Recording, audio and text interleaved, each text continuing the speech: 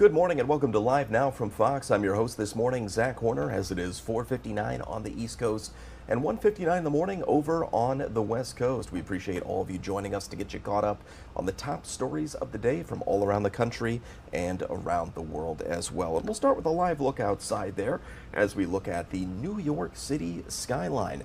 Plenty of stories to dig into today, and of course the big story, one of the bigger stories and a very tragic story, is that shooting on the campus of Michigan State. Now the community in East Lansing, Michigan, they're left shaken after a gunman opens fire on the campus.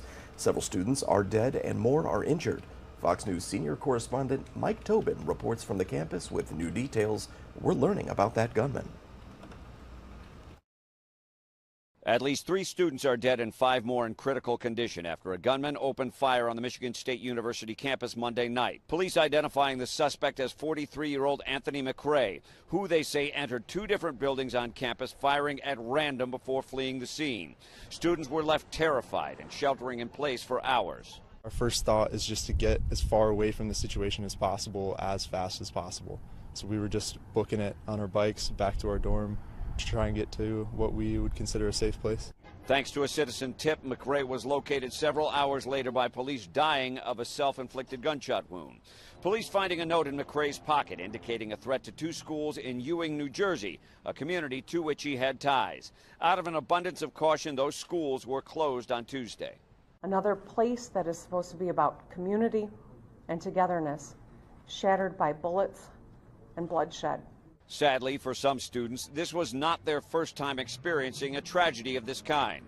A mother of one student saying her daughter is a survivor of the Oxford High School shooting in 2021.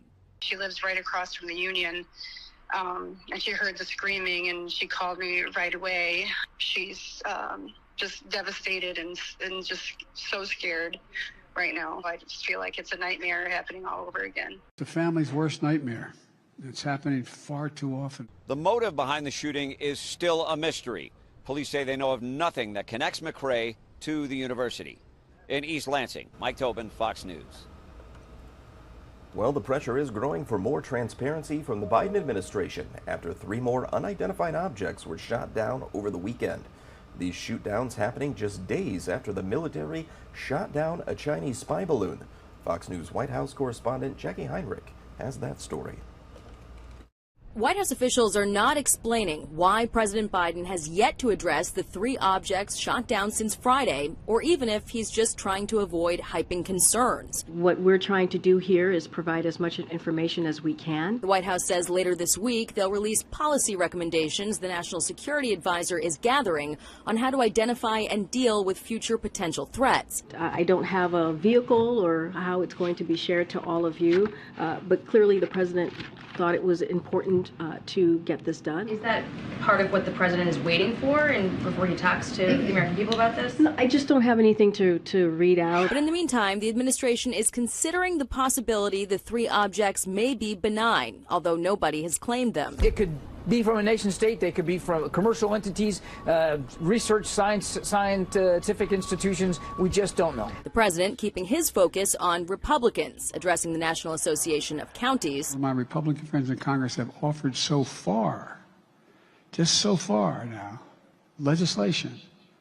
They would add another $3 trillion to our debt over the next 10 years. Even as new data shows, inflation rose last month, with the consumer price index ticking up 6.4% year over year, higher than expected. Markets reacted, and so did House Speaker Kevin McCarthy, tweeting, "Most expensive Valentine's Day ever. Roses are up, violets are up, chocolate is up, dinner is up, flowers are up, eggs are up." This report suggests that we have an economy that is resilient, an economy where we see inflation continuing to ease, with a labor market that remains robust. Obama's former economists say that attitude is concerning. I think this inflation issue is real. I don't think it's going away anytime soon. And I think anyone who's overly calm about it is making me nervous. As the president gears up for a possible 2024 announcement, he's making adjustments to his economic team, naming Lyle Brainerd the new director of the National Economic Council. She's currently the vice chair of the Federal Reserve, so sliding her over to the White House from the Fed, just as they're trying to tamp down inflation while avoiding a recession, leaves a bit of a hole there at a key moment. Biden also named Jared Bernstein to the chief economist post, but he will have to be confirmed to that job by the Senate. At the White House, Jackie Heinrich, Fox News. As a key indicator of how the economy and inflation are going, the inflation report released this week shows Americans will continue paying more at the pump, at the grocery store, and to put a roof over their heads. Fox Business Network's Edward Lawrence is at the White House breaking down those numbers. It's not all love this Valentine's Day, with the economic numbers coming out hotter than expected.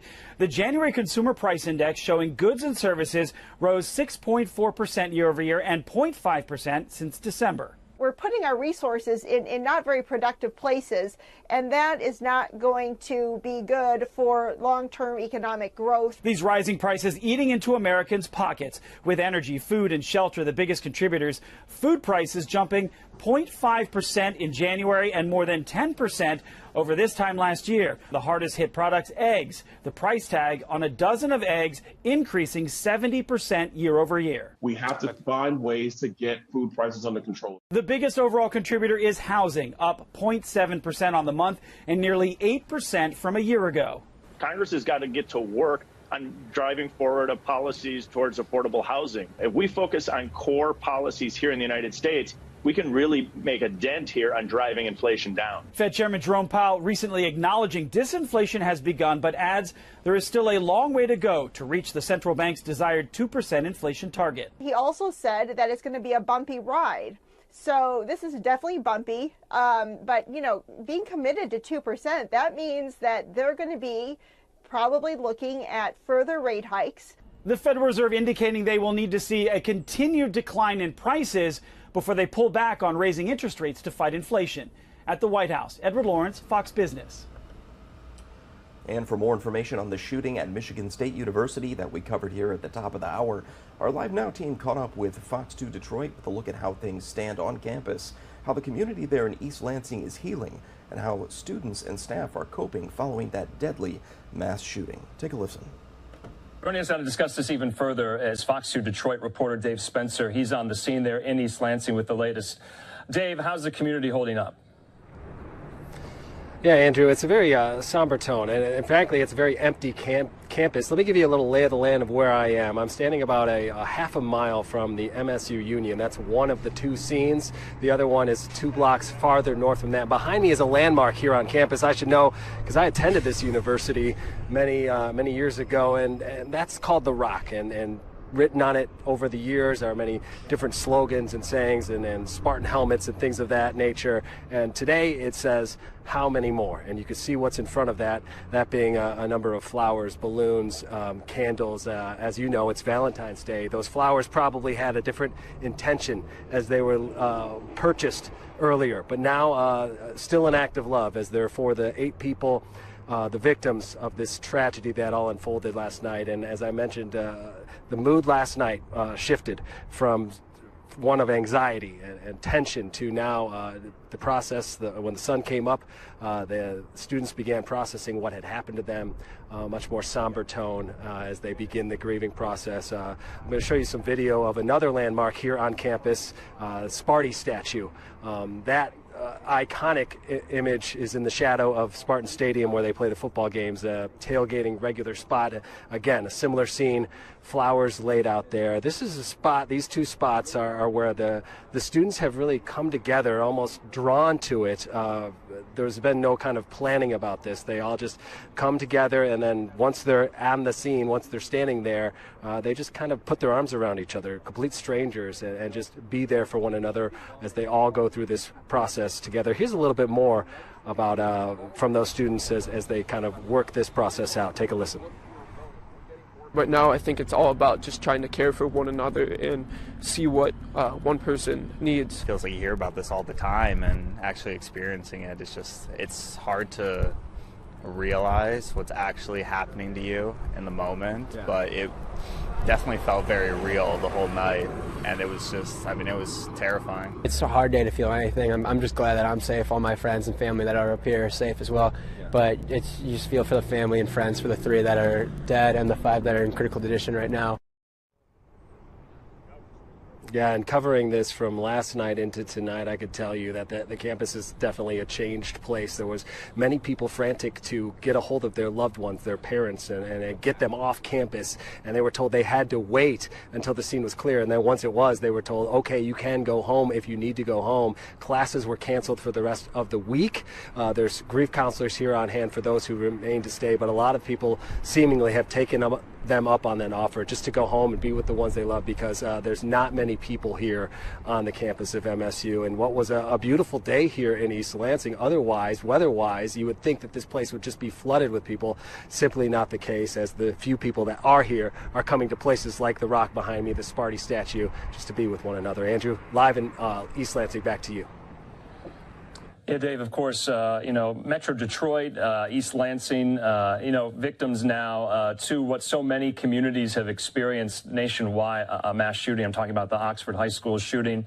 But give us a sense, I'm a Michigan grad, you're a Michigan State grad. These are massive campuses, 50,000 plus students. So for a parent to hear last night from law enforcement, don't come yet until the scene is secure, that must have been really hard to hear. Yeah, I was talking to a parent, funny you should mention that, who their child lived through the Oxford shooting, and now they're a student here at MSU. And she was speaking specifically about that instance, about how this student was like, Mom, come get me. I'm here. I'm terrified. I don't know what to do. Obviously, this was still all unfolding. They were still looking for the shooter at the time that phone call was made, and police were simply saying, you cannot. They were turning people away, making them get hotel rooms until they could track down the shooter. But you have to imagine that sense of panic and urgency in the air as they were trying to figure out what they could do.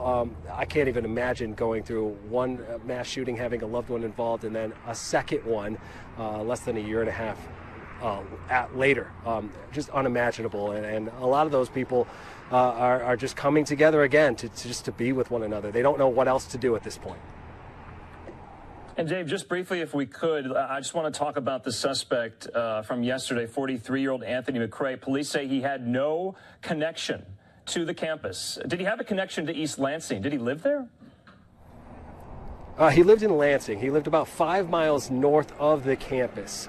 Correct. He had no connection. That is one of the mysteries in all this. So, we had another reporter up there that actually did a door knock, talked to some neighbors. They tell him that he would sometimes fire off a gun in the backyard. And he lived with his father, and allegedly then he would, the father would say, what was that noise that I heard? And he would say, that was just fireworks, Dad, nothing to worry about. We're talking about a 43-year-old man, zero connection to the university, who walked in here seemingly to a random dorm, a random place where the MSU Union, where students would gather just to eat a cheeseburger at one of the restaurants there, and there's a bowling alley. So all these people just had no idea what they were getting involved in last night, and just must be a terrifying situation as they heard and watched and followed along. As normally these mass shootings, they're over in a matter of minutes. This one lasted hours.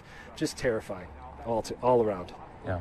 All right, Dave Spencer, thanks so much for that report there on the campus in East Lansing, and we'll talk again. Thanks so much.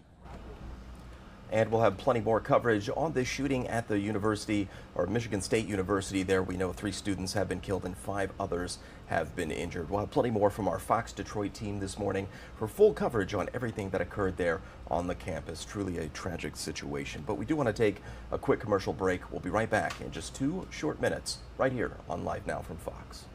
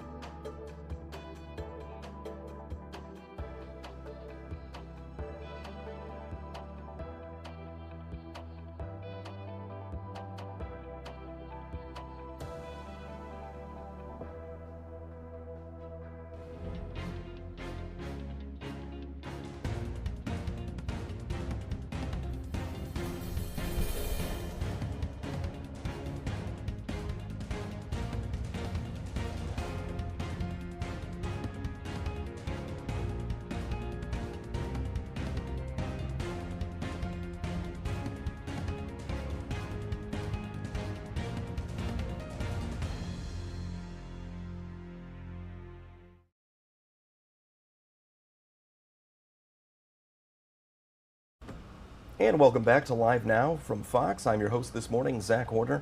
It is 5:15 on the East Coast and 2:15 over on the West Coast. And we've been hitting that coverage pretty hard of Michigan State University, that very tragic news where 3 students were killed and 5 were injured. And so we've been watching the coverage of our Fox 2 Detroit team. They are covering this very extensively this morning. So I want to play some of their coverage from just a little bit ago. Take a listen. I've known her for so long. Her family's been a part of my life for as long as I can remember. First week of school we met, and it was just like, it was like a friendship that I thought I've had since I was born. I think it's all about just trying to care for one another and see what one person needs. We pray for those who have been spared and yet whose lives will be forever marked by last night. Horror, heartbreak, and hurt. Friends, family, and total strangers gathering to remember, pray, and console. It's 5 o'clock on this Wednesday morning. I'm Josh Landon. And I'm Erica Francis. This morning, we are learning much more about the victims in Monday night's massacre at Michigan State. All 3 who were killed were from Metro Detroit. Yes. One is 19-year-old Ariel Anderson. She was from Harper Woods and a 2021 graduate of Grosse Pointe North High School. She's remembered for her incredible smile and the love of her friends and family. 20-year-old Brian Frazier, a sophomore and Grosse Pointe South grad. He is remembered as a leader, whether it was church programs, sports, or as the president of his fraternity at Michigan State. The 3rd victim who died, 20-year-old Alexandria Werner. She's a native of Clawson. Tonight or this morning, the community holding another vigil for her. Fox 2's Robin Murdoch is live this morning from Clawson with much more. Robin, good morning to you. Good morning, Josh and Erica. We are at the football field here in Clawson where there was a vigil, a candlelight vigil for Alexandria Werner last night. It was very well attended. There's another one again for tonight as well as for tomorrow night, and they are also expected to be very well attended. Now, over 1,000 people, or nearly 1,000 people, did come out here to remember the 2020 Clawson High School graduate who was a standout both academically as well as athletically. Alexandria Werner is described as a mentor to students both on and off the court. She played basketball, volleyball, as well as softball. The 20-year-old was studying biology and anthropology at Michigan State University. She had hopes of a career in forensic science after she earned her degree next year. Instead, though, those who were out here last night, those who knew and loved her, they gathered to share stories and memories. Take a listen. She was a teammate of mine for basketball and volleyball for 2 years. She was an absolute leader. She took all of us underclassmen under her wing, and she just made such a big impact on all of us, and it's just absolutely horrible, and she will be so greatly missed. She was a role model for every kid here in Clawson and in the classroom and the athletic field. I mean, she was somebody you want your daughter to grow up and be and your son to go marry.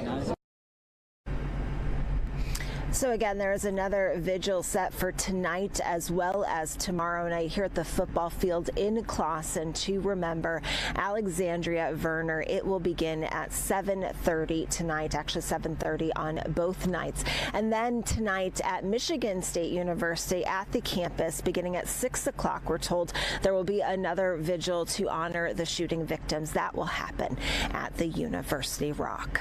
We are live in Clawson this morning. I'm Robin Murdoch for Fox 2 News. All right, Robin, thank you so much. An outpouring of support in Grosse Pointe Farms for the other 2 victims. The community gathering to pray for Brian Frazier and Ariel Anderson. St. Paul Catholic Church filled with people supporting each other during this time of tragedy. Mourners remembering all of the victims involved, in particular Grosse Pointe's own Brian Frazier. He was just the nicest, most genuine person. I mean, I know that I always had someone to talk to if I needed it. He was just the life of the party. I've only known him for 6 months, but we became so close so fast. We lived the same floor, same dorm. First week of school we met, and it was just like, it was like a friendship that I thought I've had since I was born. According to the description on his GoFundMe page, Frazier was, quote, someone who never failed to make others smile. Ariel Anderson was working hard to graduate early from MSU. At 19 years old, she was already a junior. She wanted to become a surgeon. Even people who did not know her came out to last night's vigil to show their support. My mind and heart is thinking about those girls and those families too. And I think that it helps the community here to know how much the three of them were connected, but they didn't even know each other. I came here for the vigil for prayer to hopefully that, maybe one day soon we will stop having to bury our children from senseless violence. Anderson is being remembered as loving, kind, caring, compassionate, driven, and an incredible family person. Well, many, of course, are mourning, but for some, their grief is turning to anger. The superintendent of Grosse Pointe Public Schools expressing his outrage. How is it possible that this happened in the first place? An act of senseless violence that has no place in our society, and in particular, no place at school.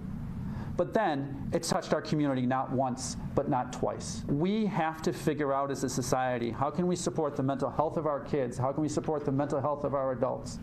How can we help everyone stay safe so that there isn't another superintendent giving this press conference, or more importantly, another set of parents that are getting this terrible grieving information?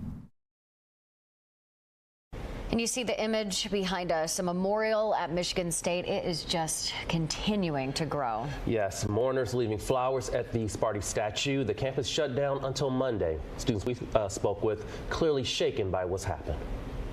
It's really nice. I think it's a good thing for the community to bring people together, to give them a space to mourn and feel comfortable. Right now, I think it's all about just trying to care for one another and see what one person needs. It feels like you hear about this all the time, and actually experiencing it, it's hard to realize what's actually happening to you in the moment, but it definitely felt very real the whole night, and it was just, it was terrifying. You can just try to get back to as normal as possible, which it seems like will be nearly impossible, but just gotta hope for change at this point. Even people living in East Lansing are feeling the shock, the hurt, and the grief. Be tearing up as we walked up. What was behind that emotion there? I hate to make it about me, but I'm a mother of 4 daughters.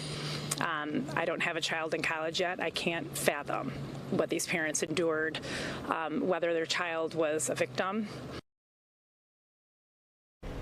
The campus quiet, a church next to the university opening its doors for people to come together and pray. We are also learning much more this morning about the 5 other victims in this shooting. All are still listed in critical condition. The Detroit News identifying one of the victims as MSU junior Guadalupe Huapilla Perez. She's from Florida. According to family members, she is facing months of care and rehabilitation. A GoFundMe already raising more than $160,000.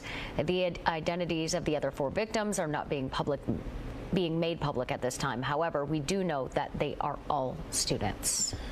Meanwhile, 4 of the 5 victims needing surgery. Hospital officials not getting specific with the injuries.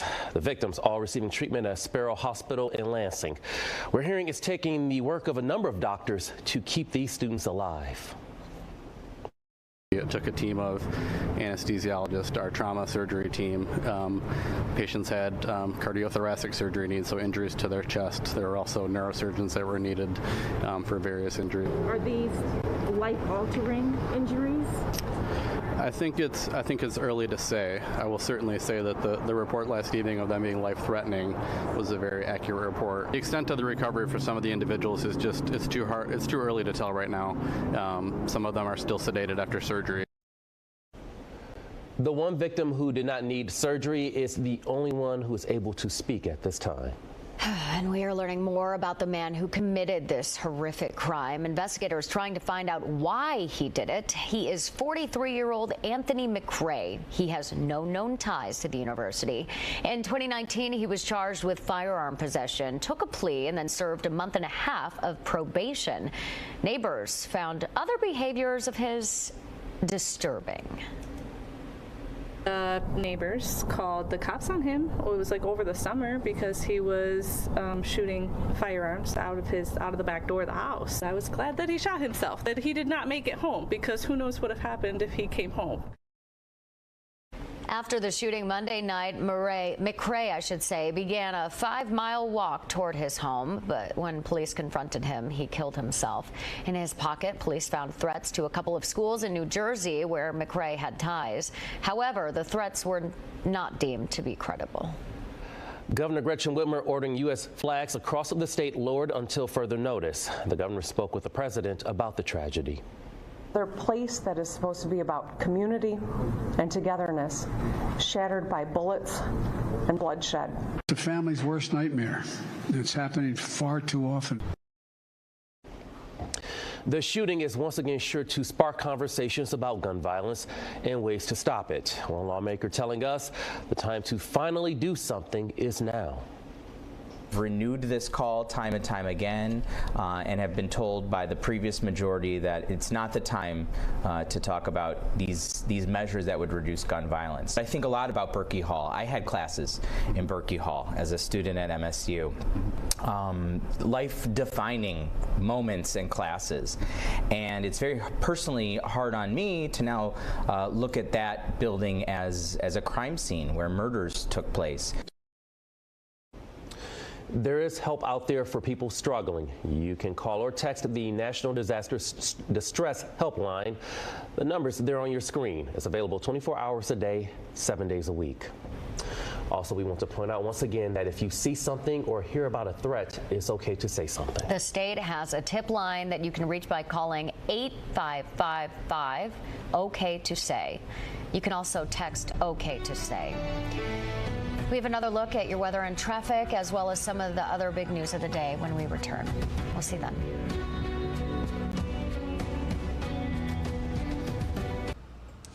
And that is some of our coverage from Fox 2 Detroit, our partners over there covering the Michigan State shooting. Well, plenty more on this, and actually a live shot with Fox 2 Detroit coming up later. Well, plenty more coverage on this topic and all the top stories of the day right here on Live Now from Fox. We're going to take a quick 2-minute break, but stay with us. We'll be right back.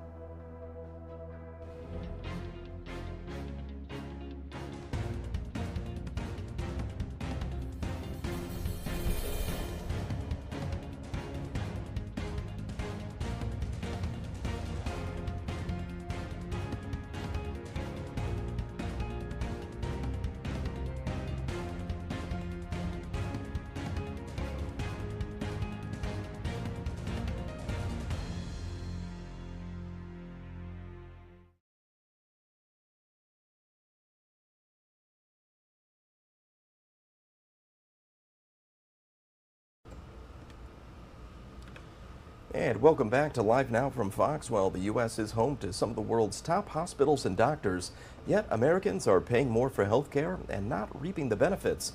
Fox News' Ted Linder takes a look at a new study finding how expensive health care is in the U.S. compared to other industrialized nations, and why the high costs and limited accessibility is causing Americans' health to fail. People in America are paying more for health care, but receiving worse outcomes. Those are the results of a recent study from the Commonwealth Fund, which examined health costs and coverage across the 38 countries that form the Organization for Economic Cooperation and Development, including the U.S., Canada, the United Kingdom, France, and more.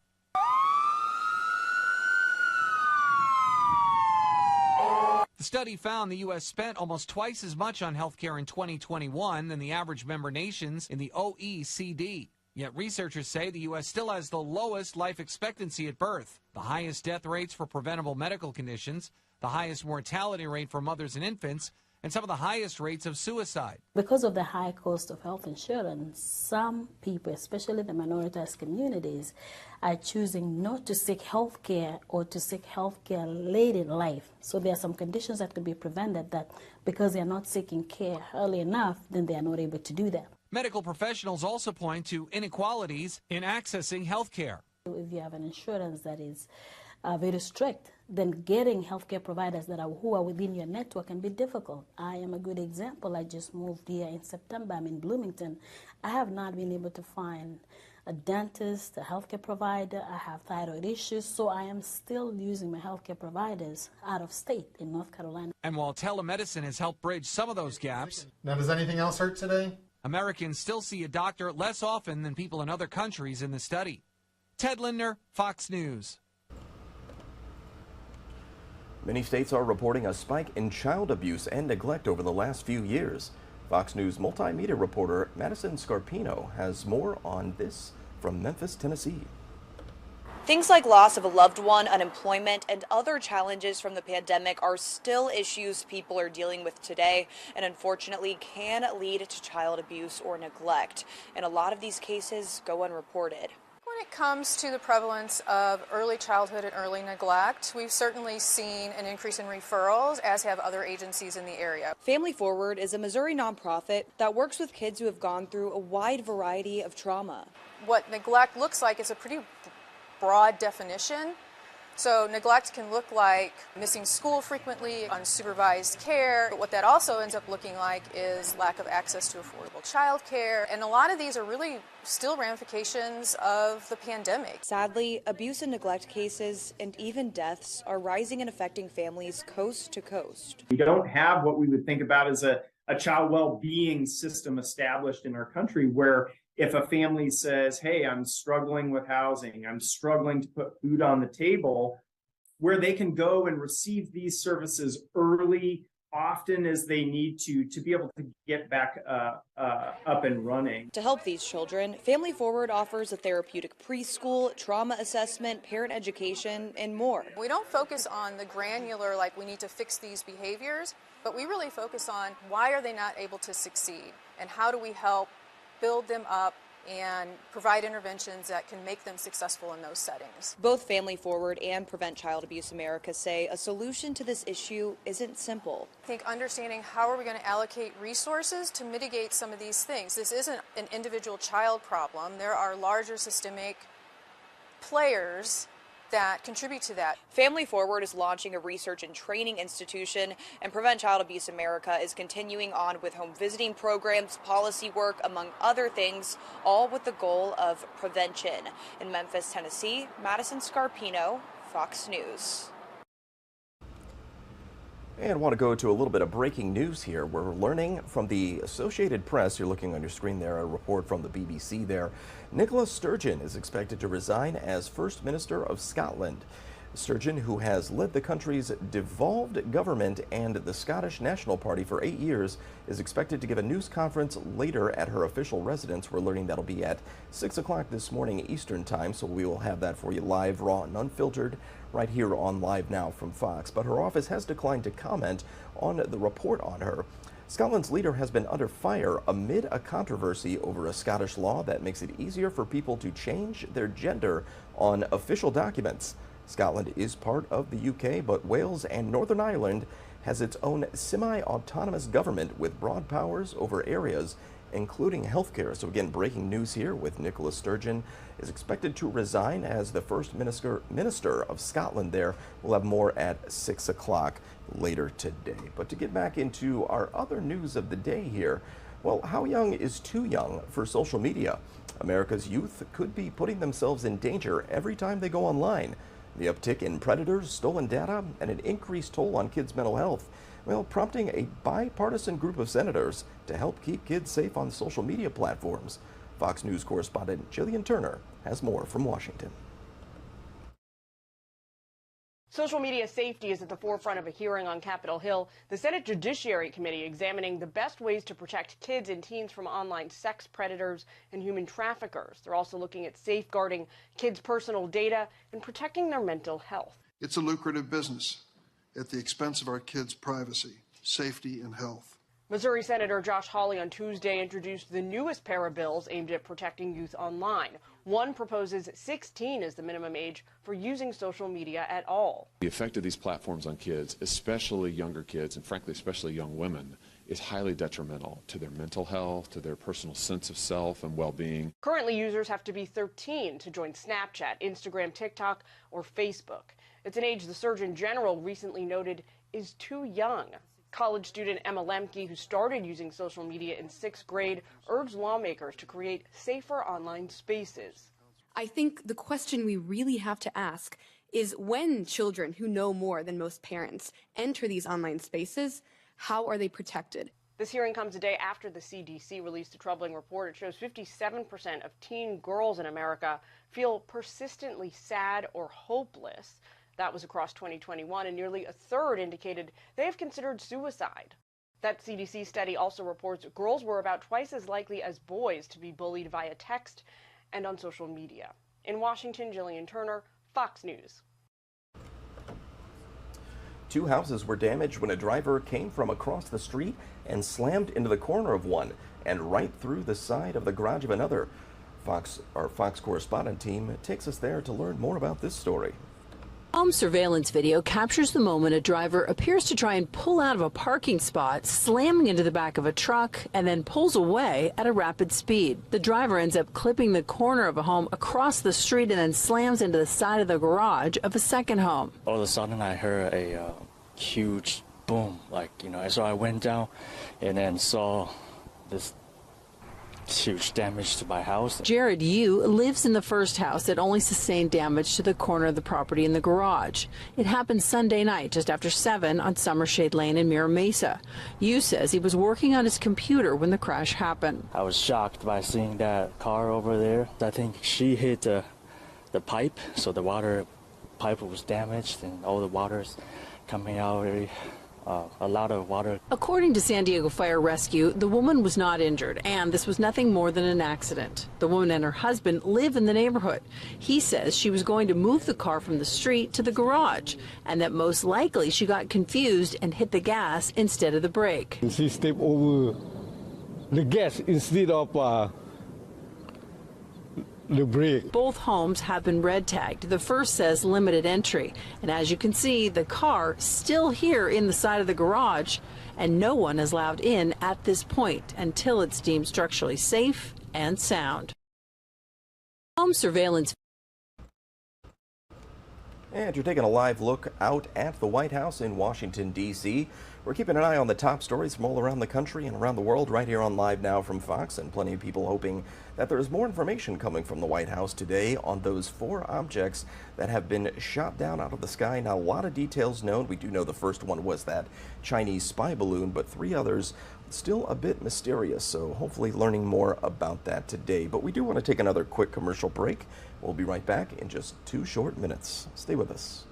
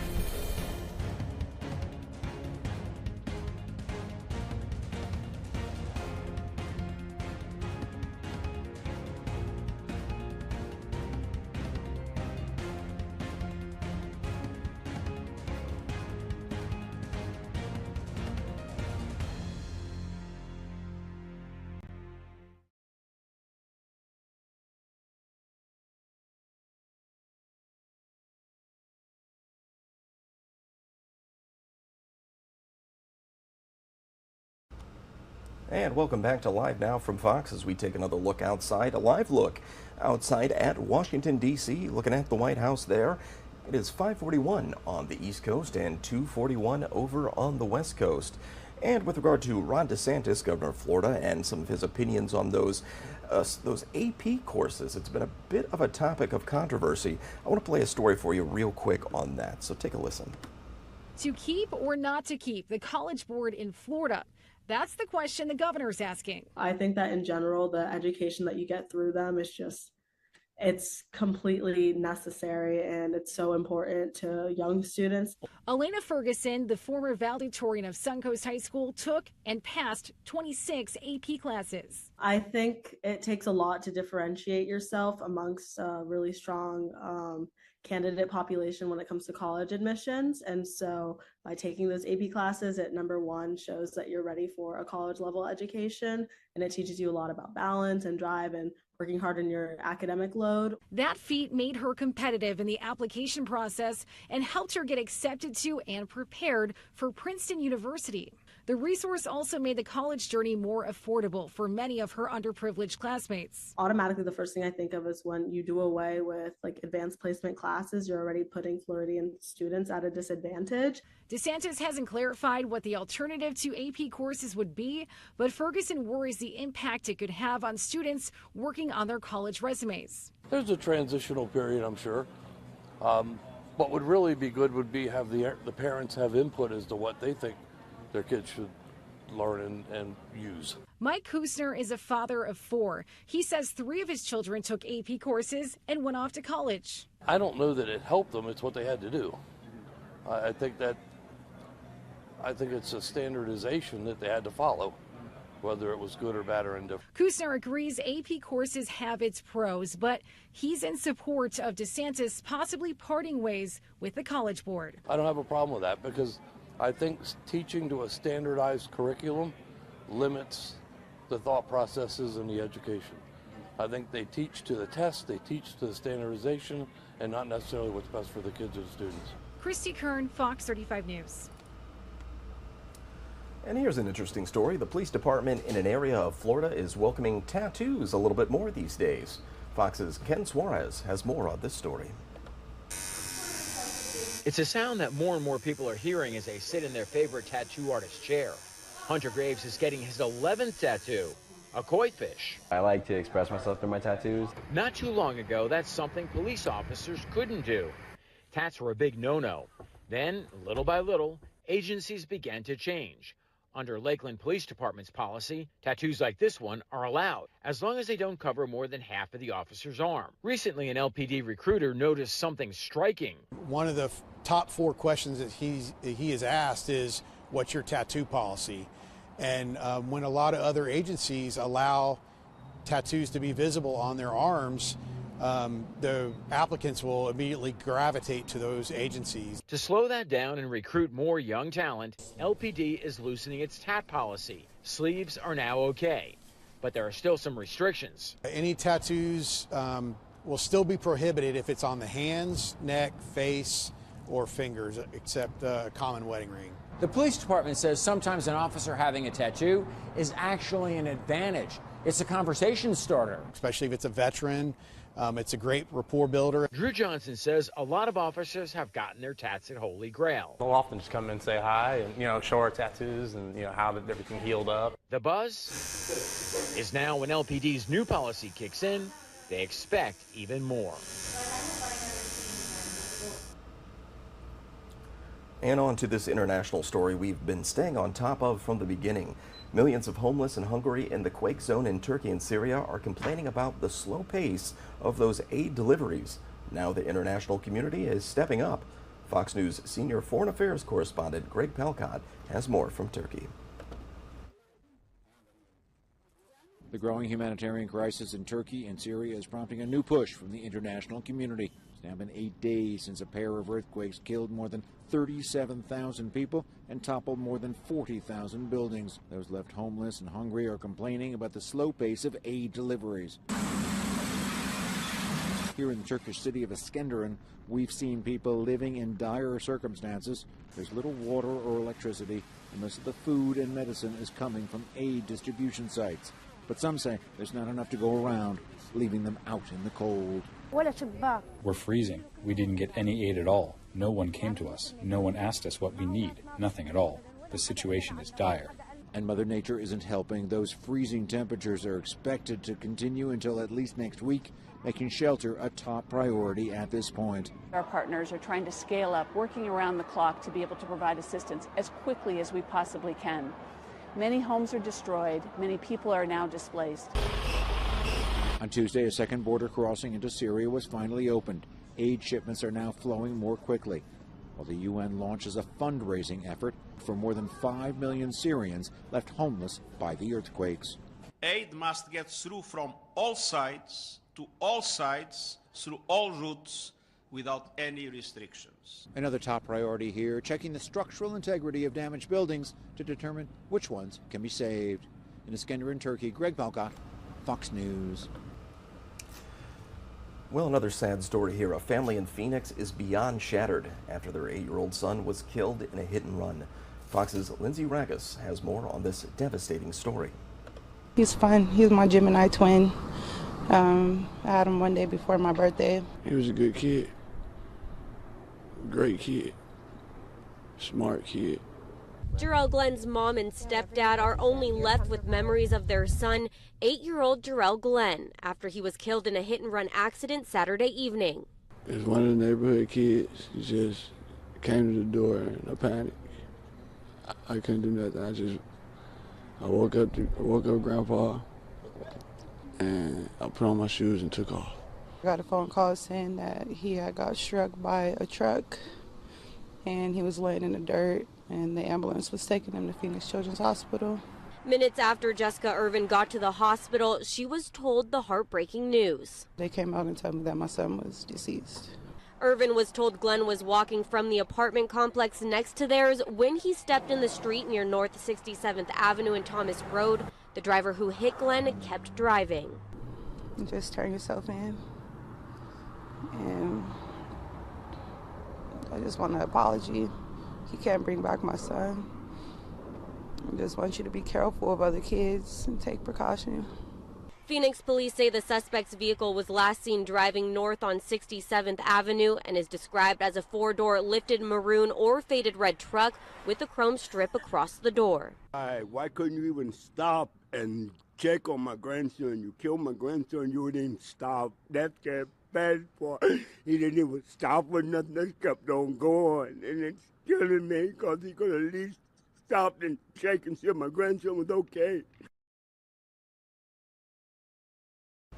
Truly a tragic story there. We'll have plenty more on that coming up later on Live Now from Fox. But we're taking a live look outside here at New York City, the skyline, as it is 5:45 on the East Coast and 2:49 over on the West Coast.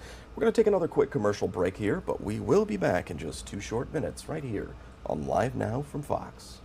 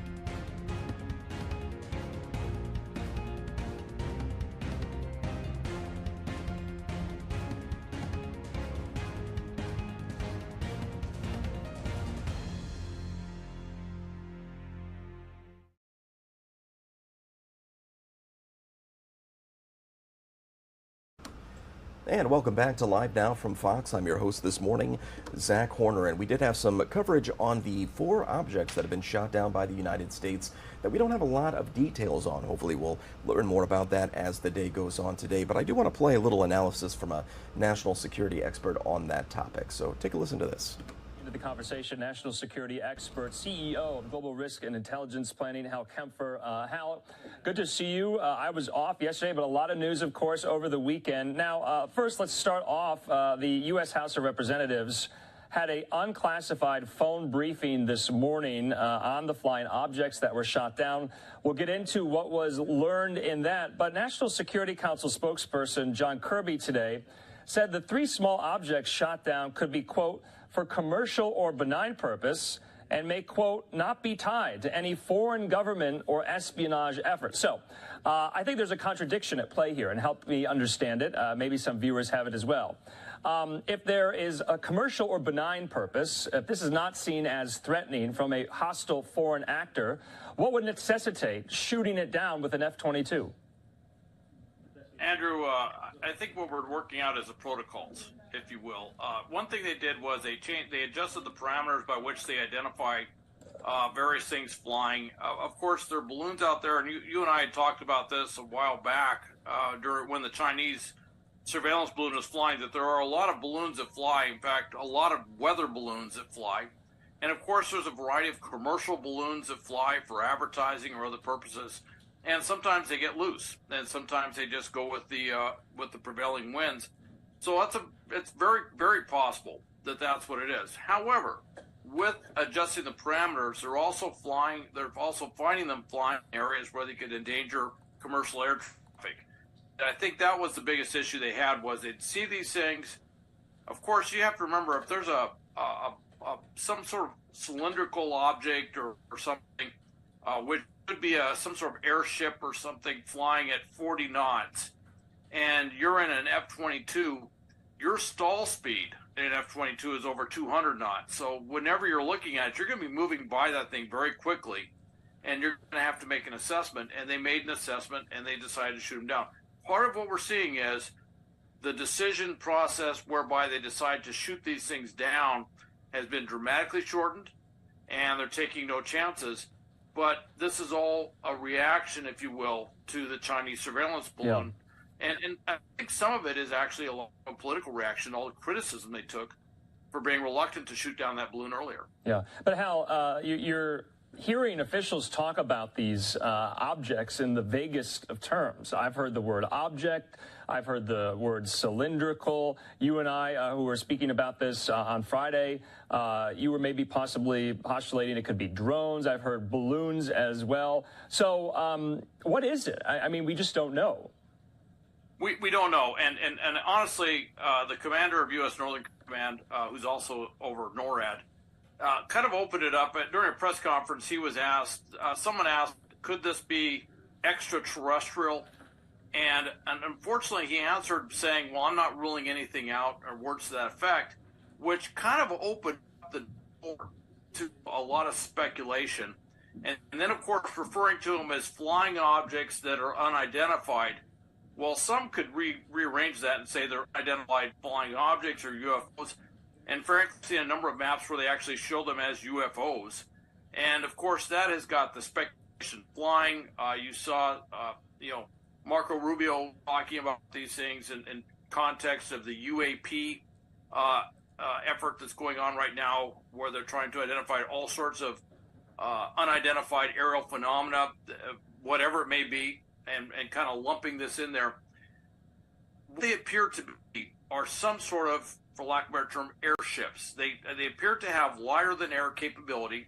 They loiter for a very long period of time, which they could be hybrid. Originally, when we looked at it, it looked like there might be a little maneuverability, maybe some hybrid thing, lighter than air characteristics with a drone steer. But as more has come out and more been talked about, I should say, or more been revealed, they pretty much are drifting along with the wind, which indicates they probably were just lighter than aircraft or lighter than airships, if you will.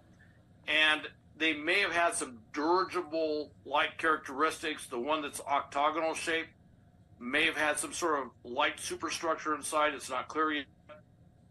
But when they see them and they're in that space between, say, commercial airspace below 40,000 feet, they've just been saying, let's go ahead and take them out so they don't pose a risk to commercial aviation. And that comes with risk too, as you saw, because they fired 2 Sidewinders at the one over Lake Huron. One hit, the other did not hit. Yeah. And of course, that's raised the question, well, where did it go? Right. So, well, we'll get into that in just a moment. So I guess the distinction here is the legal assessment is that objects were not engaged in hostile actions, but they could not rule out, officials could not rule out whether or not the objects themselves were sent or directed by like a hostile country. So you're listening into the word hostile a lot here. I want to put up the tweet, this what you just alluded to from Lucas Tomlinson. He says, this is a Fox News scoop, by the way, exclusive to us, U.S. Air Force F-16 that shot down an unknown object over Lake Huron yesterday missed on its first attempt. U.S. officials say it's not clear where the missile first landed. A second Sidewinder air-to-air missile was needed. Each Sidewinder costs about $400,000. That's interesting. Obviously, that kind of adds to this, whether or not you can kind of look at the response and say if it was, efficient or if it was shoddy. Losing a Sidewinder like this, I guess, what consequences would there be for that? Just embarrassing? It's embarrassing, but obviously if the Sidewinder was to, land in a populated area and explode, that would be more than embarrassing. That would be, there'd be legal implications probably coming from something like that. They're also going to have to look at this because Sidewinders are very expensive. Anything they do to take these things down is going to cost a certain amount of money, but Sidewinders are very expensive. And I think we're going to have to take a look at some of these things to figure out what risks do they pose and maybe do a different type of risk assessment to figure out if we want to take direct action, basically using a Sidewinder or some missile to take out these, what could be commercial balloons. Now, they have said that 1 or 2 of them appeared to have something attached. It could have been a weather balloon with meteorological instrumentation. It wasn't quite clear. 2 of them also appeared to have lines, basically somewhere around the balloon, which would indicate, I say balloon, airship, whatever it is, which would indicate that it was probably maybe a commercial thing, certainly not something that was as sophisticated as what the Chinese had sent up with their surveillance balloon. So we're going to have to do a risk assessment on these to figure out, is it really worth shooting a $250,000 or $400,000 missile to take out some commercial balloon or weather balloon that just happened to stray into commercial airspace? And I think that's being worked out in the same way they're tightening up the parameters on what we look at. And one thing to always keep in mind, at any given time, there is a phenomenal amount of aviation activity all over. And radars can be adjusted a lot of different ways, so they can pick up on not just objects, but they can pick up on phenomena, Doppler radar and stuff to pick up on weather. So these things can be adjusted to pick up on so much that they're a little bit overwhelmed with the data. Okay. And so what they're doing is they're trying to pick up on these things, but at the same time not trying to overwhelm themselves with getting too much data where it kind of paralyzes their ability to make decisions. Do you think officials have been as transparent as they can be so far, or do you want more? I certainly want more. I'd like to get more. I have to tell you, this is something I do. I actually talk about strategic communications. I train, with the U.S. I train for officials on how to do this, and I would say within the way that this is being handled right now, there's a lot of room for improvement in terms of strategic communications between various entities of the U.S. government. They need to make sure they're saying the same thing across the board, and they need to not open these doors with talking about flying objects that are unidentified or allowing speculation to go on extraterrestrial craft or something like that. They need to make sure that they don't allow that to go because, frankly, in the internet universe, if you will, there's just a lot of conspiracy stuff that's out there at any given time, and it doesn't need to feed that. They need to be very concise, very direct. And I will say, one thing is with the Chinese surveillance balloon, We saw that they have recovered a lot of the equipment, if you will, the technology, the systems that were used for collecting various different types of intelligence, whether it's signals intelligence or electro-optical or something else. And I am hoping that eventually gets displayed, so that it will kind of eliminate a lot of the discussion. Obviously, China won't like it, seeing that stuff displayed. But I think after all the discussion, all the coverage on this, it really is one of those times where they probably need to go a little bit further in disclosing exactly what it is, as opposed to holding. So just the last bit on this, Hal, we're learning that the Secretary of State, Antony Blinken, has been speaking with some of his Chinese counterparts. So there are conversations and discussions happening amongst U.S. and Chinese officials, albeit, quite hurried and salty. But the line of communication is open. This, of course, comes as the Iranian leader is meeting with President Xi of China this week as well. So a lot happening on that front. But let's get into just lastly, Hal, updates on the war in Ukraine. I want to put this tweet from Fox News Pentagon producer Liz Frieden. They're talking about Secretary Austin and General Milley's visit to Brussels, meeting with the Ukraine contact group, saying Austin speaking at NATO headquarters in Brussels, saying we stand united in our support for Ukraine's fight for freedom, and we will stand together, united and resolute for as long as it takes. So the Brussels meeting is happening as many officials, Hal, say that the new offensive on Russia's part has already begun. It really has, and if you look at the sheer ferocity, if you will, of what the Russians are throwing against the Ukrainians, they're pushing hard. With that said, they're using a phenomenal amount of firepower, a tremendous amount of artillery.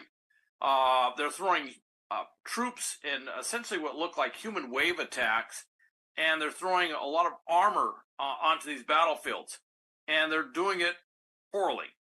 And for the Ukrainians, that's something they can take a little bit of solace in, is the tactics, procedures that the Russians are using are so poorly coordinated, so poorly thought out. The tank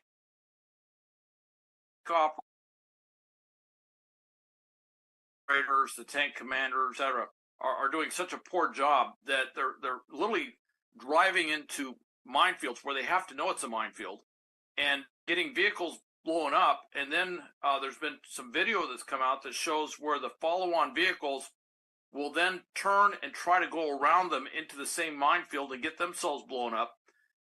And they obviously just have no situational awareness of where they are or what they're dealing with. And even with that, the formation of their vehicles, if you will, going into a battlefield situation is so poorly done, they make themselves fairly lucrative targets. So that's the one side of this, all right? The other side, though, is the amount of ammunition that's being used by both sides is tremendous. It's well beyond what NATO had projected a war like this might be if you want to go back a few years. And one of the challenges we're having is not just in the U.S., but also with our NATO allies, is we have been neglecting our defense industrial base in terms of manufacturing artillery rounds, other types of ammunition. And we have been sitting on this for a long period of time. So now you suddenly are starting to use it, and we're having to sort of get the gears in motion, get this stuff back moving. But for example, with artillery rounds, when we started the war, if you were to put an order in a year ago and say, hey, we need 155 artillery rounds, it would probably take you about 12 months. Today, it might take you 28 months. That's a phenomenal lag time. Hal, as always, we appreciate your insight into this. We'll definitely be speaking throughout the week if there are any more developments in both the offensive happening there in Ukraine and also with these high-altitude objects. Hal, thanks so much. And right now you are taking a live look there. This is in Edinburgh, Scotland. Nicola Sturgeon, she's the First Minister of Scotland. She is expected to resign today and should be speaking here shortly. She was scheduled to speak at 6 o'clock Eastern Time. They're running a little behind there, but we're keeping an eye on this. And we will bring that event to you live, raw, and unfiltered when it does begin. But I do want to take a quick commercial break before this gets started. We'll be right back in just 2 short minutes right here on Live Now from Fox.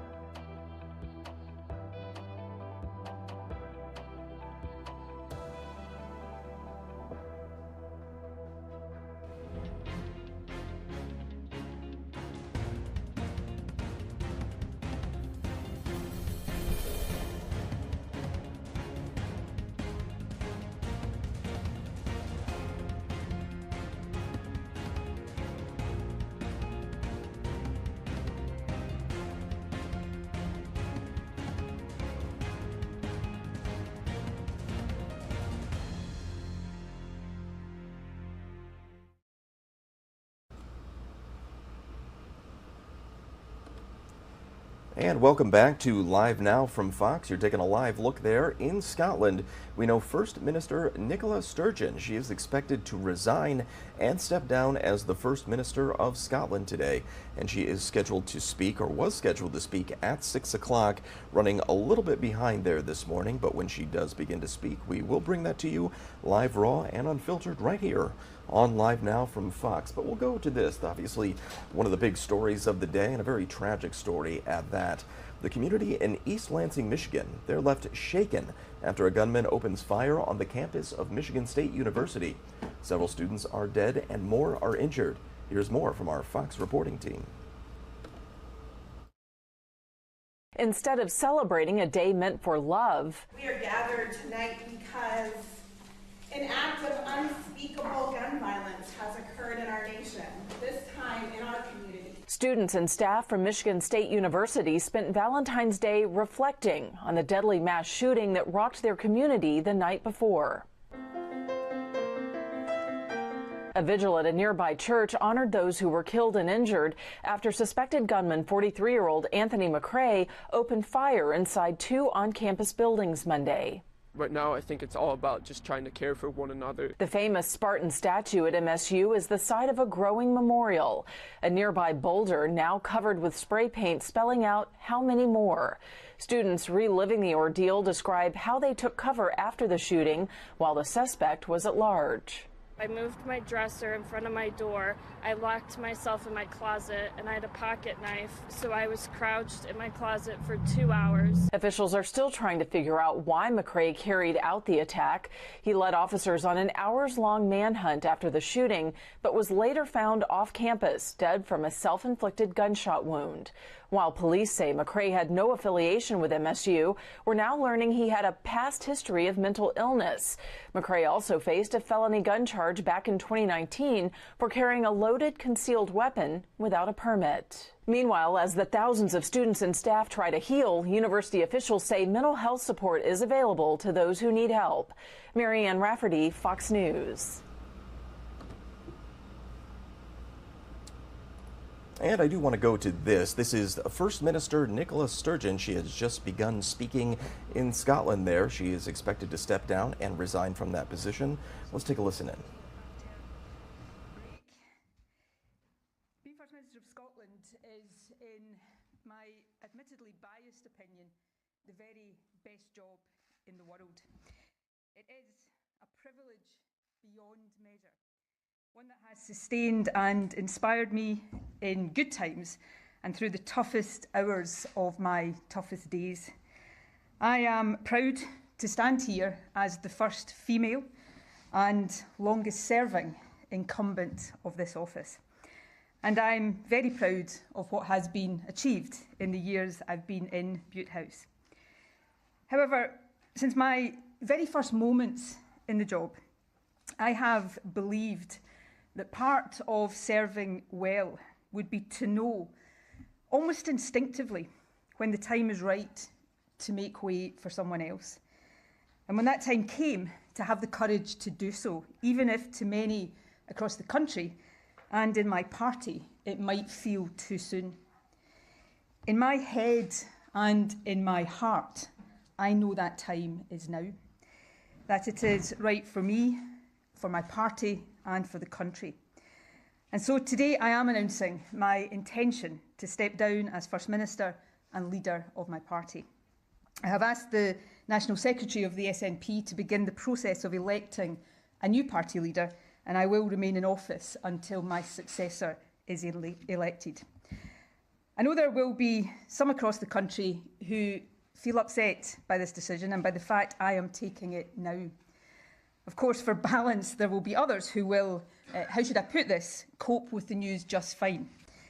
Such is the beauty of democracy. But to those who do feel shocked, disappointed, perhaps even a bit angry with me, please know that while hard, and be in no doubt, this is really hard for me, my decision comes from a place of duty and of love. Tough love, perhaps, but love nevertheless for my party and above all for the country. Let me set out as best as I can my reasons. First, though I know it will be tempting to see it as such, this decision is not a reaction to short-term pressures. Of course, there are difficult issues confronting the government just now, but when is that ever not the case? I have spent almost 3 decades in frontline politics, a decade and a half on the top or second top rung of government. When it comes to navigating choppy waters, resolving seemingly intractable issues, or soldiering on when walking away would be the simpler option, I have plenty of experience to draw on. So if this was just a question of my ability or my resilience to get through the latest period of pressure, I wouldn't be standing here today, but it's not. This decision comes from a deeper and longer term assessment. I know it might seem sudden, but I have been wrestling with it, albeit with oscillating levels of intensity for some weeks. Essentially, I've been trying to answer 2 questions. Is carrying on right for me? And more importantly, is me carrying on right for the country, for my party, and for the independence cause I have devoted my life to? I understand why some will automatically answer yes to that second question. But in truth, I have been having to work harder in recent times to convince myself that the answer to either of them, when examined deeply, is yes. And I've reached the difficult conclusion that it's not. The questions are inextricably linked, but let me try. I've been First Minister for over 8 years, and I was Deputy First Minister for the best part of 8 years before that. These jobs are a privilege, but they are also rightly hard, and especially in the case of First Minister, relentlessly so. Now, to be clear, I'm not expecting violins here, but I am a human being as well as a politician. When I entered government in 2007, my niece and youngest nephew were babies, just months old. As I stepped down, they are about to celebrate their 17th birthdays. Now that I think about it, that's exactly the age to be horrified at the thought of your auntie suddenly having more time for you. My point is this: giving absolutely everything of yourself to this job is the only way to do it. The country deserves nothing less. But in truth, that can only be done by anyone for so long. For me, it is now in danger of becoming too long. A First Minister is never off duty, particularly in this day and age. There is virtually no privacy. Even ordinary stuff that most people take for granted, like going for a coffee with friends or for a walk on your own, becomes very difficult. And the nature and form of modern political discourse means that there is a much greater intensity, dare I say it, brutality to life as a politician than in years gone by. All in all, and actually for a long time without it being apparent, it takes its toll on you and on those around you. And if that is true in the best of times, it has been more so in recent years.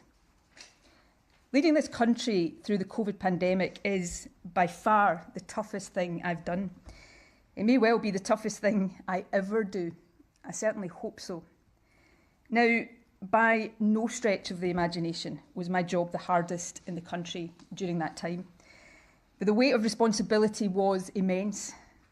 And it's only very recently, I think, that I've started to comprehend, let alone process, the physical and mental impact of it on me.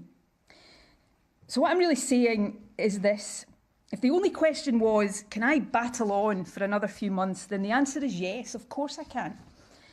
But if the question is, can I give this job everything it demands and deserves for another year, let alone for the remainder of this parliamentary term, give it every ounce of energy that it needs in the way that I have strived to do every day for the past 8 years, the answer, honestly, is different. And as that is my conclusion, hard though it has been for me to reach it, then given the nature and scale of the challenges the country faces, I have a duty to say so now. I feel that duty first and foremost to our country, to ensure that it has the energy of leadership that it needs, not just today, but through the years that remain of this parliamentary term. And right now, In a very particular sense, I feel that duty to my party too. We are at a critical moment. The blocking of a referendum as the accepted constitutional route to independence is a democratic outrage. But it puts the onus on us to decide how Scottish democracy will be protected and to ensure that the will of the Scottish people prevails. My preference of using the next Westminster election as a de facto referendum is well known. I've never pretended it is perfect, no second best option ever is, nor that there are no alternatives. That is why I've always been clear that the decision must be taken by the SNP collectively, not by me alone. But I know my party well enough to understand that my view as leader would carry enormous, probably decisive weight when our conference meets next month. And I cannot, in good conscience, ask the party to choose an option based on my judgment, whilst not being convinced that I would be there as a leader to see it through. By making my decision clear now, I free the SNP to choose the path it believes to be the right one, without worrying about the perceived implications for my leadership, and in the knowledge that a new leader will steer us, I believe, successfully on that path. Now, there are two further reflections that have weighed in my decision. These, I suppose, are more about our political culture and the nature and impact of the dominance and longevity that come from success in politics. And the first, I hope my party will take heart from. One of the difficulties in coming to terms with this decision is that I am confident that I can and would lead the SNP to further electoral success. We remain by far the most trusted party in Scotland. And while for every person in Scotland who loves me, there is another who, let's say, might not be quite so enthusiastic, we are firmly on course to win the next election, while our opponents remain adrift. But the longer any leader is in office, the more opinions about them become fixed and very hard to change. And that matters. Individual polls come and go, but I am firmly of the view that there is now majority support for independence in Scotland. But that support needs to be solidified, and it needs to grow further if our independent Scotland is to have the best possible foundation. To achieve that, we must reach across the divide in Scottish politics. And my judgment now is that a new leader will be better able to do this. Someone about whom the mind of almost everyone in the country is not already made up, for better or worse. Someone who is not subject to quite the same polarised opinions, fair or unfair, as I now am. The good news, as the country will now get to see more clearly perhaps, is that the SNP is full of talented individuals, more than up to that task. My second reflection is related. I feel more and more each day now that the fixed opinions people increasingly have about me, as I say, some fair, others little more than caricature, are being used as barriers to reasoned debate in our country. Statements and decisions that should not be controversial at all quickly become so. Issues that are controversial end up almost irrationally so. Too often I see issues presented and, as a result, viewed not on their own merits, but through the prism of what I think and what people think about me. I've always been of the belief that no one individual should be dominant in any system for too long. But while it's easy to hold that view in the abstract, it is much harder to live by it. With this decision, I am trying to do so. Indeed, if all parties were to take this opportunity to depolarise public debate just a bit, to focus more on issues than on personalities, and to reset the tone and the tenor of our discourse, then this decision, right for me and I believe for my party and the country, might also prove to be good for our politics. I certainly live in hope. Now, a couple of final points before I take a few questions. While I am stepping down from leadership, I am not leaving politics. There are many issues I care deeply about and hope to champion in future. One of these is the promise, the national mission so close to my heart to improve the life chances of care experienced young people and ensure they grow up nurtured and loved. My commitment to these young people will be lifelong. And obviously, there is independence. Winning independence is the cause I have dedicated a lifetime to. It is a cause I believe in with every fibre of my being. And it is a cause I am convinced is being won. I intend to be there as it is won every step of the way. Yesterday morning, I attended the funeral of a very, very dear friend and long-standing independence activist, a wonderful man by the name of Alan Angus. It was actually during that funeral service that I went from being 99% certain about this decision to 100% certain, though I know Alan would not be at all happy to have played any part in my departure, so I'm sorry, Alan.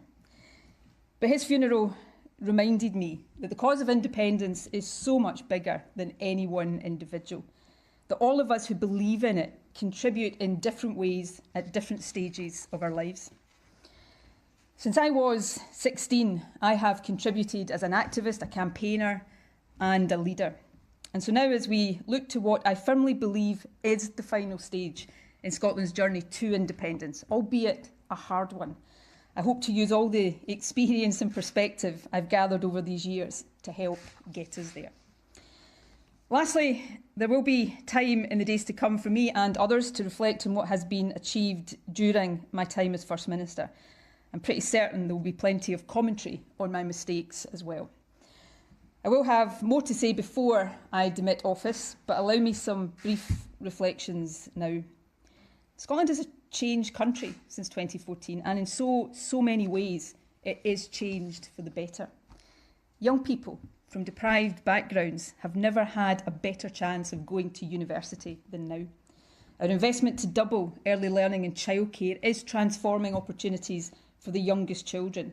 It's also enabling more women to return to work. The baby box is enshrining our aspiration that every child should have the best start in life. Scotland is fairer today than it was in 2014. We have a more progressive approach to taxation and a new social security system with the Scottish Child Payment at its heart. As the Institute for Fiscal Studies confirmed last week, the poorest families with children in Scotland are now £2,000 better off as a result of our policies. For many in this cost of living crisis, that will be the difference between food on the table and a warm home or not. There are stronger protections for victims of domestic abuse, and Parliament will soon consider legislation to improve access to justice for victims of rape and sexual offences.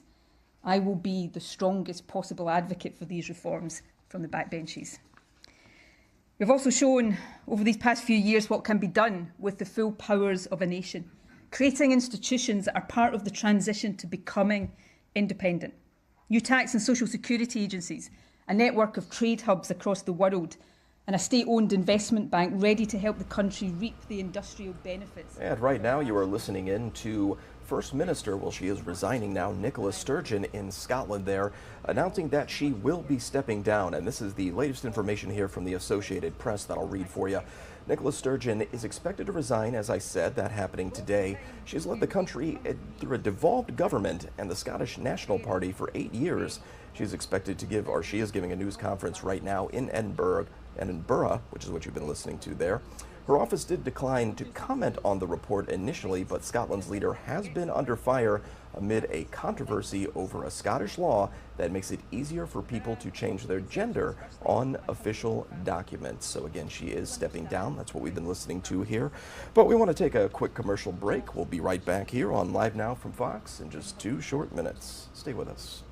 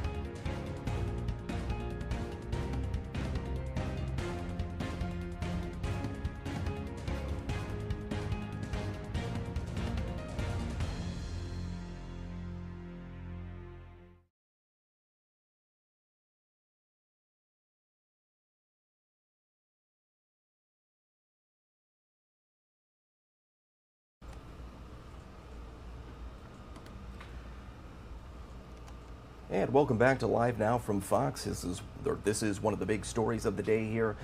The community in East Lansing, Michigan left shaken after a gunman opens fire on the campus of Michigan State University. Several students are dead and more are injured. Here's more from our Fox reporting team.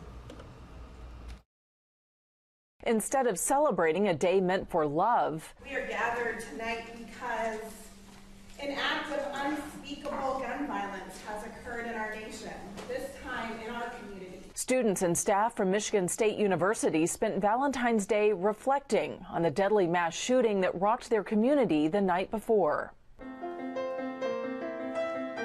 A vigil at a nearby church honored those who were killed and injured after suspected gunman 43-year-old Anthony McCrae opened fire inside two on-campus buildings Monday. Right now, I think it's all about just trying to care for one another. The famous Spartan statue at MSU is the site of a growing memorial. A nearby boulder now covered with spray paint spelling out how many more. Students reliving the ordeal describe how they took cover after the shooting while the suspect was at large. I moved my dresser in front of my door. I locked myself in my closet and I had a pocket knife, so I was crouched in my closet for 2 hours. Officials are still trying to figure out why McCrae carried out the attack. He led officers on an hours-long manhunt after the shooting, but was later found off campus, dead from a self-inflicted gunshot wound. While police say McCrae had no affiliation with MSU, we're now learning he had a past history of mental illness. McCrae also faced a felony gun charge back in 2019 for carrying a loaded concealed weapon without a permit. Meanwhile, as the thousands of students and staff try to heal, university officials say mental health support is available to those who need help. Marianne Rafferty, Fox News. And President Joe Biden also gave some remarks on what happened there, the tragedy at Michigan State University. I want to play that for you here real quick. Take a listen. A moment to say our hearts are with the students and the families of Michigan State University. 3 lives have been lost and 5 seriously injured. And it's a family's worst nightmare. It's happening far too often in this country. We have to do something to stop gun violence ripping apart our communities. Today marks 5 years to the day that 14 students and 3 educators lost their lives in Parkland, Florida. We took a big step toward passing the most significant bipartisan gun legislation in 30 years. Ghost guns and other things, background checks, but there's a lot. And on to other national news here. As a key indicator of how the economy and inflation are doing, the inflation report released this week shows Americans will continue paying more at the pump, the grocery store, and to even put a roof over their head. Fox Business Network's Edward Lawrence is at the White House breaking down those numbers. It's not all love this Valentine's Day, with the economic numbers coming out hotter than expected. The January Consumer Price Index showing goods and services rose 6.4% year over year and 0.5% since December. We're putting our resources in not very productive places, and that is not going to be good for long-term economic growth. These rising prices eating into Americans' pockets, with energy, food, and shelter the biggest contributors. Food prices jumping 0.5% in January and more than 10% over this time last year. The hardest hit products, eggs. The price tag on a dozen of eggs increasing 70% year over year. We have to find ways to get food prices under control. The biggest overall contributor is housing, up 0.7% on the month and nearly 8% from a year ago. Congress has got to get to work on driving forward of policies towards affordable housing. If we focus on core policies here in the United States, we can really make a dent here on driving inflation down. Fed Chairman Jerome Powell recently acknowledging disinflation has begun, but adds there is still a long way to go to reach the central bank's desired 2% inflation target. He also said that it's going to be a bumpy ride. So this is definitely bumpy, but, you know, being committed to 2%, that means that they're going to be probably looking at further rate hikes. The Federal Reserve indicating they will need to see a continued decline in prices before they pull back on raising interest rates to fight inflation. At the White House, Edward Lawrence, Fox Business. Well, the pressure is growing for more transparency from the Biden administration after 3 more unidentified objects were shot down over the weekend. Those shoot-downs happening just days after the military shot down that Chinese spy balloon. Fox News' Doug Luzader has that story. Members of Congress have been pressing for more specific answers, but the emerging theory here is that the 3 most recent objects that were shot down probably were not a threat to U.S. security. It's been about a week and a half now of U.S. fighter jets versus mysterious objects.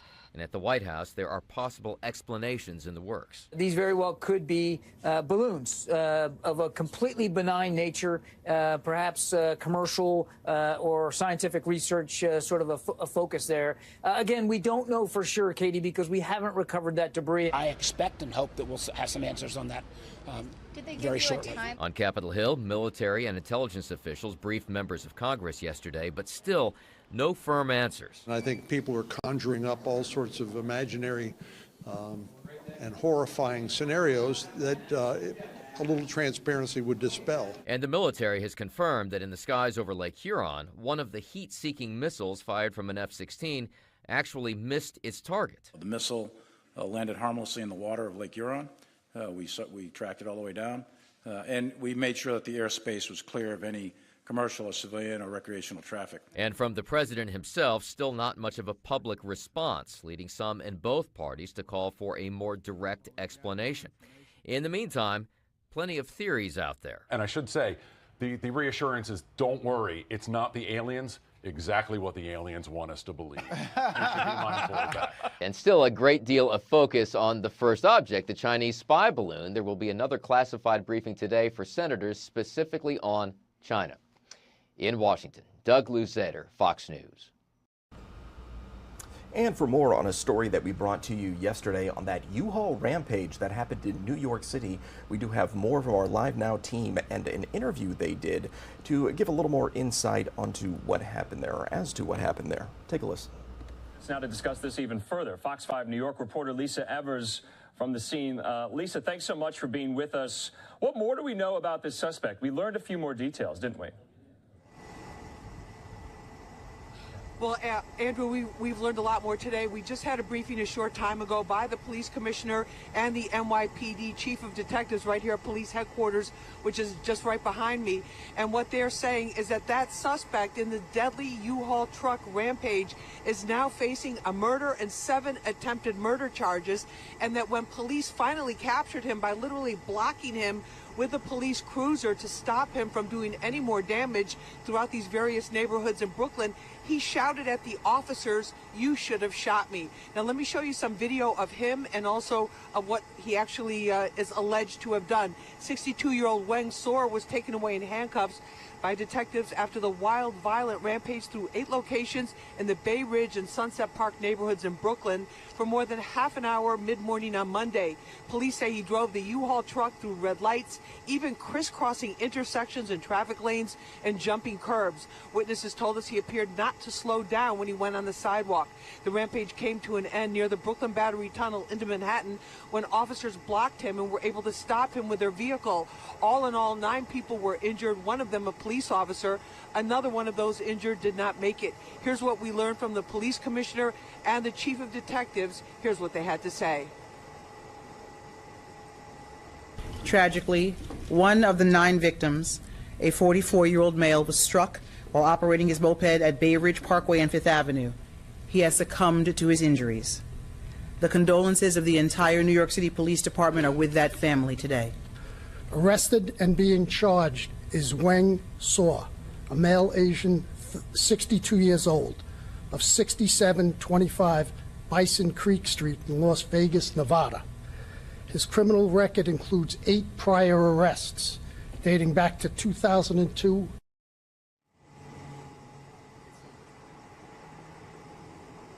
Now, Andrew, we asked the police commissioner and also the chief of detectives why Brooklyn. He had a Nevada driver's license. They say he had family members in Brooklyn. The other big question that we had when we spoke with you yesterday was that the motive. What is the motive on this? The police department here saying very clearly from the beginning they did not believe there was any type of terror connection. The connection they say that is here is one of severe mental illness with violent criminal behavior, and some of his own family members estranged from him because of the danger they thought he put them in. So right now he's at one of the precincts in Brooklyn. He's awaiting to be processed on these murder charges, and he's looking at spending the rest of his life behind bars if he's convicted. That's the latest here from New York City. Andrew, back to you. Lisa, just a couple questions. This is so reminiscent if you take out the terrorist angle of what happened Halloween back, 4 years ago on the west side of Manhattan near Chelsea Piers. And so you're seeing the same vehicle being used to commit such heinous crimes. Do we know more about the rental of the U-Haul? Do we know more about what he was possibly intending to do with it?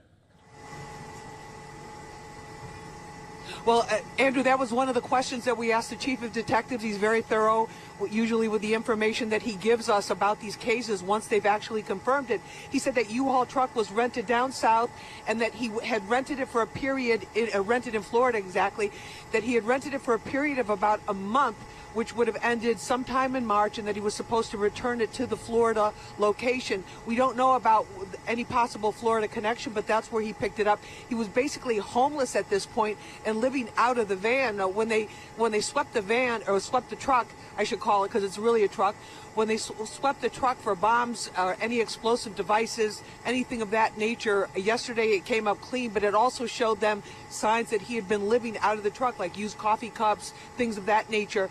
And so there's really no explanation for it. It's just he was just homeless, wandering around, and apparently expressed this intention that he wanted to die. So very severe mental illness, but also some very serious crimes that he was convicted of in the past. So a danger to a lot of people. And I can't tell you the tensions that people felt in Brooklyn yesterday in these neighborhoods. These are small, very, neighborhoods where people have lived for years and years and years. A lot of kids in the neighborhood. And I just kept thinking, like, thank God that this was mid-morning and not early morning, when they're in all of those locations, 9 locations, there would have been hundreds of kids on the sidewalk there going to their school. So that's where it is right now. But he said that, no terror connection. And it was a little odd yesterday. It was eerie to many of us because that was the day that they were deliberating the penalty phase in that incident that you just mentioned, and considering the death penalty. So it was eerily reminiscent of that. But it just goes to show you, as the police commissioner said, the NYPD, as does every police department, as we see every single day, they have to be ready for anything at any time. Andrew. Yeah. Lisa, just quickly, how's that officer who was injured in this doing? Do we know anything about their condition? Yes, the officer was from the 68th Precinct in Bay Ridge, Brooklyn, which is where this incident, one of the main areas where those locations were targeted by Weng Sor.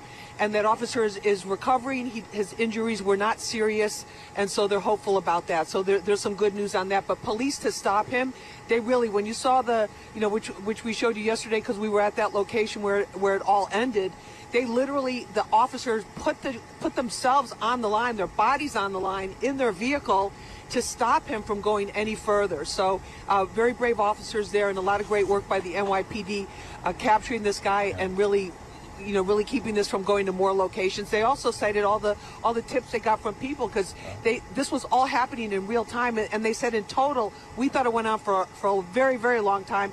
They said it was under an hour. So imagine 9 locations in under an hour and all of that devastation. But it could have been much, much worse, Andrew. Totally. All right, Lisa Evers there, live for us in New York City. Lisa, thanks so much for bringing us the latest update on this story. Talk again. It is now 6:44 on the East Coast and 3:44 in the morning over on the West Coast. We appreciate all of you joining us this morning here on Live Now from Fox. We're going to take another quick commercial break, but we'll be right back in just 2 short minutes. Stay with us.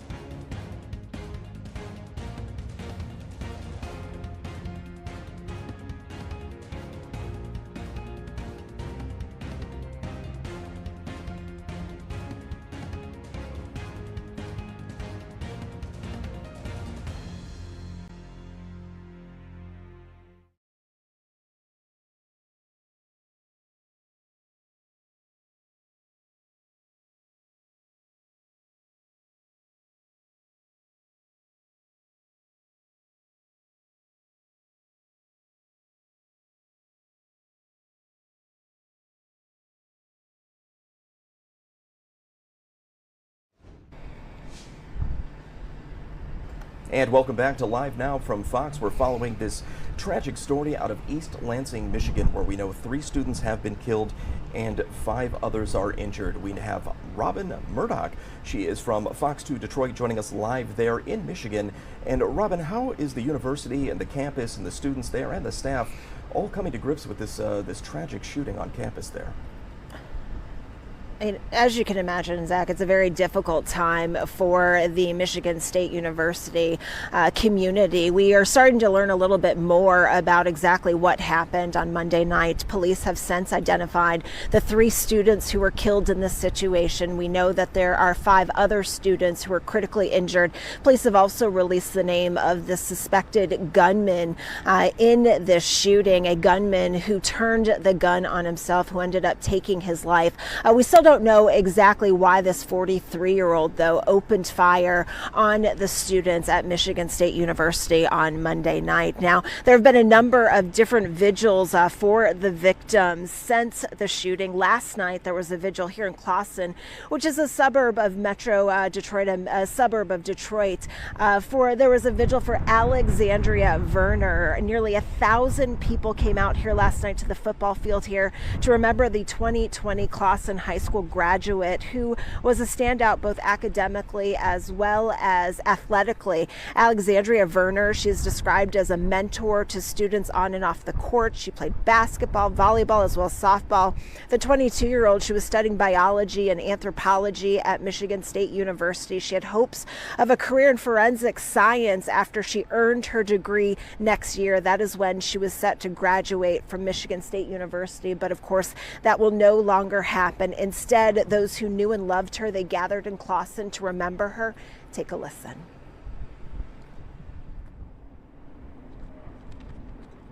She was a teammate of mine for basketball and volleyball for 2 years. She was an absolute leader. She took all of us underclassmen under her wing, and she just made such a big impact on all of us, and it's just absolutely horrible, and she will be so greatly missed. She was a role model for every kid here in Clawson, and in the classroom and the athletic field. I mean, she was somebody you want your daughter to grow up and be, and your son to go marry. And just some wonderful things that people in the community are saying about Alexandria Verner. Again, one of those 3 students at Michigan State University who lost their life in that shooting on Monday night. The other 2 students who died have been identified as Ariel Anderson as well as Brian Frazier. Brian Frazier, he was the president of his fraternity at Michigan State University. Ariel, she was studying to be a surgeon. She wanted to be a doctor, and she wanted to save lives. So just a tremendous loss that we are learning more about these 3 students, and again 5 others. They do remain in the hospital in critical condition. Everybody hoping, of course, that they will pull through this. Just a sad state of event, and there will be more vigils scheduled around Metro Detroit as well as at the Michigan State University again tonight. Back to you, Zach. All right, just a very tragic situation there. That's Robin Murdoch with our Fox 2 Detroit team. Robin, we appreciate your time this morning. Thank you very much. All right, it is 6:50 on the East Coast and 3:50 over on the West Coast. We're going to take another quick commercial break. We'll be right back in just 2 short minutes. Stay with us right here on Live Now from Fox.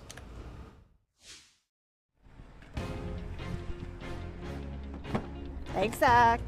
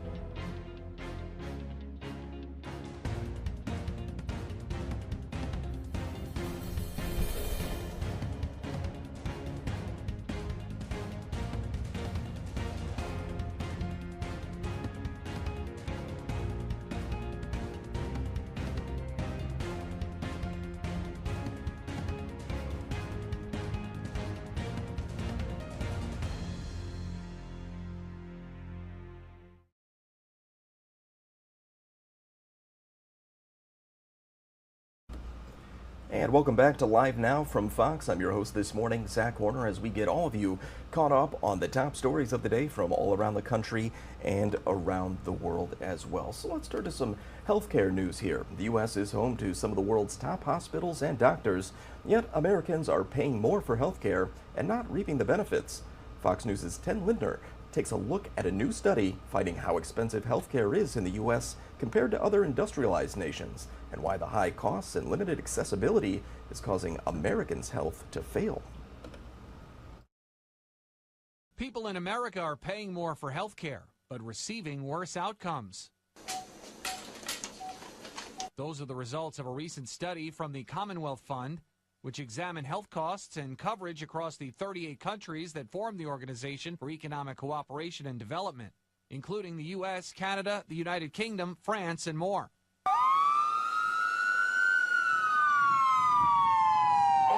The study found the U.S. spent almost twice as much on health care in 2021 than the average member nations in the OECD. Yet researchers say the U.S. still has the lowest life expectancy at birth, the highest death rates for preventable medical conditions, the highest mortality rate for mothers and infants, and some of the highest rates of suicide. Because of the high cost of health insurance, some people, especially the minoritized communities, are choosing not to seek health care or to seek health care late in life. So there are some conditions that could be prevented that because they are not seeking care early enough, then they are not able to do that. Medical professionals also point to inequalities in accessing health care. If you have an insurance that is very strict, then getting healthcare providers who are within your network can be difficult. I am a good example. I just moved here in September. I'm in Bloomington. I have not been able to find a dentist, a healthcare provider. I have thyroid issues, so I am still using my healthcare providers out of state in North Carolina. And while telemedicine has helped bridge some of those gaps, now does anything else hurt today? Americans still see a doctor less often than people in other countries in the study. Ted Lindner, Fox News. And we see no and signs we're dipping in that here Russia to a is live preparing event. for peace. NATO, On we the have some contrary, folks there speaking. I'm going to dip into this. See what they have Russia to is say. Take a listen. launching new offensives.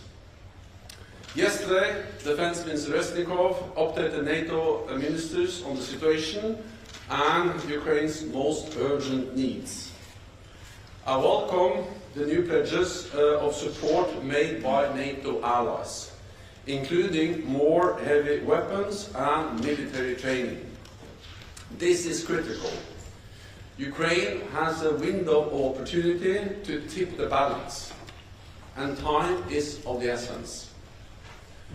I want to thank allies for the significant contributions, including to NATO's comprehensive assistance package. This is providing Ukraine with food, fuel, medical supplies, counter-drone systems, and amphibious bridges. Ministers also discussed our commitment to our other partners at risk, including Bosnia and Herzegovina, Georgia and Moldova. And we agreed to step up tailored support to enhance their defense capabilities, resilience, and interoperability with NATO. Today, allies took steps to further strengthen NATO's deterrence and defense.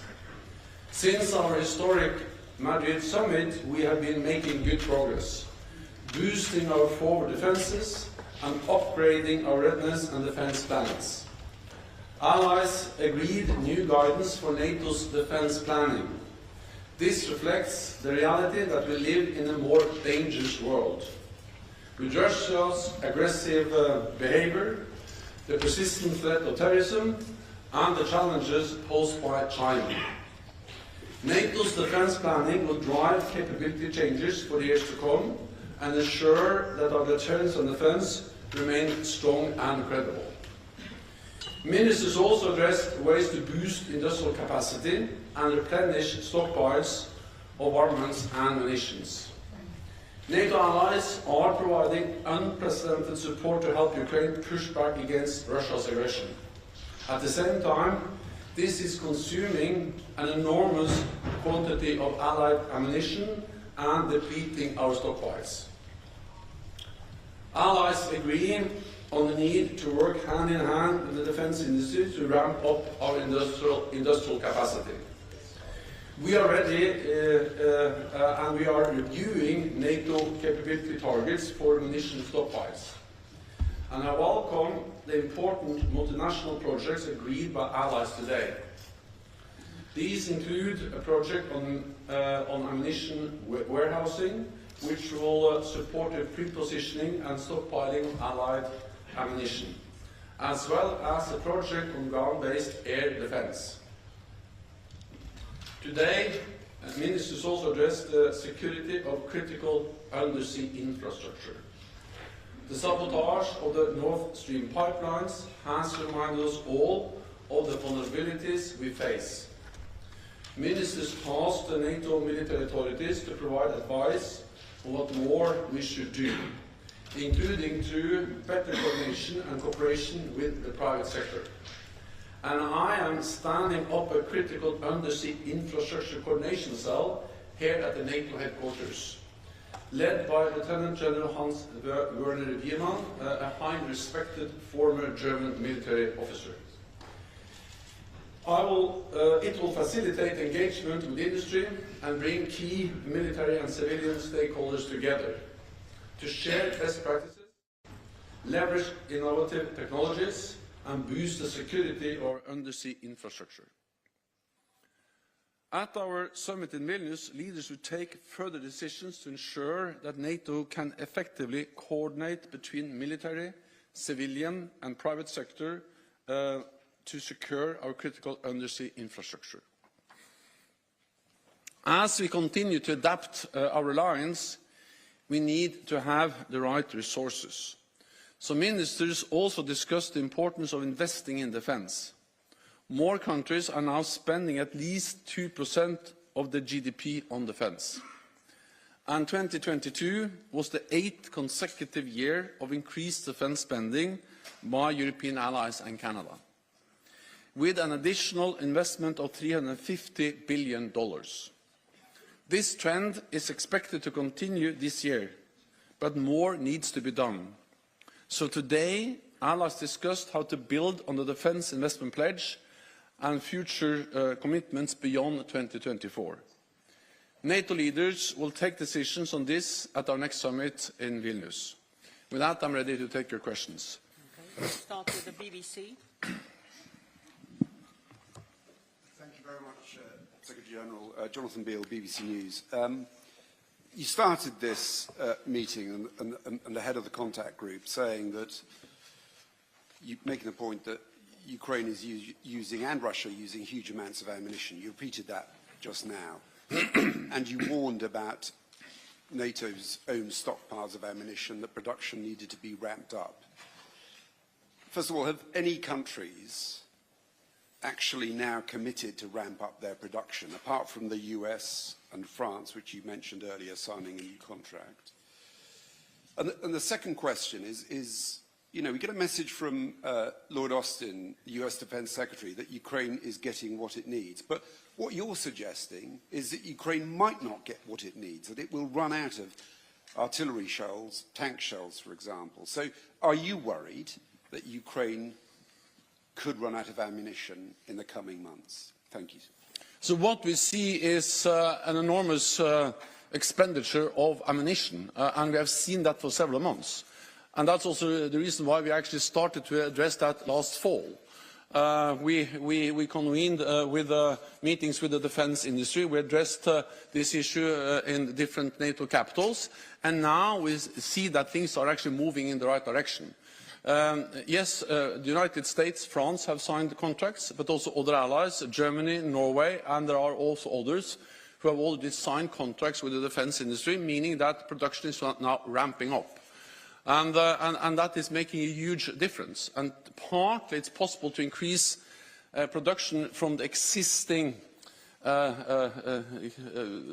factories' capabilities. But of course, you also need to make new investments. That will take some more time. But actually, both things are now happening, utilizing existing capacity more and investing in new production capacity. So the production of, for instance, artillery shells, the 155, is now increasing, and that enables us to both replenish our own stocks, which we have depleted, but also to continue to provide support to Ukraine. We also do this by working together. Allies are jointly addressing the need to also joint procurement to make big orders from the industry, to utilize the economy of scale and to place bigger orders and to give the defense industry the long-term demand and the long-term contracts. So yes, things are happening, but we need to continue. We need to step up even more because there is a big need out there to provide Ukraine with ammunition. This is now becoming a grinding war of attrition, and a war of attrition is a war of logistics, and therefore this is so crucial for our ability to ensure that Ukraine wins, is able to retake territory and launch offensives that ensures that it's able to win the war and to prevail as a sovereign independent nation. Sorry, so you're not worried that Ukraine will run out of ammunition? We have seen the big need, and that's exactly what why we have reacted several months ago, and now we see that contracts are signed and production is ramping up, and allies are producing more to be able to continue to support Ukraine. TT News Agency from Sweden. Victor Numlin, Swedish news agency TT. Following your doorstep yesterday, there's been a lot of speculation if there's a new line on the membership process for Finland and Sweden. So just to clarify, if there would be a ratification for one of the countries, would NATO go through and complete the complete process for membership? Or would you still wait in order to get everything clear with both countries at the same time? So Finland and Sweden, they applied together, and all NATO allies made an historic decision together, all 30, to invite Finland and Sweden at our summit in Madrid, and then all allies, all 30 allies, also Turkey, signed the 2 accession protocols together. And I made it clear actually last fall when I went to Turkey in October that both Finland and Sweden has now fulfilled their obligations in the joint trilateral memorandum they signed with Turkey in July. So I urged Turkey to ratify both Finland and Sweden together already last fall. So that's my position, and that position has not changed. But at the same time, we have also seen that there are different assessments in Turkey about to what extent Finland and Sweden, or should I say, are in the same position to be ratified. And that is a Turkish decision. Turkey has 2 documents, one accession protocol with Finland and one accession protocol with Sweden. So the decisions we need to take as allies, 30 allies, have already been taken. 30 allies invited Sweden and Finland, and 30 allies signed the accession protocols. Now it's for the individual allies to ratify. 28 allies have already ratified both protocols, and then Hungary and Turkey has not. And therefore it is for Turkey to decide whether they ratified both, and I have recommended that, or whether they ratify only one of the 2 documents. That's not a NATO decision. It's a decision by Turkey. So again, my position is that both Finland and Sweden are ready for membership. Both accession protocols should be ratified by all allies. But at the end of the day, it is a decision by Turkey whether they ratify one or both of them. But then the process is completed. There is no need for any unanimous decision anymore by NATO. We have made the decision. We have invited both at the same time. So when Turkey ratifies, then the process is completed. As long as also, of course, Hungary and also Finland and Sweden do what they are also now in the process of doing. So this idea that there is a need for a new and unanimous decision by NATO is wrong. There are decisions that have to be taken by the individual allies, and 2 allies are not yet ratified. And of course, again, I have urged them for many months to ratify both at the same time. And that's still my position, it has never changed. I've been actually pushing hard for Swedish and Finnish membership, and I am absolutely confident that both Finland and Sweden will become a member. At the same time, the sequencing is not the most important thing. The most important thing is that both Finland and Sweden soon become members of the alliance, and I'll push hard for that. I also actually travel to Turkey tomorrow, and that will be one of the issues I certainly will address. And you are taking a live look there. That is NATO Secretary General Stoltenberg. He's discussing some support for Ukraine there. So want to dip into live events as they are happening, as that's what we do here on Live Now from Fox. But I do want to take another quick commercial break. We'll come back and get into the top stories of the day from all around the country and around the world as well. Stay with us.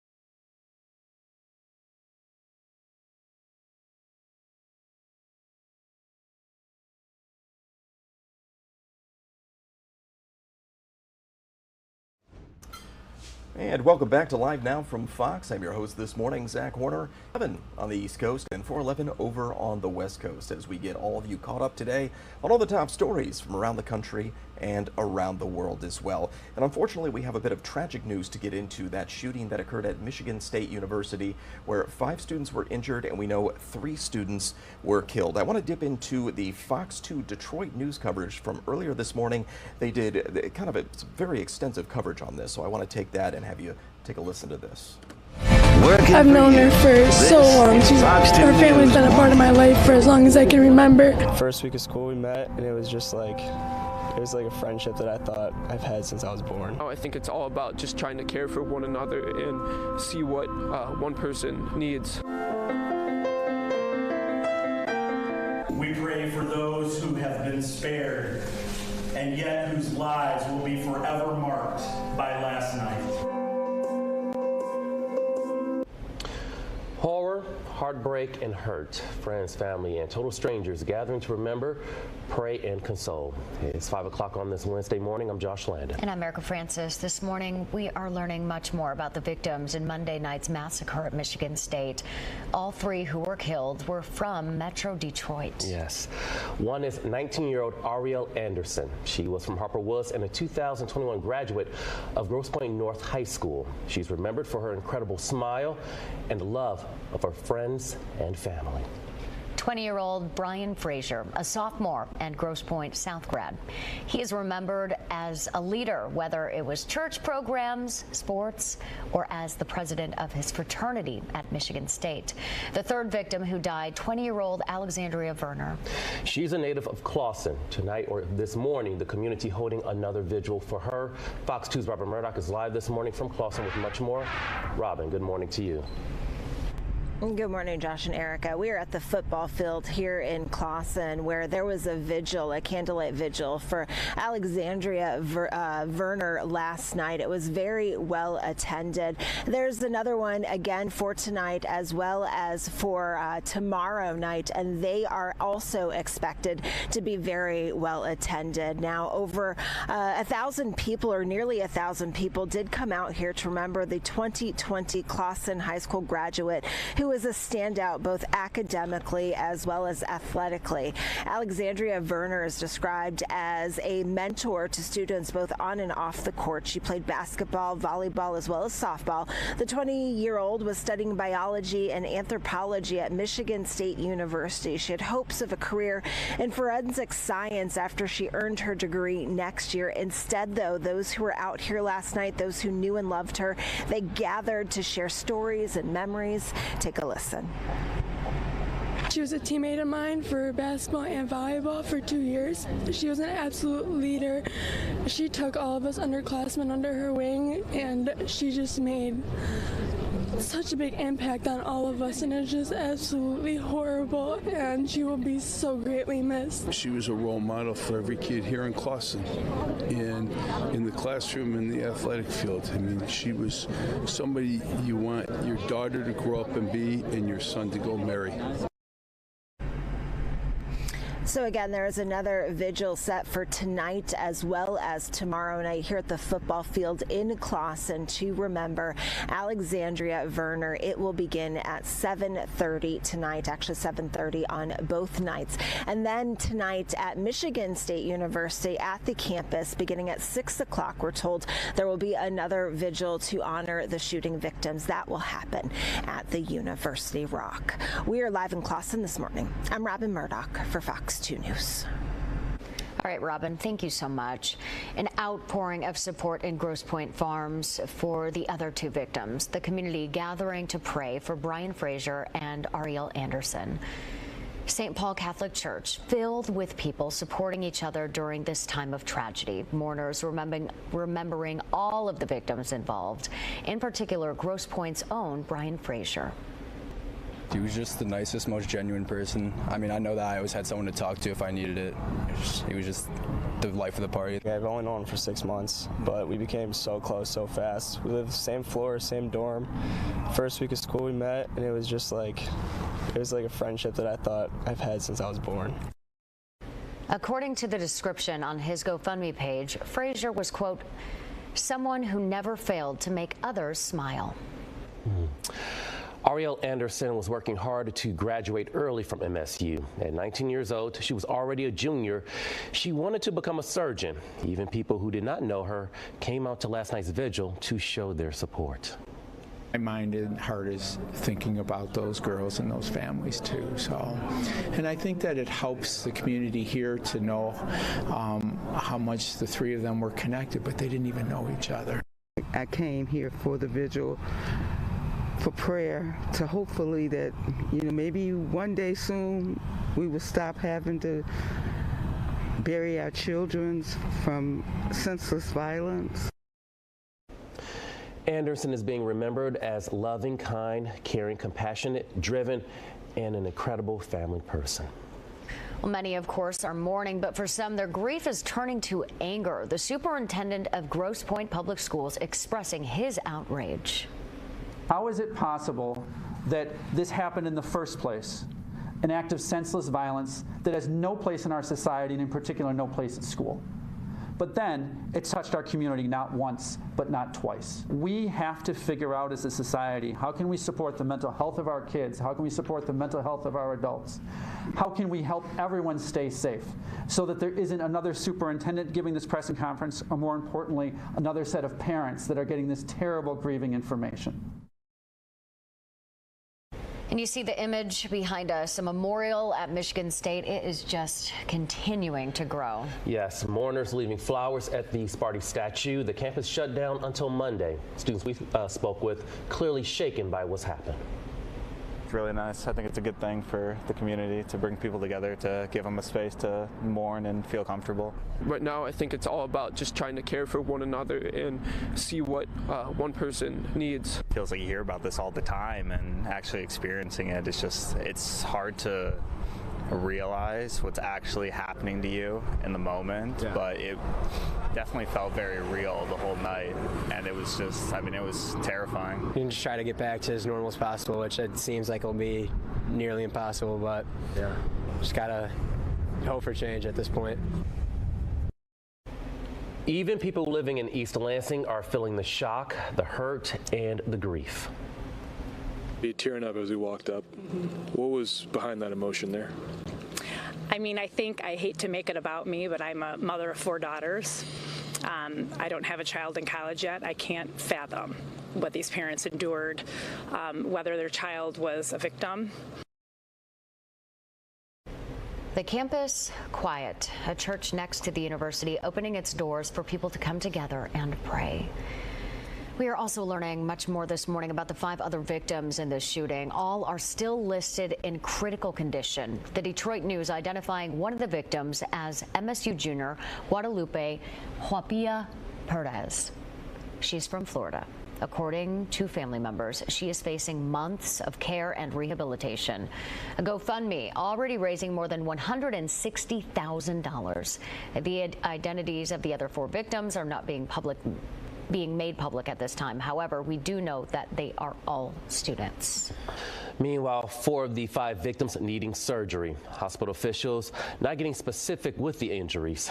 The victims all receiving treatment at Sparrow Hospital in Lansing. We're hearing it's taking the work of a number of doctors to keep these students alive. It took a team of anesthesiologists, our trauma surgery team. Patients had cardiothoracic surgery needs, so injuries to their chest. There were also neurosurgeons that were needed for various injuries. Are these life-altering injuries? I think it's early to say. I will certainly say that the report last evening of them being life-threatening was a very accurate report. The extent of the recovery for some of the individuals is just it's too early to tell right now. Some of them are still sedated after surgery. The one victim who did not need surgery is the only one who is able to speak at this time. And we are learning more about the man who committed this horrific crime. Investigators trying to find out why he did it. He is 43-year-old Anthony McRae. He has no known ties to the university. In 2019, he was charged with firearm possession, took a plea, and then served a month and a half of probation. Neighbors found other behaviors of his disturbing. Neighbors called the cops on him. It was like over the summer because he was shooting firearms out of the back door of the house. I was glad that he shot himself, that he did not make it home, because who knows what would have happened if he came home. After the shooting Monday night, McRae, began a 5-mile walk toward his home, but when police confronted him, he killed himself. In his pocket, police found threats to a couple of schools in New Jersey where McRae had ties.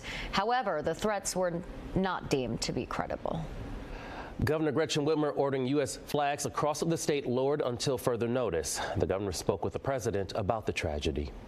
Their place that is supposed to be about community and togetherness, shattered by bullets and bloodshed. The family's worst nightmare. It's happening far too often. The shooting is once again sure to spark conversations about gun violence and ways to stop it. One lawmaker telling us the time to finally do something is now. Renewed this call time and time again and have been told by the previous majority that it's not the time to talk about these measures that would reduce gun violence. I think a lot about Berkey Hall. I had classes in Berkey Hall as a student at MSU. Life-defining moments and classes. And it's very personally hard on me to now look at that building as a crime scene where murders took place. There is help out there for people struggling. You can call or text the National Disaster Distress Helpline. The numbers there on your screen. It's available 24 hours a day, 7 days a week. Also, we want to point out once again that if you see something or hear about a threat, it's okay to say something. The state has a tip line that you can reach by calling 8555, OK to say.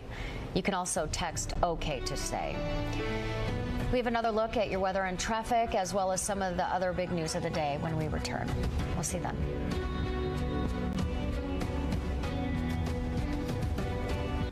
And what you were watching there is some coverage from our Fox 2 Detroit team. They are covering the Michigan State University mass shooting that happened there. We know 3 students were killed and another 5 were injured. So plenty more to be learned today as to exactly what occurred there and how that community is coping with such a tragedy. But we do want to take another quick commercial break. We'll be right back right here on Live Now from Fox in just 2 short minutes.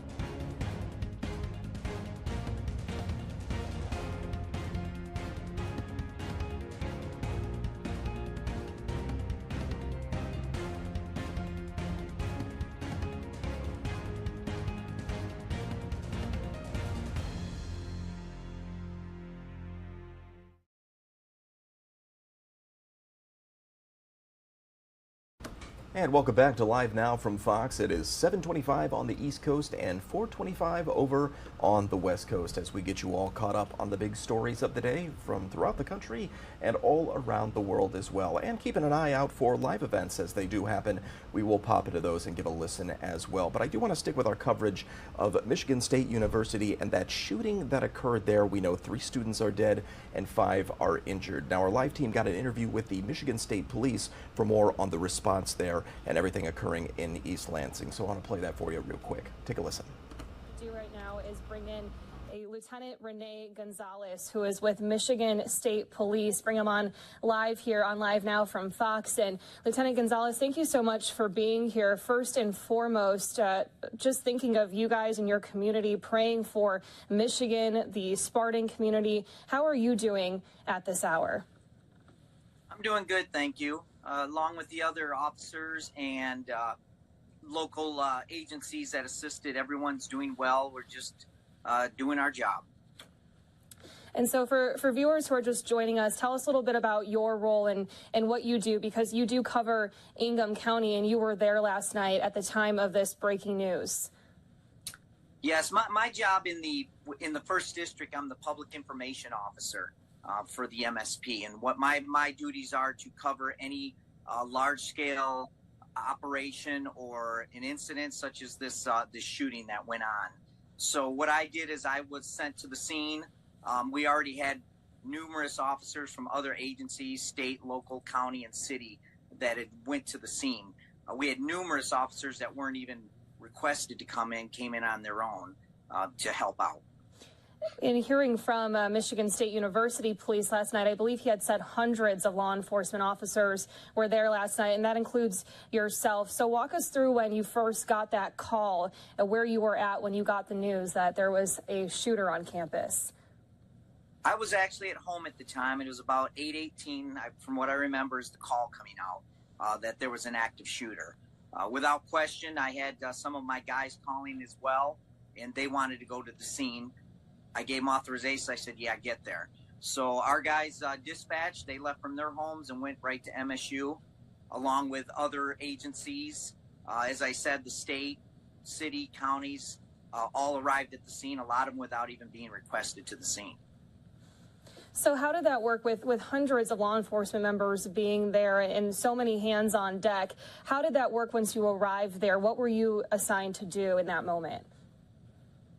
Well, my job specifically is as the public information officer is to find out what's going on. What I do is get out information to the public via Twitter or any other social media that I can. Mainly we have a shooting going on at a certain agent or a certain area. In this case, it was MSU. And we asked the students, faculty, please lock down. And then we tell everyone else that they could just stay away until we get that situation. Other officers that show up on the scene, there's normally an area where everyone may brief, and then they'll send them out in groups on duty. When you're dealing with an active shooter, it's normally, if you know where you're supposed to be, the first few officers that are on scene, they go in and they try to eliminate the threat. And that's what happened here. Moments after that call came in, officers were on scene and they were in there going towards the trouble and looking for the problem.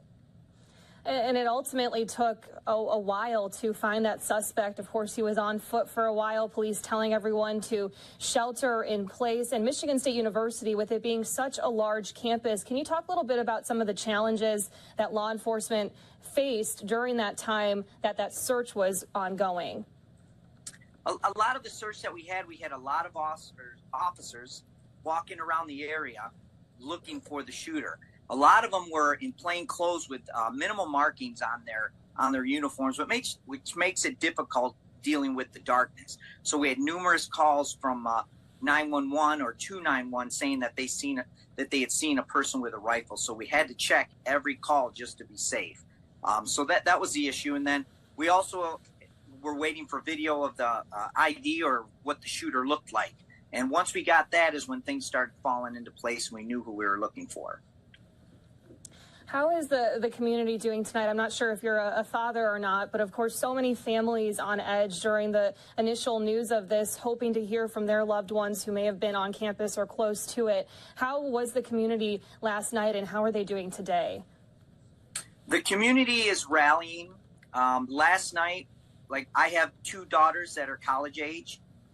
That impacts me because of the age of these children out there. I know many other officers that their kids go to that school. I have family members that their kids went to that school or they have friends that have kids at that school. So it affects everybody. The community's rallying. Everyone's kind of helping each other out, encouraging everybody. I know tomorrow night at 6 p.m. in front of Sparty, MSU is holding a vigil for the injured and the deceased. Along out down the road at the U of M, University of Michigan is holding a vigil as well at 7 p.m. at their diag. So everyone's coming together, trying to take care of each other, and it's really nice to see the community come together like that. Yeah, and I lived in West Michigan in the Kalamazoo area, saw how close-knit that community was there. Of course, not that far off from East Lansing, especially when there is a tragedy that does occur. What comes next? How does the community begin to recover from such a horrific incident? It's difficult to tell someone you've got to move on. We don't want them to move on. We want them to deal with this. So there's a lot of counseling going out there. MSU, along with other agencies around the area, are offering grief counseling, mental health counseling, anything that's going to help these people deal with this or help these victims or anybody that's dealing with this to put out how they're feeling and get some help. It's probably the best way to deal with this. Yeah, and Lieutenant Gonzalez, we really appreciate you coming on here tonight after such a difficult evening and, of course, a long road to recovery and getting back to a normal swing of things following such a tragic event. Is there anything else that you'd like to share with us this evening that we may not have talked about already? Well, just that we felt other agencies, after we had finally taken care of the shooter and got that resolved, is how well the community took care of themselves. The students and the faculty out at MSU did wonderfully. When they locked down, they stayed in place, and that was the best thing to do, to let the officers do their job. So we thought the community did great out there as far as with the situation and handling it. And I have to say as well, just seeing how great the law enforcement was, Michigan State Police putting out those tweets and being so transparent with the public, that was so helpful, and with the media to be able to spread the word. It was a really impressive job on their end as well to keep everybody in the public safe. Yes, we found that once we got the surveillance photo of the suspect, we put that out. It was put out at, I believe, 11 o'clock at night, and by 11:17 we had a call. I believe a neighbor saw a subject matching the description of the shooter walking by and called the police, and that's when they had located the subject walking down the street. Can you recall a time where you've seen so many different agencies come together for a search effort like this in your career?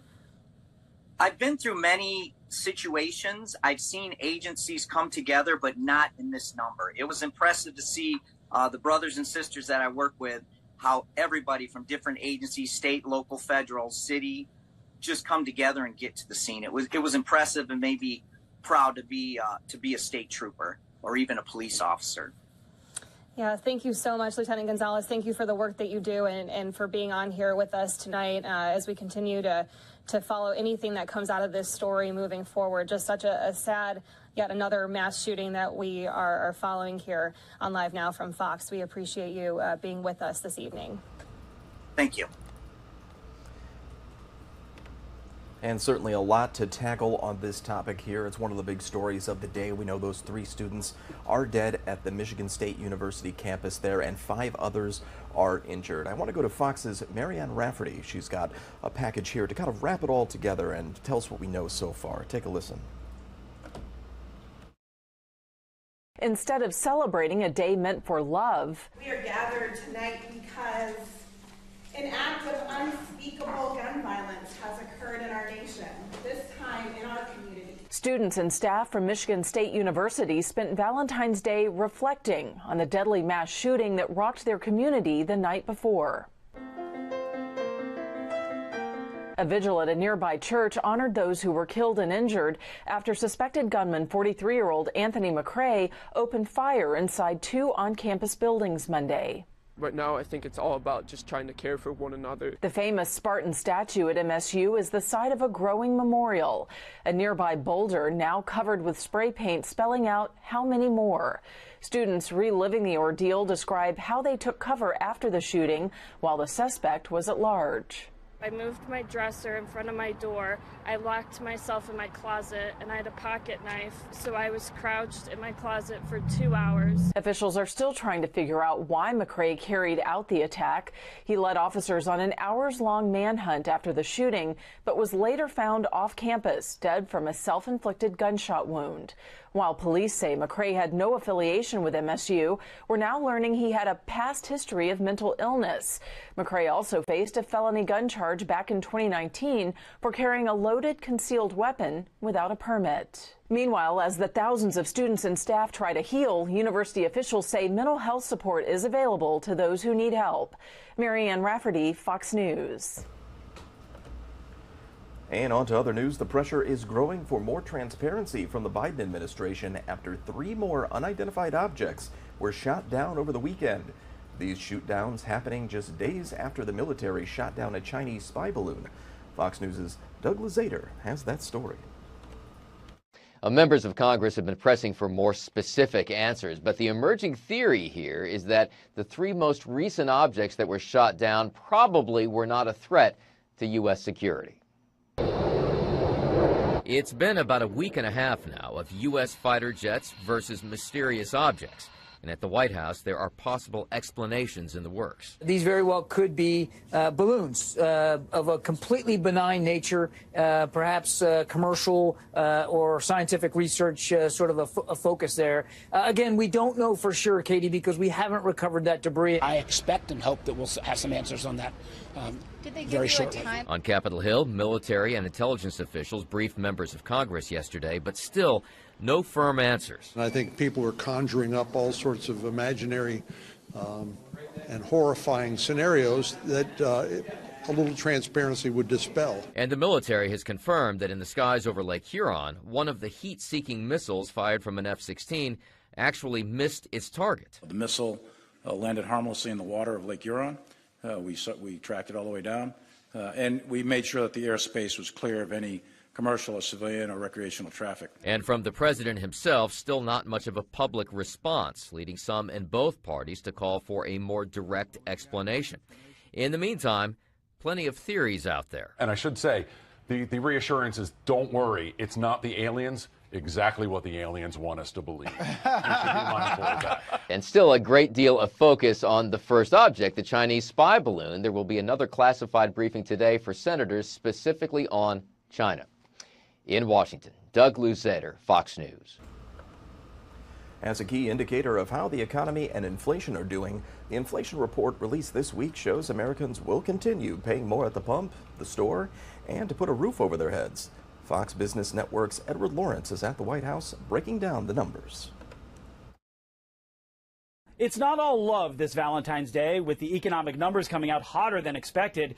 The January Consumer Price Index showing goods and services rose 6.4% year over year and 0.5% since December. We're putting our resources in not very productive places, and that is not going to be good for long-term economic growth. These rising prices eating into Americans' pockets, with energy, food, and shelter the biggest contributors. Food prices jumping 0.5% in January and more than 10% over this time last year. The hardest hit products, eggs. The price tag on a dozen of eggs increasing 70% year over year. We have to find ways to get food prices under control. The biggest overall contributor is housing, up 0.7% on the month and nearly 8% from a year ago.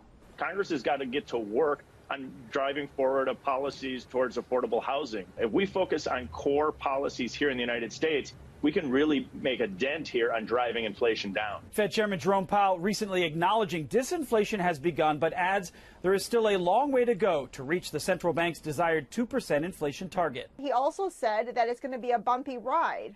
So this is definitely bumpy, but, you know, being committed to 2%, that means that they're going to be probably looking at further rate hikes. The Federal Reserve indicating they will need to see a continued decline in prices before they pull back on raising interest rates to fight inflation.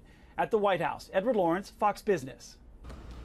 It is 7:40 on the East Coast and 4:40 over on the West Coast. We appreciate all of you joining us here this morning as we go through the top stories from all around the country and around the world as well. We do want to take another quick commercial break. It'll just be 2 short minutes, but stay with us. There's plenty more to get into on this edition of Live Now from Fox.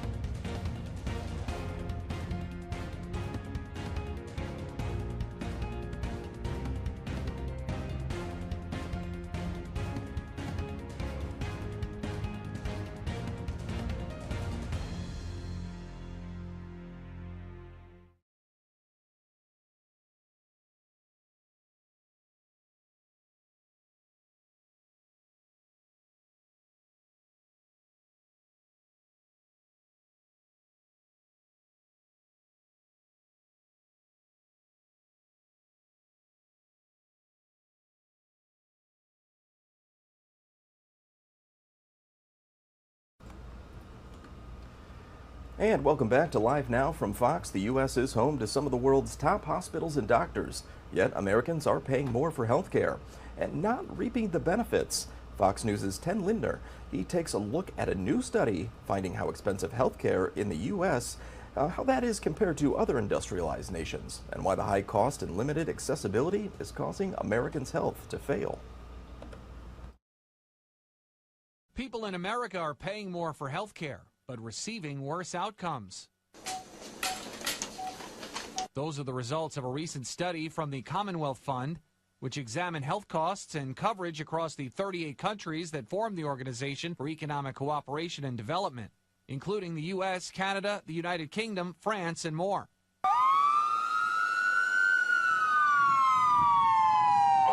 The study found the U.S. spent almost twice as much on health care in 2021 than the average member nations in the OECD. Yet researchers say the U.S. still has the lowest life expectancy at birth, the highest death rates for preventable medical conditions, the highest mortality rate for mothers and infants, and some of the highest rates of suicide. Because of the high cost of health insurance, some people, especially the minoritized communities, are choosing not to seek health care or to seek health care late in life. So there are some conditions that could be prevented that because they are not seeking care early enough, then they are not able to do that. Medical professionals also point to inequalities in accessing health care. If you have an insurance that is very strict, then getting healthcare providers who are within your network can be difficult. I am a good example. I just moved here in September. I'm in Bloomington. I have not been able to find a dentist, a healthcare provider. I have thyroid issues, so I am still using my healthcare providers out of state in North Carolina. And while telemedicine has helped bridge some of those gaps, now does anything else hurt today? Americans still see a doctor less often than people in other countries in the study. Ted Lindner, Fox News. And many states are actually reporting a spike in child abuse and neglect over the last few years. Fox News' multimedia reporter Madison Scarpino has more on this story from Memphis, Tennessee.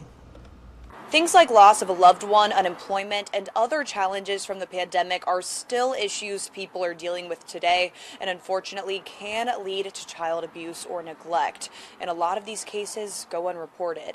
When it comes to the prevalence of early childhood and early neglect, we've certainly seen an increase in referrals, as have other agencies in the area. Family Forward is a Missouri nonprofit that works with kids who have gone through a wide variety of trauma.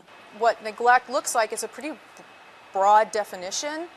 So neglect can look like missing school frequently, unsupervised care, but what that also ends up looking like is lack of access to affordable child care, and a lot of these are really still ramifications of the pandemic. Sadly, abuse and neglect cases and even deaths are rising and affecting families coast to coast. We don't have what we would think about as a child well-being system established in our country where if a family says, hey, I'm struggling with housing, I'm struggling to put food on the table, where they can go and receive these services early, often as they need to be able to get back up and running. To help these children, Family Forward offers a therapeutic preschool, trauma assessment, parent education, and more. We don't focus on the granular, like we need to fix these behaviors, but we really focus on why are they not able to succeed, and how do we help build them up and provide interventions that can make them successful in those settings. Both Family Forward and Prevent Child Abuse America say a solution to this issue isn't simple. I think understanding how are we going to allocate resources to mitigate some of these things. This isn't an individual child problem. There are larger systemic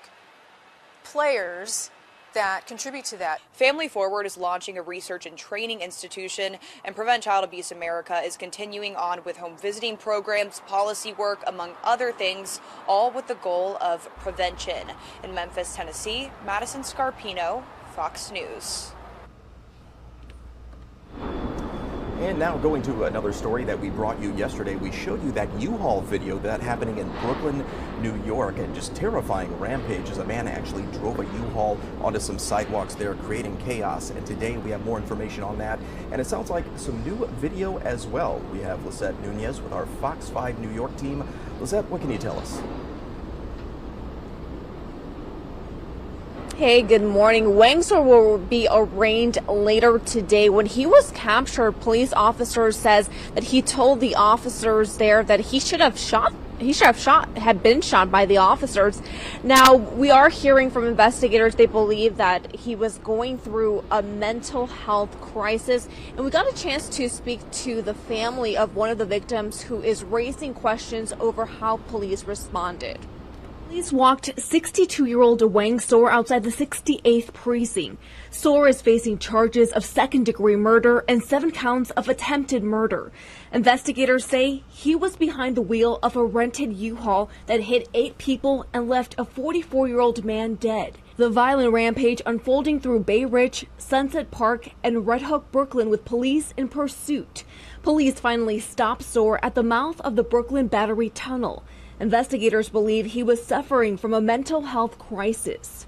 He states when he's driving his van, he sees an invisible object come towards the car, and at that point he says, "I've had enough." Police releasing this new body cam footage as an officer attempted to clear dozens of children, teachers, and staff in Brooklyn in an effort to help save lives amid the truck rampage. Guys, get off the street. Let's go. Get off the street. Everybody off the street. Let's go, guys. Let's go. Let's go. Out of the street. Inside the school. Inside the school. But the response from the NYPD has also garnered criticism. One of the victims is Mohammed Zakaria Salaraki. He's in critical condition in the hospital. His wife and children are devastated. My husband was really a good person, a good father, a lovely husband. I'm so sorry I said about what happened to him. The family has hired their own attorney to look into the response from police, particularly whether or not NYPD followed proper vehicle pursuit protocol when a police cruiser is seen chasing the U-Haul truck on a sidewalk. When you look at the video of the accident and you see the high-speed chase that was taking place, where a police cruiser actually ran up onto a sidewalk in a crowded neighborhood where there were stores in broad daylight, one must wonder whether or not that was a triggering event for this driver.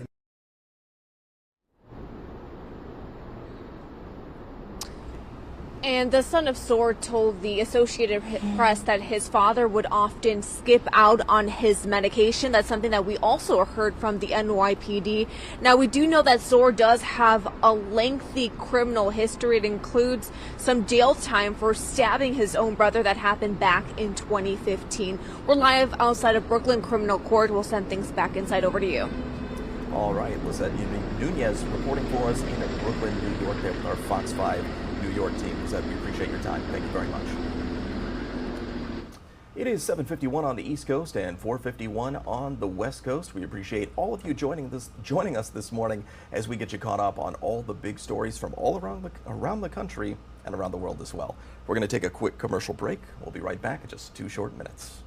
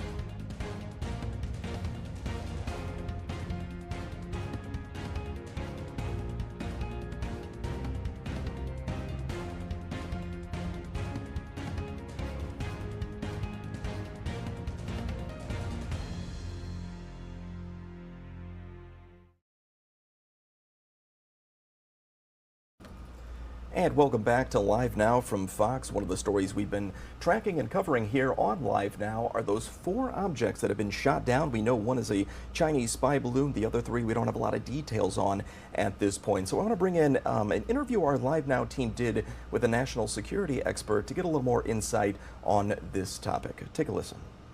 I want to bring into the conversation national security expert, CEO of Global Risk and Intelligence Planning, Hal Kempfer. Hal, good to see you. I was off yesterday, but a lot of news, of course, over the weekend. Now, first, let's start off. The U.S. House of Representatives had an unclassified phone briefing this morning on the flying objects that were shot down.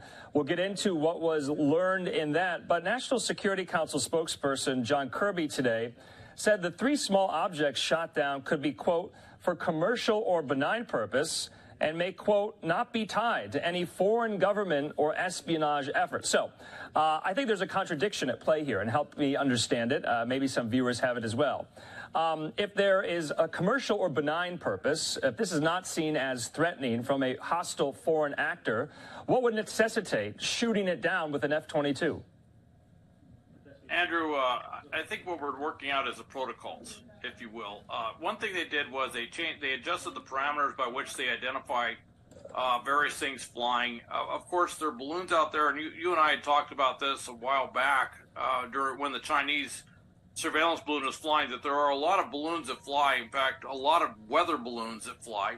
And of course, there's a variety of commercial balloons that fly for advertising or other purposes. And sometimes they get loose, and sometimes they just go with the prevailing winds.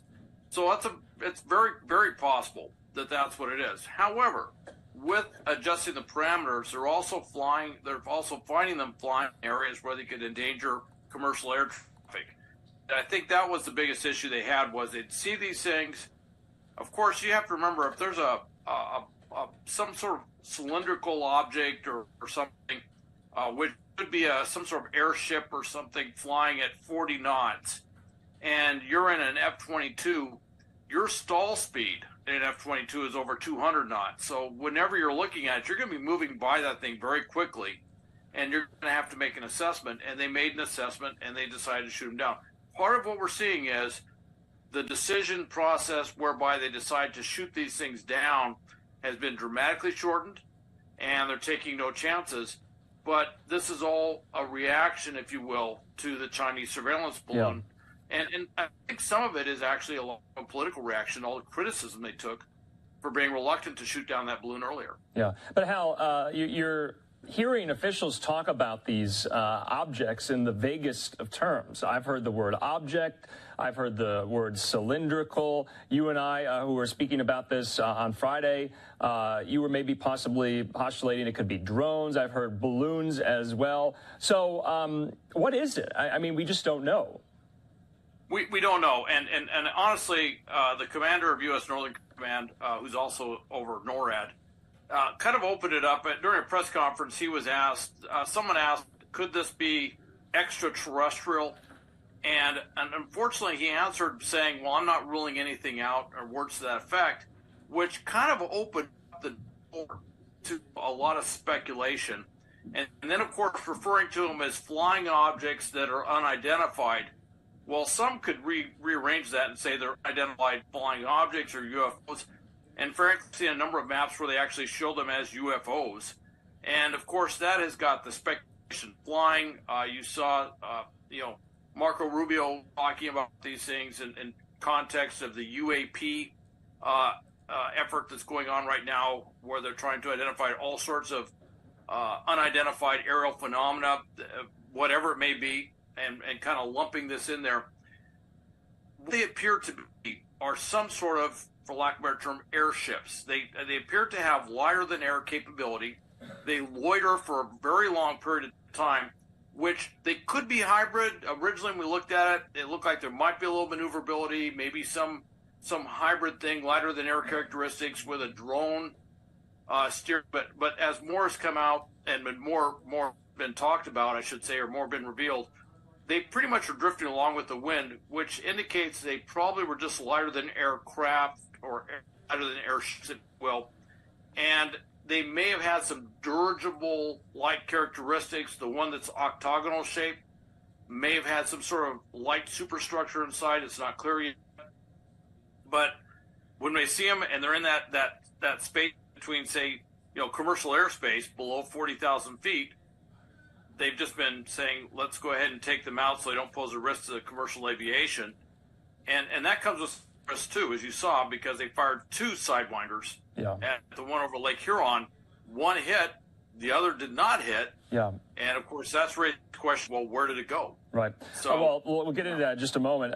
So I guess the distinction here is the legal assessment is that objects were not engaged in hostile actions, but they could not rule out, officials could not rule out whether or not the objects themselves were sent or directed by like a hostile country. So you're listening into the word hostile a lot here. I want to put up the tweet, this, what you just alluded to from Lucas Tomlinson. He says, this is a Fox News scoop, by the way, exclusive to us. U.S. Air Force F-16 that shot down an unknown object over Lake Huron yesterday missed on its first attempt. U.S. officials say it's not clear where the missile first landed.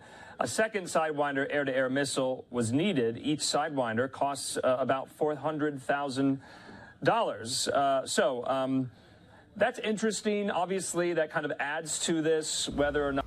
All right, that right there was our very own Andrew Kraft speaking with national security expert Hal Kempfer, breaking down a little bit more about those objects that were shot down by the U.S. My name is Josh Breslow, and I'm here to bring you all of your top stories from across the country and the world. Of course, a big one here, that shooting at Michigan State University, where 3 students were killed and 5 of those students who were shot do remain in critical condition at last check. Our Fox 2 Detroit team right now, I do want to take you to their live coverage as they are covering this from each and every angle. For the violence. Yeah, the shooter, 43-year-old Anthony McCrae from Lansing, took his own life about 4 hours after Monday night's rampage. Police say he had no known connection to Michigan State. He was previously convicted for possessing a loaded gun and was sentenced to about 1.5 years probation. A note was found in his pocket threatening several schools in New Jersey where he grew up. Those schools were closed yesterday as a precaution. Neighbors say police were called to his home after he got off probation. Neighbors called the cops on him. It was like over the summer because he was shooting firearms out of the back door of the house. During an interview with Fox News, McCrae's brother says he became increasingly angry after their mother died 2 years ago. Police searched his home yesterday for more evidence. Family and friends coming together to remember those 3 students taken too soon. Ariel Anderson being remembered as a kind young woman who loved her family. The junior from Harper Woods was on track to graduate early and had dreams of becoming a surgeon, Jay. 20-year-old Brian Frazier was a sophomore from Grosse Pointe. He's remembered as a leader in church and sports. He also served as president of his fraternity. His family described him as someone who never failed to make others smile. Brian and Ariel, both graduates of Grosse Pointe schools. It hurts all of us because a child from both of our communities, from the Grosse Pointes and the Harper Woods, was lost. And we've done everything that we can to foster our children to be better people, and then to have them taken away in a senseless crime is just unconscionable. Brian graduated from Grosse Pointe South. Ariel graduated from Grosse Pointe North. And then there's 20-year-old Alexandria Werner, a junior from Clawson, who was a gifted athlete, a leader, and a mentor. Now, last night, hundreds of people came together for a vigil to remember her life and the lives of the other victims. Fox 2's Robin Murdoch joins us live this morning with more on that tribute. Robin. Good morning, Jay and Amy. We're standing next to the football field here in Clawson, and that is where that candlelight vigil for Alexandria Werner took place last night. As we've been talking about, she is one of those 3 students who were killed. There's another vigil that is scheduled for tonight, and then there will be a 3rd one scheduled on Thursday night to remember Alexandria, and those are also expected to be very well attended. Nearly 1,000 people did come out here last night to remember the 2020 Clawson High School graduate who we are told was a standout both academically as well as athletically. Alexandria is described as being a mentor to students both on and off the court. She did play basketball, volleyball, as well as softball, and she was studying biology and anthropology at Michigan State University with dreams of becoming a forensic scientist when she did graduate next year. Instead, though, those who knew her, loved her, they gathered here in Clawson to remember her and share stories. Take a listen to what was said last night. She was a teammate of mine for basketball and volleyball for 2 years. She was an absolute leader. She took all of us underclassmen under her wing, and she just made such a big impact on all of us, and it's just absolutely horrible, and she will be so greatly missed. She was a role model for every kid here in Clawson, and in the classroom, in the athletic field. I mean, she was somebody you want your daughter to grow up and be, and your son to go marry. Now, we've heard so many kind things about Alexandria. In fact, we've heard so many kind things about all 3 of those students who were killed in that shooting on Monday night. I can tell you there is another vigil again that will be held here at the football field in Clawson. It will happen at 7:30 tonight. There will be a third one on Thursday night at Clawson, same time, same place. And then at Michigan State University at 6 o'clock tonight at University Rock, we're told there will be a gathering to remember all of the victims. Of course, stay with us right here at Fox 2 News for the very latest coverage. We are live in Clawson this morning. I'm Robin Murdoch for Fox 2 News. Robin, thank you so much. Be sure to stay with Fox 2 for continuing coverage of the tragedy at MSU. We'll have the very latest on air and online. That right there was our Fox 2 Detroit team. They were providing that coverage here to bring us the latest information. We know the last news conference was held just yesterday with the names of those 3 victims being released. Now, at this point, it is not clear if we are going to see more information come out in another news conference, but we will keep you posted here coming up a little bit later. All right, 8:05 on the East Coast and 5:05 on the West Coast. Let's head to a quick commercial break, and we will be right back.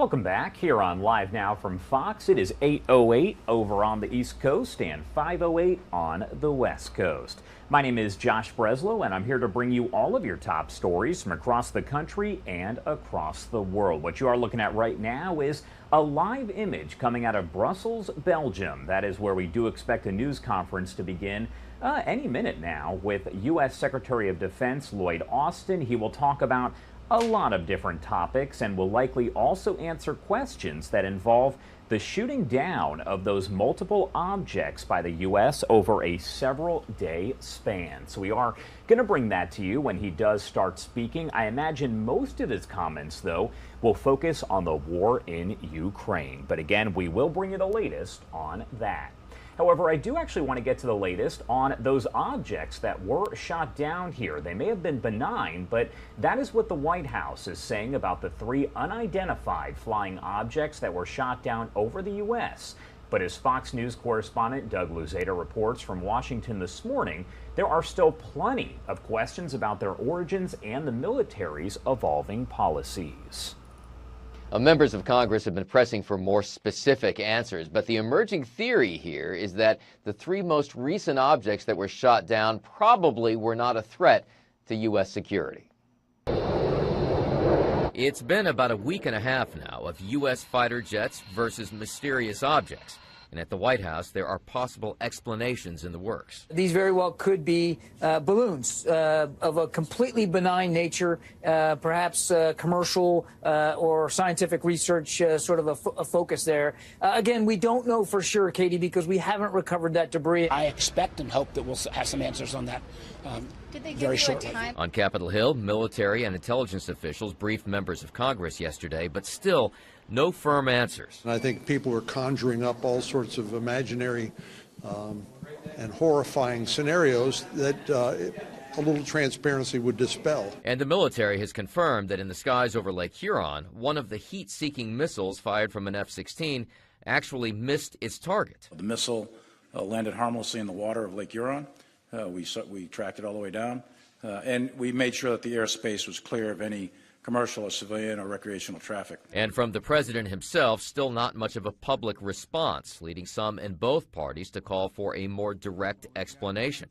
In the meantime, plenty of theories out there. And I should say, the reassurance is, don't worry, it's not the aliens, exactly what the aliens want us to believe. You should be mindful of that. And still a great deal of focus on the first object, the Chinese spy balloon. There will be another classified briefing today for senators specifically on China. In Washington, Doug Luzader, Fox News. All right, Doug, thank you so much. And I did speak with a UFO expert just yesterday who said these are not aliens. He was obviously joking right there. The White House also saying that this is not extraterrestrial in nature. But President Biden still facing a lot of questions, and Jackie Heinrich with Fox News breaks down just some of those questions that do remain.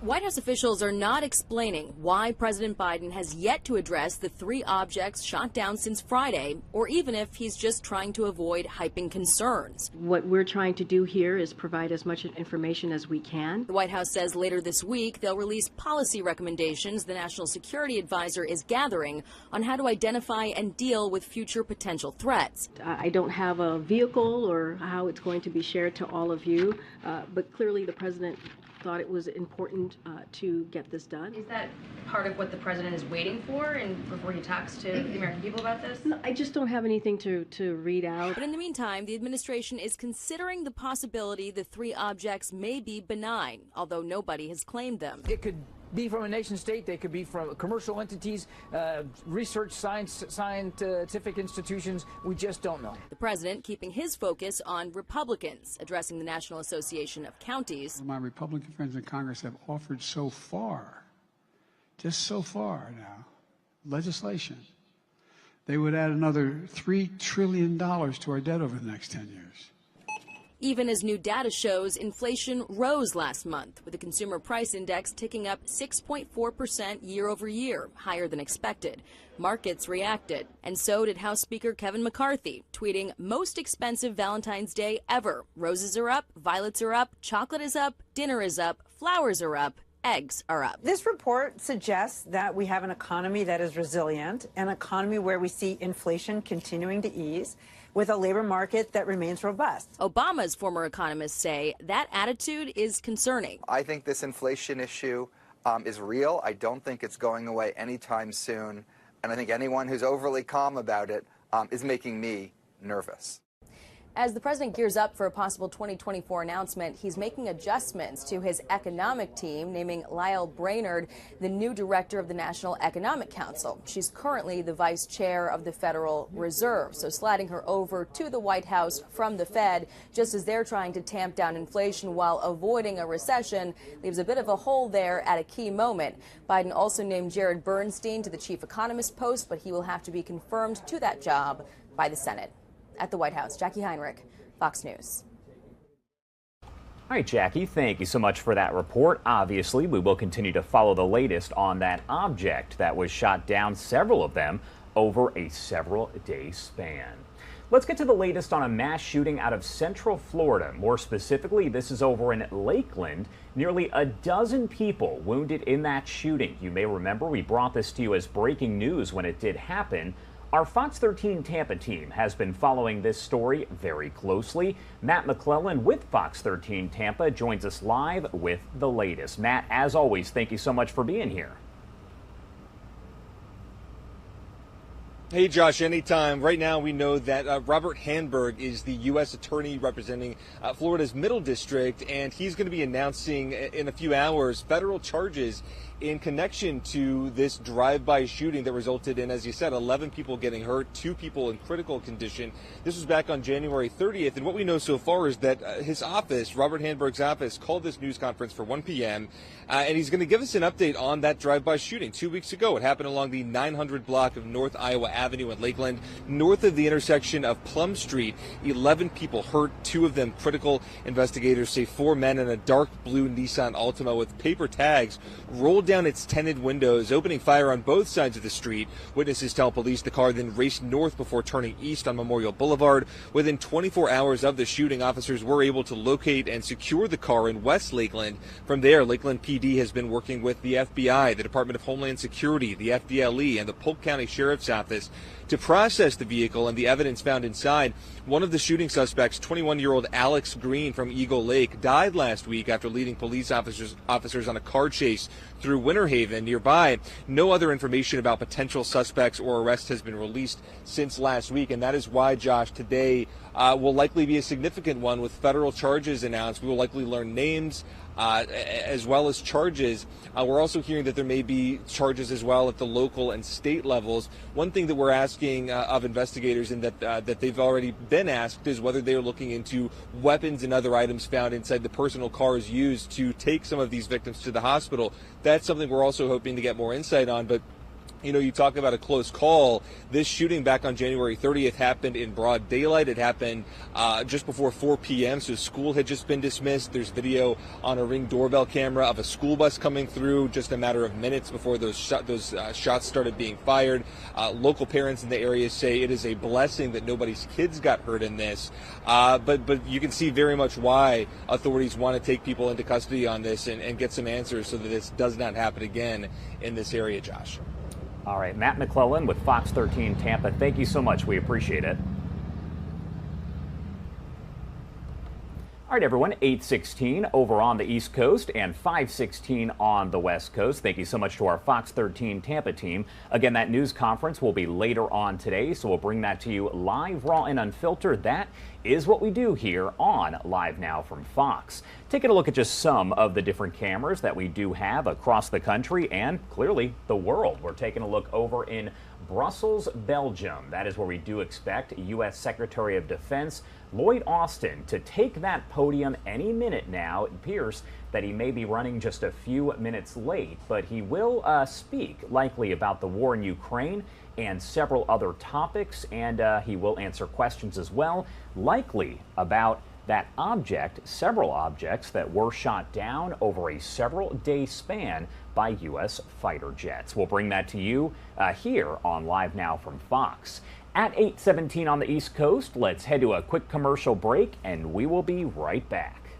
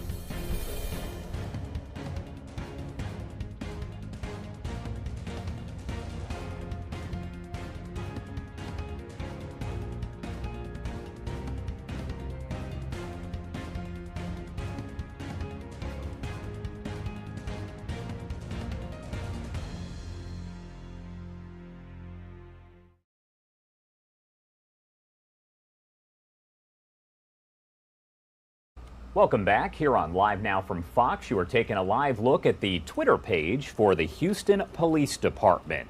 Just a few hours ago, they said that they were on the scene of an officer-involved shooting at U.S. Highway 59 right near Highway 90. The intersection underneath that overpass is closed for the ongoing investigation. They urged people in that area to please avoid and seek some alternate routes. I'm scrolling up here because they later announced there would be a news briefing, this happening about an hour ago. I do actually want to play that news briefing for you now. It was fairly short, but they kind of give an update on this situation. So again, I'm going to play that for you live, raw, and unfiltered. The noise is right here. Let me know when everybody's ready.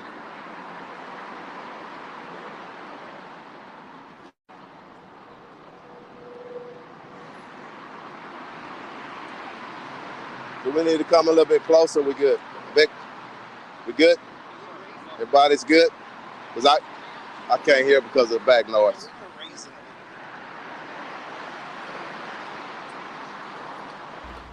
Yeah, they're just setting up the mic podium there. Again, this was just about an hour ago, held by the Houston Police Department.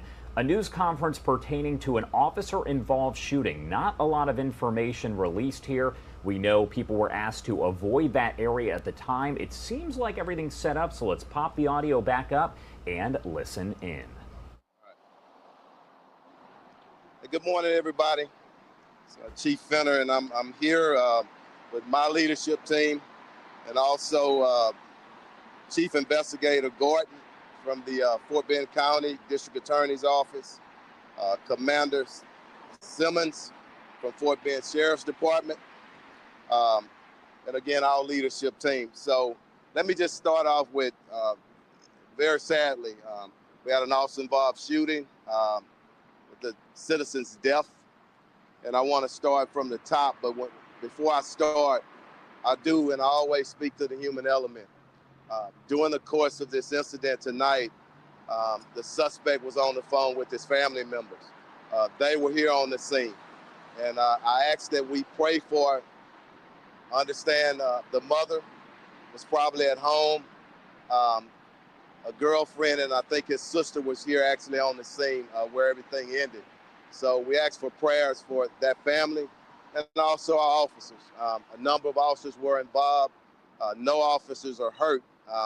And I'll go over the information where they actually are assigned, but we had 7 officers involved. So we asked for prayers for everybody involved. So approximately just before 10 p.m. Last night, officers were at the Valero station in the 4000 block of Sanat. Officers observed an unoccupied vehicle. There was 2 guns, some type of assault rifle and a pistol, and also drugs in that vehicle. At that time, officers set up surveillance. Approximately 1:15 a.m., the suspect got into the vehicle and drove off. Officers tried to initiate a traffic stop. The suspect refused to stop. A pursuit ensued. That pursuit went through the west side of Houston for approximately 20 minutes. The pursuit came to an end right at the intersection of 59 and 90. The suspect at some point displayed a weapon and fired upon the officers. At some point, multiple officers engaged. Again, no officers are hurt. One suspect is deceased. He was an African-American male, 27 years of age. So the officers involved were 3 assigned to our gang units. 2 officers had 8 years of service, 1 24 years of service. 2 officers were assigned to West Side Patrol Division, 1 with 3 years of service, the other with 4 years of service. The final 2 officers were assigned to South Gessner Division. Both had 5 years of service. This criminal investigation will be headed up by DPS. Also, the Fort Bend Sheriff's Department will be investigating as well. Also with the Fort Bend County District Attorney's Office. HPD will do our own administrative investigation. The officers, per policy, will be put on administrative leave, and that's where we are right now. I want, if it's all right, Commander Garcia will just briefly translate in Spanish, and then we'll open up for questions.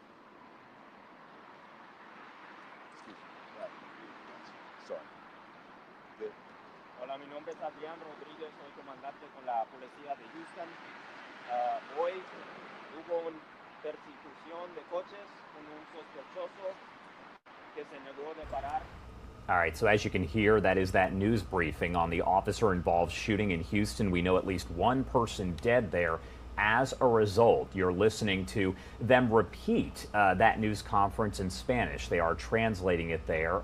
Again, this is over in Houston, Texas. They did provide kind of a breakdown of what we know so far, and there's not a lot of information, but we know that it did start earlier on this morning, and we are working, of course, to get in touch with our Fox Houston team to learn a little bit more about this. But again, he is translating that news conference right there. I'm not sure if there are any questions that are asked afterward. I'm kind of keeping this up on the screen so we can see, but in the meantime, I do want to let you know about the situation there off to the left side of your screen. Take a look coming up here in possibly, we were thinking 9:30 a.m. according to the court system. However, it appears it could be closer to 8:30 a.m. Eastern time. The man who is charged with shooting a grocery store, killing 10 people there in Buffalo, New York, is set to be sentenced to life in prison without the possibility of parole. That is expected to happen here. Initially, they said 9:30 a.m. Eastern time. However, it appears it might actually happen at 8:30. Whenever it does happen, we will bring that to you live, raw, and unfiltered, as there will be a camera inside that courtroom. Let's pump the audio back up on this news conference underway about an officer-involved shooting in Houston, Texas.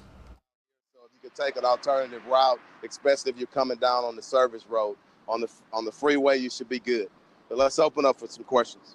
So I just want to be clear at the beginning, in terms of when they followed him, like he got in the car, they followed him, then they pulled him over.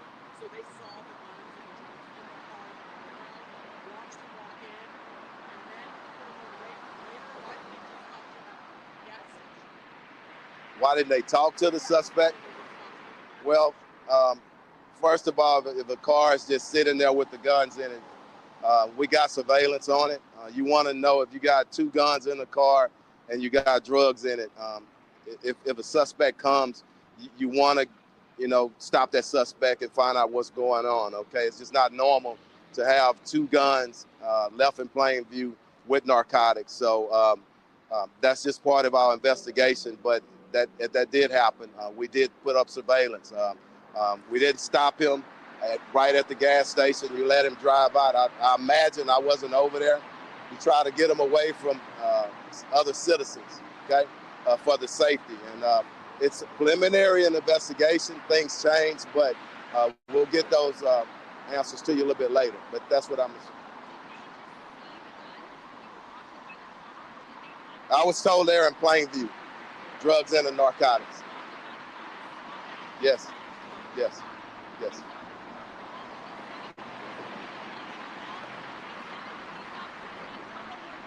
Yes. 7 officers discharged. Yeah. Okay. Yeah. Administrative. Yeah. Okay. Yes. Suspect did fire. I'm not sure. That's part of the investigation. And like I said, it's important that we communicate to our public. It's preliminary, and things do change. But I can give you, he did fire. Our officers, we know that 7 officers returned fire. You referenced that he had the assault weapons and the pistol in the car. Do we know which weapon was used in fire? Not sure. That's part of the investigation. Go ahead, Nate.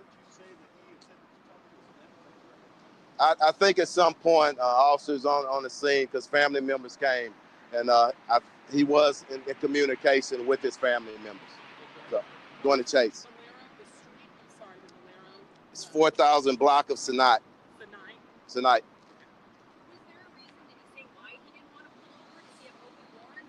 I'm not sure. I want to leave that up and be respectful of Fort Bend County and the DPS on their investigation. Yeah. Did he shoot from inside the car or outside? I'm not sure. Okay. Any more questions? What happens next? Was there a crash that was also involved with an HPD police officer during? There was a crash. I don't have that exact location right now, but I think he may have been trying to catch up to the chase or whatnot, but we'll get that to you a little bit later. All right, that was a news conference held earlier this morning with Houston police about an officer-involved shooting. Again, we are reaching out to our Fox Houston team to get a little bit more information there, and we'll pass that along to you live, raw, and unfiltered. That is what we do here on Live Now from Fox. Let's talk about some of the other top stories here. We've been talking a lot about these objects that were shot down by the U.S. over a span of several days. We know the first was a Chinese spy balloon, but the others pretty much at this point remain a mystery, just being called objects. I want to talk more about radars and how these things are tracked. Professor Nader Badad with UW-Madison's College of Engineering joins us live to talk a little bit more about this. Thank you so much for being here with us. Good morning. Thank you very much for having me. Of course. So first off, radars. Can these different objects actually be seen on a radar when you're talking about the Chinese spy balloon and then other objects that were shot down? Sure. So radar works based on transmitting radio waves and having these radio waves bounce off of different objects. And what you're looking at is the return that you're getting from the reflections from all sorts of objects that scatter radio waves. So when you ask the question of can we actually detect these objects, it all depends on the properties of these, right? So how well they reflect radio waves, what's their size, quantified by what we call the radar cross-section, meaning how efficiently they scatter these radio waves that are sent back to the radar, and also how fast an object is moving. Because once you send a radio wave, towards an object of desire, you don't really get reflections from the objects that you're trying to track. You get a lot of clutter, a lot of returns from objects that are not supposed to reflect radio waves. And so the idea is that you have to basically remove the clutter before being able to figure out whether this is an object of interest or not. And one of the properties that are used for determining that is the velocity of the object that is traveling. So all of these are factors. And from what information is available on the last 3 objects that were shot down, it seems that these were objects that had very low RCS values and were very slow-moving objects. So detection of them is generally more difficult. And so you kind of touched on this already, but can the radar image, assuming that it can be picked up, can it actually help to determine the size of an object we're talking about? The Chinese spy balloon, of course, was the size of 3 school buses, and I believe the one that was shot over Alaska was about the size of a vehicle, an automobile there. So can the radar image actually tell us the size of one of these objects? So when we talk about the size, you and I, when we talk about the size, we talk about something that looks big or looks small to our eyes. But radar is actually looking at objects at radio frequencies. And whether something looks big to a radar or a small, depends on how efficiently it reflects electromagnetic waves. So you can have an object that may be physically small, but is made out of metals, has lots of sharp corners, and reflects electromagnetic waves very efficiently. And to a radar, it actually looks very big. On the other hand, you may have an object that is very large, but is not metallic, is not a very good reflector of electromagnetic waves, and to a radar, it actually may not look very big. So when we talk about big and small, we have to kind of keep in mind that you're not talking about something that looks visually big or visually small. It's more like how big the object looks to a radar. And tracking all of these different objects, can that actually help with radar detection and I guess making it a little bit better than it already is? I know that radars are super powerful. They pick up just about everything, but can watching these objects actually make those radars even better in the future? Well, tracking helps with the identification of targets for sure, because once you send these radio waves, most of the returns that you're actually getting are from objects that may not matter, right? Buildings, terrain features, mountains, maybe weather phenomena. And when now you have an object that is, for example, moving at a given speed or a given heading, then that could be an indication that maybe this is something of interest. So, for example, if you have something that is fast moving, has a heading that may be similar to what you expect from an aircraft or or a missile or something like that, those become objects of interest, and then tracking them would be very helpful. So in general, tracking the targets obviously gives you an additional data point that you can use for classifying that target. As I mentioned, most of the returns that you're getting are probably from things that may not be of interest, so that tracking aspect would certainly help with identification. And just speaking more generally here, what are your thoughts as you watch all of these different objects popping up here? You do have so many questions about what these actually were. We know the first one was a Chinese spy balloon, but they're tracking all of these other objects that have now been shot down. Speaking generally, of course, what are your thoughts on this whole situation and the fact that the U.S. and Americans here are paying such close attention to it? Well, I'm glad that the DoD is paying attention to that. I mean, I commend them. They're doing what we expect them to do as taxpayers. So that's great. I really am curious, like everybody else, to figure out what these objects were. But I'm sure that NORAD and the Defense Department really is on it. So I don't speculate on what they would be, but I'm definitely interested to know what they are. I think so many people are, and it's unclear if we'll ever get those answers. Thank you so much for taking the time to talk to us. Anything else that you want to add about all of this before I let you go? The one thing that I would want to mention is that this problem of radar detection is a very difficult problem, and so when we are looking at this whole situation. Sometimes we ask ourselves this question: oh, why didn't we detect these sooner? These are very, very difficult problem, and really smart people are working on that. So I'm pretty happy that we have such a smart men and women scientists doing these things for us.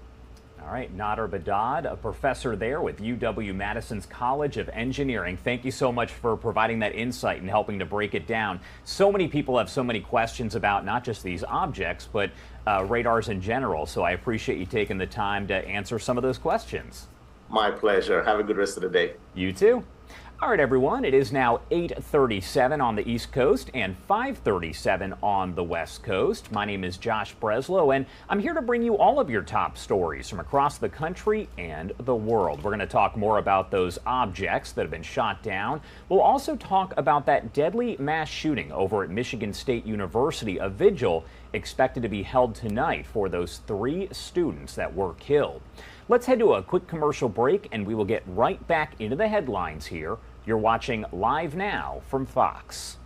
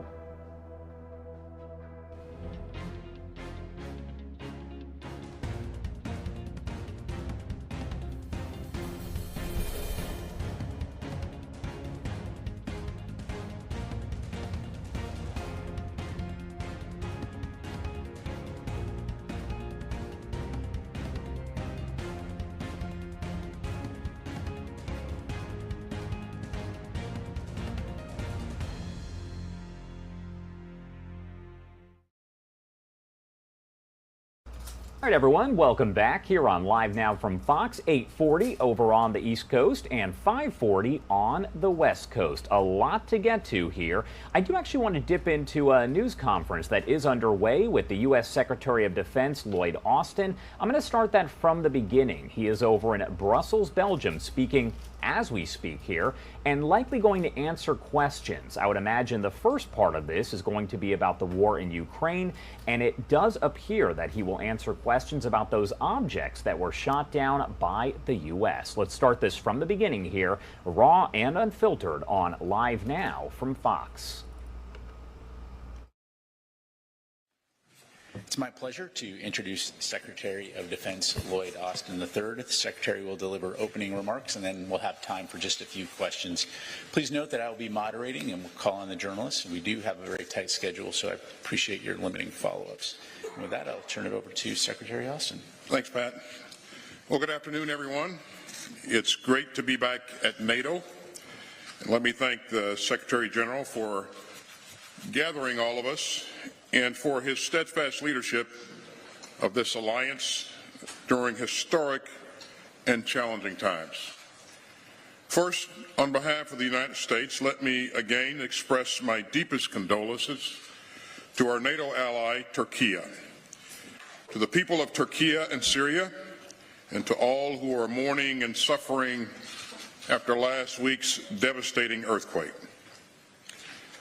I know that all of our hearts are with the families of the victims, and we'll continue to work closely with our Turkish allies to meet their most urgent needs and to try to ease the terrible suffering in the region. Now let me turn to some of the other business that we discussed today.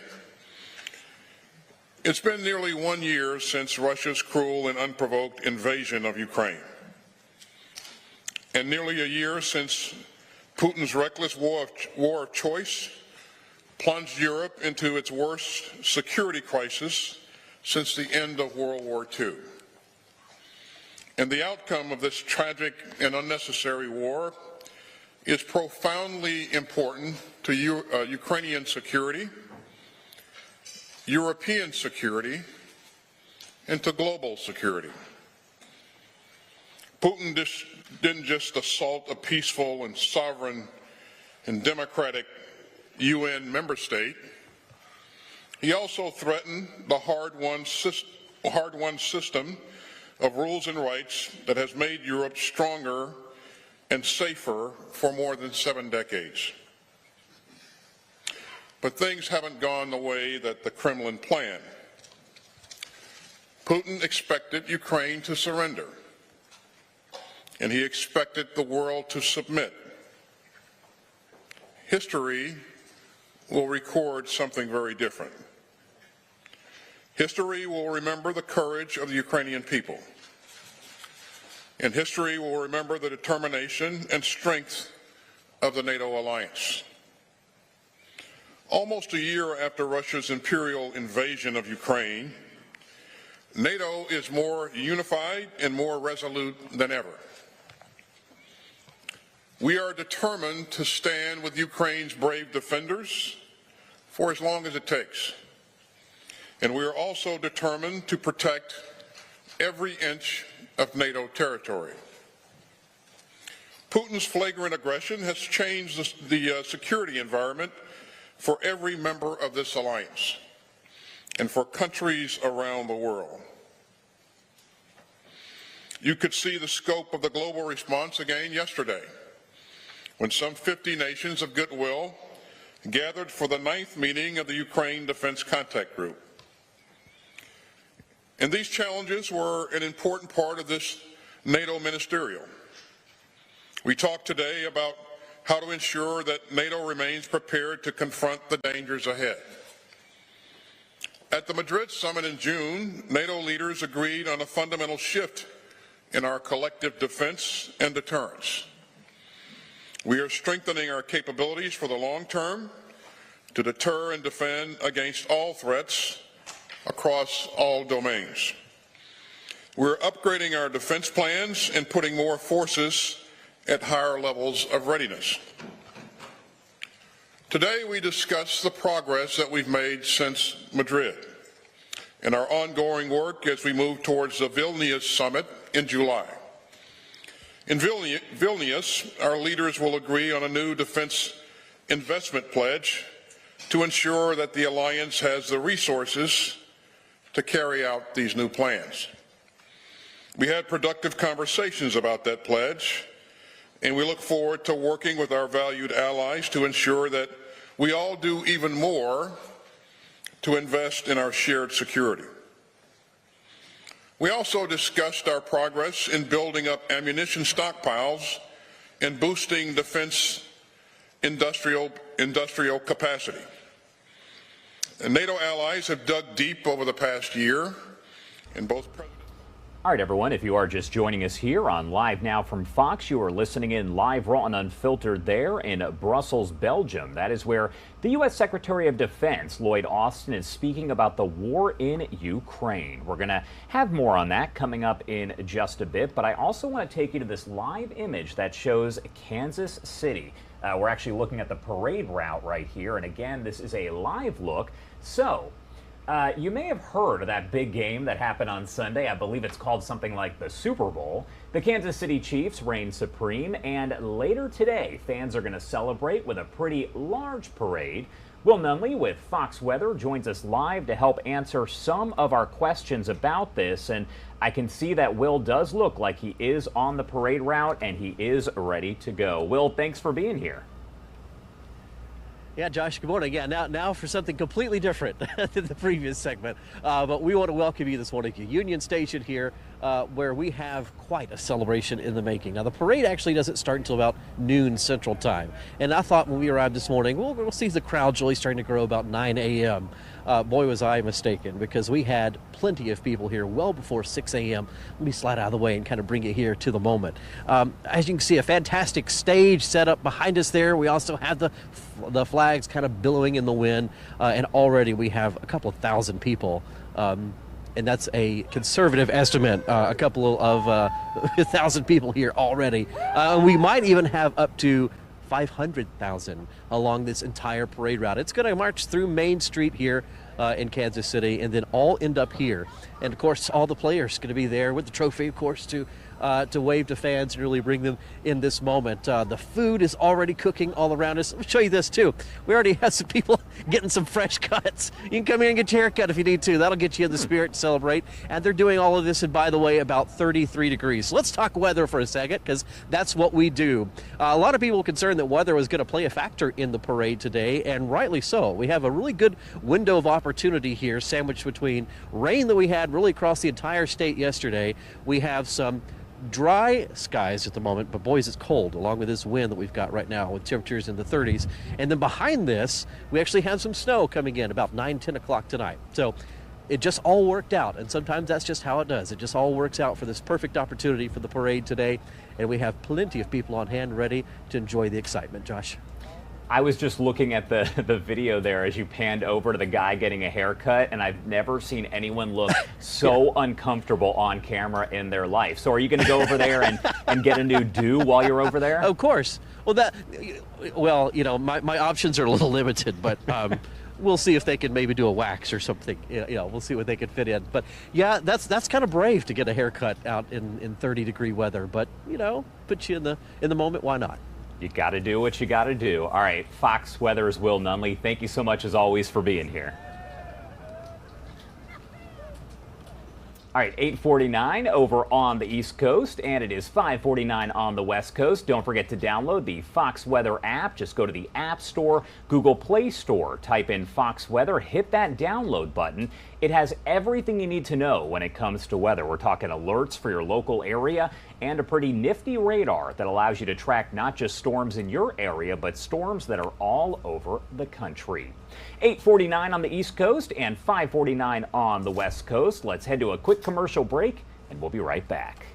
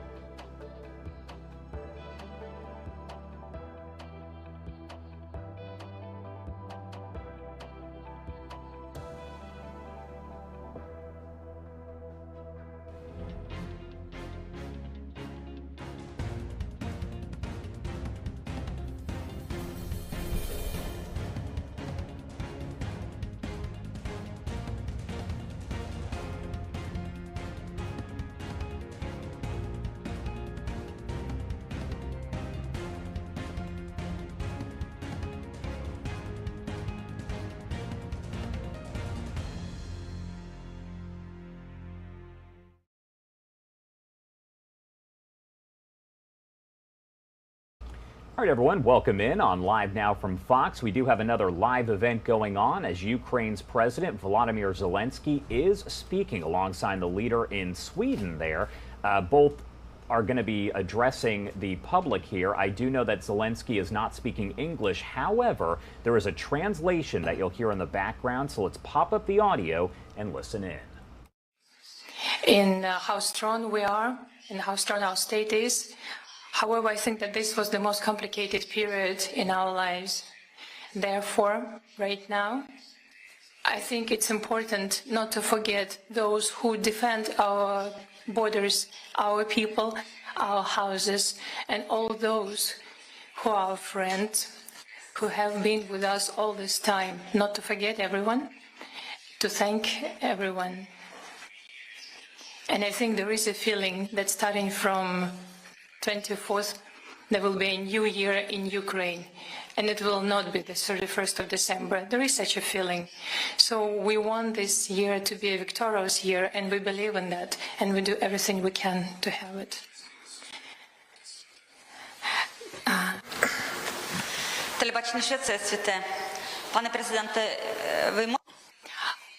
Mr. President, would you be able to tell us what is the situation in Bakhmut?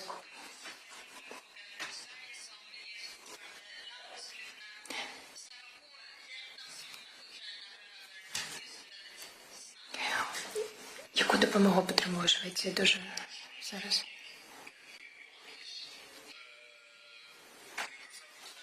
Swedish or in English? It doesn't matter. You can answer in English. In English, okay. Yeah, well, of course, as an EU presidency, our main task and obligation is, of course, to keep the unity we have shown so far. There were a lot of countries or people being very afraid exactly 1 year ago. Should this be a very divisive time, not only disastrous for Ukraine, but also divisive for Europe and for the transatlantic cooperation, and we have so far proved the opposite. That's our main priority. Keep the European Union together in support for Ukraine, keep the European Union together in sanctions against Russia, and keep the European Union countries and the US together in a framework on how for Ukraine to win this war. And then, of course, we individually do support in terms of military equipment, not least, but of course we coordinate between countries. So we will continue that work that was started during the French presidency, and we will continue that. And besides from that, we think it's a core issue for us also to be as constructive as is possible to recognize all the efforts Ukraine is doing to become an EU member and to have a very solid feedback process which aims to start the accession talks as soon as possible. Яка ситуація в Бахмуті? Ситуація в Бахмуті найскладніша. The situation in Bakhmut, this is probably the most complex one of all we have on the territory of our country. It's the hottest direction. I would add the Vuhledar direction, and generally it's very challenging there for our guys in the east. But again, the fortress of Bakhmut, this is what we have in our language now, and this fortress stands.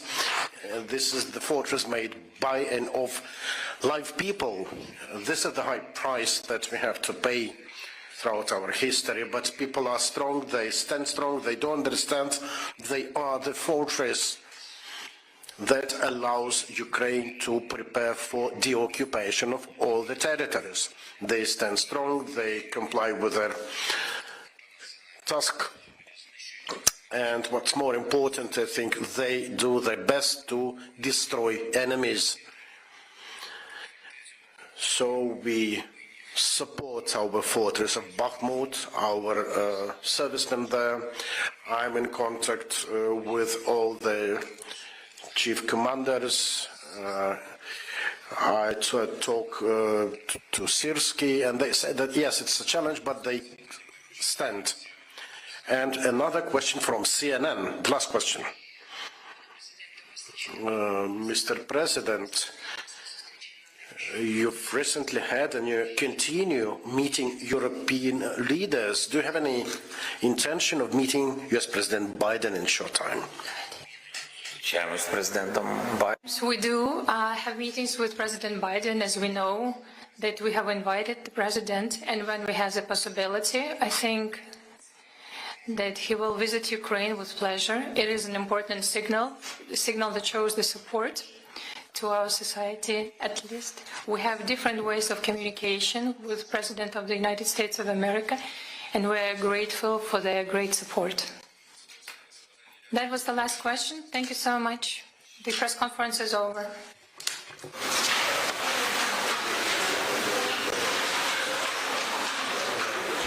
All right, that right there was Ukraine's President Volodymyr Zelensky speaking alongside the Prime Minister in Sweden. So again, they didn't have much to say. It was fairly short, but just answering some questions as they do try to get there into NATO.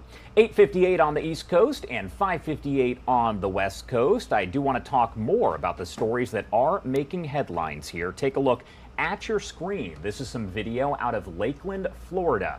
This is where nearly a dozen people were shot several weeks back. We brought this to you as breaking news. 11 people in all. Now, as far as I know, all of those victims did survive, but our Fox 13 Tampa team is reporting that we do expect a news conference to take place at 1 p.m. Eastern Time, where we will learn more about charges against that suspect. Be sure to stay with us here as we bring you more on that story. Also want to bring you more on another top story that we're following, and that is the objects that were shot down over the U.S. Take a look at your screen. This is just some of the video that we have received. So they may have been benign. That is what the White House is now saying about the 3 unidentified flying objects that have been shot down over the U.S. in recent days. As Fox News correspondent Doug Luzeta reports from Washington this morning, there are still plenty of questions about their origins and the military's evolving policies. Members of Congress have been pressing for more specific answers, but the emerging theory here is that the 3 most recent objects that were shot down probably were not a threat to U.S. security. It's been about a week and a half now of U.S. fighter jets versus mysterious objects. And at the White House, there are possible explanations in the works. These very well could be balloons of a completely benign nature, perhaps commercial or scientific research sort of a focus there. Again, we don't know for sure, Katie, because we haven't recovered that debris. I expect and hope that we'll have some answers on that very shortly. On Capitol Hill, military and intelligence officials briefed members of Congress yesterday, but still no firm answers. And I think people are conjuring up all sorts of imaginary and horrifying scenarios that a little transparency would dispel. And the military has confirmed that in the skies over Lake Huron, one of the heat-seeking missiles fired from an F-16 actually missed its target. The missile landed harmlessly in the water of Lake Huron. We tracked it all the way down, and we made sure that the airspace was clear of any commercial or civilian or recreational traffic. And from the president himself, still not much of a public response, leading some in both parties to call for a more direct explanation. In the meantime, plenty of theories out there. And I should say, the reassurance is, don't worry, it's not the aliens, exactly what the aliens want us to believe. You should be mindful of that. And still a great deal of focus on the first object, the Chinese spy balloon. There will be another classified briefing today for senators specifically on China. In Washington, Doug Luzeta, Fox News. All right, Doug, thank you so much. Another top story that we have been following very closely is that deadly mass shooting that happened over at Michigan State University. This was fairly late on Monday night.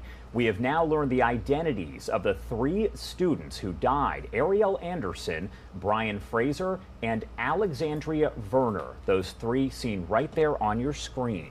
We also know that 5 other students who were shot were critically injured, and they do remain at a hospital. We are working to get an update here on their conditions.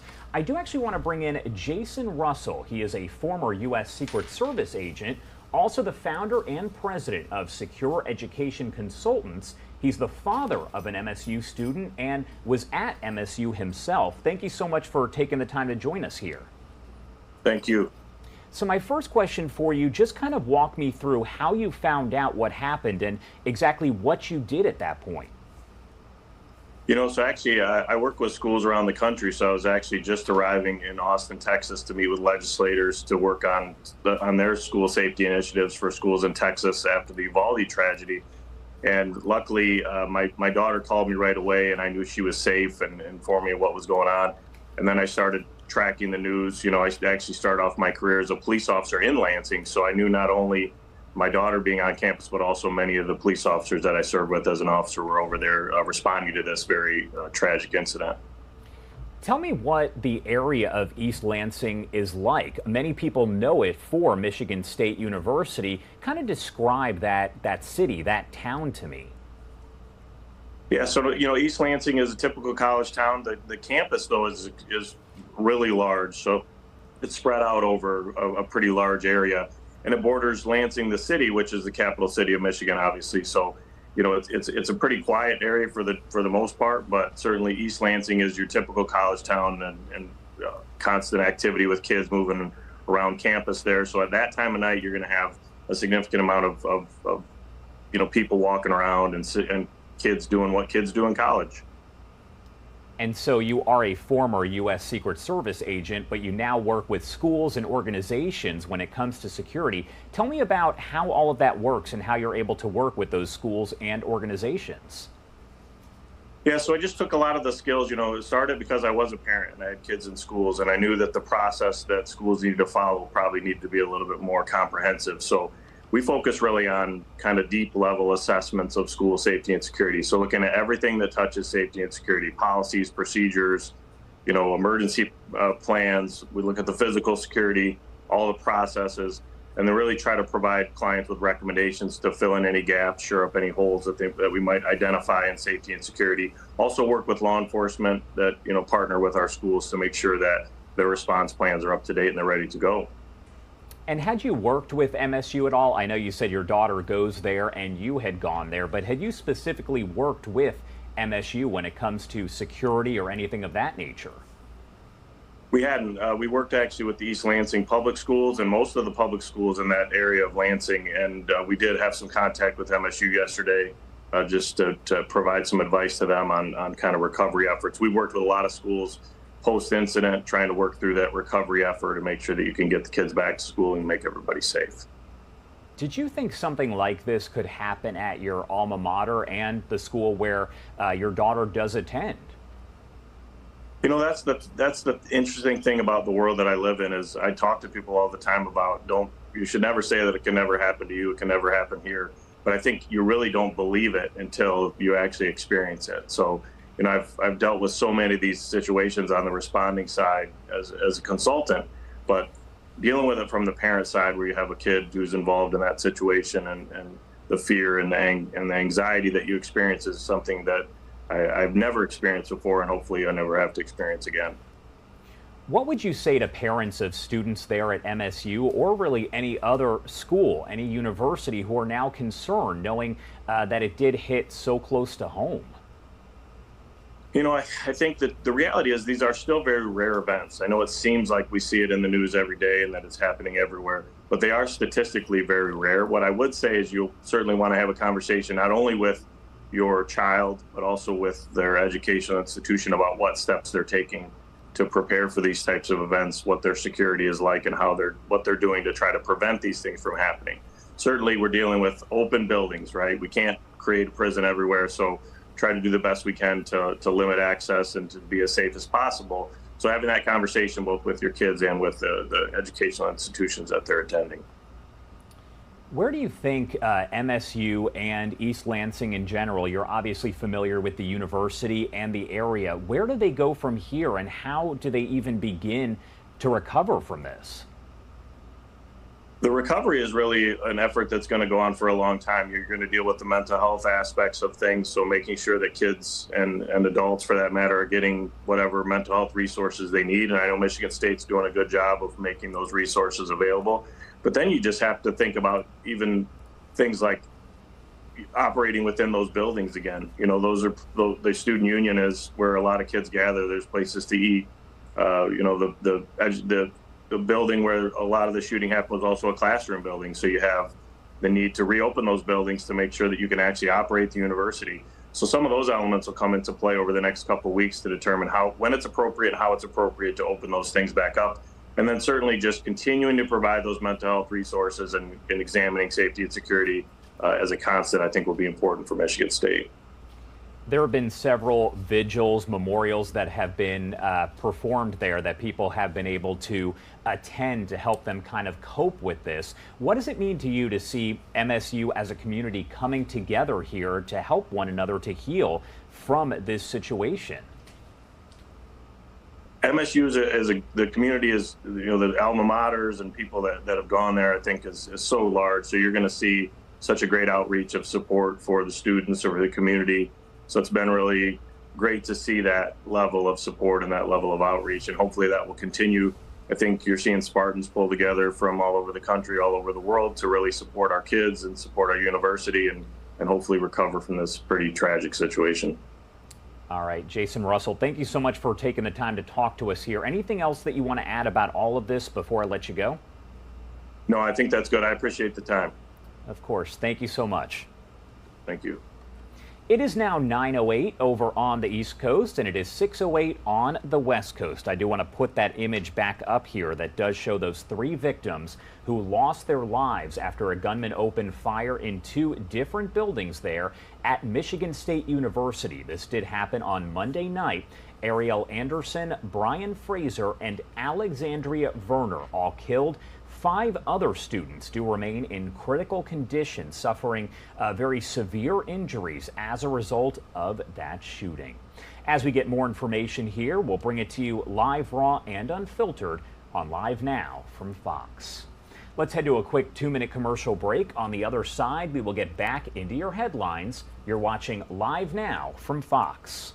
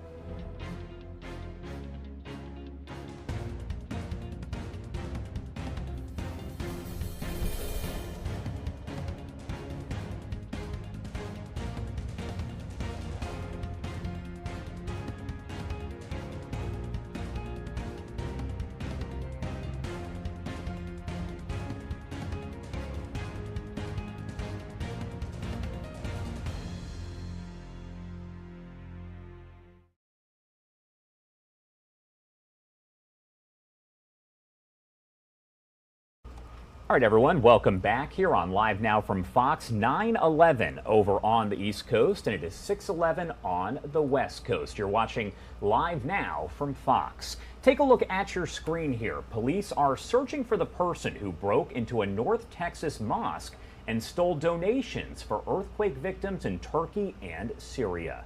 Surveillance images may help investigators to find some of those answers. Shannon Murray with our Fox 4 Dallas team is live in the Fort Worth suburb of Flower Mound with the latest here. Thank you so much for being here with us. Thanks, Josh. Yeah, the person in those images is wearing a mask and a hoodie as well, so it's really hard to tell who they are. But the mosque here really hoping that someone will know something and they'll come forward with information that could lead to an arrest. Now, take a look. The Islamic Association of Louisville and Flower Mound gave police these surveillance images of someone in a white SUV carrying a backpack at the mosque on Monday morning. Now, the mosque was closed at the time, but the person entered through an unlocked door and walked toward the donation boxes. Police have not identified the man as a suspect, but the mosque hopes that the video will lead to an arrest of someone. The Islamic Association says community members had filled those boxes with cash and checks to help earthquake victims in Syria and Turkey. And the association president says they had a really successful fundraising event last weekend, so he does not know exactly how much money was taken.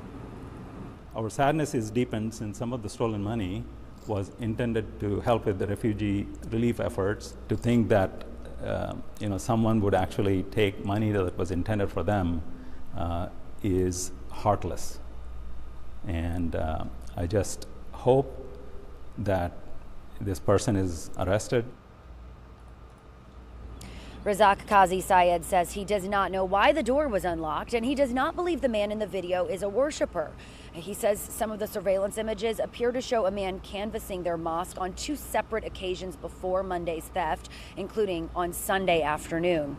The mosque says that they feel very confident in their community. They do believe they'll find a way to raise that money again and get it over to those earthquake victims. Meantime, Flower Mound police asking anyone with information to give them a call. Josh. All right, Shannon Murray there with Fox 4 Dallas, a heartless person to do something like that. We appreciate you joining us here to bring us the latest. And if you do recognize the person in that video, make sure to call police there. Shannon, thank you so much for being here. Thank you.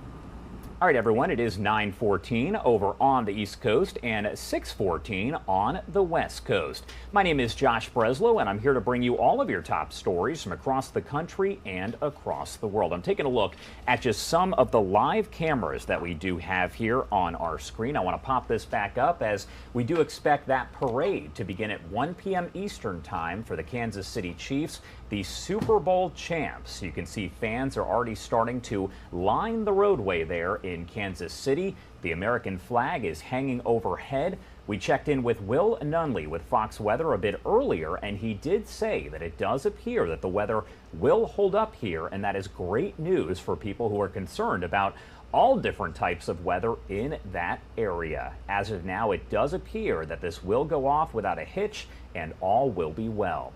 If we can, we'll bring that to you live, raw, and unfiltered. I imagine we can here on Live Now from Fox. I do want to step away for a quick 2-minute commercial break, and on the other side, we will get back into your headlines here. You're watching Live Now from Fox.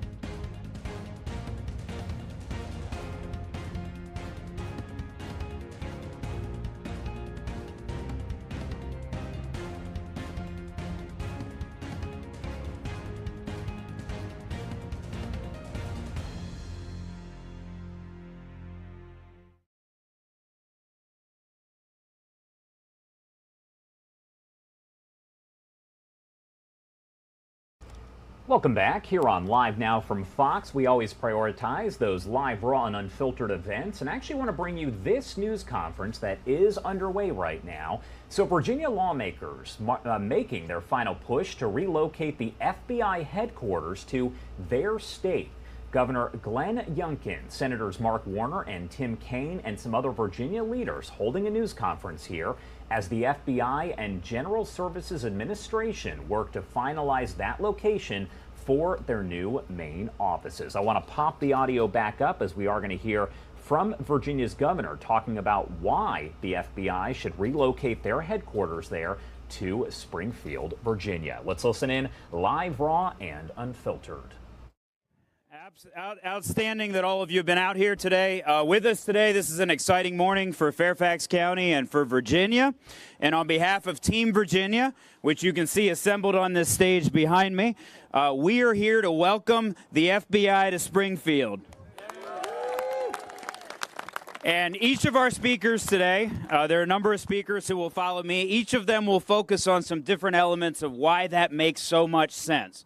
And before I introduce them and share a few words of my own, I do want to recognize that we're proud to have with us Governor Youngkin this morning. Thank you. Our senators, Senator Warner and Senator Kaine. Congressman Connolly, Beyer, and Sandberger is here. She is here. My colleague on the Board of Supervisors, Supervisor Lusk. Chair of the Loudoun County Board, Chair Randall.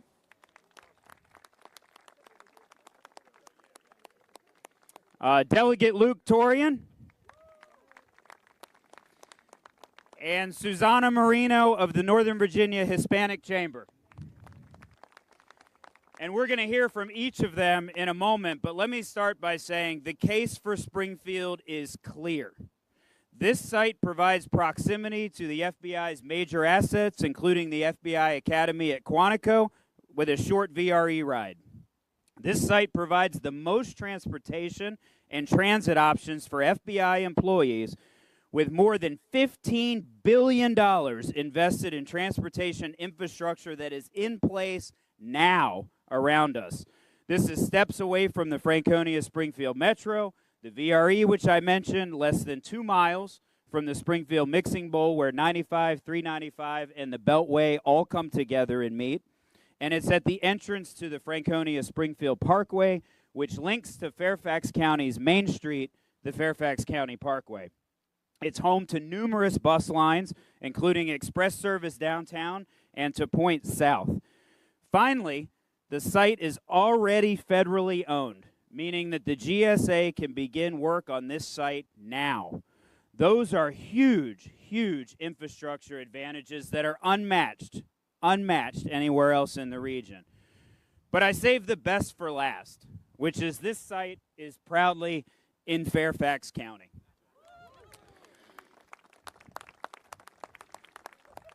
And Fairfax County, and you see how much support there is for that. Fairfax County is, and I want to be clear about this, Fairfax County is the proudest, most inclusive, international community anywhere in the country, and we are proud of that. That's why people want to be in Fairfax County. We commit ourselves, not just in writing, but in actions every day when it comes to equity. Greater Springfield is, in fact, a majority-minority community where a language other than English is spoken in more than half of our homes.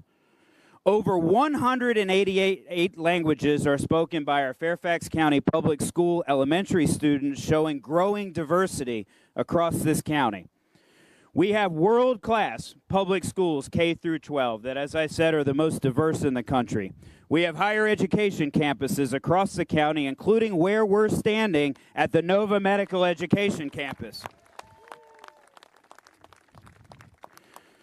We are the safest jurisdiction of our size in the United States in Fairfax County, and we have committed aggressively to affordable housing with over 4,000 new units being built as we stand here today and in the pipeline just since the year 2020, with a commitment to build over 10,000 by 2034. We as a jurisdiction absolutely know how to accommodate federal agencies. We're proud of that, but we are proud here in Fairfax County to have every single infrastructure asset and human asset necessary to make this enormously successful for the FBI and their employees. And that's what this is all about today. What is in the interest of the FBI and their employees? And it is in their interest to be headquartered in Springfield. And so with that, I am very proud to have with us today a leader on our team in Virginia who's been helping out with this at the state level constantly to make this case for Virginia. Please give a warm welcome to our governor, Governor Glenn Youngkin.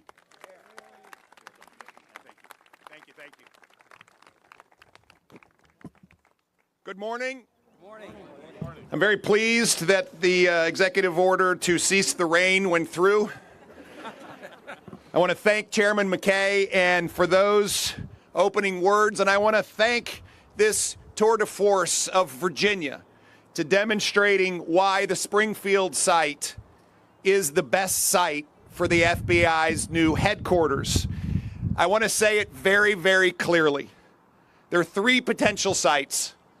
The new FBI headquarters belongs here because we have a rock-solid case for why Springfield, across each and every one of the criterion, will in fact result in the decision to put the FBI headquarters right here in Springfield, Virginia.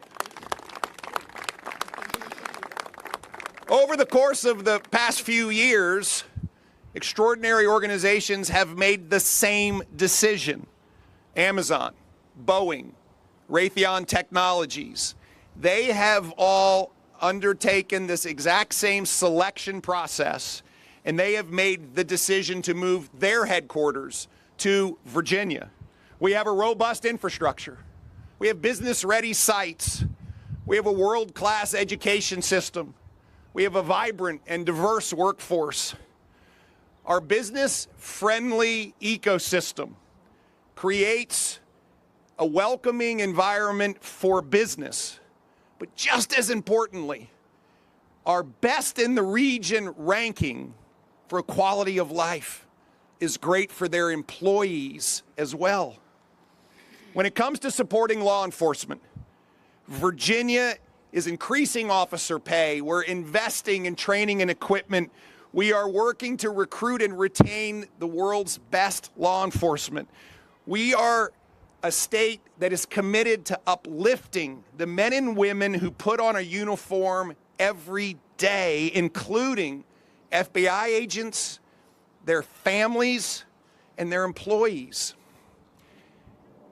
Specifically in Springfield, we have all of the key ingredients the FBI needs to carry out its mission on behalf of the American people to protect our citizens and uphold our Constitution.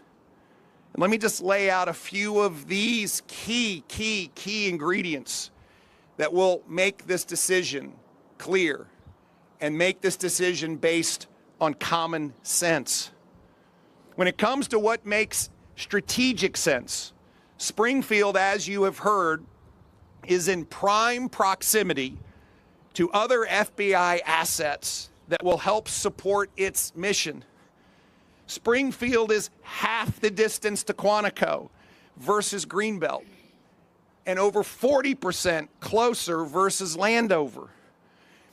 See, the net difference is clear. Springfield is simply better situated, and that is how the decision should be made. When it comes to critical transportation access, as you just heard, Virginia has already made more than $15 billion of investments. Springfield sits right at the heart of a multimodal transportation network. The Franconia-Springfield Metro Station, bus transit, Virginia Railway Express, Dulles, Reagan National, it's all here. And Virginia's ready for the FBI to locate in the middle of it. And finally, Springfield offers superior flexibility and costs less because the U.S. government already owns the site. Virginia, Fairfax County, and the Northern Virginia Transportation Authority are fully funding the transportation upgrade package. We can get shovels in the ground faster and save taxpayers money. Look, the decision on where the FBI should place their new headquarters is just common sense. It's about supporting the mission for the FBI, which exists to serve the American people. It's about capitalizing on our best-in-class Virginia ecosystem to accomplish that mission. I urge the General Services Administration and the FBI, Administrator Carnahan and Director Wray, and everyone involved in this decision process to use these guiding common sense principles. Because if they do, it's clear that Virginia is the best choice, and we welcome the opportunity to continue making the Commonwealth a magnet for excellence.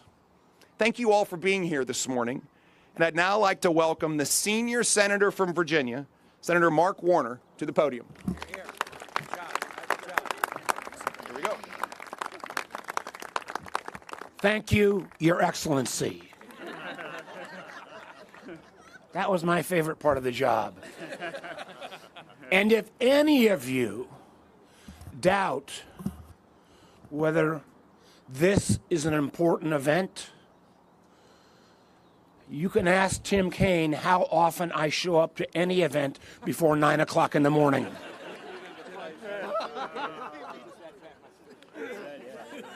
Let me also be clear, and I know we are here in Springfield, and I know Fairfax County's great champion, Jeff McKay, but let me acknowledge we are here in Northern Virginia.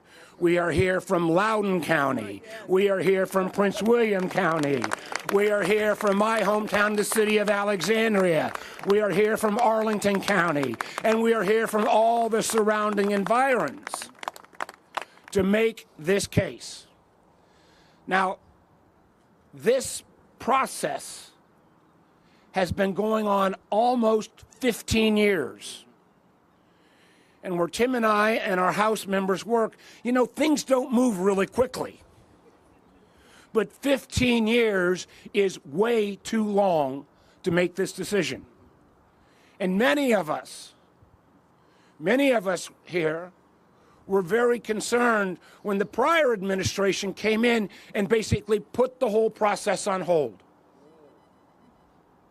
And together with our friends in Maryland, we said, we need to finish this process.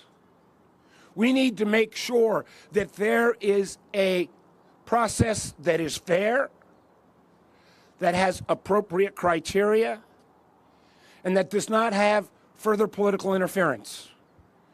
So, the GSA and the FBI went out and created a process that I think takes into consideration all the appropriate criteria.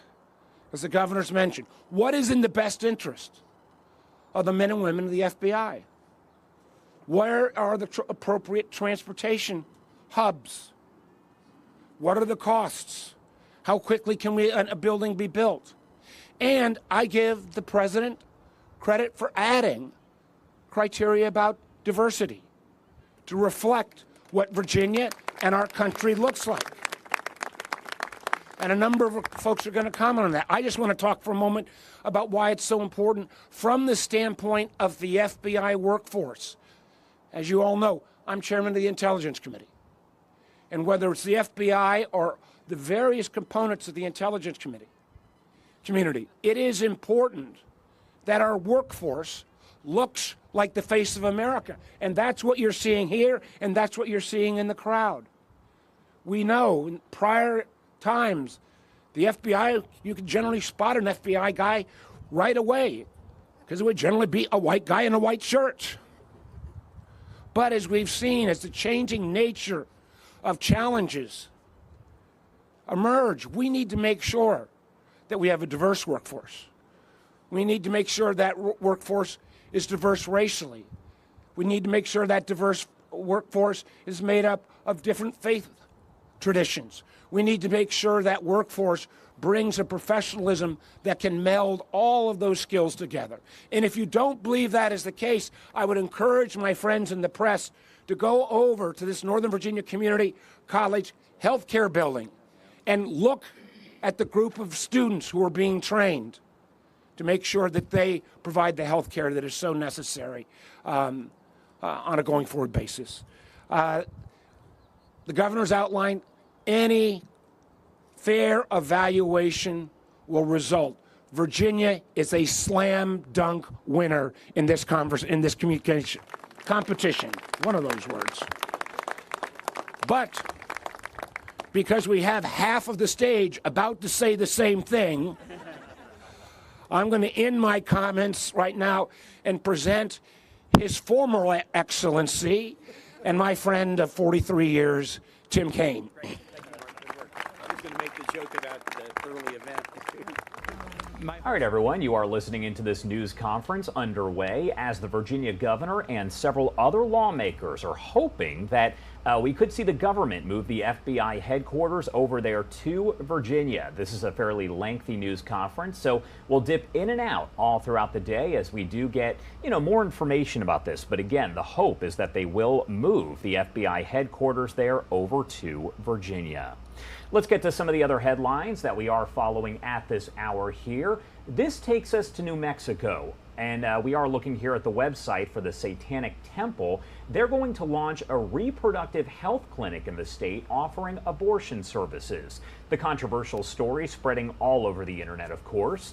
Shalise Blythe, a minister of Satan, joins us live to talk a little bit more about this and the reasoning behind it. Thank you so much for taking the time to talk to us. Yeah, thank you so much for having me. So first off, just kind of explain to me what's going on, because I know that this is over in New Mexico, and why was New Mexico chosen and what is going to happen here? Yeah, so just to clarify what exactly we're doing.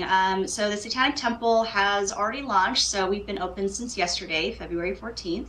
A telehealth religious abortion clinic that is providing material support for those who want to have to engage in the religious abortion ritual.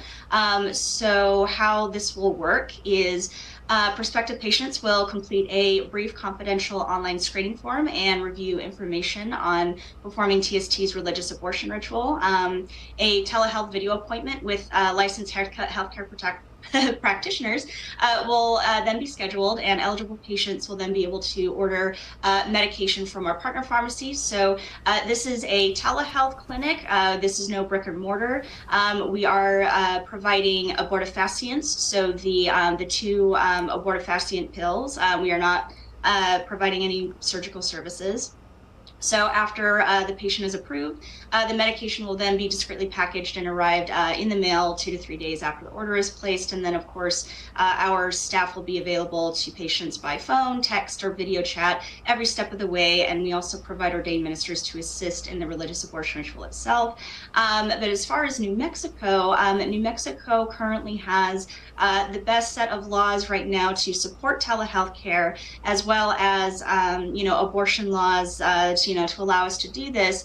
And since it is our first foray into this, it's really good to get our start there, as well as its proximity to other states that have a lot more restrictions, such as Arizona and Texas. And I should have asked you this earlier, but kind of walk me through the temple's views when you're talking about abortion and things of that nature.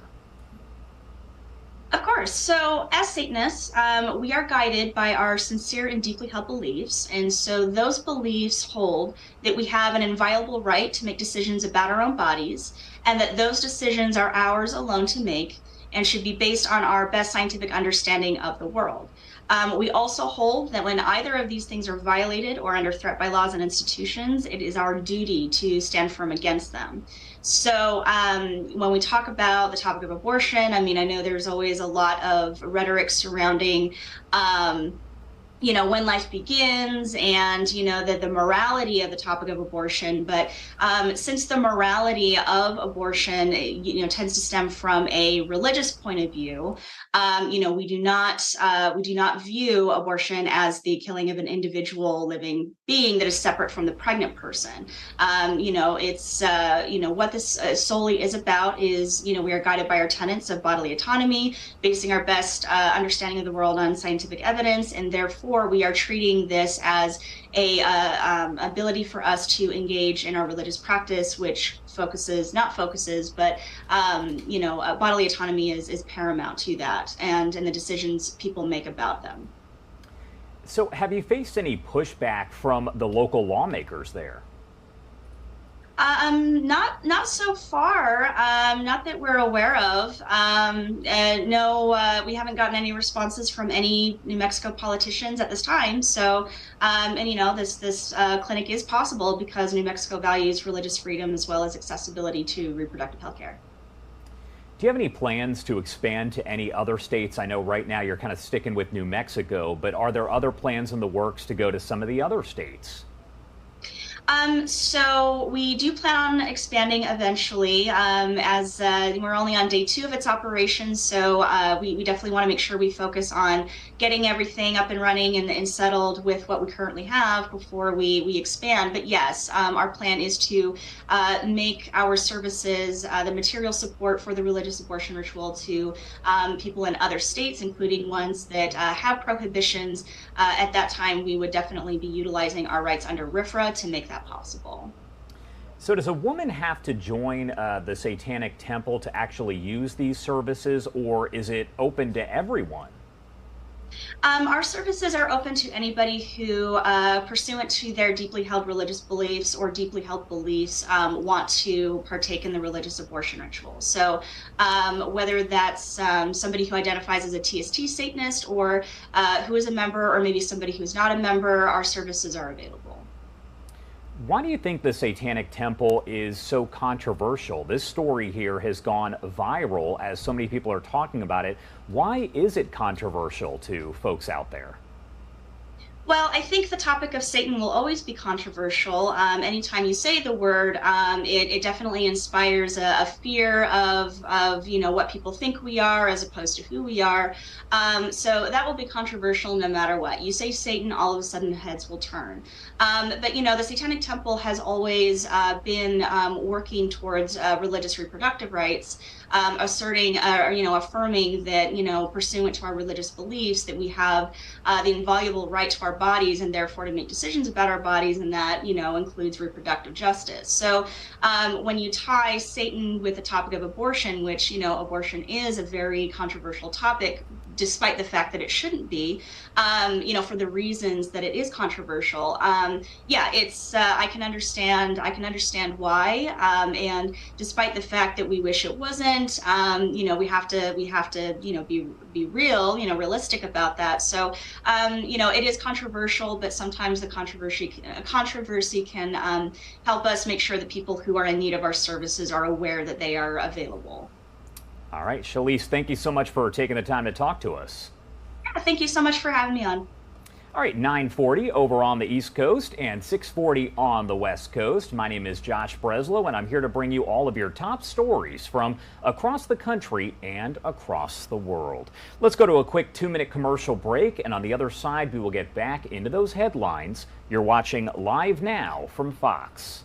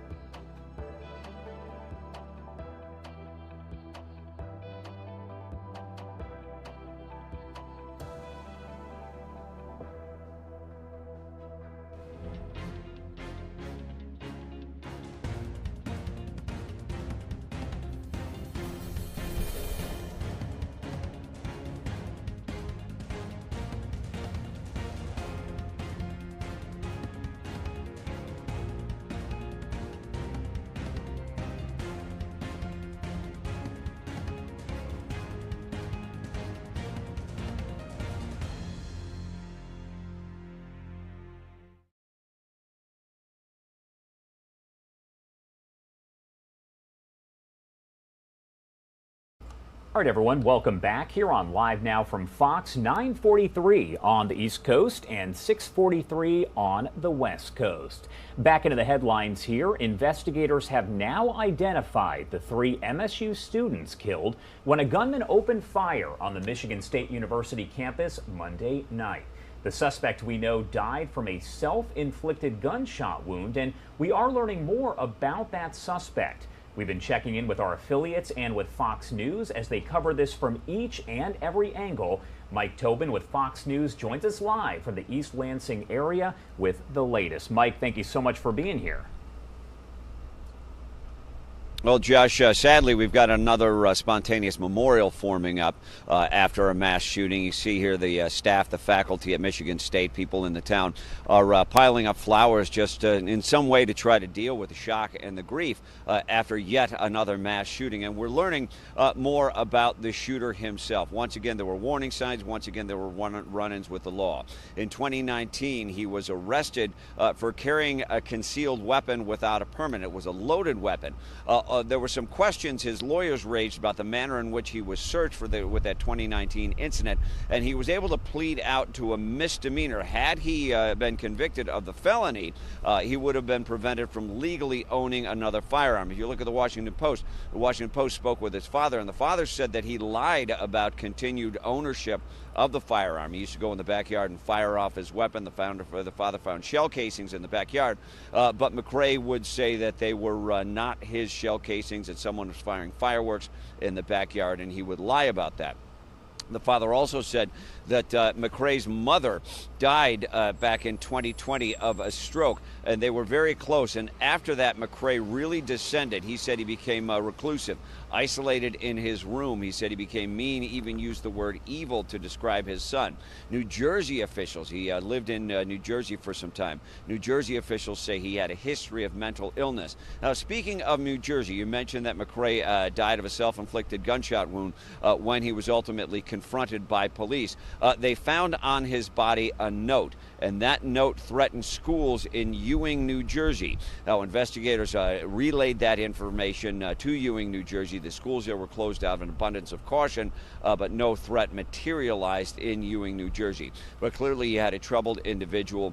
There were run-ins with the law. Red flags went up again. People are now going through his online profile, all the evidence that he left behind. And as we always see with these mass shooters, there were plenty of red flags and nothing was done ahead of time. Josh?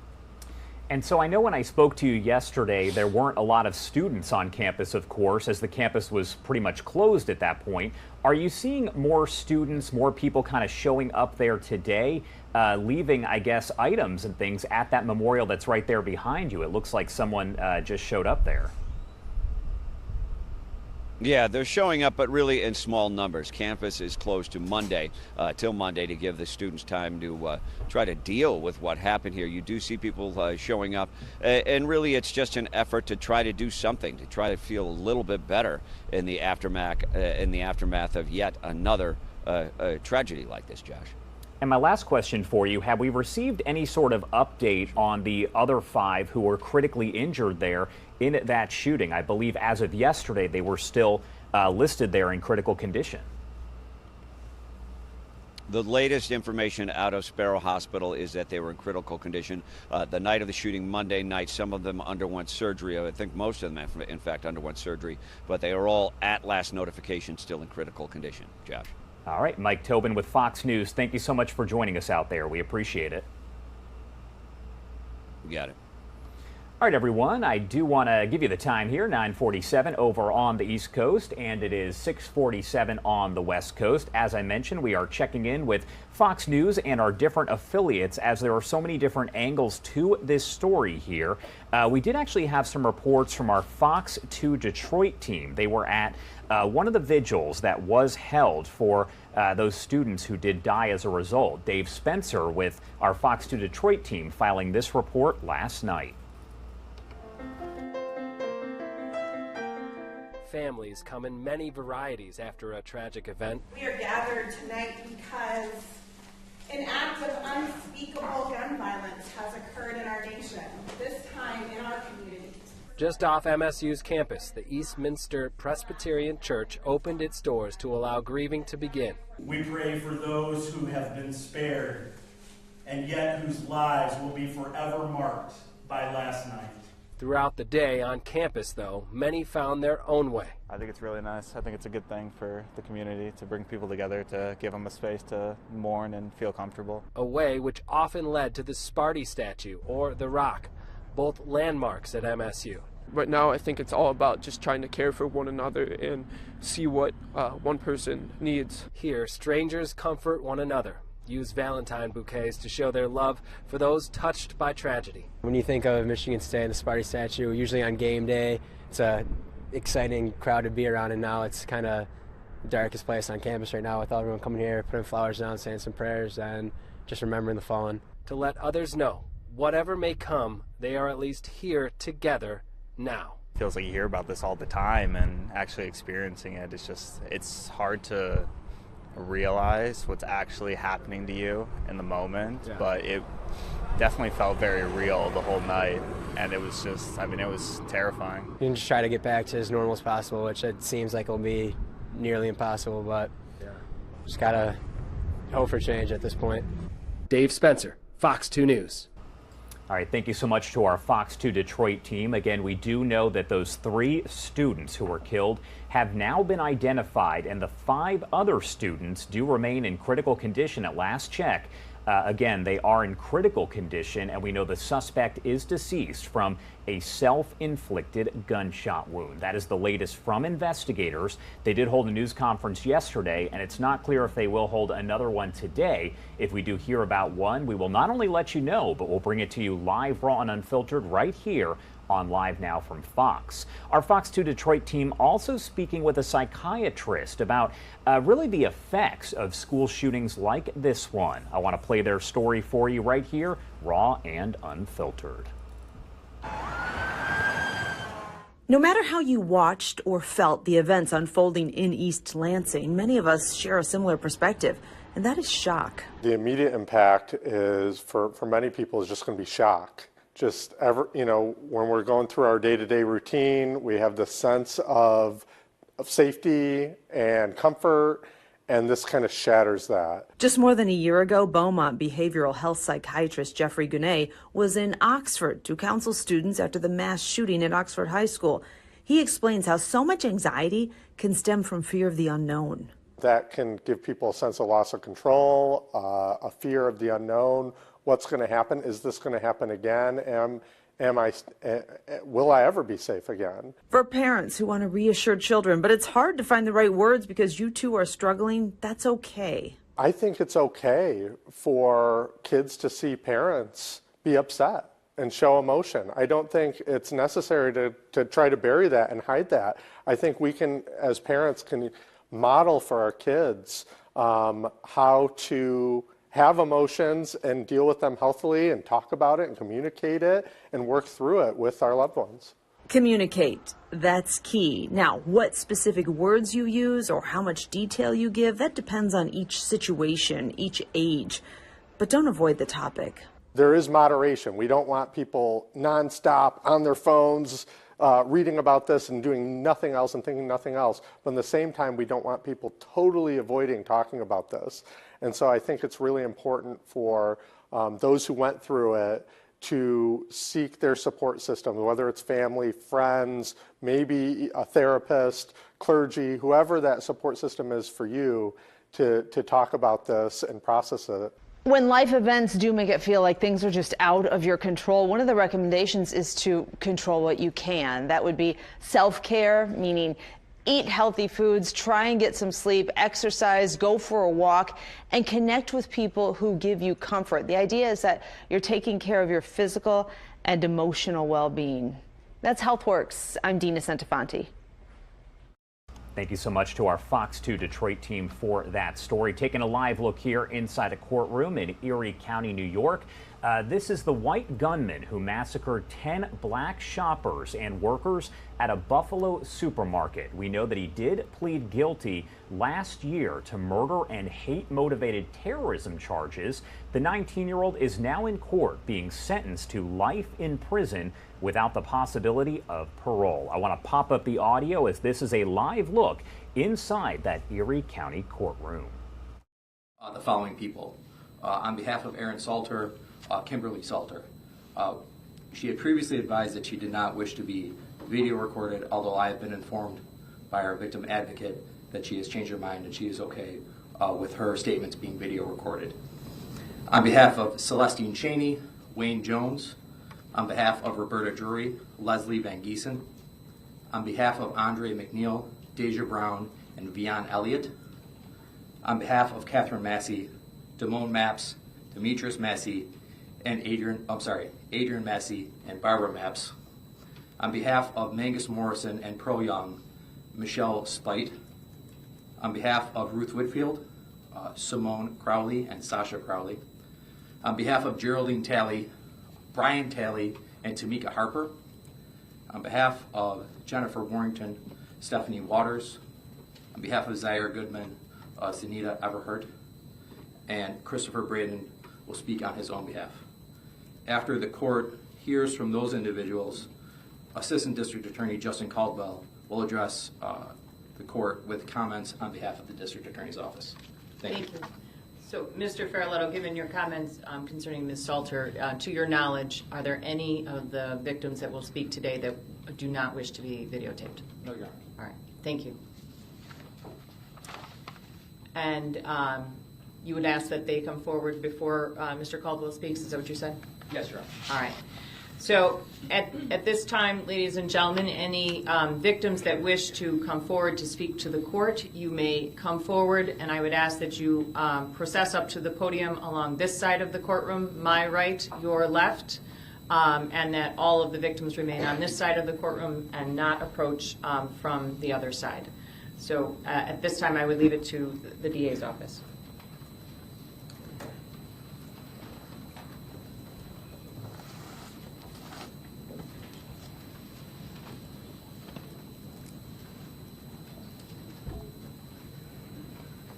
Good morning.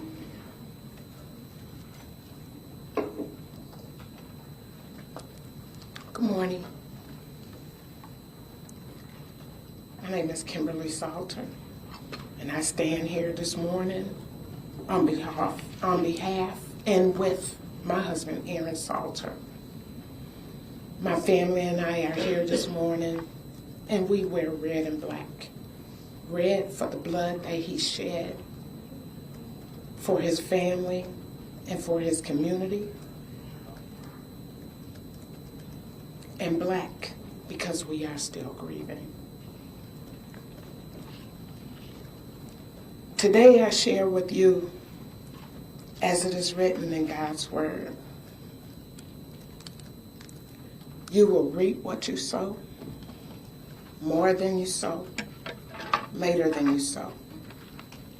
It is your choice. God is love, and he offers love to each and every one of us. It is written in John 3:16, for God so loved the world that he gave his only begotten Son, that whosoever believes in him shall not perish, but have eternal life. I will also read Psalm 35. The Lord, the avenger of his people, a Psalm of David. Plead my cause, O Lord, with those who strive with me. Fight against those who fight against me. Take hold of shield and buckler, and stand up for my help. Also draw out the spear, and stop those who pursue me. Say to my soul, I am your salvation. Let those be put to shame and brought to dishonor who seek after my life. Let those be turned back and brought to confusion who plot my hurt. Let them be like chaff before the wind, and let the angel of the Lord chase them. Let their way be dark and slippery, and let the angel of the Lord pursue them. For without cause they have hidden their net for me in a pit, which they have dug without cause for my life. Let destruction come upon him unexpectedly, and let his net that he has hidden catch himself. Into that very destruction let him fall. And my soul shall be joyful in the Lord. It shall rejoice in his salvation. All my bones shall say,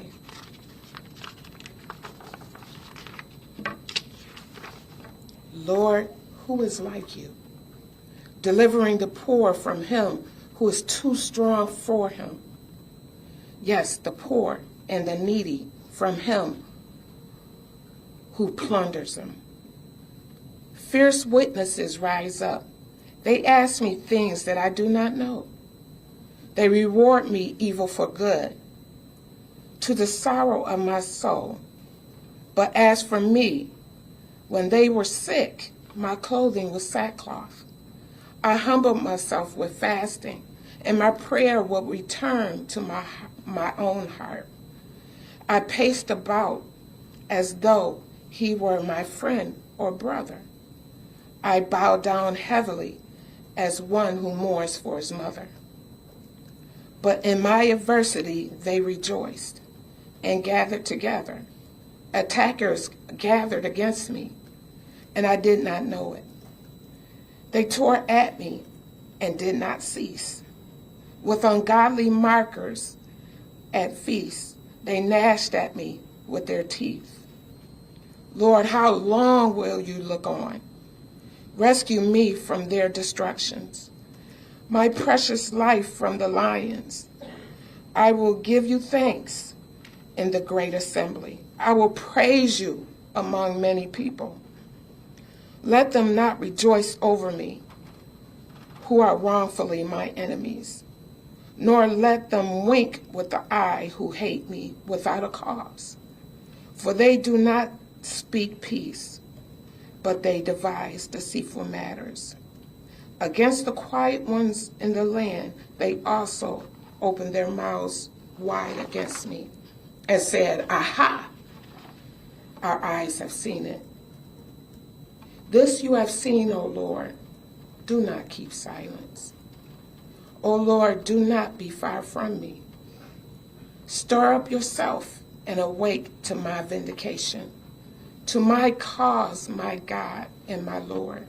Vindicate me, O Lord, my God, according to your righteousness, and let them not rejoice over me. Let them not say in their hearts, Ah, so we would have it. Let them not say we have swallowed them up. Let them be ashamed and brought to mutual confusion who rejoice at my hurt. Let them be clothed with shame and dishonor who exalt themselves against me. Let them shout for joy and be glad who favor my righteous cause. And let them say continually, let the Lord be magnified, who has pleasure in the prosperity of his servant. And my tongue shall speak of your righteousness and of your praise all day long. And so it is. This is the reading from God's word. Thank you. Thank you, Mrs. Sullivan. I'm very sorry for your loss. Thank you.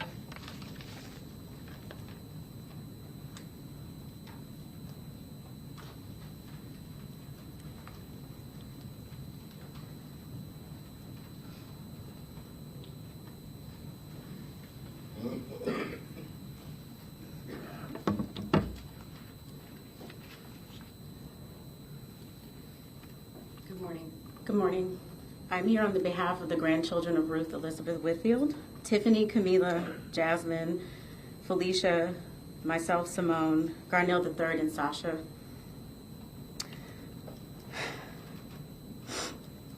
Our grandmother went to buy seeds for her garden on May 14th 2022. She may not have been able to plant those seeds, but the seeds that she planted throughout her life are abundant.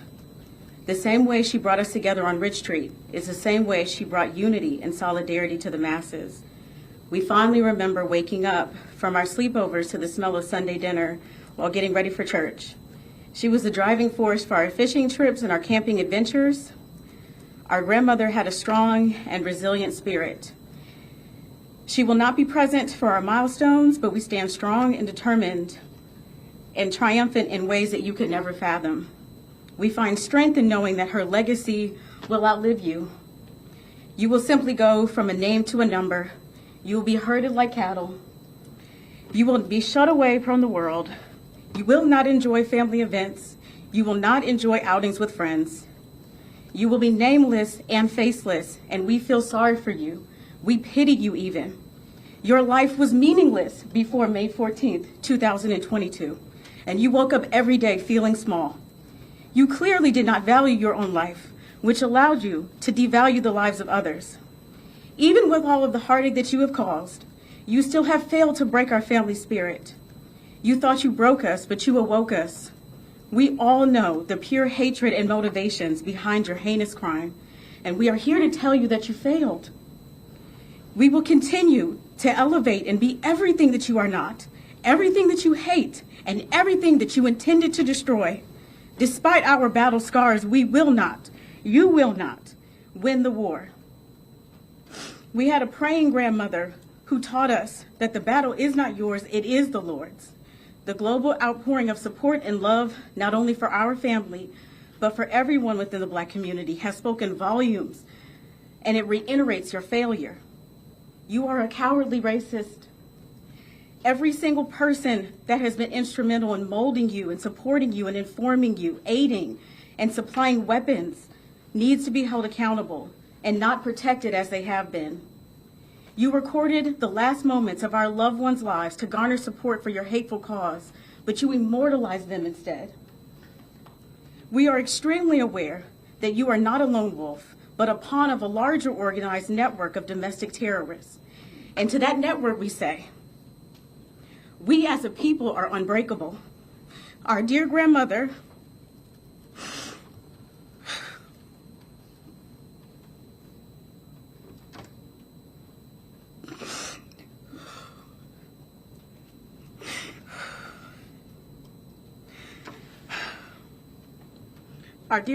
Ruth Elizabeth Whitfield, she taught us the power of love. And even in our darkest hour, we will ensure that her legacy will be that of love. Thank you. I'm sorry for your loss. It's not necessary for those who wish to speak to stand waiting for your turn. We will wait for you to approach the podium. So if you would like to take a seat and be more comfortable, you are welcome to do so.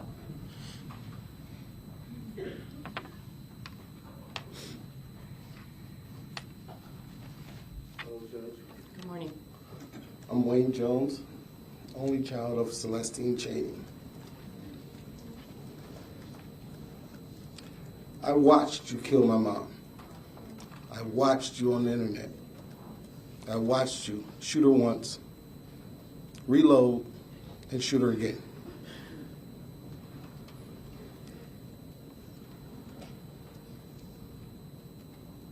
I just want you to remember that name and what you did.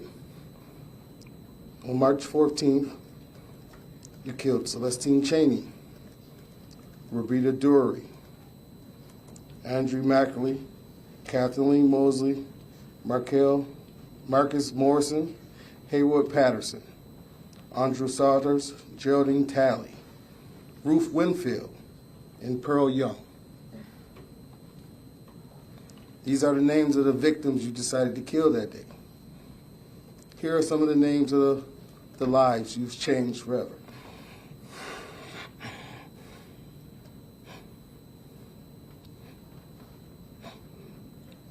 Wayne Jones Sr., Wayne Jones Jr., Kayla Jones, Sharon Reed, Shayna Jones, Donnell Jones, Nasir Jones. You took from us a loving mother, grandmother, sister, aunt, cousin, and friends. Behind your senseless act, we will never have another birthday, another get-together, another celebration, me and her shopping, another call on the phone like we often like to do. While I was writing this, tears fell from my eyes. Think about what a beautiful person you took.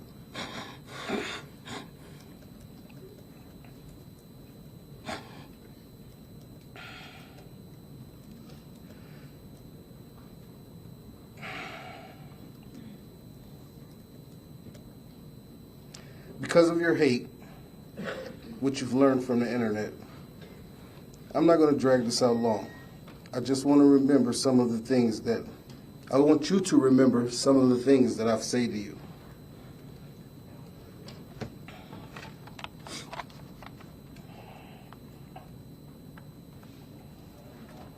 I've seen you a couple times in court, and you look like a young man that could be anybody's son.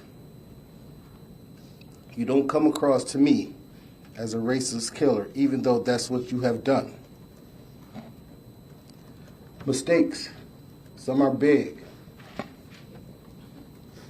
and some are small. This one here is a real big one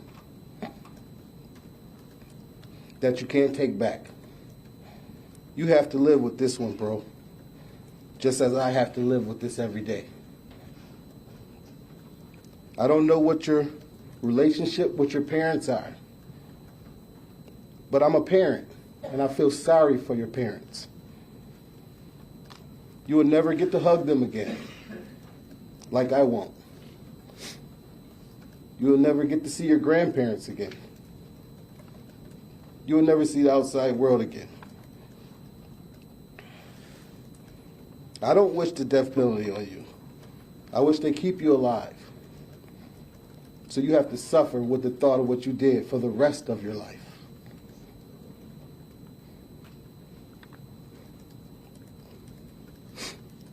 To me, killing you is the easy way out. One day, I hope you find it in your heart to apologize to those 10 families who you've shattered their lives for some senseless, unnecessary business that you had going on with yourself.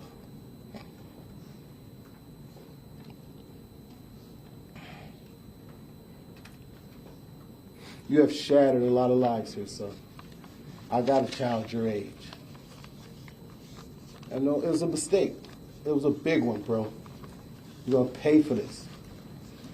Just find it in your heart to apologize to these people, man.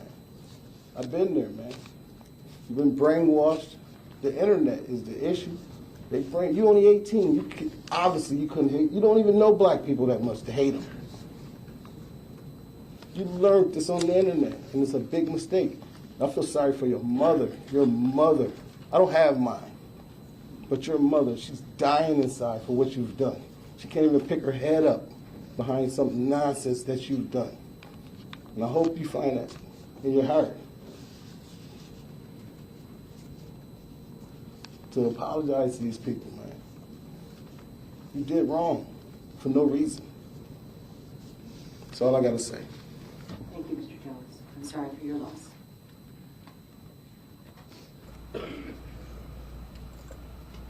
All right, everyone, if you are just joining us, the sentencing is now underway for the man who did kill 10 people at that Buffalo supermarket back in May 14th of last year. I am going to pop up the audio once again as we do listen in. Jury's family. My daughter, Robbie Drury, was a young woman. She was not married. She had no children. She never will. Robbie was our youngest daughter. When people ask, how many children do you have? I don't know what to say. Will I ever be able to enjoy August 11th, her birthday, May 14th. How will my family ever have a nice thought on a beautiful spring day?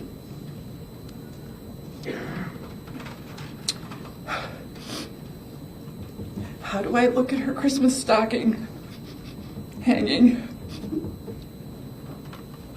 every year? Today, when I think of Robbie, I don't think of her like this.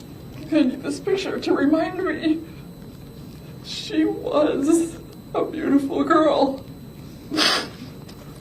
I think of her alone, laying on pavement for hours. I've never been able to see or touch her after that day. I have been profoundly changed. My life view is it's just saddened. Everything. Robbie's family, my family, has been permanently damaged, and there is no punishment that will ever reverse our loss. Thank you. Thank you, Ms. Van Giesen. I'm very sorry for your loss. All right, everyone, you are listening in as we are hearing from family members of the victims. The man who killed 10 people at that Buffalo supermarket back on May 14th of last year, expected to be sentenced to life in prison without the possibility of parole. We will continue to listen in to these comments that are being made, but for now, let's head to a quick 2-minute commercial break and we'll get back into this on the other side. You're watching Live Now from Fox.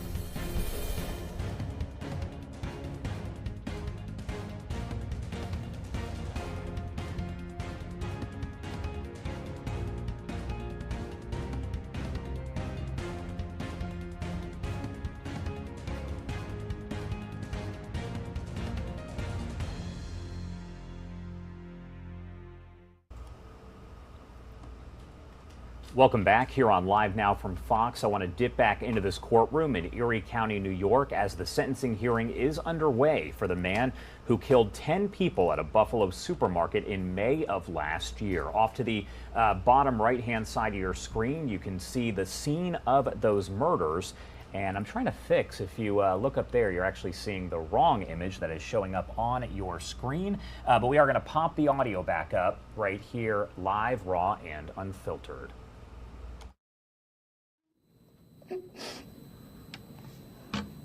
Thank you. I'm sorry for your loss.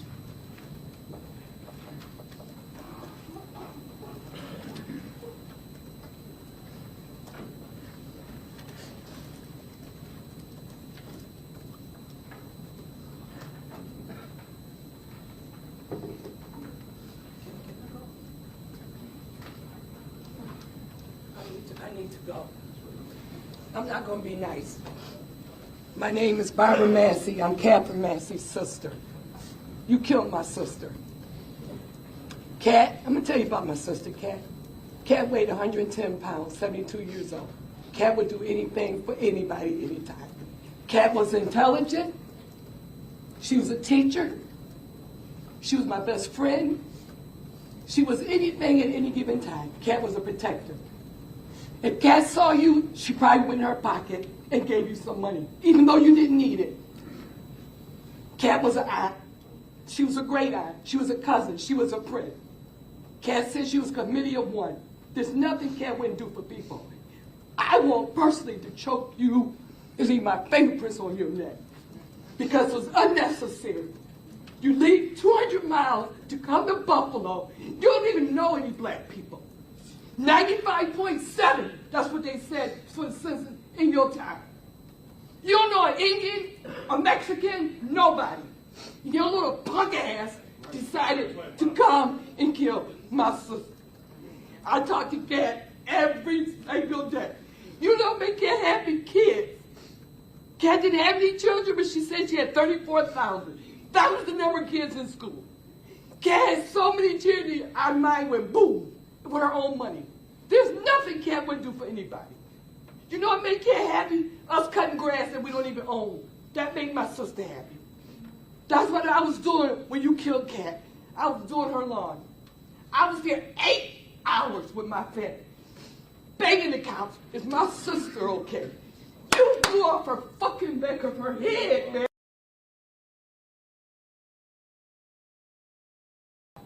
72 years old. I want to, you better stick those places. You better say, cops, thank y'all for protecting me, because I will hurt you so bad. You have made me sick. You got my family crying. I miss my sister every day. I live 3 doors down from Kat. I talk to Kat 4 times a day. My brother Ward goes up there and sit in the park where Kat likes to be. My son called Kat triple black because she was so proud of her heritage. My nephew said Kat was a saint among sinners. My sister, Catherine Massey, was a great person. Kat didn't hurt anybody. None of their family did. You gonna come to our city and decide you don't like black people. Man, you don't know a damn thing about black people. We're human. We like our kids to go to good schools. We love our kids. We never go in those neighborhoods and take people out. Don't do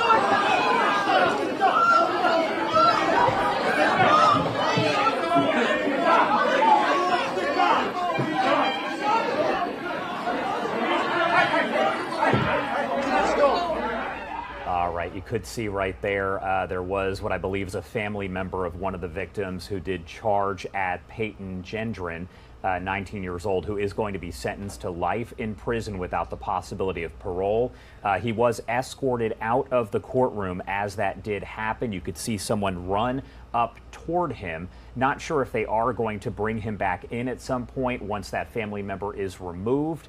But they will likely continue sentencing at that point. Now, if you are not familiar with what happened here, I do want to go over some of the basics. Again, you can see the video from that scene over on the bottom right-hand side of your screen. This is from May 14th of 2022. And on the top right-hand side of your screen, those are the 10 lives lost that were murdered by this man right there. So a white supremacist is going to be sentenced to life in prison today for killing 10 black people at a Buffalo supermarket in an attack that was fueled by racist conspiracy theories that he apparently encountered online. You can actually hear many of the victims' statements there speaking about how the internet they feel did fuel his racist comments and, of course, the murders of those 10 victims there. He was scheduled to appear in Erie County Court as he did about an hour ago. He pleaded guilty in November to charges that include murder and domestic terrorism that were motivated by hate. The terrorism charge carries an automatic life sentence, again, without the possibility of any parole. Relatives of several victims did speak during this hearing, giving them an opportunity to address the judge and the killer is responsible there. He is likely expected to speak as well. You could see him tearing up over in the corner, but of course, the family member is very distraught as you're listening to their emotional comments here. And at one point, it appears someone who possibly was a family member of one of the victims did charge over at Gendron there. So we are going to pop the audio back up. I'm not sure just yet if they are speaking once again, but it sounds like they are not. So it does appear for now that hearing has been paused. It is 10:23 on the East Coast and 7:23 on the West Coast. Let's head to a quick 2-minute commercial break and we'll get back into the headlines here. You're watching Live Now from Fox.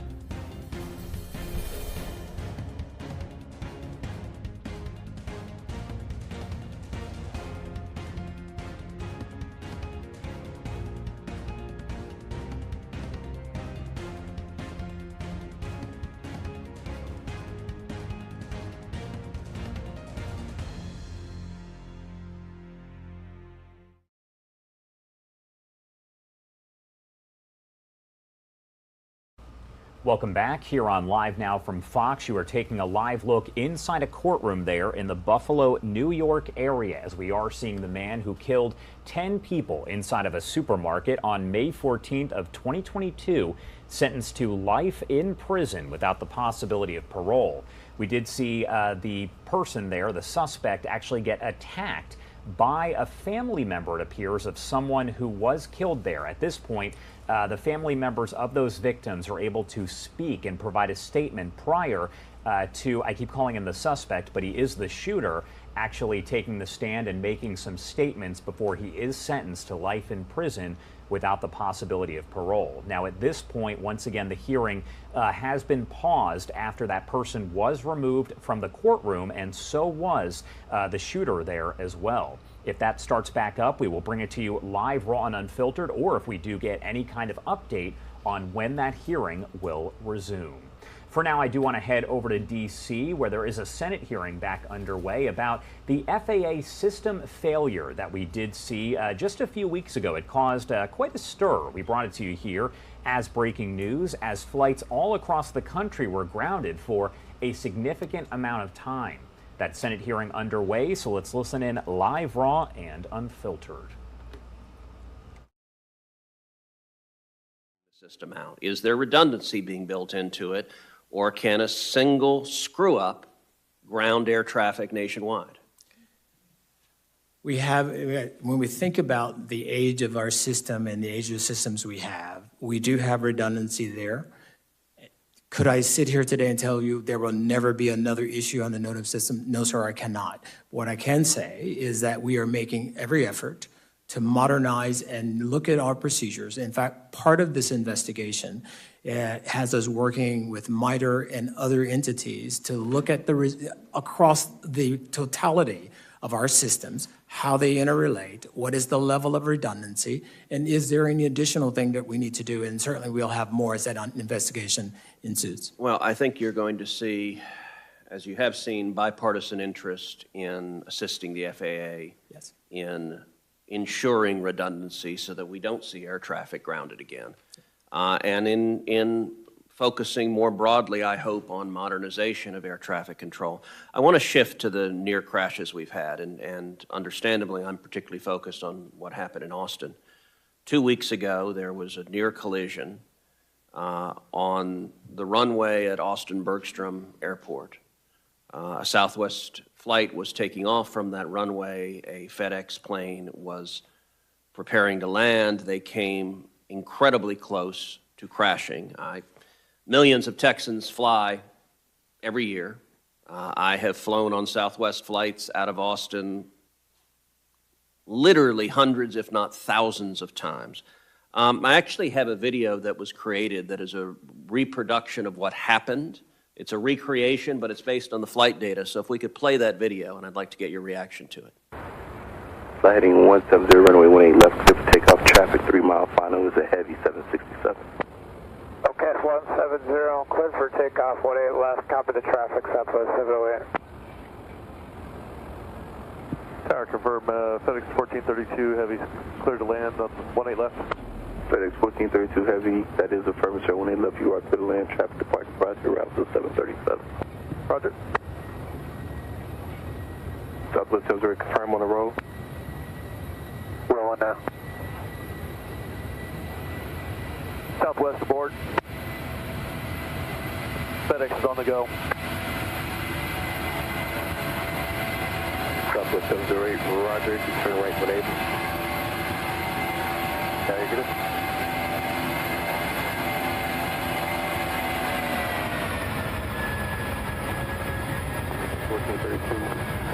Climb maintain 3000, maybe you could turn left heading 080. Wind turn to 080 3000, FedEx 1432 heavy. So I know the incident is under investigation. This 1432 heavy, roger, sir. You have our apologies. We appreciate your professionalism. You knew how close you came to having a plane land on top of you, killing every person on that plane. You would understandably be horrified. It is only through, as I understand it, the heroism of the pilots being alert and seeing what was happening that that tragedy was averted. And yet, my question is, how can this happen? How did air traffic control direct one plane onto the runway to take off and another plane to land and have them both within 100 feet of each other? And what can we do to make sure that doesn't happen again? Well, thank you, Senator Cruz, for the question. Certainly, we are letting the investigation play itself out. Having been an airline captain, having been a pilot for more than 42 years, and an accident investigator, we'll go where the facts take us. What is not represented on the video there, it appears to, I clear blue in 22 days, what we'd say in pilot jargon, but actually the tower visibility was 0, it was a low visibility day. It is not what we would expect to have happen. But when we think about the controls, how we train both our controllers and our pilots, the system works as it's designed to avert what you say could have been a horrific outcome. The pilots saw, the FedEx pilots saw. Let me just underscore the urgency of preventing that sort of incident from happening again. Yes, sir. Thank you, Senator Schatz. Oh, I'm sorry, Senator Klobuchar. I'm sorry. Oh, Senator Schatz. All right, that video was pretty crazy of that near plane crash there. We'll definitely post that video on our YouTube page and the explanation if you do want to hear it a bit later on. Take a look over to the top right-hand side of your screen. That is where the Buffalo grocery store shooter, the man who killed 10 people back in May of last year, was being sentenced when someone did lunge at him in the courtroom. He was escorted out of the courtroom and the hearing was paused. He has now been brought back in, so I do want to head over to that once again as that hearing does continue.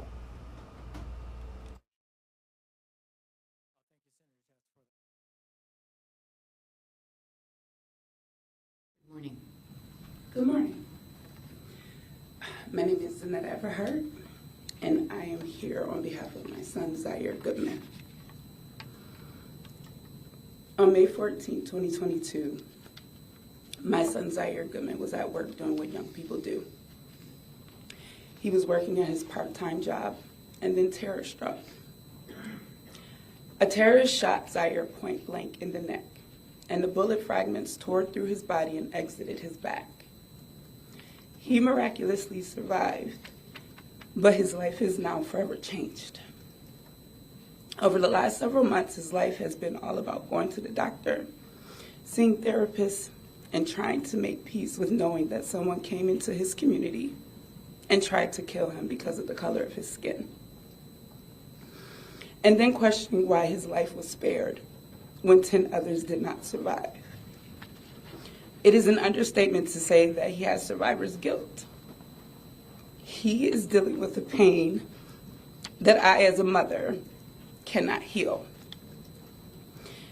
The ideology to which this terrorist carried out this attack by some is labeled as a sickness or a disease. It is not. Racism, hatred, and white supremacy are lifestyles that are chosen. On that day, Zaire chose to get up and go to work.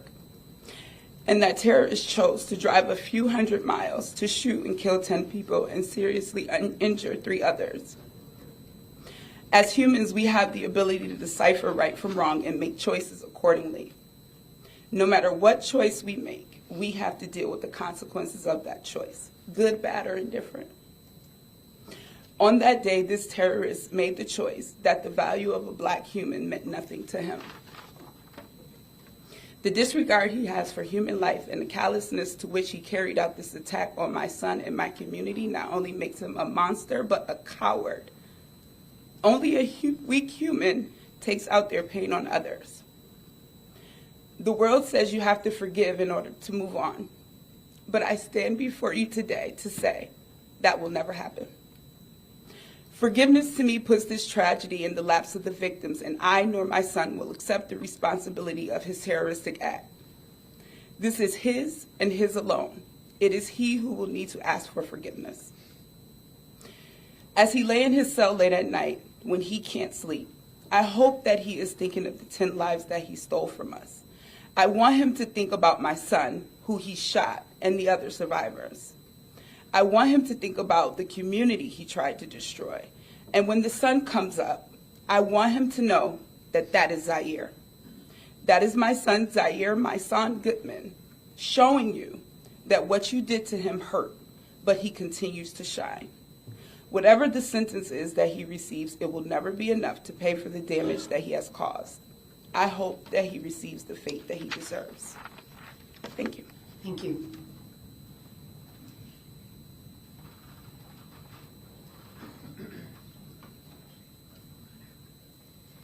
My name is Stephanie. On May 14th at 11 a.m., I was on a Zoom with the group I've been in for years called Erase. Our slogan is Eracism.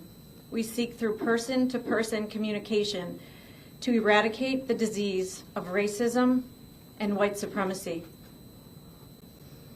A few hours after my Zoom ended, I called my sister to visit with her. She answered the phone. She said, "Steph, I'm in an ambulance. I've been shot in the head. If I die, please be there for my children. A lot of people have been killed. Please ask everyone that we know to pray." I begged her to stay on the phone, not knowing if I would ever speak to her again. She hung up and I headed to the airport. It wasn't until I was sitting in the airport, in the plane, that my nephew called and said, "Aunt Steph, it was a white supremacist. He filmed the entire thing on live stream." I groaned and roared and screamed so loudly that the plane was delayed in taking off. I roared in pain for my sister, my beautiful sister, pharmacist who was serving in the East Side. I never knew if I would see her again. I roared also in pain for my brothers and sisters who do not look like me or like the defendant. I roared in pain because he bought into the lies of this country that somehow, because of the amount of the chemical in our skin, we are superior. We were not even the first ones here in the U.S. Okay? Our black and brown brothers and sisters endured centuries, not years, centuries of oppression as they built our buildings and produced our crops by which the foundation of this country was built on. They continue to endure oppression. Even the Harvard lawyer is mistaken continually in the courtroom for the defendant and not the lawyer. They continue to endure microaggressions. They continue to have their families gunned down simply because of the color of their skin. You heard some of the family members today reading from the Bible, offering forgiveness, offering peace, showing the beauty of their hearts. Yes, you also saw the fury. And for those who serve, who have to ask people to sit, I ask you to do it with an empathy in your heart and an understanding that for hundreds and hundreds and hundreds of years, we have been looking at our brown brothers and sisters as if they were less than. They are not less than. They deserve our respect. They deserve our radical empathy. They deserve for us to get educated on what we can do to treat them with the respect that they deserve. I'm speaking not only for my sister who served in the East Side. My mother's not with me. She's a teacher on the East Side. She's teaching today. Our father, my late father, was a cancer research scientist, master's and a PhD. He dedicated his life to serving. For the last 30 years on the East Side, he ran a mission, helping people that deserve to be here, that deserve to be helped. So I ask you, Judge, I wish you could promise that the defendant would never have access to social media for the time that he's alive. I know that's not practical, but I would ask you, the defendant, please consider the possibility that you were wrong and that we are stronger together. Diversity makes us beautiful. If every color in the palette was the same color, we would have no beauty in anything in this world. Diversity in the body makes us strong. If every finger was a pinky, we couldn't do anything. We are stronger together. A house divided cannot stand. Thank you. Thank you.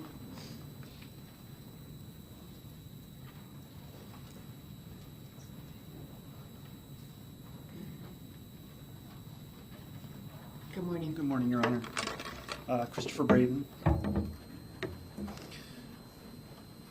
It has been less than a year since you attacked me and 12 others that day, along with countless numbers of TOPS employees, customers, and residents of that area. I still remember May 14th, 2022, and everything about it still haunts me. Your actions have completely changed and impacted my life in every aspect. I cannot even begin to describe the feeling of terror I had on that Saturday afternoon when I was attacked by you. I was shot in the leg. I was shot on the inside of my leg, just above my knee, and the bullet exited outside below my knee, taking almost everything with it. The injuries I sustained were severe, but I remained conscious and coherent the entire time. I unfortunately saw a few victims being killed. As I was being taken out of the store after the shooting was over, I saw all the victims where they lay. The visions haunt me in my sleep every night and most days. I cannot get those memories out of my head. Nighttime is the worst for my PTSD. I have night terrors that jerk me awake in the middle of the night, and I'm unable to calm back down to go back to sleep.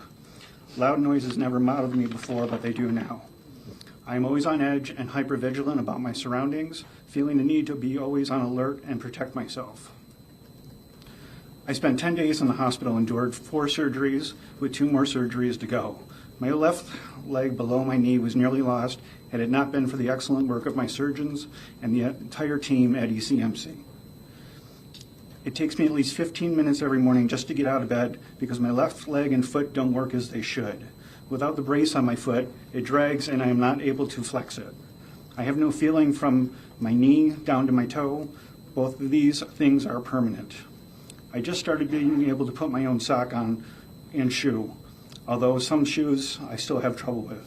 I am frustrated with the things that I haven't been able to do since my injury.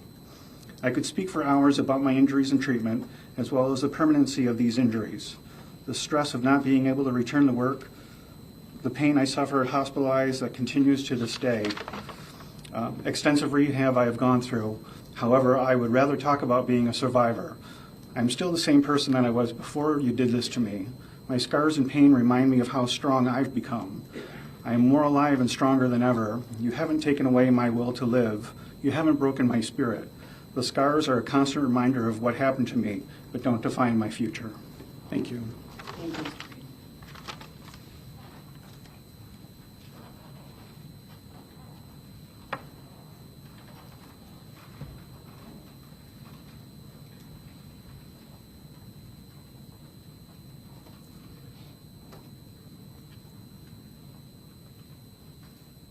Good morning. Good morning, Your Honor. My name is Brian Talley. I'm here on behalf of Geraldine Talley and my nephew, Mark Talley. Peyton Gendron. Peyton Gendron.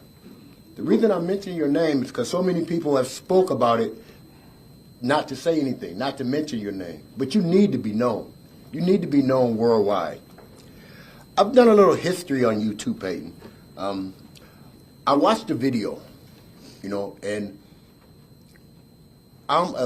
just can't believe, what can you say, what can you possibly say after putting on a video of killing people? It was like a video game to you.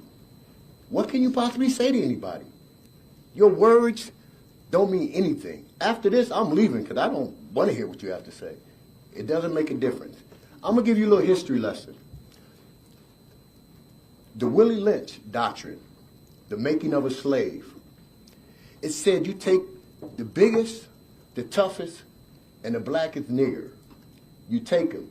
You tie a horse to one arm. You tie a horse to the other arm. You tie a horse to one leg and tie a horse to the other leg.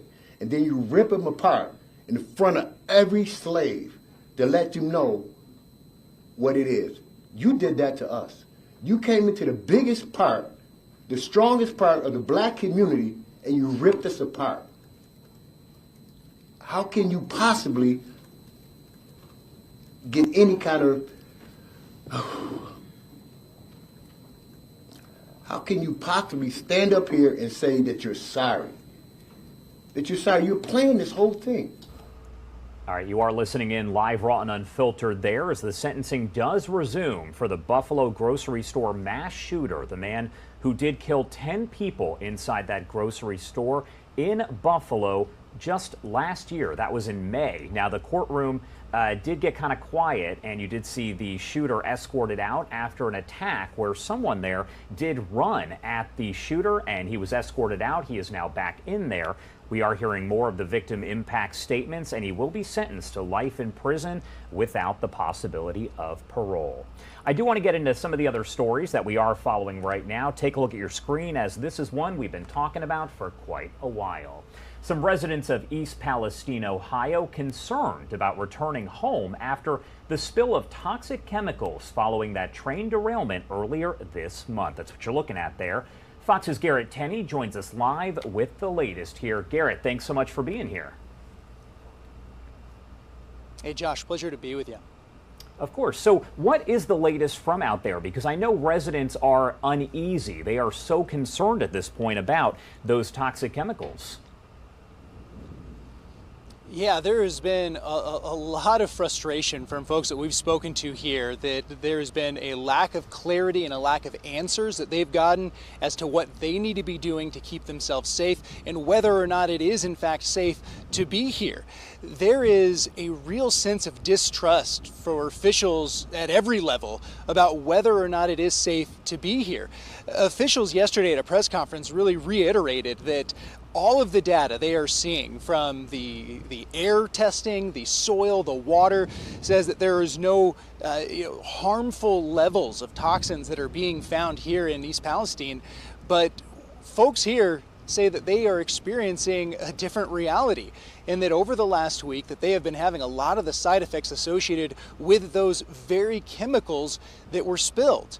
So they are experiencing one thing but being told it is safe to be here, and that is why tonight we are expecting to have a lot of these frustrations come out at a town hall meeting here at the high school, where they will get a chance to push for more answers that they have been seeking. Josh?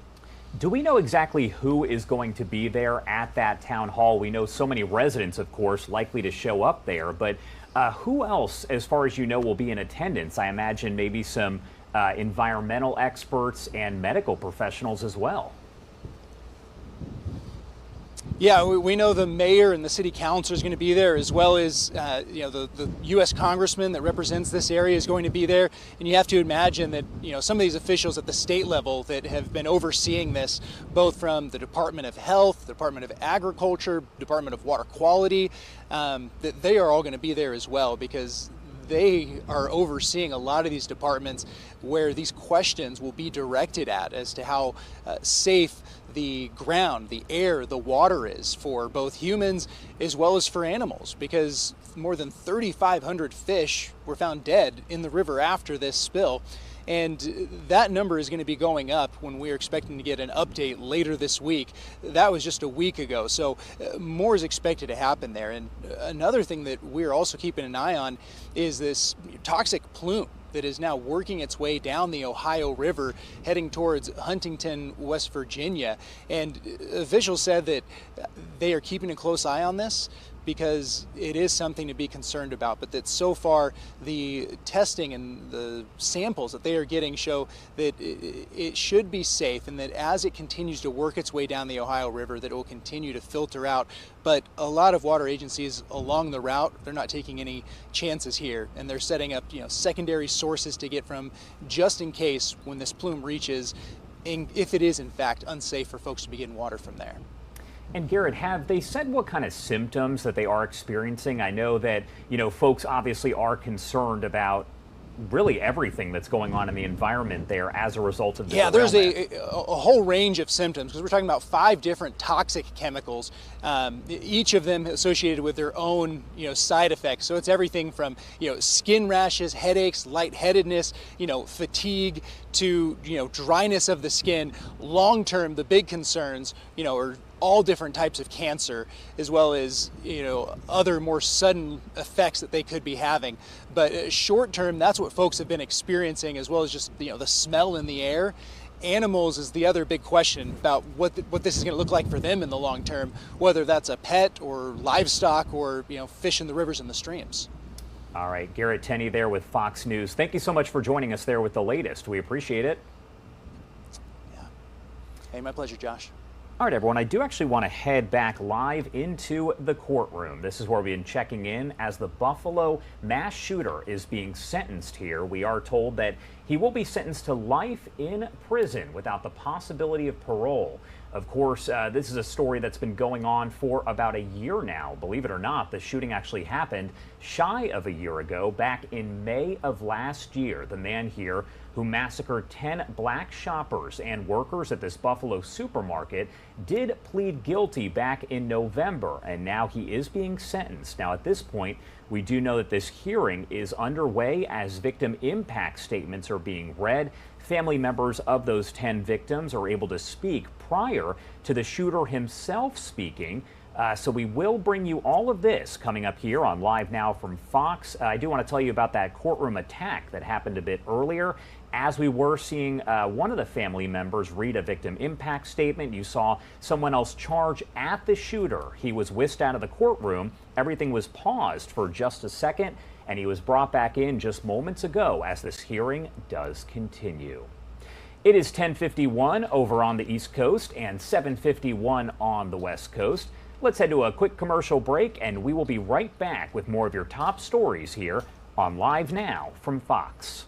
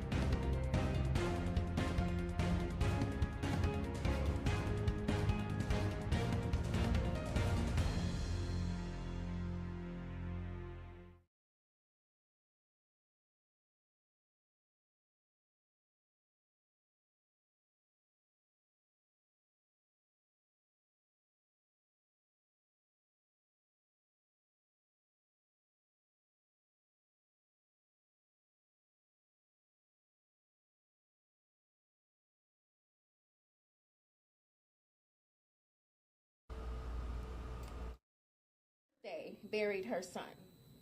Thanks, Peyton, for that.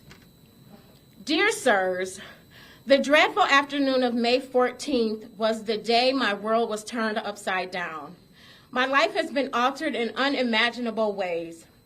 The sheer agony I felt waiting at the Mikowski School for the confirmation that my brother was one of the victims of this senseless massacre by a white supremacist is riveting.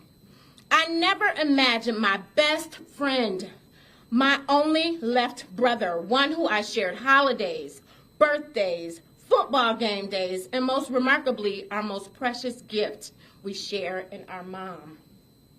Now, all Mom and I have left are a million questions of why. Tons left are a million questions of why. Tons of lifeless pictures and a plethora of distant memories and countless tears of insurmountable pain. Thank you for that, Peyton. Oftentimes, my daily struggle is the feeling of not even wanting to live my life without him. Margus and I were inseparable. Margus was the middle son, the only living brother I had, the one that fiercely protected me and my mother. He was preceded in death by my eldest brother, who died suddenly from a heart attack. Now, guess what, Peyton? I'm reliving the pain of loss all over again on an entire new level. Since his murder, I sometimes find myself challenged by not being able to sleep soundly, paranoia going through stores, and in my daily routine, always watching my back as if there was a target attached to me. The added responsibility of being the primary caretaker for our mother, who suffered a stroke, in case you were concerned, and losing capacity to speak. I'm now left as the only child and pillow she sheds her tears of missing her baby boy Marcus Morrison on. No mother should have to bury their child, but my mother buried her son Margus on her 72nd birthday, and Margus' daughter buried her dad on her 16th birthday. I hope you spend the rest of your life, every second, every minute, every hour, rehearsing the daunting sound of the screams and the echoes of the lives you snuffed out. I pray that when you blink your eyes, Peyton, you close them at night to sleep, and you see images of the slain and feel the burden of the sorrow from every family member and friend of the fallen loved ones in our entire community of 514.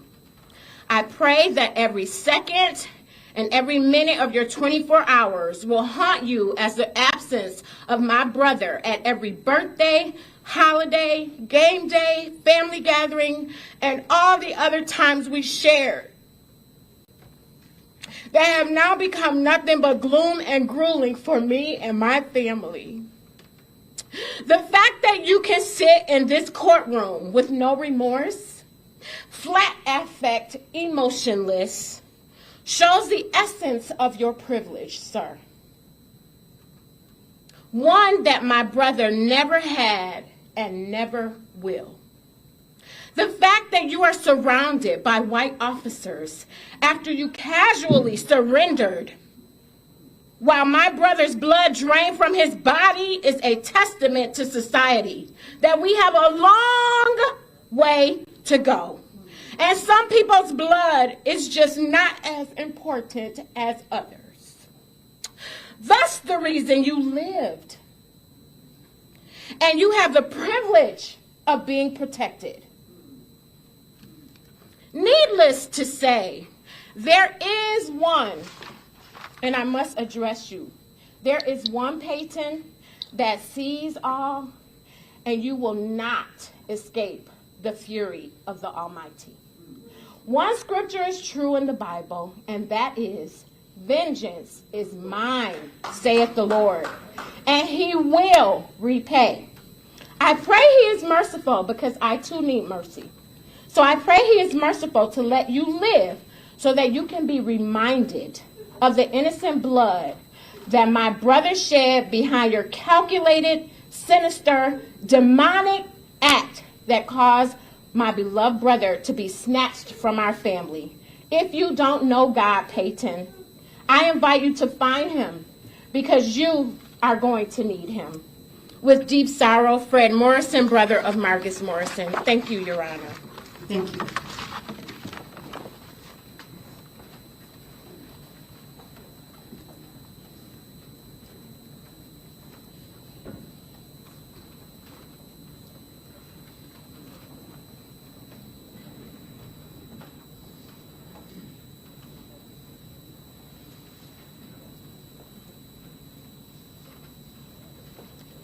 Good morning. Good morning.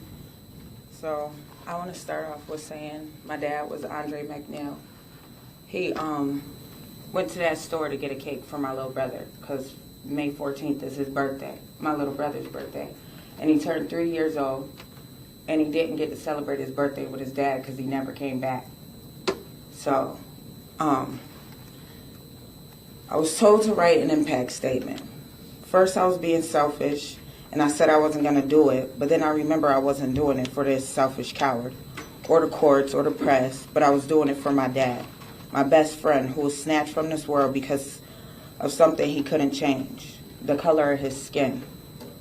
After I lost my Uncle Bebe, my dad's brother, I made my dad promise me to stay on top of his health because I didn't want to lose him. And even though we had separation in life, once we did rekindle, we were inseparable. I called him for literally everything, especially when I wasn't getting my way because I knew he would make a way. But most of all, I would be lost without him because I finally found somebody who understood me to a T. We thought a lot alike, and even though he had to be dad before a friend, I always respected everything he said. He was so wise, and he made the world easier to live in because he had all the answers to my wild questions. When I was around him, I wanted to know his every move, where he was going, what he was doing, and I made sure I tagged along. And the one time he leaves without me, he doesn't come back. After this happened, I constantly beat myself up about him going, and I'm still pissed off because he wasn't given a chance to fight. He was blindsided. You hit him and he didn't even know he got hit. He was blindsided by a hateful death at the hands of a selfish boy who was obviously not educated on the history of African Americans. And because of you murdering my dad, I'm pissed and I'm sad and I hate you. And I didn't think I would be strong enough to look you in the face and tell you this. And how much you hurt me. My little brother, who's 3 years old, got to grow up without his dad. His brothers, my dad's sisters, his nieces, nephews, his grandkids. Our dad, the man who created us, was killed by a little boy who was obviously raised by hateful people. And I hate your parents too, so let them know that. And there is nothing in this world, no amount of money, anything anyone could say that'll change how I feel. This is the worst way to lose someone. So close to you, and I'll never forgive you. And I don't have it in me because no matter what, it wasn't my time. It wasn't my dad's time to go. And who are you to think you control that? My father, Andre McNeil Sr., his name will live on until the day I die. So I don't know what else to say to you. I just hope you feel bad. I really do. And I just hope you go through it in prison. That's all I got to say. Thank you.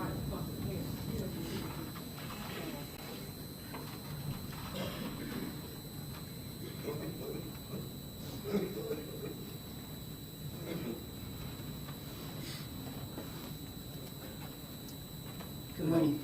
Hello, I'm Vion Elliott. I am Andre McNeil's brother. Me and Andre are 11 months and 8 days apart. On the 28th, I'll turn 53. On March 8th, he'll turn 54. Peyton, you took this from me. You took the last of my line. My mother died 3 days before 9/11. My baby brother died in 2017. My father died in 2017. I'm all that's left besides my baby sister. But what I grew up with, you took from me, which was my brothers. My last, the oldest, The only one I had. The only one I could go to. You know, I became homeless. And he came in and found me and got me, brought me to his house. And shortly thus, after that, you know, he planned a party for my nephew. And asked me to be here. You know, because of my work and trying to better my life, I didn't make it. But any other thing and any other day that he's in Auburn is where he lived. We were born and raised in Buffalo. Yes, we are from Buffalo. Yes, this is our home. So you took a lot from me when you came into Buffalo and you drove past Auburn. You know, because Conklin's not that far from Auburn, actually. I don't understand why, you know, you came all the way to Buffalo when there was a million different black communities.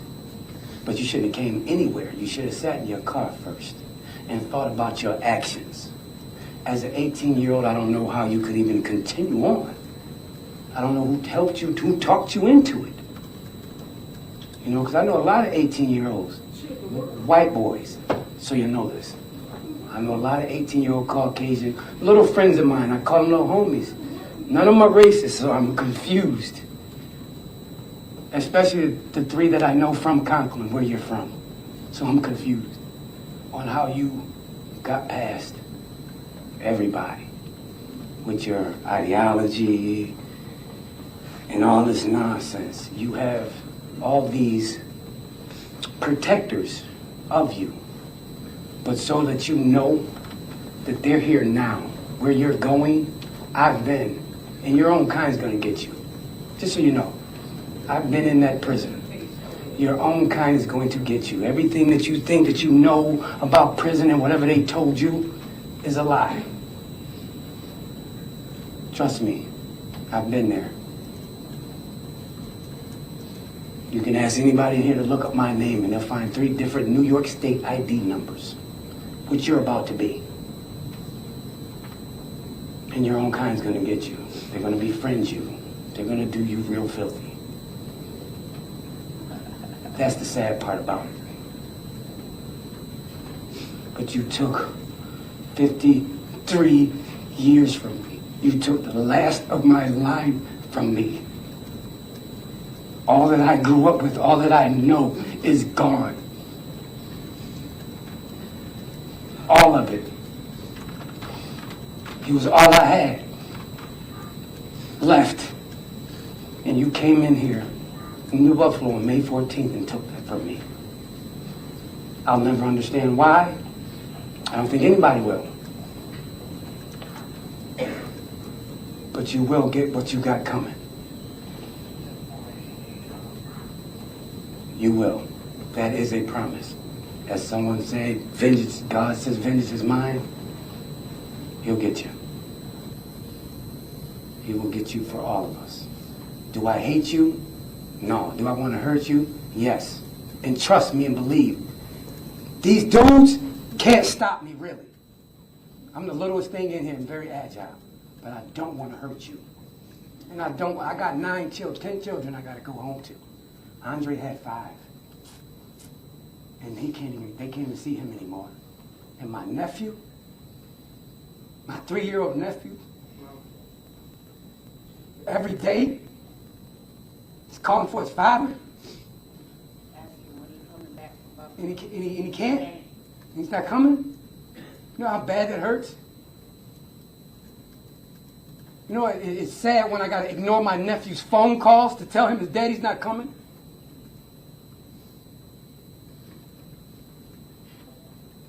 It's sad. Because that's all he wants to know. And I don't have an answer. But you took a lot from me. You took a lot from my family. But me, the last, I have no mother, no father, no brothers anymore. You know what you took?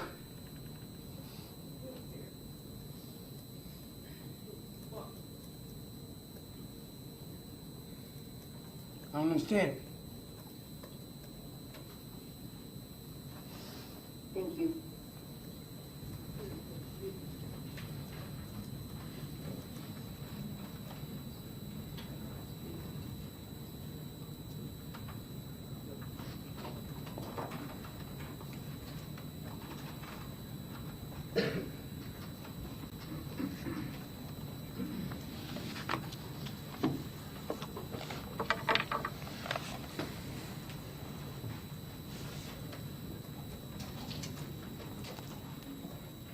Your Honor, you've had an opportunity to hear from some of the victims' family members.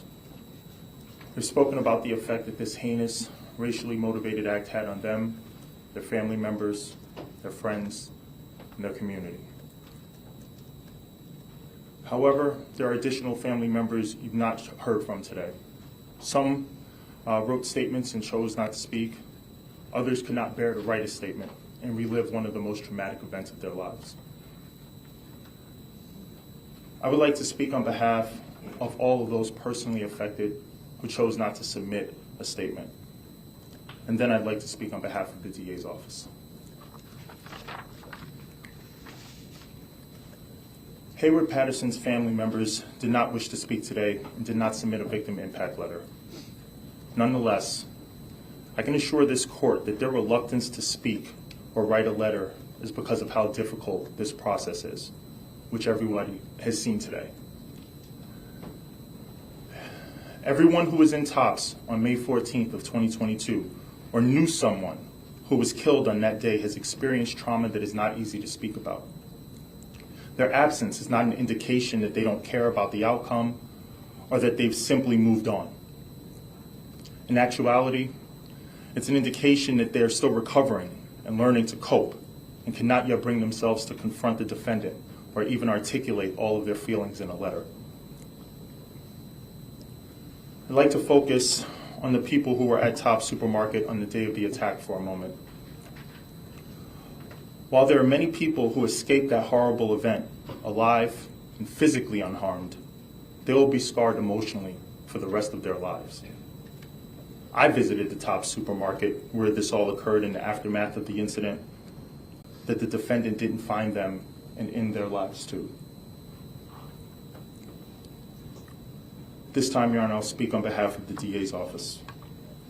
On May 14th of 2022, this defendant displayed a callous disregard for human life. He drove over 200 miles out of his way with one mission, with one goal, to kill as many black people as possible. During that 3-hour drive, he could have turned around, but he wouldn't be deterred.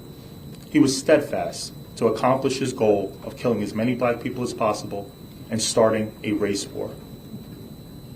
He fed into propaganda and lies that convinced him that somehow these innocent people who he had never heard of, who had never heard of him, who had never had a conversation with him, who had never even met him, were a threat to his very existence and identity as a white man.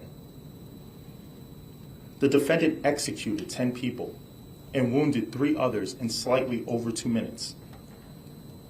The only time he expressed a scintilla of remorse or regret is when he apologized to Christopher Braden, a white man, for shooting him. Any statement of expression or remorse at this point, any tears, fall flat in the face of such violent actions. And I wholeheartedly believe that the only other regret that the defendant has is that he didn't kill more black people before he was apprehended by Buffalo police officers. In fact, the defendant was so sure of his beliefs, which were based on lies and propaganda, that he live-streamed his attack with the goal of inspiring others to commit similar attacks, with the goal of tearing this community down, with the goal of spreading hatred and fear. He failed. This community is pulled together. People of all races, sexual orientations, and religions working together to show love and unity for one another. On May 14th of 2022, 10 beautiful and innocent lives were violently taken from their family, friends, and community because the defendant subscribed to hateful ideology. However, their legacy won't be as victims struck down by someone with unfathomable hatred in his heart, but instead, it'll be as a beacon of light that has brought love to this community, that made this community stronger, that united people of all races throughout our community and our country. The defendant's legacy, on the other hand, will be of a cowardly murderer who killed unarmed citizens. The defendant thought that this would create enough tension to start a race war, that we would turn on each other, He thought that everyone has as much hate in their hearts as he does. But he was wrong. And again, he failed. This community showed that they are not as ugly as the defendant's hateful ideology, and instead of choosing violence, they chose love. They showed the world that the love of this community will always be stronger than white supremacist hatred. And hopefully, the defendant will have to live with his failure for the rest of his life in a jail cell while this community continues to flourish. Your Honor, this sentencing is an opportunity to say no to racism, to say no to hate. Our chance to hold this defendant accountable and show others that think like the defendant that these acts have no place in our society, and that there will be dire consequences for anyone who tries to follow in his footsteps. I ask Your Honor to do what justice demands, to sentence this defendant to the maximum possible sentence allowable by our laws in New York State, to sentence him to a period of life without parole. Thank you. Thank you, Mr. Coleman. Have the people had an opportunity to review the pre-sentence investigation, and is there anything you'd like to make a record about with regard to that? We have had an opportunity to review it, and we have nothing to add, Your Honor. Thank you. Thank you. Anything further from the people? No, Your Honor. Thank you. Mr. Parker.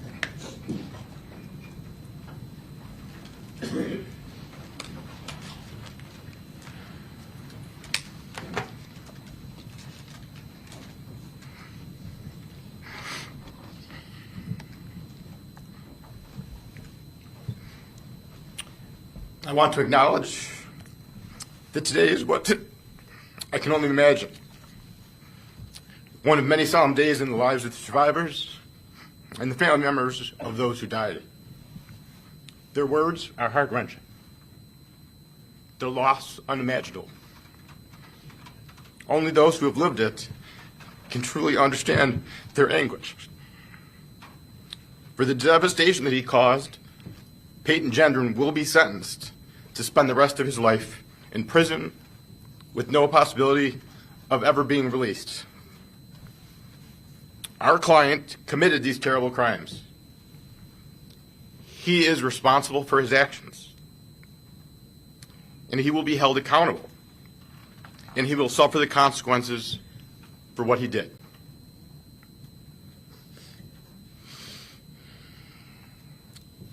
This case highlights, however, a much deeper problem.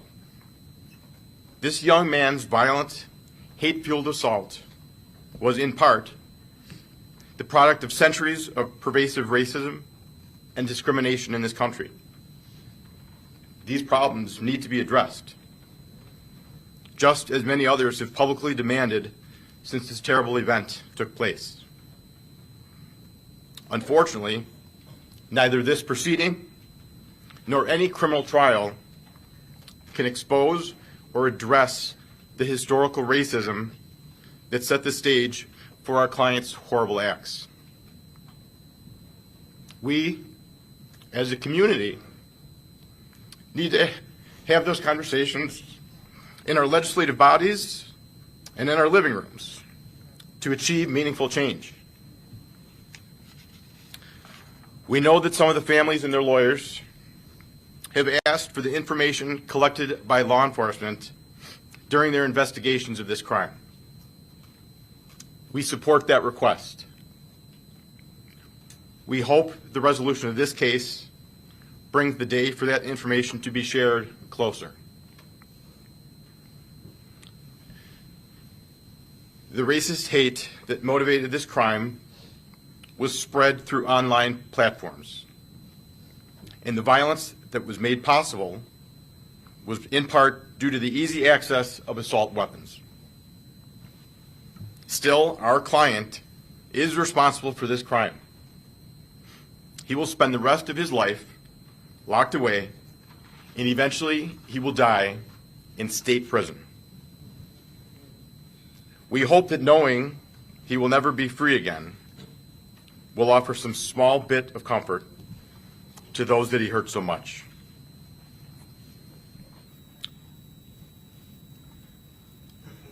Some of those most affected by his crime have expressed a need to know whether our client is remorseful.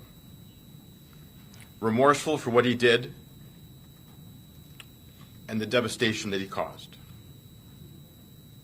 We are aware, however, that for others, any expression of remorse would be meaningless, and the very sight of him or the sound of his voice can be painful.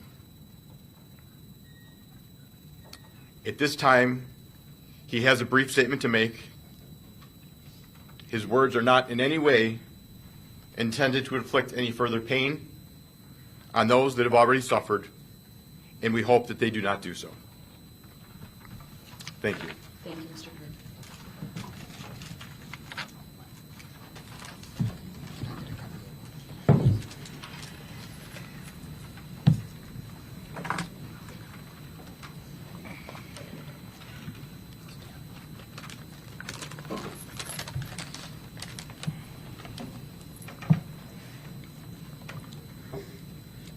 I'm very sorry for all the pain I forced the victims and their families to suffer through. I'm very sorry for stealing the lives of your loved ones. I cannot express how much I regret all the decisions I made leading up to my actions on May 14th. I did a terrible thing that day. I shot and killed people because they were black. Looking back now, I can't believe I actually did it. I believed what I read online and acted out of hate. And now I can't take it back, but I wish I could. And I don't want anyone to be inspired by me and what I did. You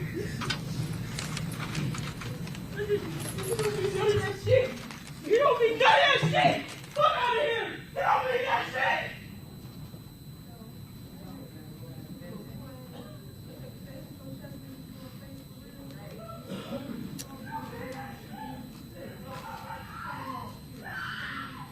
Has the defense had an opportunity to review the pre-sentence investigation, and is there any record you wish to make with regard to that?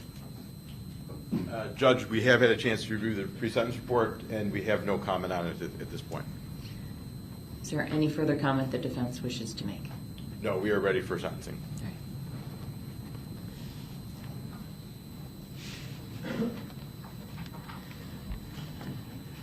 I would like to thank you all for being here.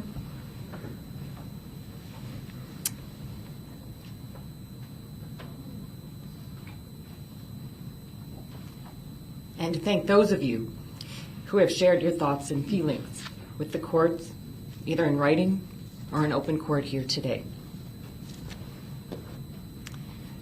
It is very meaningful to me, and I believe that it is important for the defendant and the world to hear what you have to say. I am very sorry for your losses and the pain that you feel. I would like to recognize the heroic officers of the Buffalo Police Department who, without hesitation, ran towards the danger of an active shooter call, swiftly and professionally stopping and containing the defendant and putting an end to his evil rampage. Thank you. I have spent a lot of time thinking about this case.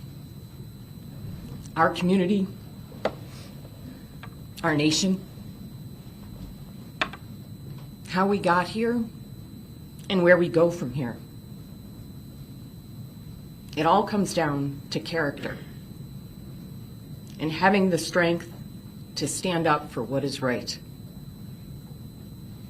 Our character is not defined by the good and easy times. It is defined by the hard and challenging times. And often, our character is revealed not necessarily by what we say, but by what we do. I am both immensely proud of and grateful for the way Buffalo has rejected the evil and hate that was inflicted on our community. The character of good people throughout this city, county, state, nation, and even internationally, has shown through as they have stood with the victims of this heinous and cruel act. This indictment speaks to the 13 victims and their families that lost the most.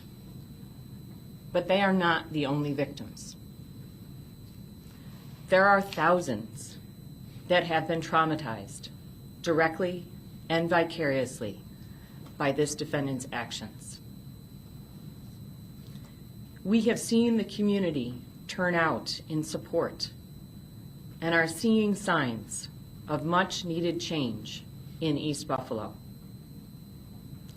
It is a testament to the power of love and compassion to overcome evil and hate by turning pain into purpose. But it is just the beginning. We have a long way to go. This hateful act and other similar hateful acts across the country, motivated by white supremacy and replacement theory, are a reckoning for us as a nation.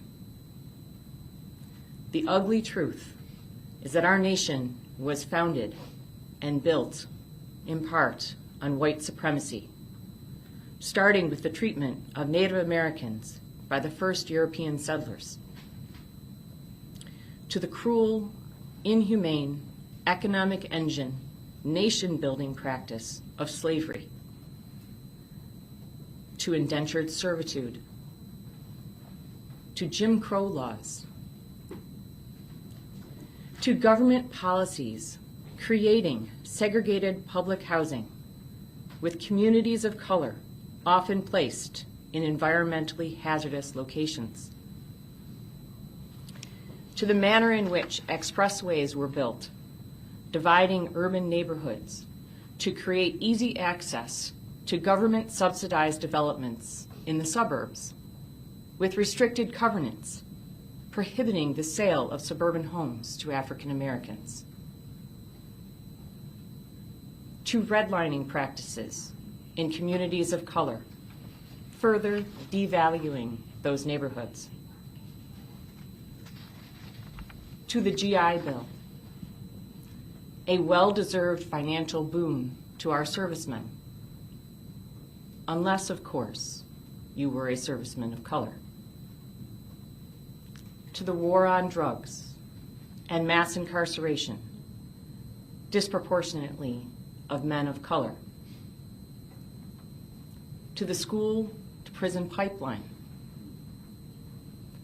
to inequities in education, employment opportunities, and compensation, to the existence of food deserts and inadequacies in healthcare. Our history is replete with both individual and systemic discriminatory practices, many of them still firmly in place today. In fact, it is these very policies and practices that contributed to and made this atrocity possible.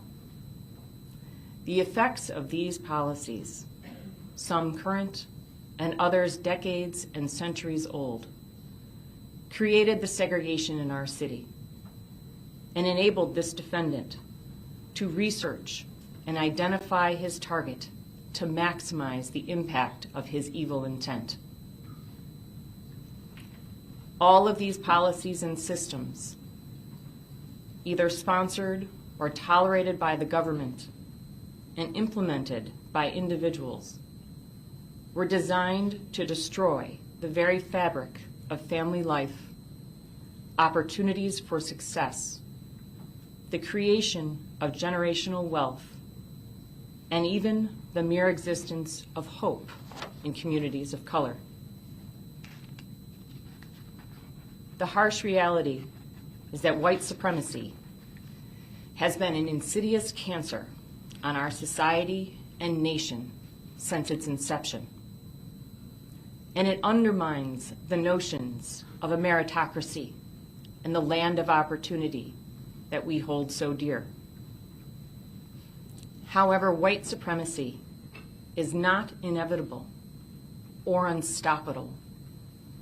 It has been carefully cultivated and nurtured by individuals and the government for centuries.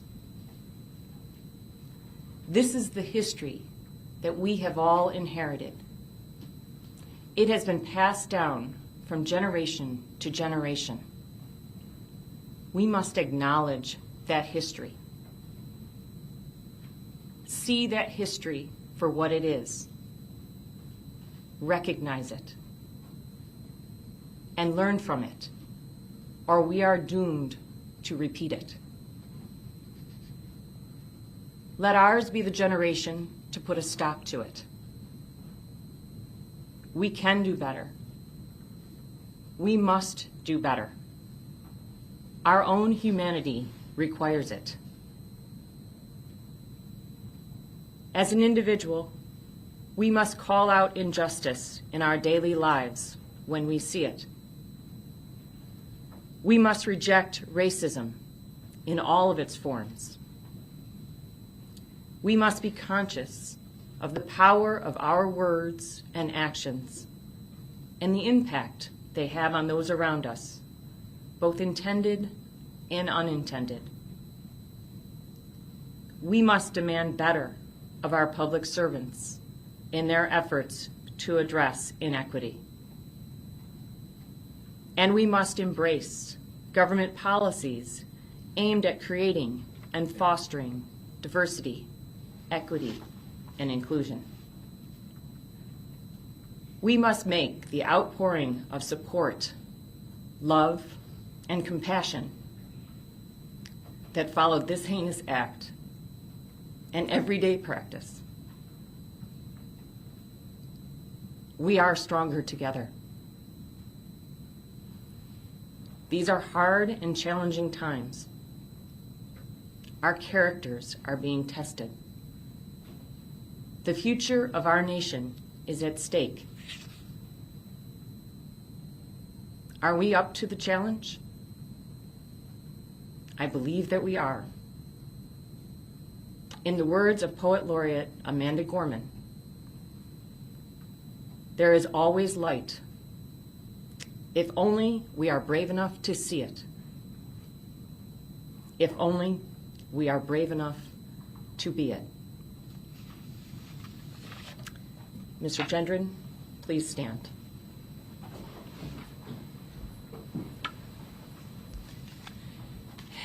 There is no place for you or your ignorant, hateful, and evil ideologies in a civilized society. There can be no mercy for you, no understanding, no second chances. The damage you have caused is too great, and the people you have hurt are too valuable to this community. You will never see the light of day as a free man ever again. It is the judgment of this court for your conviction under the first count of the indictment, a domestic act of terrorism motivated by hate in the first degree, an A1 felony, that you be sentenced to life imprisonment without parole.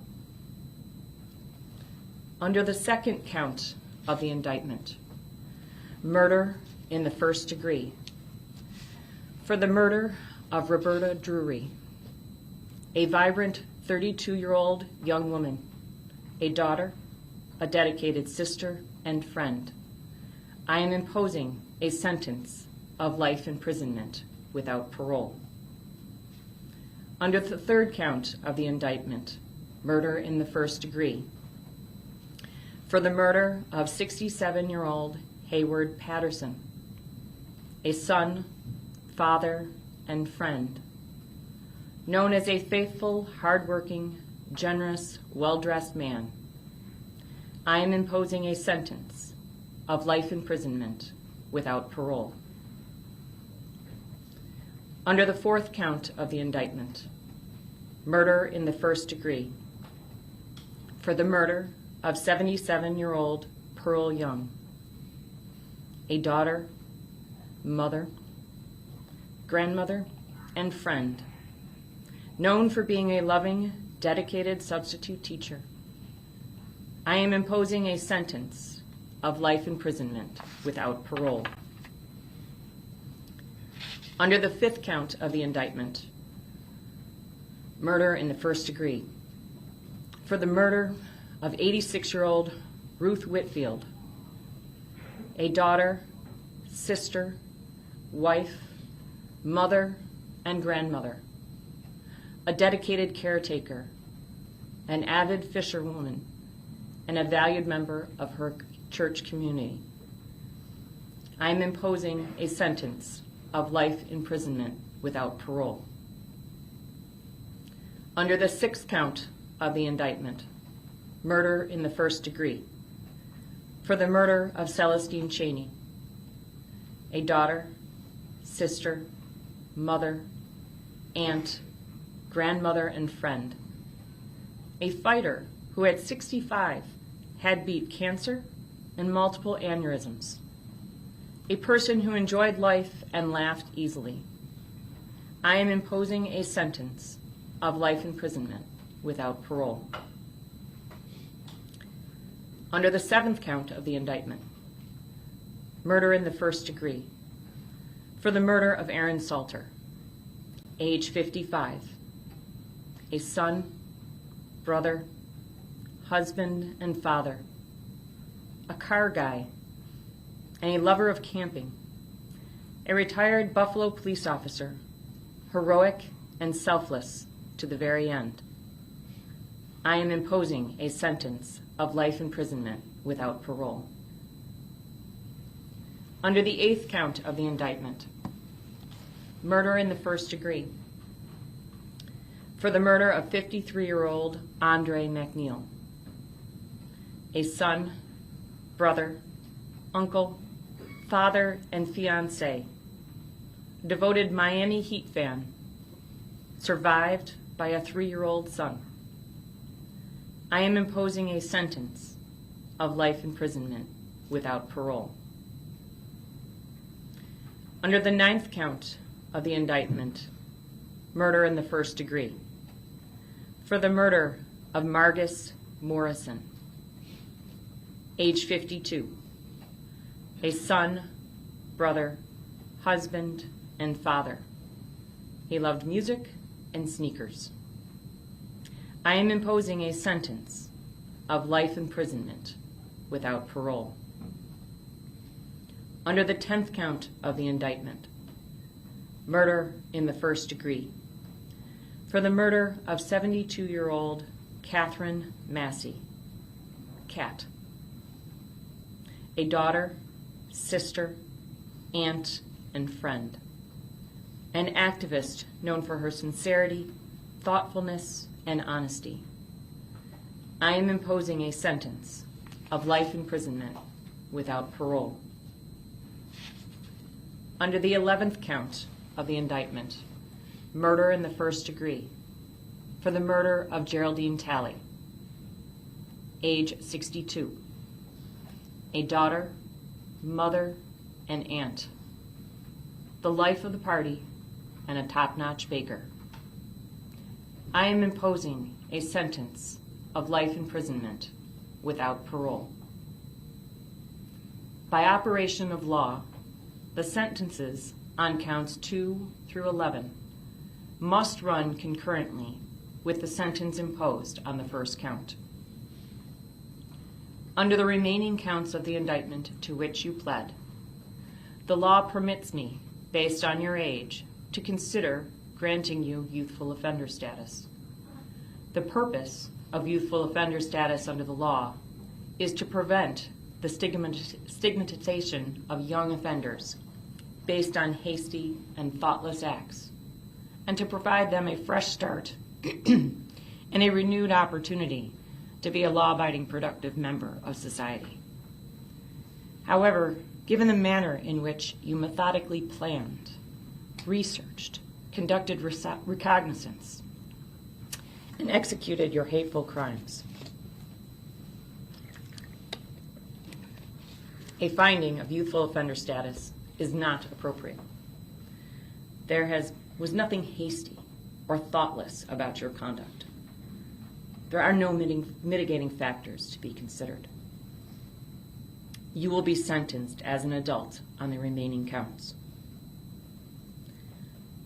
Under the 22nd count of the indictment, attempted murder in the first degree, for the attempted murder of 20-year-old Zaire Goodman, a beloved son, a hardworking young man of character, I am imposing the maximum determinate sentence of 25 years, followed by 5 years of post-release supervision. I direct this sentence to run consecutively to all other sentences imposed. Under the 23rd count of the indictment, attempted murder in the first degree, for the attempted murder of 55-year-old Christopher Braden, a son, father, husband, and friend, a professional serving the needs of the good people of the city of Buffalo. I am imposing the maximum determinate sentence of 25 years, followed by 5 years of post-release supervision. I direct this sentence to run consecutively to all other sentences imposed. Under the 24th count of the indictment, attempted murder in the first degree, for the attempted murder of Jennifer Warrington, age 50, daughter, mother, wife, friend, a professional serving the needs of the good people of the city of Buffalo. I am imposing the maximum determinate sentence of 25 years, followed by 5 years of post-release supervision. I direct this sentence to run consecutively to all other sentences imposed. Under the 25th count of the indictment, criminal possession of a weapon in the second degree, I am imposing the maximum determinate sentence of 15 years, followed by 5 years of post-release supervision. I direct this sentence to run consecutively to all other sentences imposed. I am assessing the mandatory surcharge of $300, the crime victim assistance fee of $25, and a DNA fee of $50. You have 30 days to appeal the sentence of this court.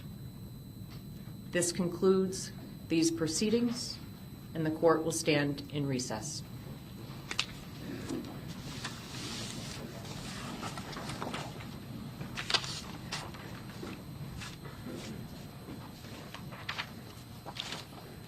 That was a very emotional sentencing and victim impact statements being read out there today here for the racist Buffalo mass shooter sentenced just moments ago to life in prison without the possibility of parole there. We watched it all live raw in Unfiltered. I do want to take you out to the moment to replay one more time the very tense moment of a family member trying to attack the murderer. Let's show this to you right here on Live Now from Fox.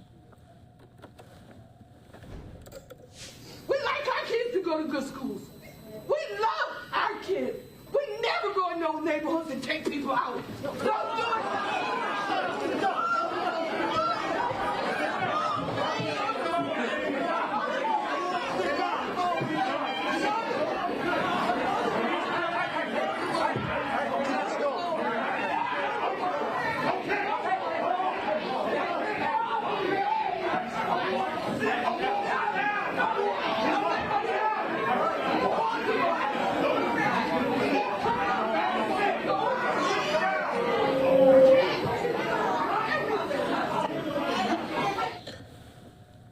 And that was some of the drama there that played out in the courtroom there, as you can imagine. Very emotional time here for these families during this moment of sentencing. You're watching Live Now from Fox, everyone. We are going to take our final break here of this hour. Stay right here with us. More to come on Live Now.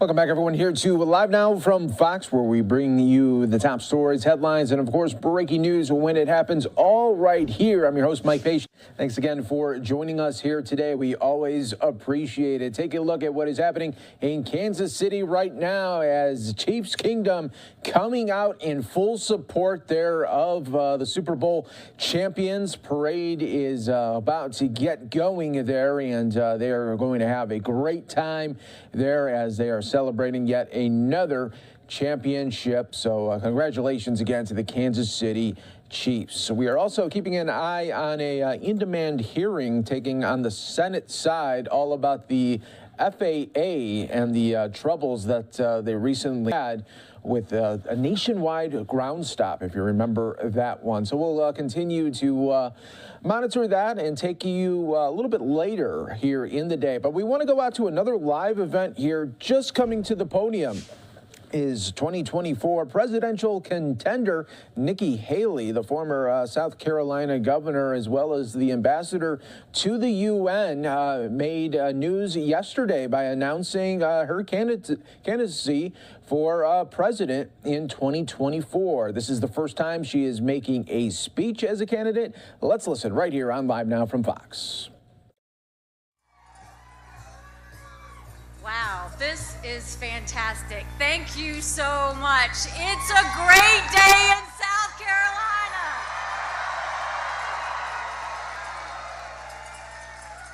Thank you all for being here. You know, I have to say before I start, I've got to give a shout out to the people who took the podium before me. To Pastor Hagee, I still say I want to be you when I grow up. Thank you. Candace Glover, you are a star and a source of pride for South Carolina. That was amazing. Caton Dawson, you will forever be the best party chairman South Carolina has ever had. To Cindy and Fred Warmbier and their family, you will always have my heart.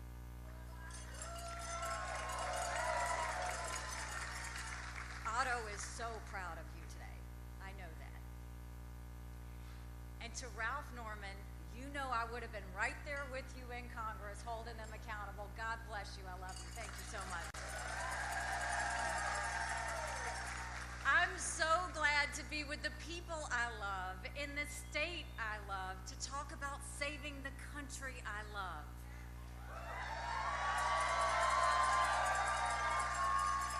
I have always had a deep belief in America, but I know America is better than all the division and distractions that we have today. And I'm confident that the American people agree. We're ready to move past the stale ideas and faded names of the past. And we are more than ready for a new generation to lead us into the future.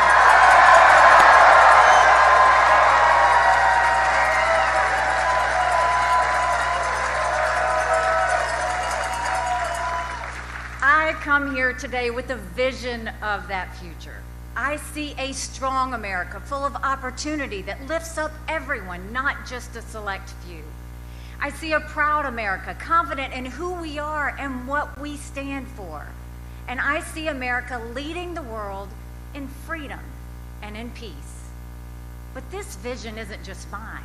It's the core of our nation's history. And it called to my parents over 50 years ago. I am the proud daughter of Indian immigrants, and I am blessed that they are here today.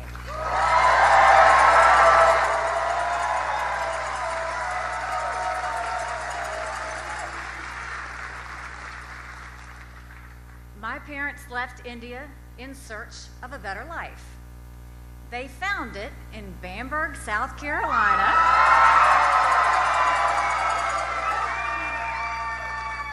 Population 2,500. Our little town came to love us. Our little town came to love us, but it wasn't always easy. We were the only Indian family. Nobody knew who we were, what we were, or why we were there. But my parents knew. And every day they reminded my brothers and my sister that even on our worst day, we are blessed to live in America.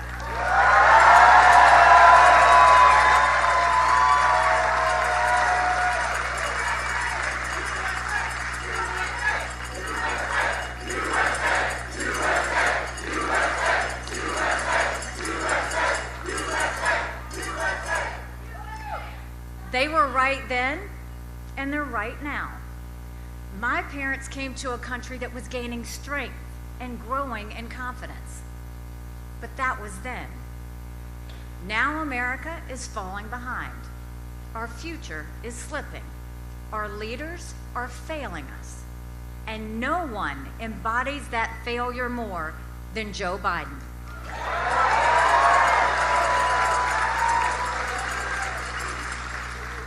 Right now, in the greatest country in human history, we have too many families paying too much for groceries. Too many mothers searching frantically for baby formula, and too many children who are so far behind in the classroom, they may never get ahead. We have too many small businesses who can't afford rent, and too many big businesses getting taxpayer bailouts. We have too much crime on our streets, too many drugs flooding our cities, and too few police and border patrol.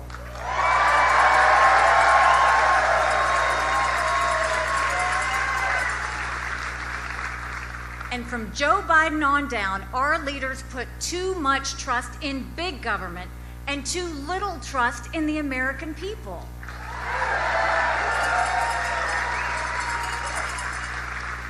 They have us spiraling towards socialism with a new $1 trillion spending bill every few months and a national debt over $30 trillion. This is not the America that called to my parents. And make no mistake, this is not the America I will leave to my children.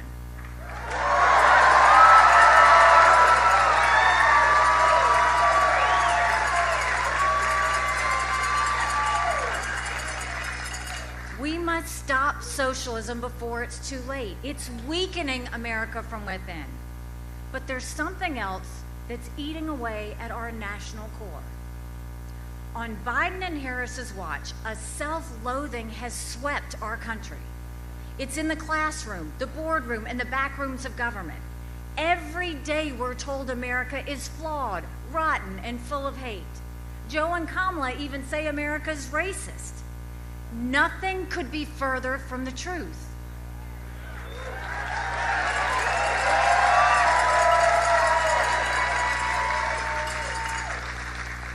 The American people know better. My immigrant parents know better. And take it from me, the first minority female governor in history, America is not a racist country.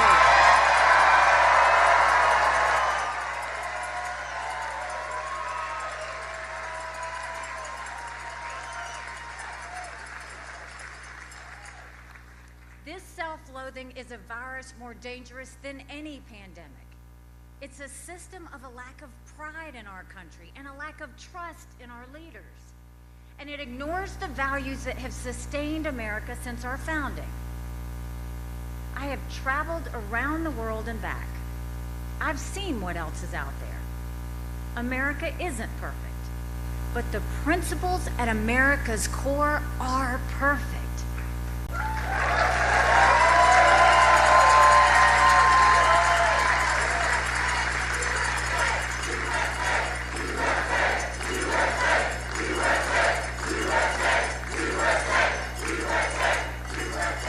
And the American people are not full of hate. We're full of love, and we are sustained by faith. I always go back to the book of Joshua. Be strong and courageous. Do not be afraid. Do not be discouraged, for God will be with you wherever you go.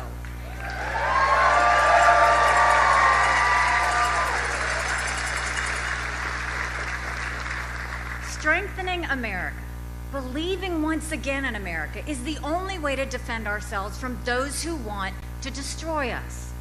When America is distracted, the world is less safe. And today our enemies think that the American era has passed. They're wrong.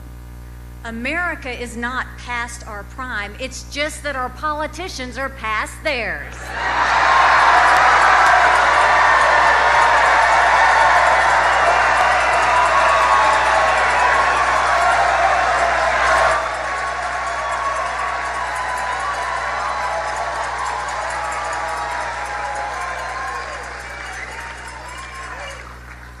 Joe Biden isn't leading from behind. He's not leading at all.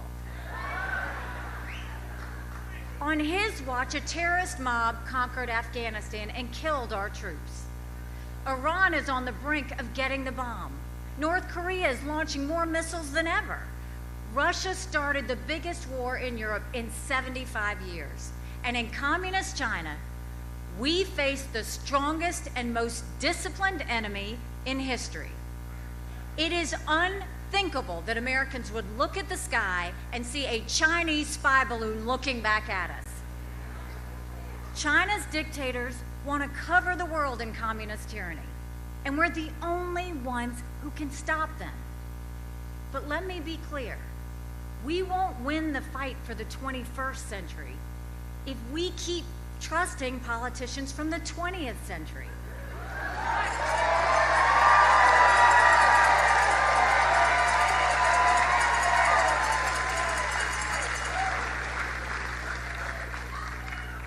America is on a path of doubt, division, and self-destruction, a path of fading patriotism and weakening power. The stakes are nothing less than our survival. And you and I and every American is being summoned to bold action. And so I have an announcement to make.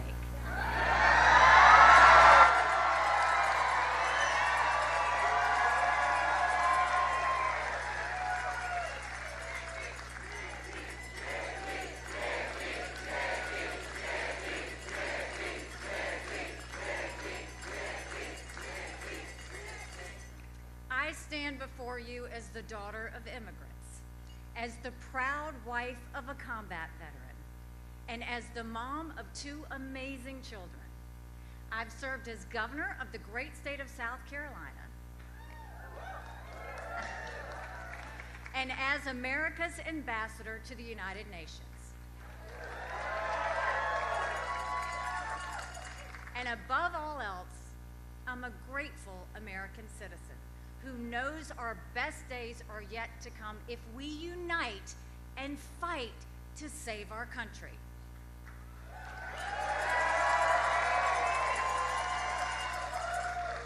I have devoted my life to this fight, and I'm just getting started.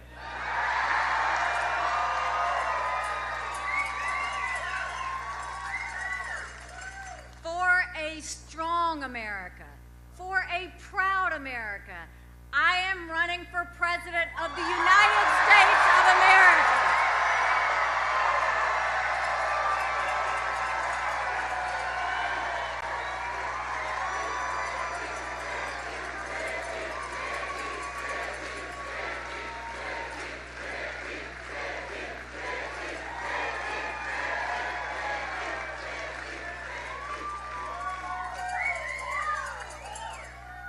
When I look to the future, I see America strong once more. We'll end inflation and build an economy that works for all, just like we did in South Carolina.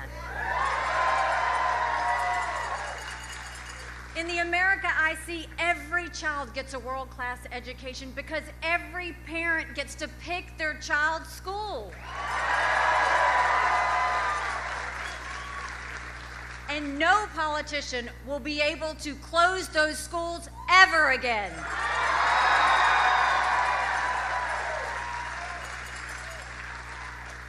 In the America I see, police know we have their backs. And criminals know we have their number. And our states will be safe again. In the America I see, we stop the surge of drugs and illegal immigration. That means having a real border and mandatory E-Verify like we got done in South Carolina.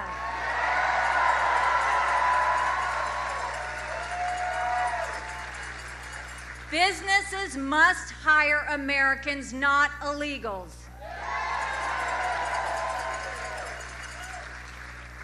In the America I see, everyone has full confidence in our elections.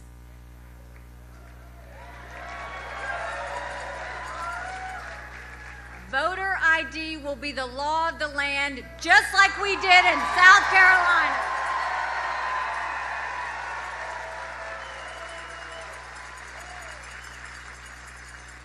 The America I see is freer and better for all, because Washington will finally serve the people instead of the political class.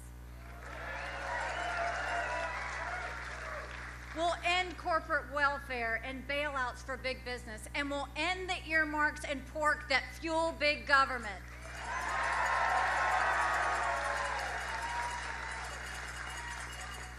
And when it comes to our politicians, we'll light a fire under them. Their job is not to say things on TV. Their job are to do things in D.C. like solve problems instead of ignoring or creating them.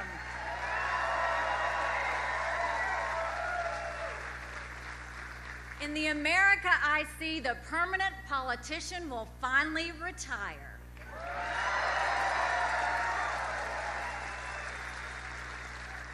We'll have term limits for Congress.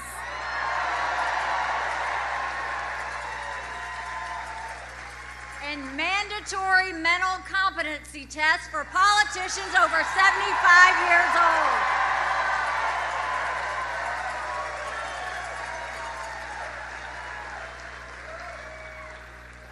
Most of all, I see a strong America because I see a proud America. Strong and proud, not weak and woke. That's the America I see.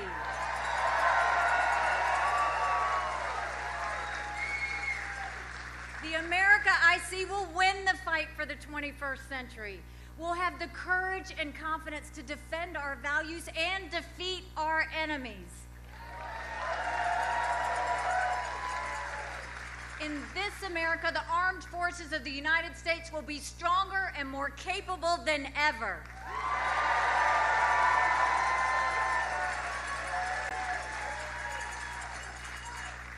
A strong military doesn't start wars. A strong military prevents wars.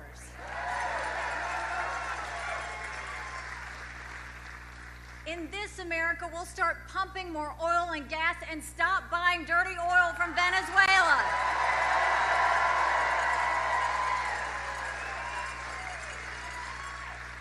We'll stand with our allies from Israel to Ukraine and stand up to our enemies in Iran and Russia.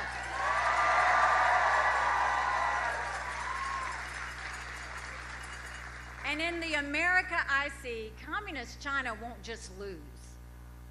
Like the Soviet Union before it, Communist China will end up on the ash heap of history.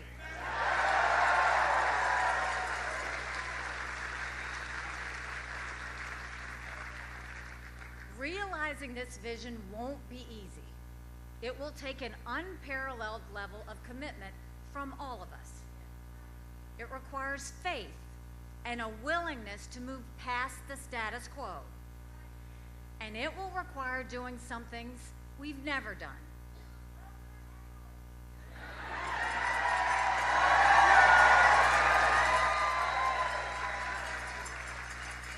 Like sending a tough-as-nails woman to the White House.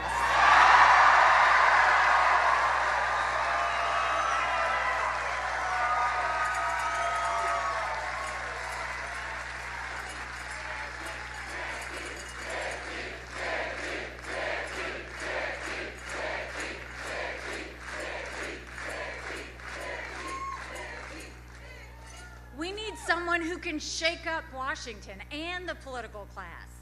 I've done it before, starting right here.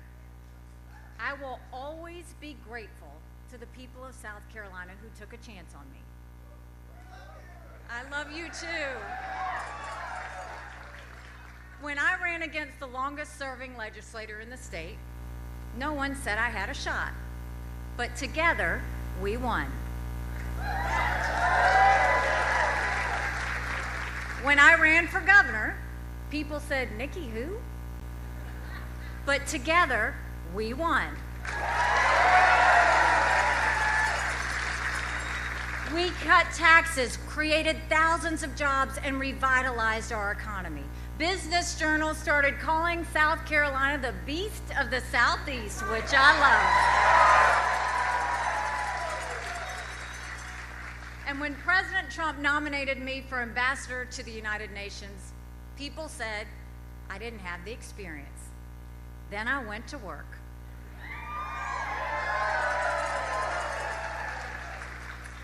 I told the world that America would have the backs of our allies, and for those who didn't have our backs, we were taking names. The dictators, murderers, and thieves at the UN didn't know what hit them. I've been underestimated before. That's always fun. And I've been shaking up the status quo my entire life.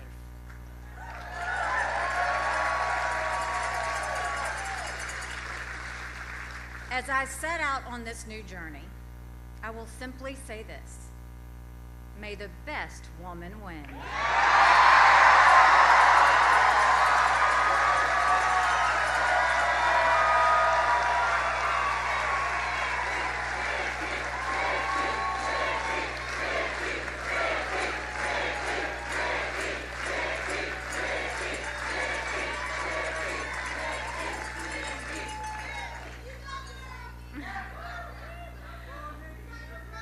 I got your back too.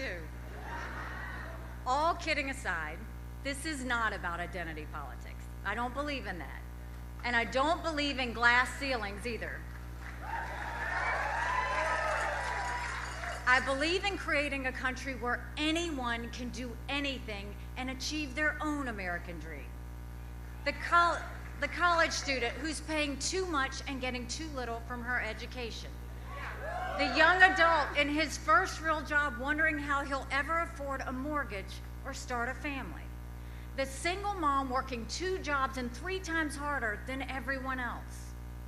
The small town dad who saw his factory leave town and thinks his future went with it. I'm fighting for all of us because all of us have to be in this together. But hear this: unity does not come from faint hearts or watered down compromises.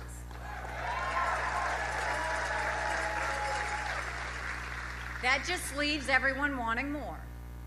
Real national unity comes from boldly proclaiming our national purpose and persuading opponents to join us.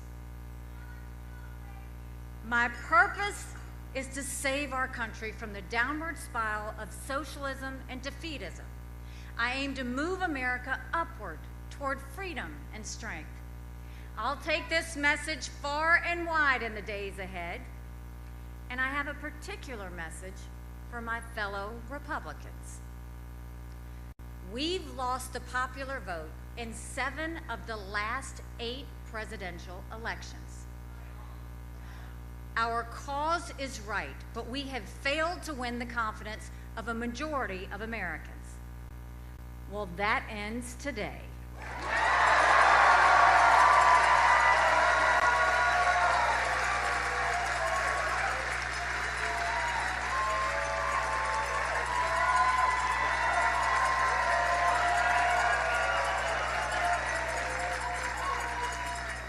If you're tired of losing, put your trust in a new generation.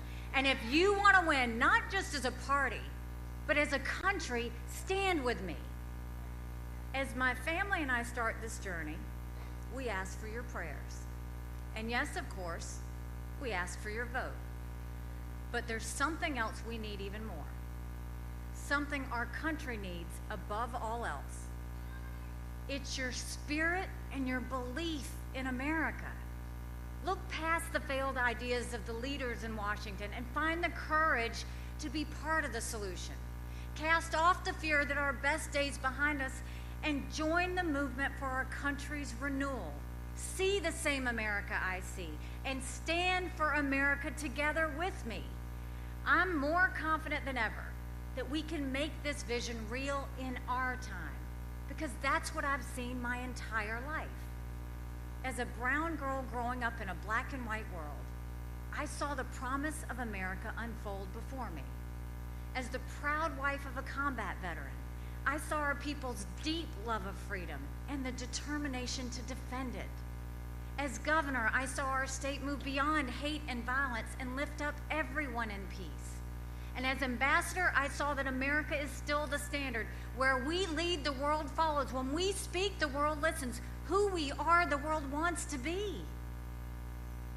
I'll never forget the day as ambassador when I stood on the Simon Bolivar Bridge between Colombia and Venezuela in South America. I watched thousands of Venezuelans walk by, holding their babies in the hot sun for hours to get the one meal they might get that day. Where they came from, they'd been killing zoo animals for food. They were fleeing socialism and yearning for freedom. When I left the bridge, the families started to gather around me. I didn't understand why they flocked to someone they had never met. And then it hit me. They didn't care who I was. They cared where I was from. In me, they saw America, and in America, they saw hope. The time has come to renew that spirit and rally our people.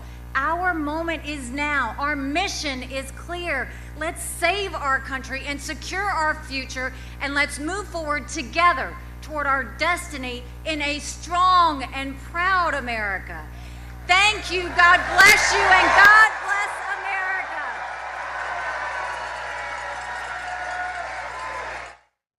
Nikki Haley right there making it official with that announcement for the Republican ticket there, trying to take on Donald J. Trump. So it's her and Trump so far. We know that list will continue to grow as we get closer to 2024, and especially when we hit the summer months of this year. We should really see the GOP ticket there shape up, and we'll continue to follow it every step of the way for you right here on Live Now from Fox.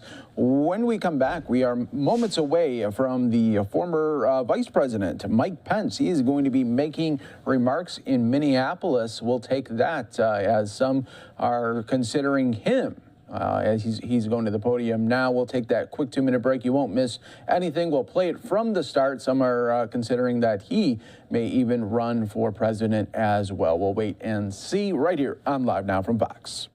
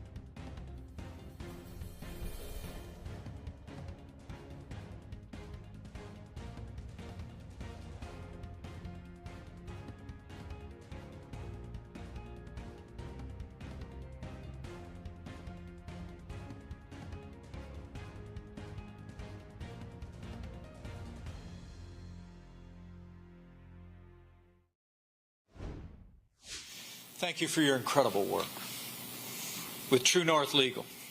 Now, Renee is too modest to mention it, but she was one of the lead attorneys, along with Professor Teresa Collette, who helped to write an amicus brief with Advancing American Freedom in the Minnesota Family Council that encouraged the Supreme Court to send Roe v. Wade to the ash heap of history where it belongs. And we thank you for your leadership.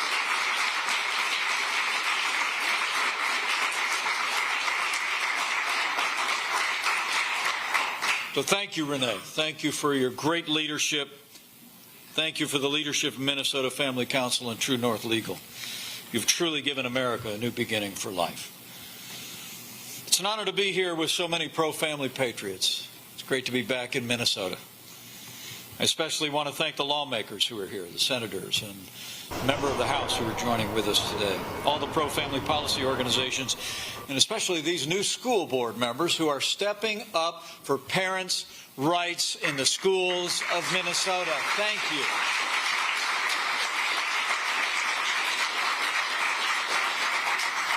We gather here today because there's a fight underway.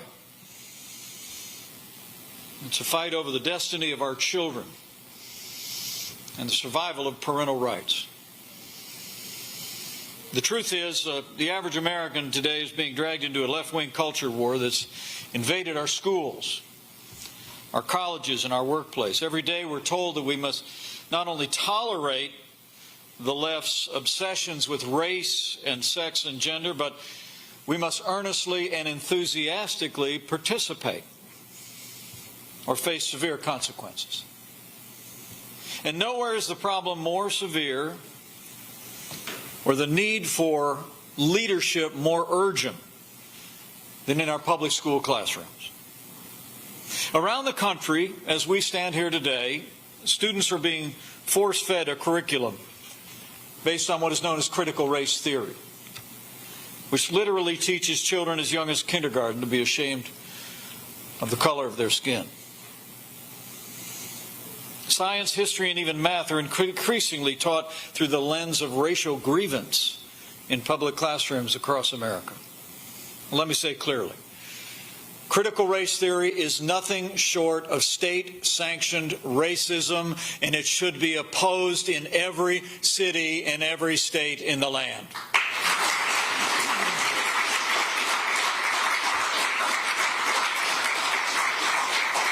But what brings us here today is that now radical gender ideology has seeped into our classrooms, teaching children to hate their own bodies and furthering the notion that it's possible to transition from one gender to another. Worst of all, in some school districts, parents are helpless to stop any of this from happening. Across the country, parents' rights are being trampled by a politically correct nanny state that's ruining our schools and telling parents that they have no role in their children's most important decisions. Now, Renee mentioned that I'm a father of 3, but also the grandfather of 3, 2 of which were born last week to my son and daughter. It's extraordinary. About this time last week, I was literally holding little Etta Rose and Elena Marie. I looked at my son and my incredible daughter-in-law. I looked at my daughter Charlotte and her incredible husband. And I just praised God for the blessings in my life. But I felt a great weight of responsibility as well. We owe our children and our grandchildren an America where parents guide the choices of our children at home and at school.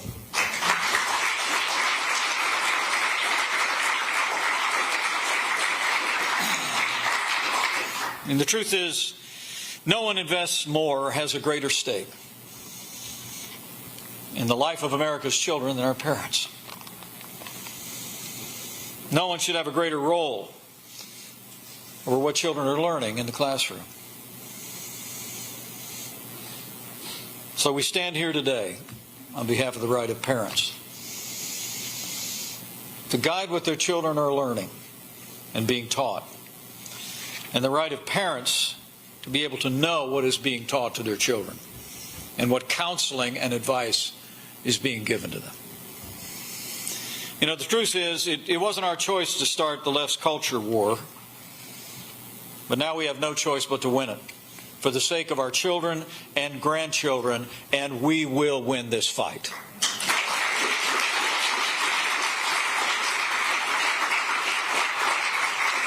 But what brings me here to Minnesota on this warm and balmy day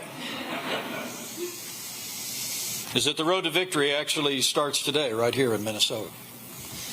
Not far from here at the 8th Circuit Court of Appeals, St. Paul, oral arguments are being heard in the case of Parents Defending Education versus Linn-Mar Community School District.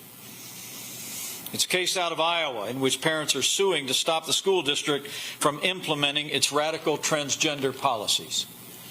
And I'm proud to say, with the support of the organizations gathered here and more than 20 conservative pro-family organizations advancing American freedom, wade into this fight with an amicus brief, and we are going to take the fight for parents' rights all the way to the Supreme Court of the United States of America.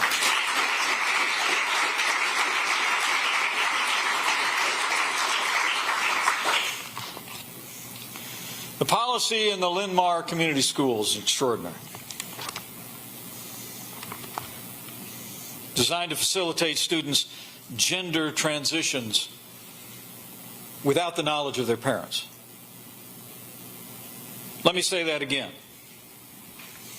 The policy in the Linn-Mar community schools in Iowa, it was challenged by Parents Defending Education, our organization, and other pro-family groups, is designed to facilitate students' gender transitions without the parents' knowledge or consent. It also is designed to punish other students who fail to use a student's preferred pronoun or who voice opinions about transgender issues, even prohibiting those that may be grounded in their religious convictions, like that ancient truth that male and female, He created them. The school district's policy would allow any student of any age to choose which bathroom to use, which locker room to use, which gender to room with on overnight trips for school, regardless of their biological sex. A young girl, for example, who objects to being forced to shower, change clothes, or use the restroom with boys could face suspension or even expulsion from school under the Linn-Mar community school policy. Any child that asks will be given gender transition plan created by the school district without the parent's knowledge or consent. Let me say that again, because it's at the core of this issue. And I believe it's an issue, not that the majority of the American people stand with us on, but I think it's got to be almost every parent in America. You do not craft a gender transition plan for my child without my knowledge or consent. I believe the American people believe that.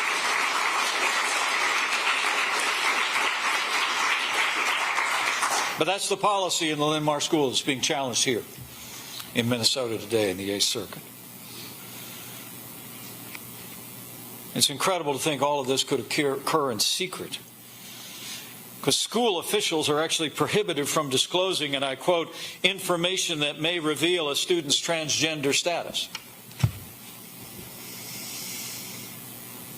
They can't reveal that information without the child's authorization to the parent.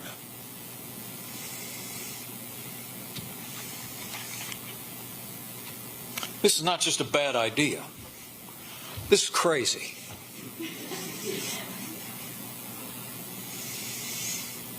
And today, we're asking the court in the 8th Circuit to end this dangerous and degrading policy of parents' rights once and for all, and restore sanity to our public school classrooms and to the families of America.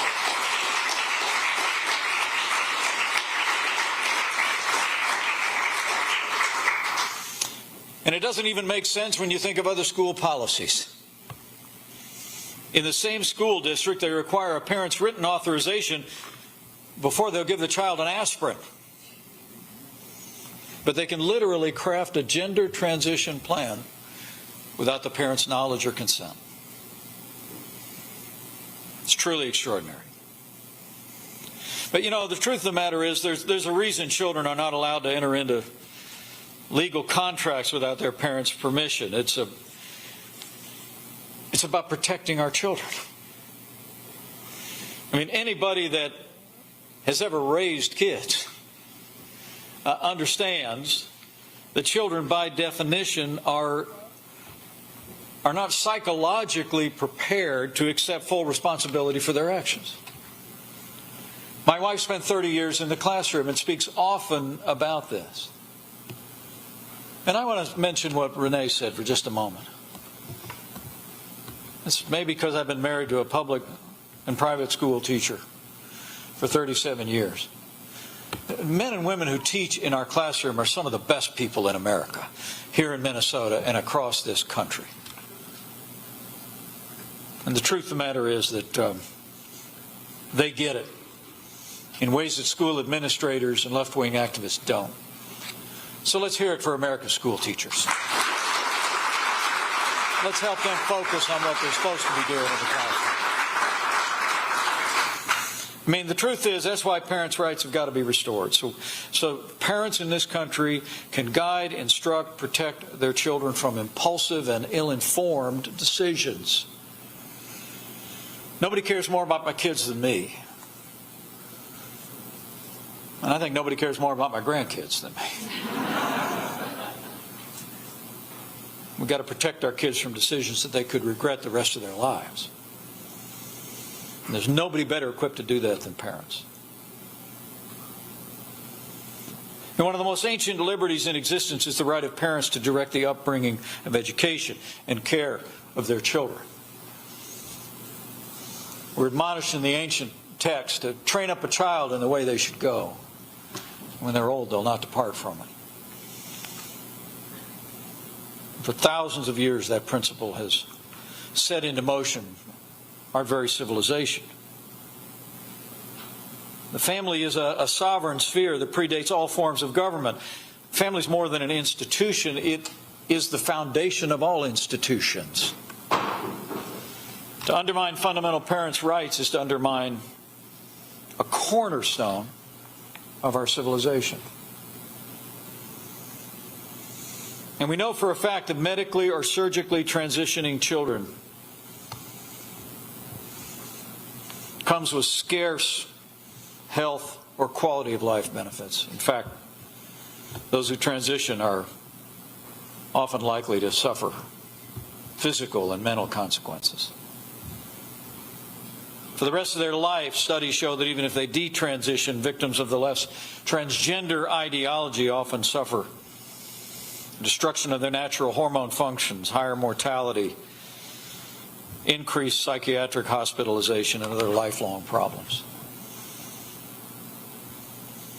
Instead of encouraging a gender transition to further some broken ideology of the American left, we should be teaching every child that they are fearfully and wonderfully made in the image of God.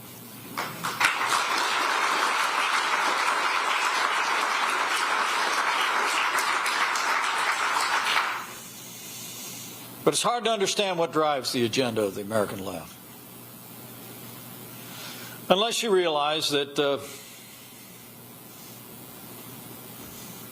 family itself as an independent unit is not consistent with the socialist model for America. Breaking down the family has ultimately been a goal of the socialist agenda in this country and around the world. By first removing parents from the equation, socialists place government as the ultimate authority in the life of our children.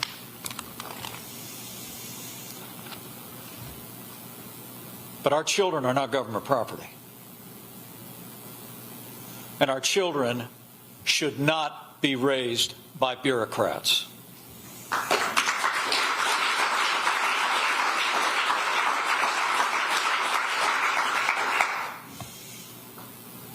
Countless studies, common sense, and human history confirm children thrive when they're raised in strong two-parent families with a mother and a father.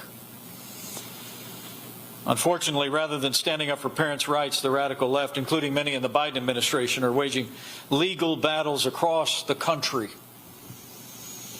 empowering doctors to literally mutilate children. They've weaponized the Justice Department against parents attending school board meetings. And as we've seen, the Justice Department has actually colluded with big tech to suppress the free speech rights guaranteed to every American. Well, I would say as conservatives, but as Americans, we believe in the right of every American to think, to speak, to live, to worship according to the dictates of their conscience, and that shouldn't stop at the door of their public school.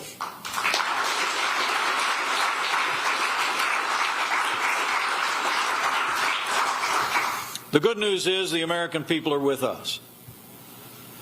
Many more are with us than are with them, I can assure you. I'll be in Iowa in the very district where the Linn-Mar Community Schools operate later today, meeting with Americans just like all of you. And I'm absolutely convinced as we hold this banner high, the American people will rally to the cause of parental rights as never before. I mean, what we need in this country is a return to common sense and common values, and return to the common good that the overwhelming majority of the American people will support. And look, this is a big country. It's a beautifully diverse population. I'm a conservative, but I'm not in a bad mood about it. Some of my best friends are just as fiercely liberal as me, but when you push back from the table, there are issues that bring us together. It's a belief in the rule of law. It's a belief in the importance of family. And it's those timeless American ideals that we need to return our nation again today.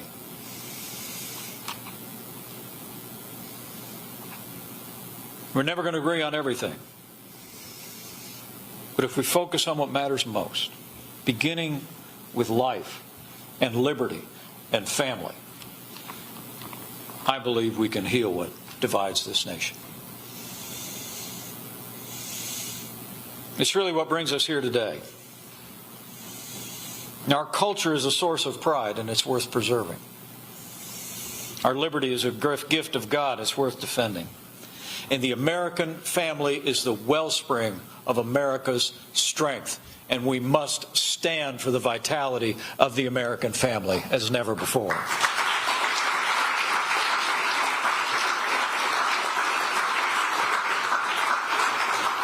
And I believe if it was just about your family, it'd be enough to make this fight. And I want to say again, I'm very proud to stand today with Renee, with Minnesota Family Council, and True North Legal in this battle. But I also want to say to each and every one of you that I believe the destiny of our nation is tied up in the destiny of the American family.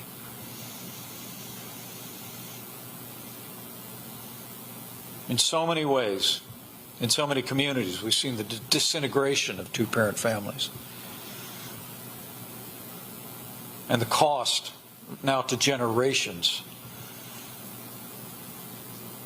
is tearing many of our communities apart. I mean, the truth is that strong families make strong communities. Strong communities make strong states. Strong states make for a strong nation. And in this new century still, this 21st century of widening challenges at home and abroad, we need a strong America. And American strength begins with the family. And so I thank you all for being here today. I thank you for standing with us as we stand with those who are in the courthouse not far from here in St. Paul, making the case for parental rights. And I'd ask you to do one more thing in this time of great challenge, and that is remember that the effective and fervent prayer of a righteous person availeth much. And so as you stand, as you work, as we advocate in the courts of the land for parental rights and the liberties of the American people, I encourage you also to avail yourself of that wellspring of support that has ever strengthened this nation in times much more challenging than we could possibly imagine.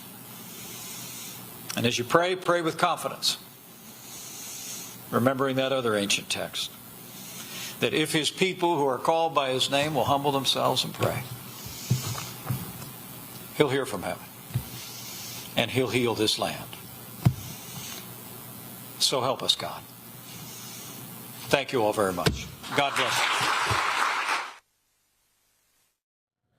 Former Vice President Mike Pence speaking in Minneapolis today on parental rights. He is going to go to Iowa shortly and make another speech there later this afternoon. You're watching Live Now from Fox, everyone. We are going to take a quick 2-minute break. Stay right here with us. More to come on Live Now.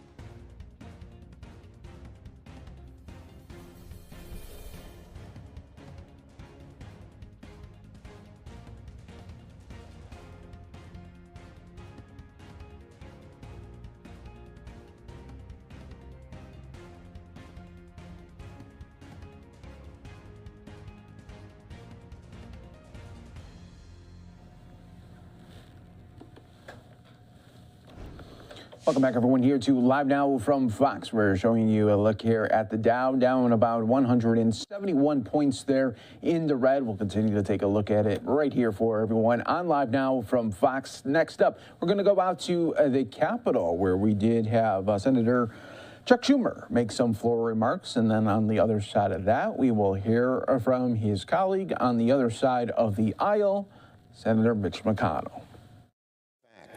Before she goes forward, and then her seemingly innate ability to convince people on both sides of the aisle to work together. That's why her list of accomplishments is so long.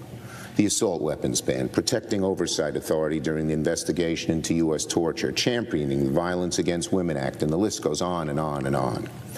But perhaps her greatest legacy is how she blazed a trail for women and girls everywhere. Today, there are 25 women serving in this chamber. There are 25 women serving in this chamber, all of whom stand on Diane's shoulders. So we're all very glad we have another year and a half with her to fight the good fight. And I know she'll use that time to fiercely advocate for women's rights in all aspects of life and unwaveringly represent the people of California. Now on implementation. As President Biden pointed out last week during his State of the Union address, the Democratic agenda is already bearing fruit across this country. There will be tens of thousands of projects funded. Last week, for instance, I joined with President Biden to talk about Gateway in New York, something New Yorkers have waited for decades and is vital to continuing the health of our bi-state New York, New Jersey economy, as well as the economy of the Northeast. When the president came and we actually started working on the project, you could feel exultation and excitement in the city. That's going to start happening again and again everywhere in urban, suburban, and rural areas, as Democrats make it a priority to get the word out about all the good things that are coming the American people's way. It's one thing for Americans to read about things that Congress has passed, but when they can actually feel and see these accomplishments play out in their communities, it makes a world of difference. We have a responsibility to make the connection between what happens in this chamber and what's going on in people's backyards. This morning, I sent out a dear colleague with Senator Stabenow about how Democrats are going to get the word out on implementing our agenda in the coming weeks. We have a great story to tell the American people and no shortage of examples of how our agenda is making the country stronger and making Americans' lives better. Let me give a few examples. Seniors on Medicare, for instance, can now already take advantage of Democrats' historic $35 a month cap on insulin. After years of hard work, this is no longer an aspiration. A $35 insulin cap is now the law of the land. Seniors who were up nights worrying how they were going to pay $400, $500, $600, $700 a month for this vital drug when you have diabetes can now breathe easy. Millions of people, the seniors and their families and friends, can breathe easier because of what we've done. Now, let's not forget, we should be expanding the cap to all Americans, not just to those over 65. And in this Congress, Democrats are going to work hard, try to work with our Republican colleagues. We hope they'll join us to make that happen. Here's another one. Very few people know of this, but we're spreading the word. Seniors on Medicaid can take advantage of free shingles vaccines. These two benefits alone, the insulin cap and free shingles vaccines, could mean hundreds in savings every year for seniors on Medicaid, and so many seniors are. On the infrastructure front, communities across the country can now apply for new grant funding to fix their roads, their bridges, their highways. These are perhaps the most obvious examples of our agenda at work. People are going to start seeing more orange vests, more hard hats, good-paying union jobs in their communities as the communities get the updates they sorely need. And the Inflation Reduction Act is already doing exactly what its name suggests, saving people money. The tax credits alone can give families as much as $14,000 for making their homes energy efficient. People can put in heat pumps, get help to get those heat pumps, and their heating bills go down. It's a great thing. The examples go on. Democrats are going to make implementation a top priority in this Congress. After everything we've been through over the past 3 years, Americans deserve to hear some good news about how their leaders are working hard for them. That's precisely what we will focus on in the coming years. Now, chaos over there in the House on the Republican side. Each day that passes in Washington, two things hold true.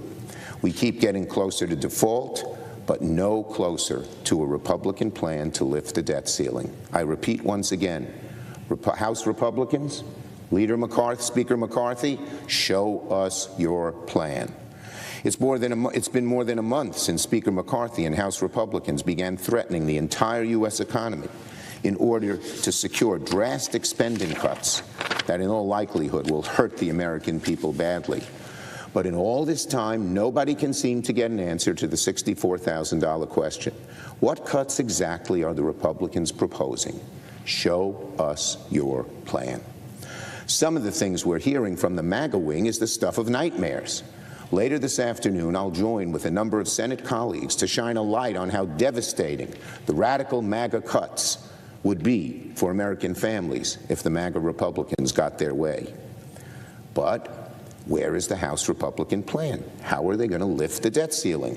After months of no answers, now Speaker McCarthy has recently claimed Republican leadership is trying to come up with a plan right now. I'm glad he's at least saying he wants to answer our question. Frankly, it's a lot easier said than done.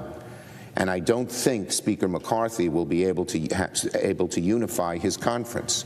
It takes 218 votes, as we know, to pass anything in the House. And with a razor-thin GOP majority paralyzed by internal division, and with the stronghold the MAGA Republicans have on the Speaker, Speaker McCarthy will have a very difficult time getting everyone on the same page, if he can do it at all.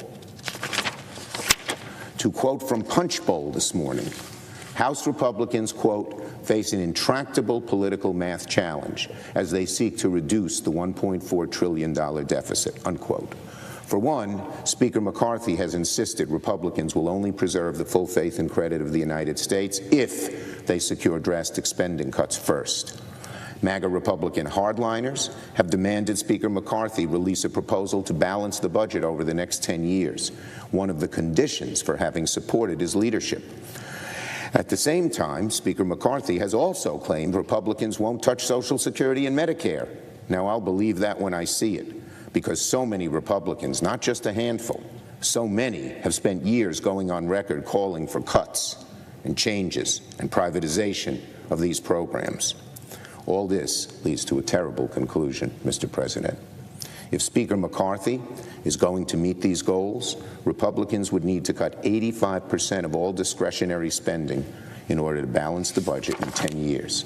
Let me say that again. If Speaker McCarthy and House Republicans are serious about balancing the budget without touching in their 10-year plan, without touching Medicare and Social Security, they will need to cut 85% of all discretionary spending. That would be Republican austerity at an apocalyptic level. Teachers, nurses, firefighters, student loan borrowers, police officers would all kiss federal funding goodbye. Funding for scientific research, so vital in our competition with China, would likely disappear. Child hunger would spike without federal nutrition programs. Housing programs would be starved of resources. We'd be thrust into a greater housing crisis than we now have. So my point is this. Speaker McCarthy is not going to be able to keep his promise to balance the budget at 10 years while at the same time leaving Social Security and Medicare untouched. The math doesn't add up. Very soon, the MAGA brigade will see that the Speaker made a bunch of promises that he won't be able to keep. Some of you are going to be seeing a quick 2-minute break. Stay right here with us. Dynamic within the House GOP gets worse day by day. That's why it's so important that now, early on, the House Republicans show us their plan. On ESG in China, 2 more items, Mr. President.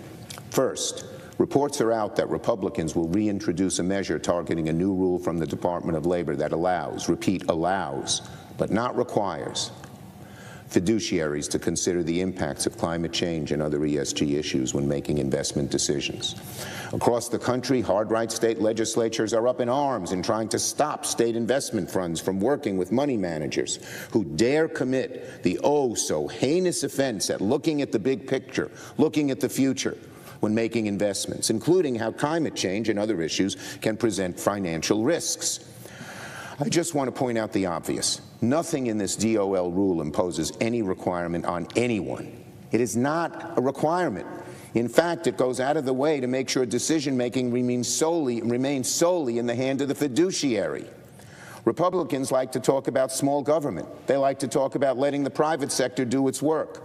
But their obsession with eliminating ESG, their sort of ostrich-like view about climate change and the damage that carbon presents when going into the atmosphere, would do just the opposite. Finally, on the China surveillance balloon and what happened over the weekend. After yesterday's briefing, it's clear our defense and intelligence agencies remain laser-focused on gathering every piece of information about what happened over U.S. and Canadian airspace. White House Press Secretary John Kirby said these most recent objects did not pose any direct threat to people on the ground.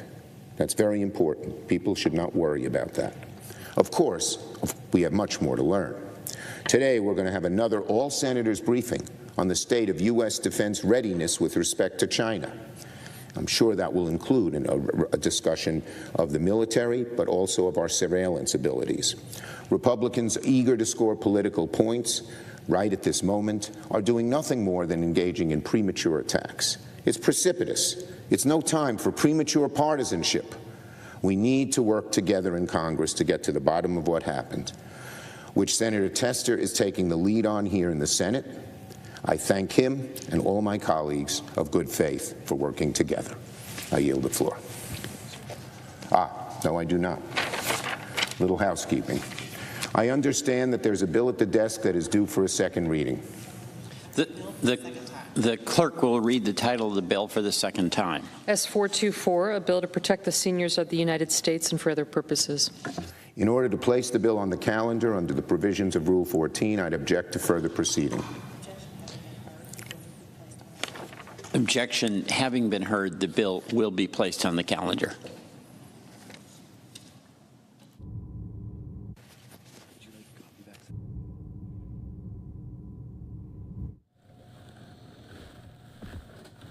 Senator Chuck Schumer speaking there on the Senate floor. We are going to take another quick 2-minute break, the last one here of this hour. And when we come back, we'll take you back out to the floor where we'll hear from Senator Mitch McConnell.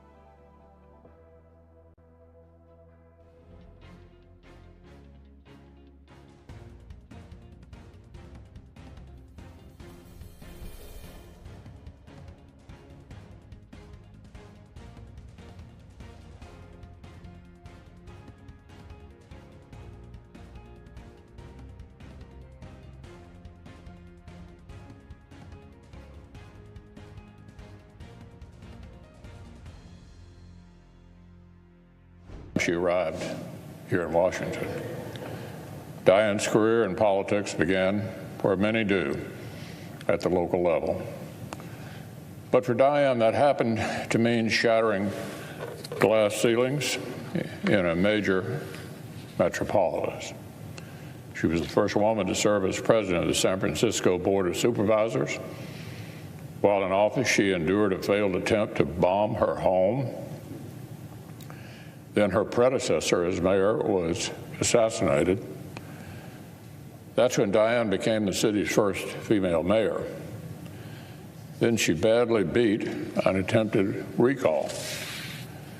By the time this trailblazer became Senator Feinstein, there was frankly nothing that could faze her.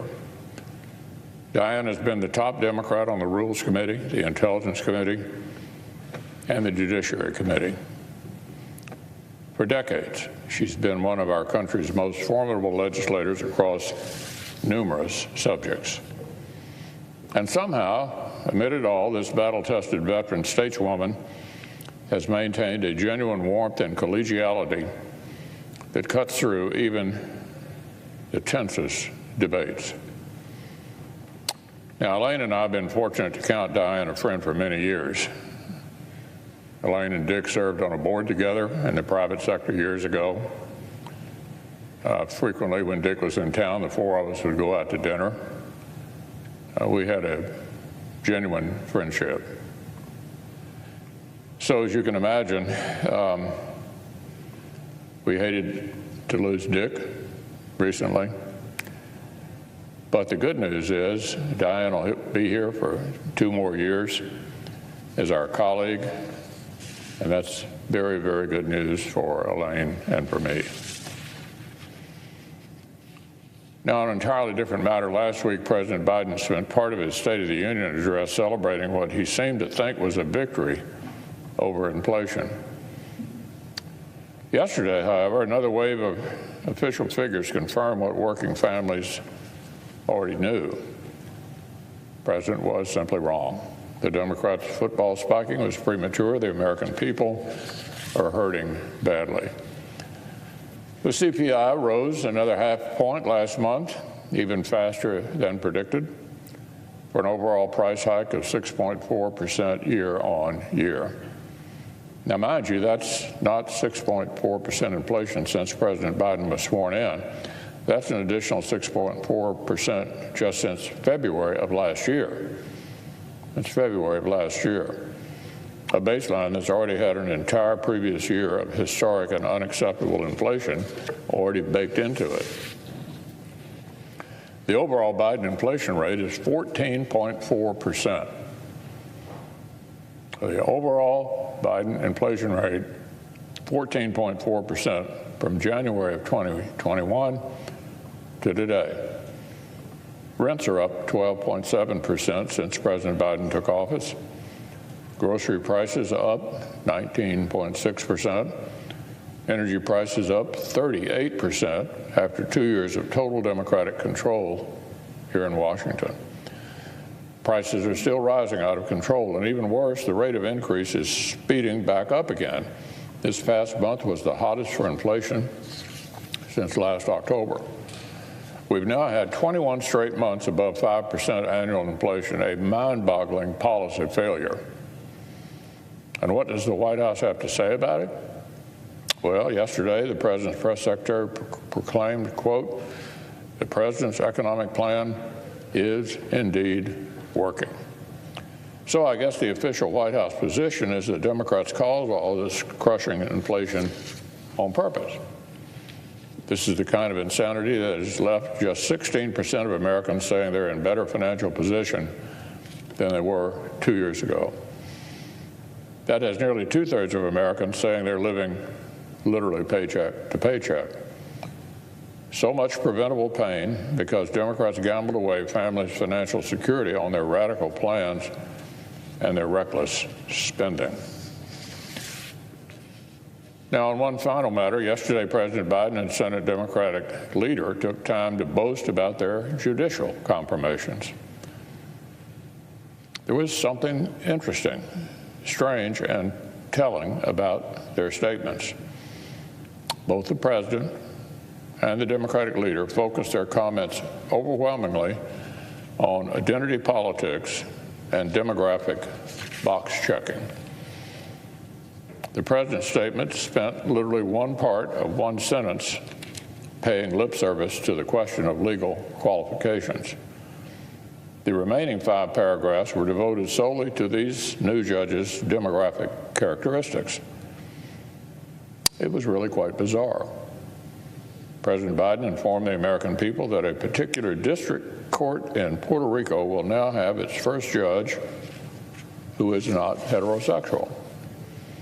He pointed out that men have been a small minority of his judicial nominees, that certain percentages of his nominees fit into certain demographic categories. He went on and on and on like this. Mr. President, most Americans want our country to keep moving forward in a direction where people's physical characteristics do not define us.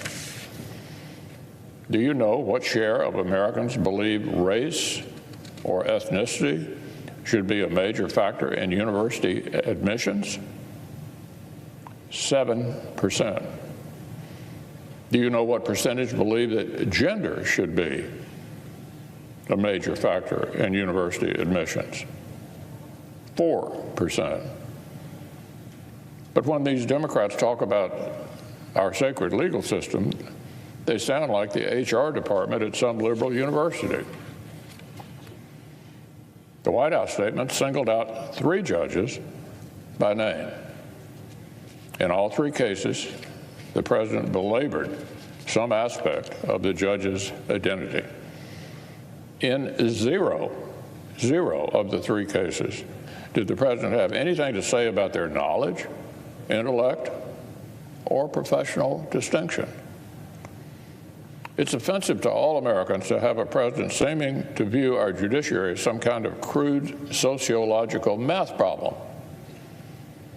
This is just the kind of thing our Constitution cuts against. Ironically, when it came to how these new judges actually think, both the president and the Democratic leader went out of their way to celebrate the lack of diversity in their thinking. They bragged about their coordinated and deliberate effort to stuff the judiciary with an unprecedented volume of former criminal defense attorneys. Democrats have long said they want judges to have empathy. Well, that's good news if you happen to be the party for whom the judge has a special bias. Not so good, however, if you're the other party and you're looking for a fair trial. Now, Democrats are helpfully telling us whom they want judges to empathize with. Accused criminals, not innocent victims. Now, Mr. President, nobody is saying we shouldn't have any public defenders on the bench. But even the New York Times admits the Democrats' sweeping effort to tilt the playing field in one direction is, quote, a sea change in the world of judicial nominations. When Republicans held the presidency and the Senate, we spent 4 years confirming staggeringly qualified and incredibly brilliant men and women to the courts from widely diverse professional and educational credentials. Back then, even the very liberal Vox.com reported, quote, based solely on objective legal credentials, objective legal credentials, the average appointee has a far more impressive resume than any past president's nominees. That was then. So where are we?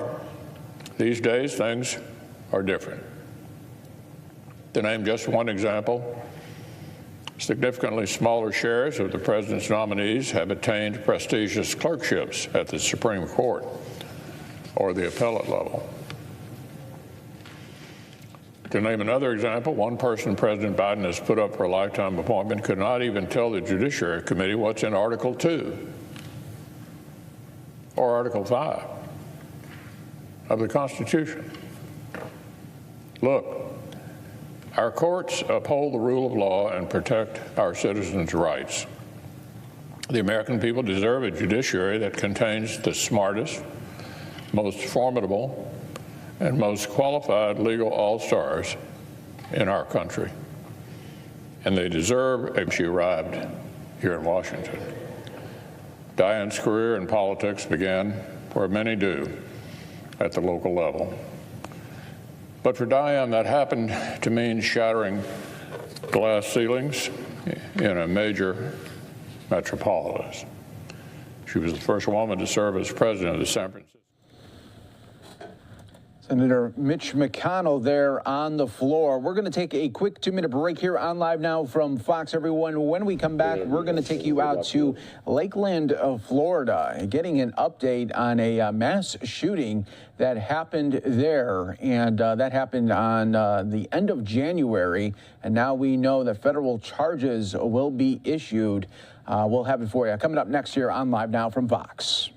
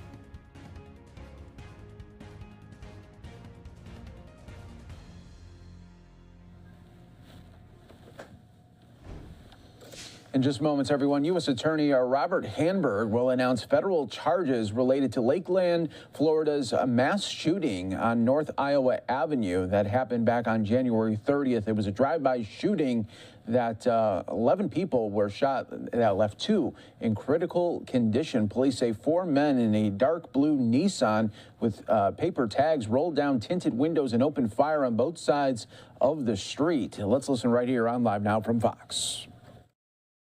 The cooperation that we've received from them. I will comment before I get into the timeline. We have some updates on the shooting. Obviously, we've had 2 press conferences before on this, and we have some updates to provide you today. We also have some announcements to make as well. So, but I do, before I get started, wanted to thank the U.S. Attorney's Office, our federal partners with the FBI, the ATF, state partners, the FDLE, Brian Haas and the State Attorney's Office, and particularly Sheriff Judd for their help and cooperation in helping us bring this investigation to a successful conclusion. It's been a long two weeks, a little over 2 weeks since the shooting occurred. There's been a lot of stuff going on behind the scenes, a lot of investigation, a lot of man hours. Over 50 search warrants have been served. Thousands of pieces of evidence have been processed.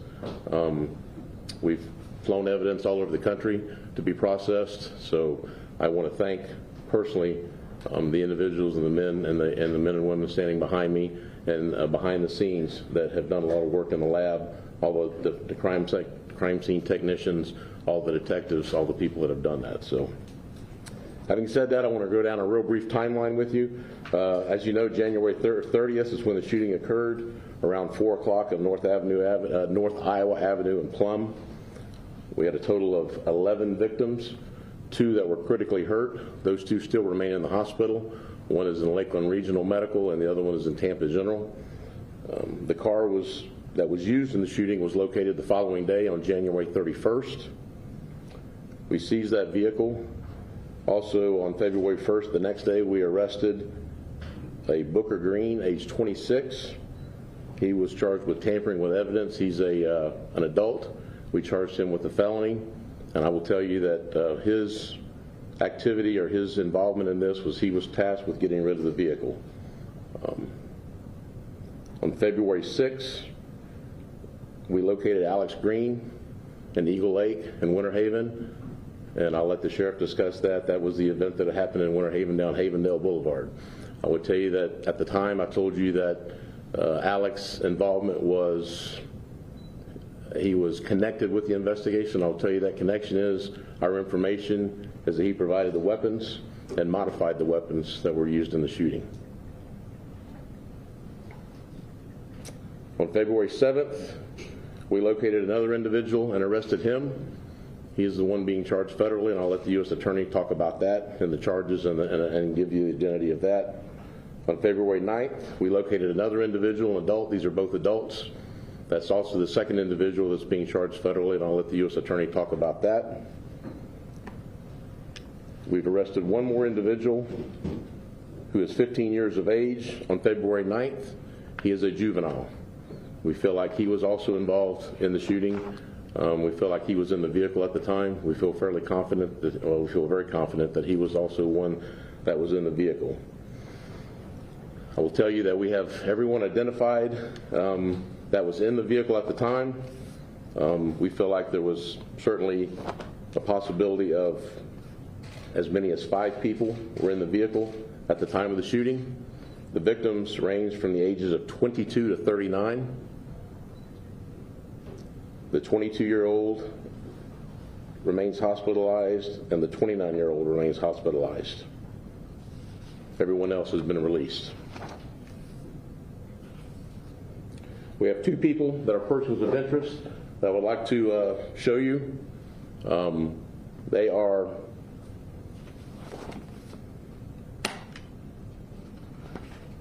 I'm identifying them as a name of Brent Johnson. This is someone that we would like to interview and locate. We have no criminal charges on him. However, we would like to interview him, and we would like to have him come in and speak with us.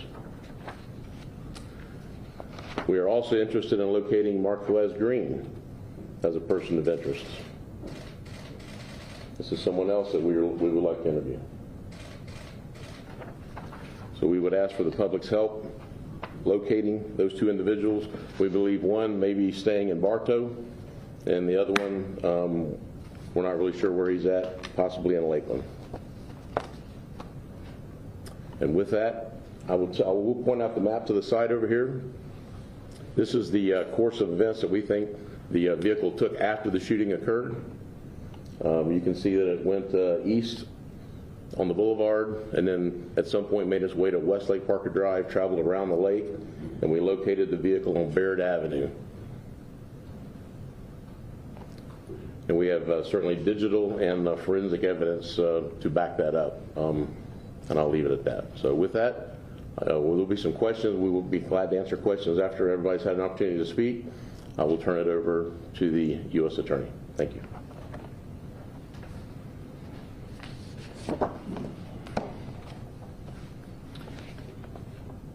Thank you very much, Chief Taylor, for bringing us here together today to talk about this important case.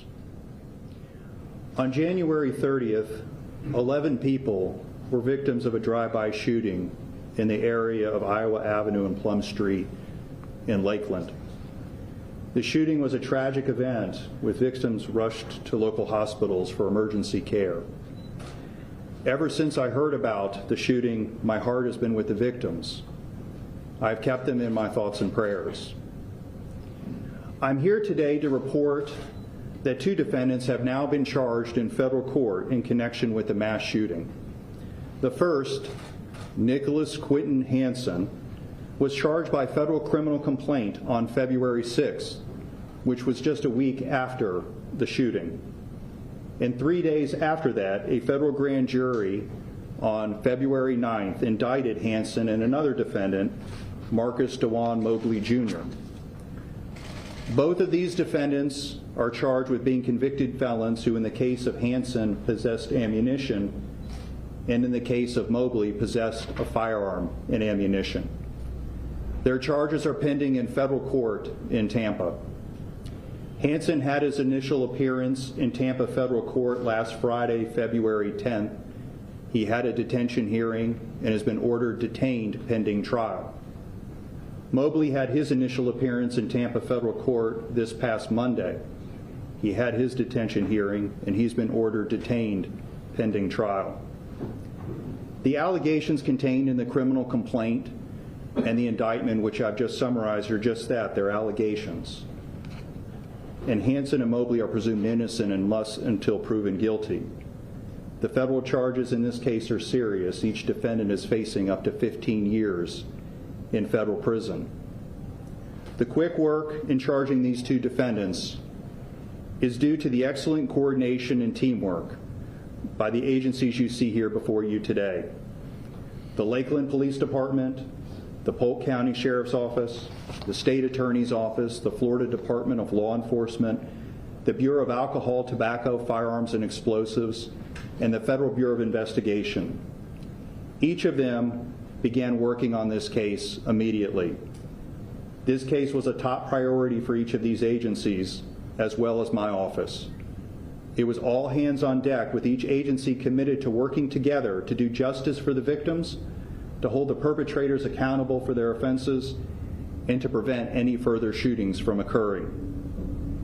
The investigators on this case have done an excellent job of conducting a thorough and meticulous investigation. You heard Chief Taylor talk about some of the investigative steps that have been taken. The investigators in this case, as you've heard, methodically collected and reviewed the evidence, and they followed up on each and every lead. Every step of the way, the investigators have sought to ensure that those who are criminally responsible are going to be held accountable. And their work is not done. This investigation is a continuing one. Everyone involved in this investigation is committed to following the facts where they lead. And they have my commitment as the United States Attorney for the Middle District of Florida that my office will pursue federal charges whenever the facts, evidence, and law support them. And I know they've received that same commitment from State Attorney Haas and the excellent prosecutors in his office. It has been a true team effort. The teamwork and collaboration and coordination that led to the federal charges of these two defendants is just the start of things to come. As the United States Attorney for the Middle District of Florida, I am the Chief Federal Law Enforcement Officer for 35 counties in Florida. My office is part of the United States Department of Justice. The attorneys in my office are federal prosecutors. All of us live in this district doing the work of the Justice Department and serving the people in the 35 counties covered by the Middle District of Florida. In addition to prosecuting cases in federal court, my office partners with our sheriff's offices, police departments, state attorneys, attorney general's office, and state and federal law enforcement agencies to identify the most pressing violent crime problems in a community and develop comprehensive solutions to address them. In a couple moments, Sheriff Judd and State Attorney Haas are going to announce the formation of a gang task force that will be focused on investigating and prosecuting groups in Polk County that engage in violence, especially drive-by shootings. I commend Sheriff Judd, State Attorney Haas, Attorney General Ashley Moody, who supports this effort, and Chief Taylor for their leadership on this important effort. This task force is going to bring together members from each of the agencies you see before you today and several others. It will be built on a model that all of our agencies have effectively used in the past to address violent crime, which is to have close collaboration between investigators and prosecutors.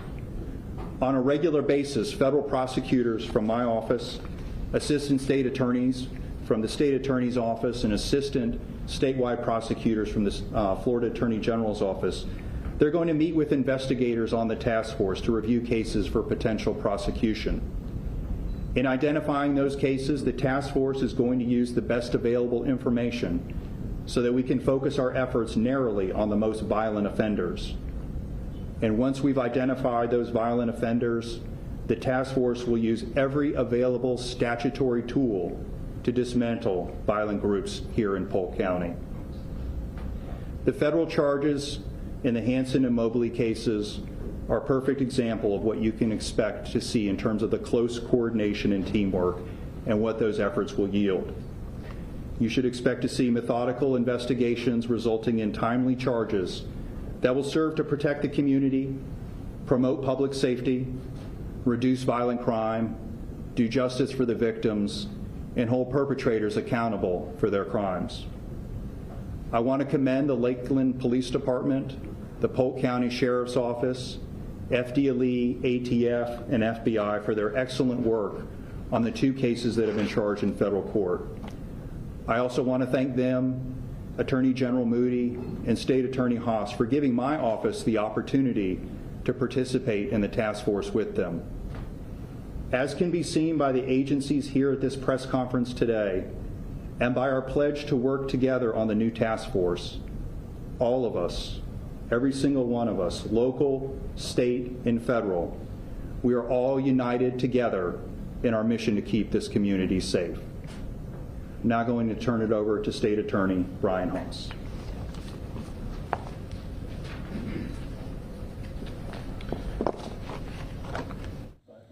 Some of you are going to be seeing a very quick 2-minute break right here on Live Now from Fox. They're right here with us. We heard about the shooting a few weeks back in the end of January. We obviously were all concerned about the victims and what was going to happen. And I think we all thought about our community, our city, and what does this mean and what are we going to do about it? So obviously there were a lot of different people that sprung into action immediately, and I think today's presence is very indicative of that. I can't recall a time where we've had such great partnership with so many different agencies. This isn't just a Lakeland problem. This isn't a Polk County problem. It's our whole community. The criminals don't know boundaries to jurisdictions, which is why it's so important that we're all working together in this. And we're going to continue to do that. And to have the U.S. Attorney come here and make the announcements and his involvement that he's had, I think speaks very highly of his dedication to helping keep our community safe. So From my office's perspective, we are continuing to evaluate the evidence in the case, and as additional evidence is brought forward, we will bring whatever charges we feel that we have the ability to prove beyond a reasonable doubt. Right now, I think the federal charges are completely appropriate. We support that, and we will do whatever we can to help in that effort. We have the prosecution of the juvenile case that Chief Taylor mentioned, and that's Christian Fennell. He's 15 years old. We believe him to be in the vehicle that was doing the shooting on that day. And so the case that we have going with him, the charge of a delinquent in possession of ammunition, that's a second-degree felony. And we also have an additional charge of delinquent in possession of a firearm. And that's a first-degree felony because there is a gang enhancement with that charge as well. So those are being handled in the prosecution in Bartow, and we'll certainly keep you up to date on those. We have other state charges with some of the folks that are involved. We have an active case against Booker Green and then also Marcus Mobley. But we are certainly going to let the federal charges handle that. They have the best ability to handle that with all the evidence that we have right now. So Sheriff Judd is going to speak in a few minutes about this task force that I'm very excited about. I think it's going to be a great thing for our community, and it's clear that it's needed, and I don't think anybody can dispute that. So what it's going to be is everyone working together, and from my perspective, our community deserves to be safe, and it's not just about the victims, it's not the people that were shot that day, it's about everyone here feeling safe and not having to worry about their family members out, whether it's getting off a school bus or just going about their daily business. And that's why we've got to work together across jurisdictional lines and make this work. So I will turn it over to Sheriff Judd now and be available for any questions afterwards. Sheriff. It is truly my honor to be here with you once again today as we give you a little historical perspective. We started a task force, a gang investigative task force last year because we saw an uptick in gang-related shootings and drive-by shootings. And to put this in perspective, it's important to understand in 2017 we had 2, 2018 we had 4, 2019 we had 6, last year we had 59. So we began this task force and we made some significant arrests.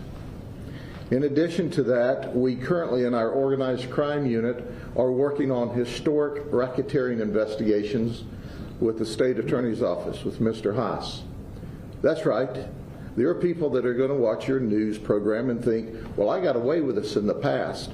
Oh, maybe you didn't, because racketeering takes in past criminal conduct. And we have all of you that are involved in this under investigation right now. So pack up your bags, get your favorite pillow. We're going to put you in jail. We're not going to have this. Now, 2 weeks ago, there was a shooting in the city of Lakeland. The community was outraged.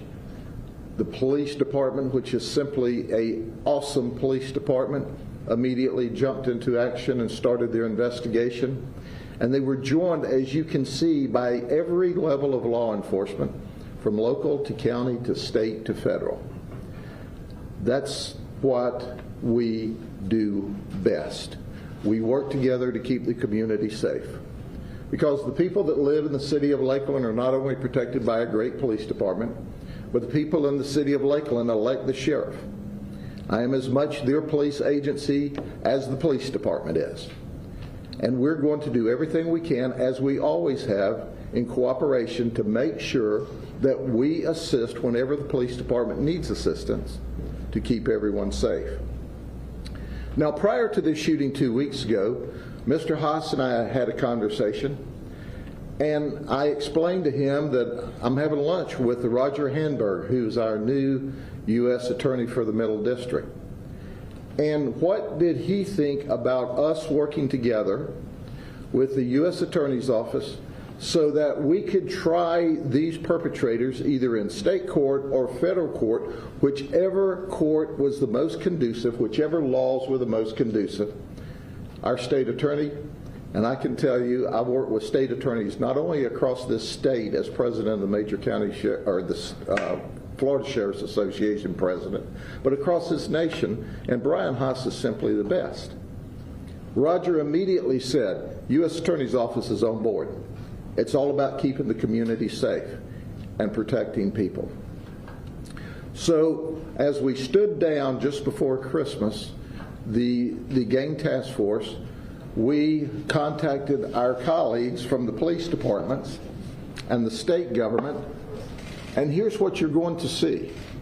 What's remarkable about this, it is the first time in the history of Polk County that we all, I mean from the U.S. Attorney to the state attorney to the Attorney General, I talked to Ashley Moody yesterday, she said count me in, all of us from the top to all the police departments, 100% of the police departments in the county said, let me in on this task force. Florida Department of Law Enforcement is in on the task force. If this doesn't send a message to the criminals that those of you who want to do drive-by shootings, that enjoy drive-by shootings, that are thinking about drive-by shootings, we're coming after you. That's right, after you. You're not going to shoot up our community. The hardworking people, whether it be in the city of Lakeland or any of these other cities or in the unincorporated area, deserve to be safe, and they are safe. Our crime is at a 51-year low now, despite this outrageous conduct by recognizably a few people. It's important to understand that this is kids shooting kids, and we're not going to accept that. We're not going to allow that. If it takes keeping kids locked up to keep them from shooting, we will. If it takes the other side of the gang locked up to keep from being shot, we will. Because at the end of the day, one of the issues that we've all faced is these gangbangers shoot back and forth. They think it's really cool, and then they don't testify against each other. Well, we like your testimony, but we don't need it, and we're going to prove that to you. We're going to lock you up. Now, at the end of the day, we know it's gang retaliation, but they're not just shooting at each other. They're shooting innocent people in the neighborhood. And I want to give you one example. Just outside of the city of Lake Wales, that's right, we had 3 juveniles shot in 15 minutes. Did you hear what it said? In the middle of the night. 2 girls, 12 and 15, in bed asleep, were shot by a drive-by shooter. Oh, did I mention to you that they were sleeping sideways in the bed, and that's why they're alive today? Had they been sleeping conventionally, the bullets that came through the headboards would have certainly struck them in the head. And 15 minutes later, there was another shooting of a 17-year-old girl. Where was she when she was shot? She was in bed asleep. That's right. And in one of the 2 shootings, they shot up the neighbor's house. They shot the wrong target's house. The gangbanger that they thought they were shooting up was next door. We're investigating all of these. And we have the power of the Attorney General of the state of Florida, the United States Attorney General, all of our federal partners. And if you don't think ATF hasn't worked miracles on this case, it was all hands on for the city of Lakeland and the people there. So at the end of the day, folks, even though crime's at a 51-year low, even though the overwhelming majority of the people in this county are safe, guess what? The gangbangers are going to be safe from being shot at by each other. And oh, by the way, we've already gone out into the community where we've identified the parents and the family of the gangbangers and told them, we don't want your child shot. And we're going to do everything we can to keep them safe. If you don't keep them home, we're going to give them a home at Grady Home. It's called the county jail, because we're not going to allow your child to be shot up. So we've worked with the community, we've educated the community, we've talked to the parents of some of these gangbangers, and now they can see clearly everyone, every investigative agency, every police agency that is in process and working to keep you safe are all working on this task force. We will have our organizational meeting at the first of the week, where I will make special deputies of the city police officers so they have jurisdiction in the counties as well, in the unincorporated county as well as in the cities. We'll work with teams, and we will bring these active shooters under control. That's a guarantee.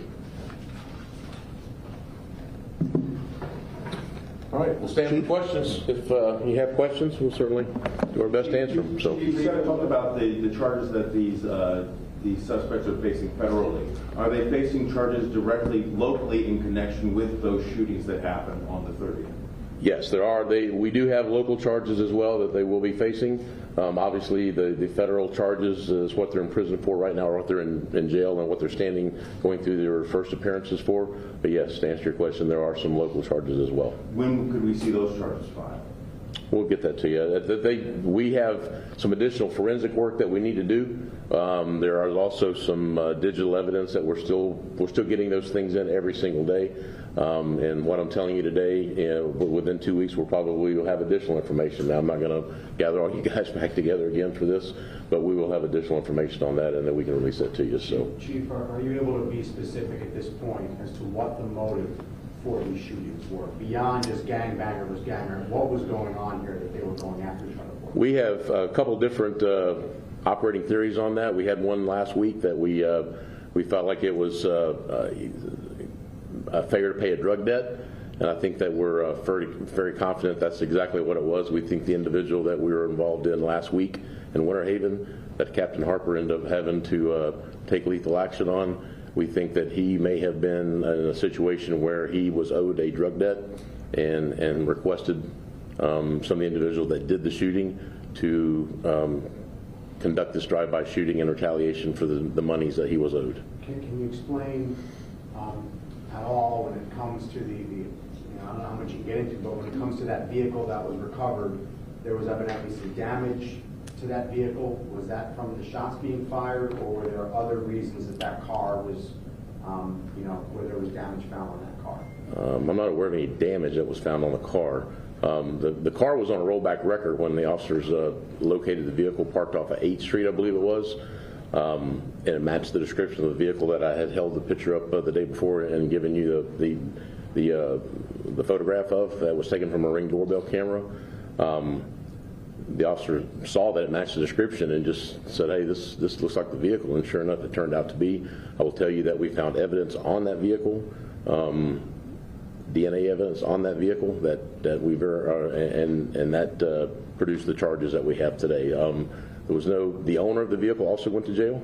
I will tell you that is Mr. Mobley. He's the registered owner of the vehicle, and he was the one that arranged to have the vehicle transported. He was in the process, and the reason it was on a record was he had asked the gentleman that we arrested also to take it to a junkyard to be junked, to be destroyed. So we caught it just in time. Chief, is it your belief that these two were the shooters, and if so, are there any other shooters out there? We are very confident that the two that are in federal custody were involved in the shooting. There's some indication that we have additional folks that we would like to lay our hands on. Obviously, persons of interest that I showed you some photographs of, those are folks that we would like to interview as well. To their level of involvement in the shooting, I don't know. I don't have an answer for that yet. Chief, you said that there could be 4, possibly 5 people that were in the car at the time of the drive-by. Yes, we believe that to be correct. Yes, sir. Can you get more specific? Do you know if there were 4 or 5 people, and of them there was a juvenile in the car as well, you said? Yes. Okay. Yeah, we believe the juvenile was in the car, and we believe there were 5 people in the car. 2 people in the front seat and 3 people in the back. Of which the juvenile was one of. Yes.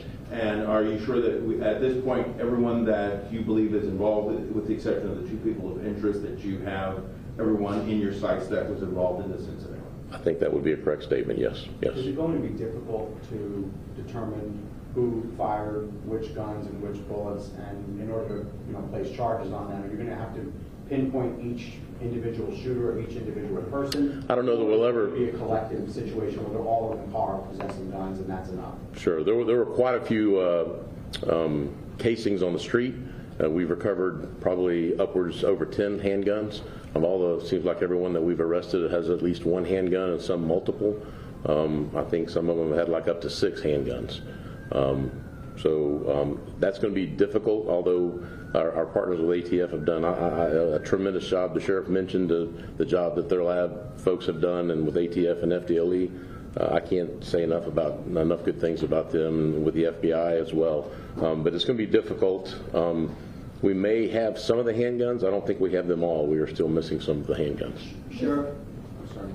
Do some of the shell casings indicate that a rifle was used, and if so, what? There were some .223 rounds, I believe, on the street, but the majority of them were 9mm and .40 caliber.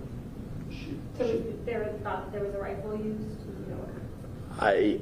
Yeah, well, a .223 would be a AR type rifle or an AK type rifle.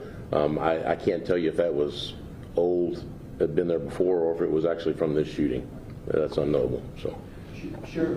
Are you able to characterize, if you can, obviously you're on top of all sorts of crime here in Polk County, are you able to, put words to this one? Is this a turning point when it comes to the county? I mean, how significant of an event is it when you have 11 people shot and now we have this task force coming on? Just characterize that for us. Well, first and foremost, to have 11 people shot is horrible. And the police department took it that way. They were immediately engaged. They put all of their resources on that investigation. They called in specialty investigators from ATF, from FDLE. We all assisted them. And at the end of the day, I guess this is the pinnacle where we have been fighting these cases in the different cities and in the unincorporated area, and everyone that has authority has said enough. We're all going to pool all of our resources. We're going to present our cases to both the U.S. attorney and the state attorney, and they will decide when and where it's best to prosecute when we bring the cases to them. And I can't speak well enough of Roger Handberg, our U.S. attorney, and Brian Haas, our state attorney. They sat down, we had lunch, and we worked on a plan so that we can make sure that we are totally effective in order to keep the people of Polk County safe. People who live in the communities where the gangbangers have a right not to have their house shot up. And we are going to do everything we can to hold every one of them accountable. And I'll underscore here, ATF and their labs are going to be very critical in our investigative process. They are remarkable. The FBI has always been there and will support us. FDLE is like our best brother that we investigate cases with them every day.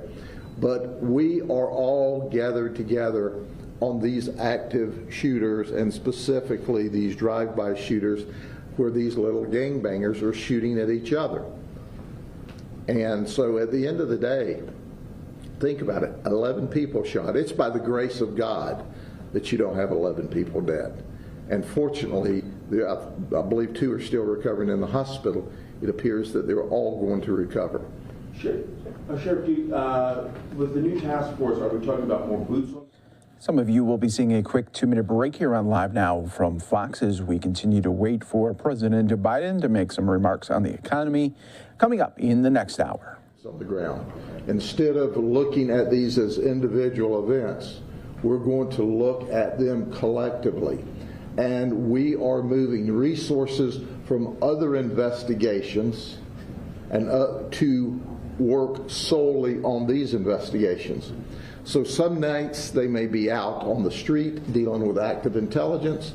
Other days they may be sitting behind computer terminals and linking criminal conduct together for long-term historical arrest. But we need help. The community can help us and bring this to a close sooner rather than later.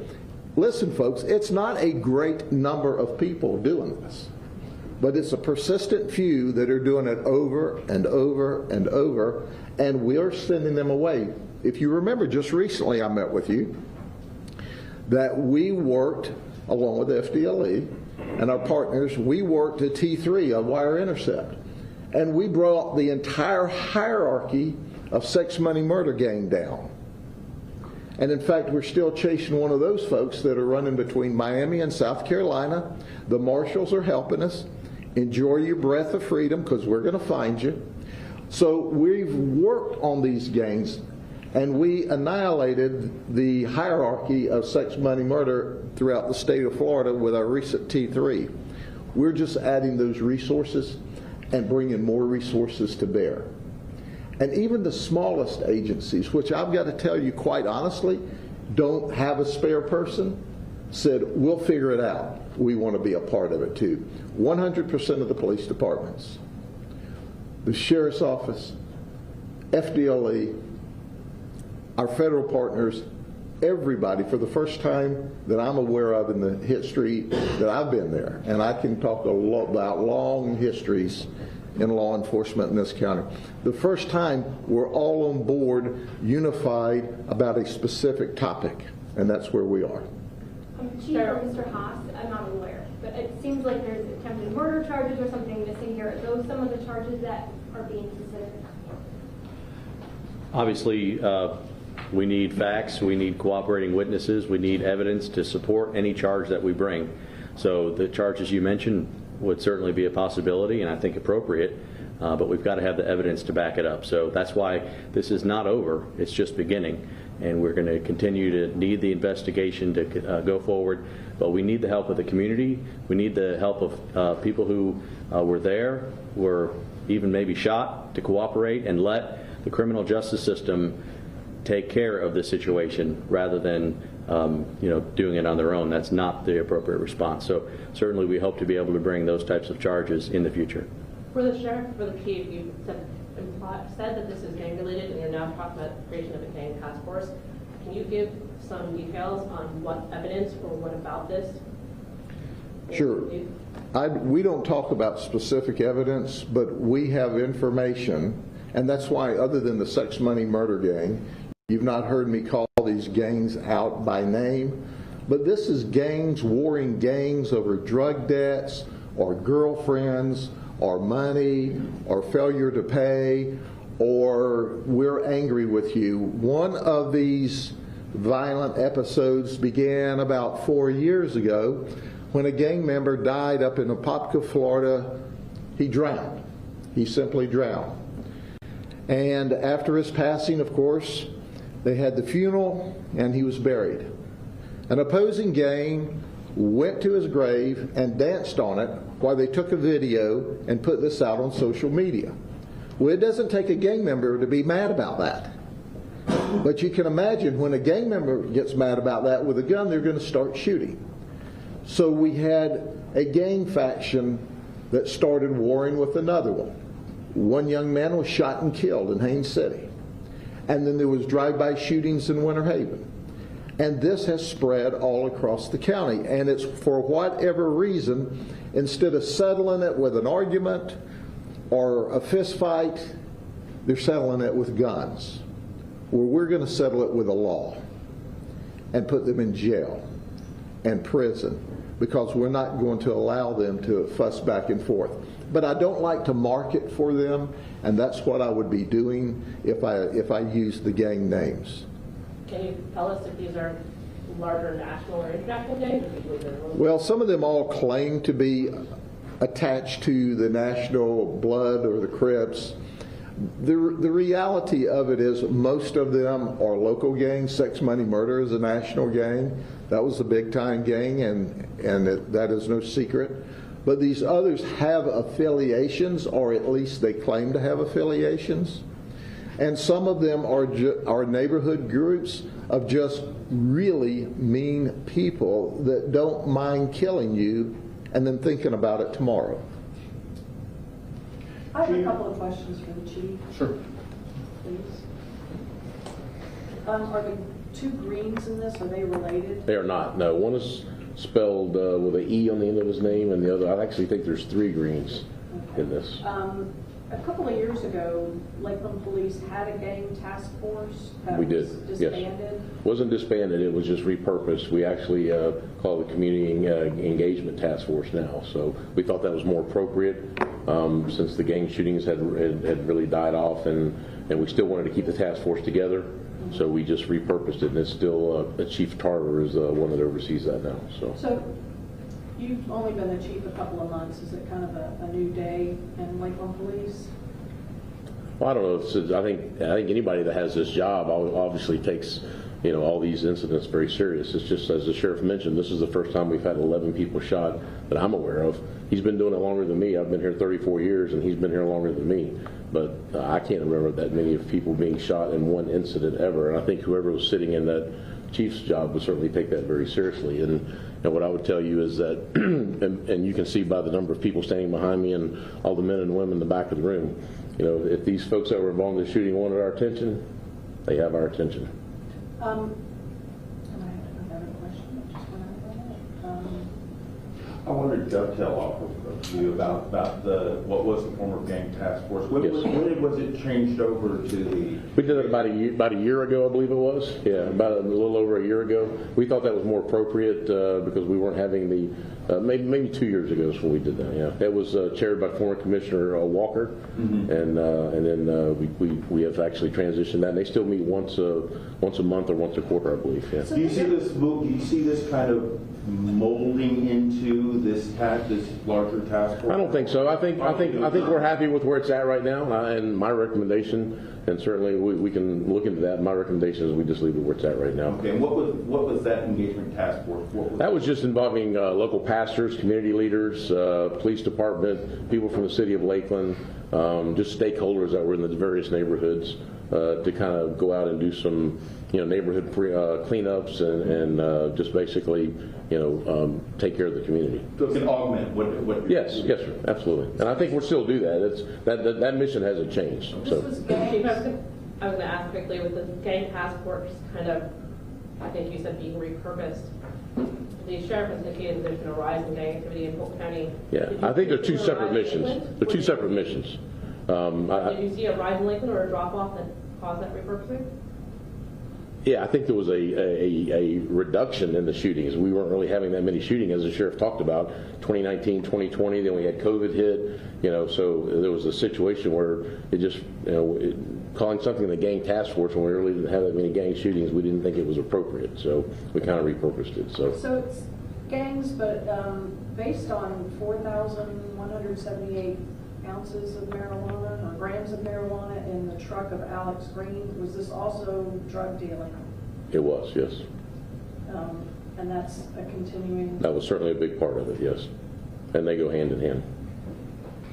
Actually, once again, I'm sorry. Sure. When we could see these charges on them was directly associated with the shooting, when could we possibly see those charges? I think when the evidence comes in, as I said, we're still waiting on some digital evidence, some forensic evidence. We wanted to make whatever charges we felt comfortable making, and with the U.S. Attorney, helping us out, and the FBI and FDLE and the Sheriff's Office jumping right in, and I have to tell you that the day after this happened, obviously it was a very busy day for us.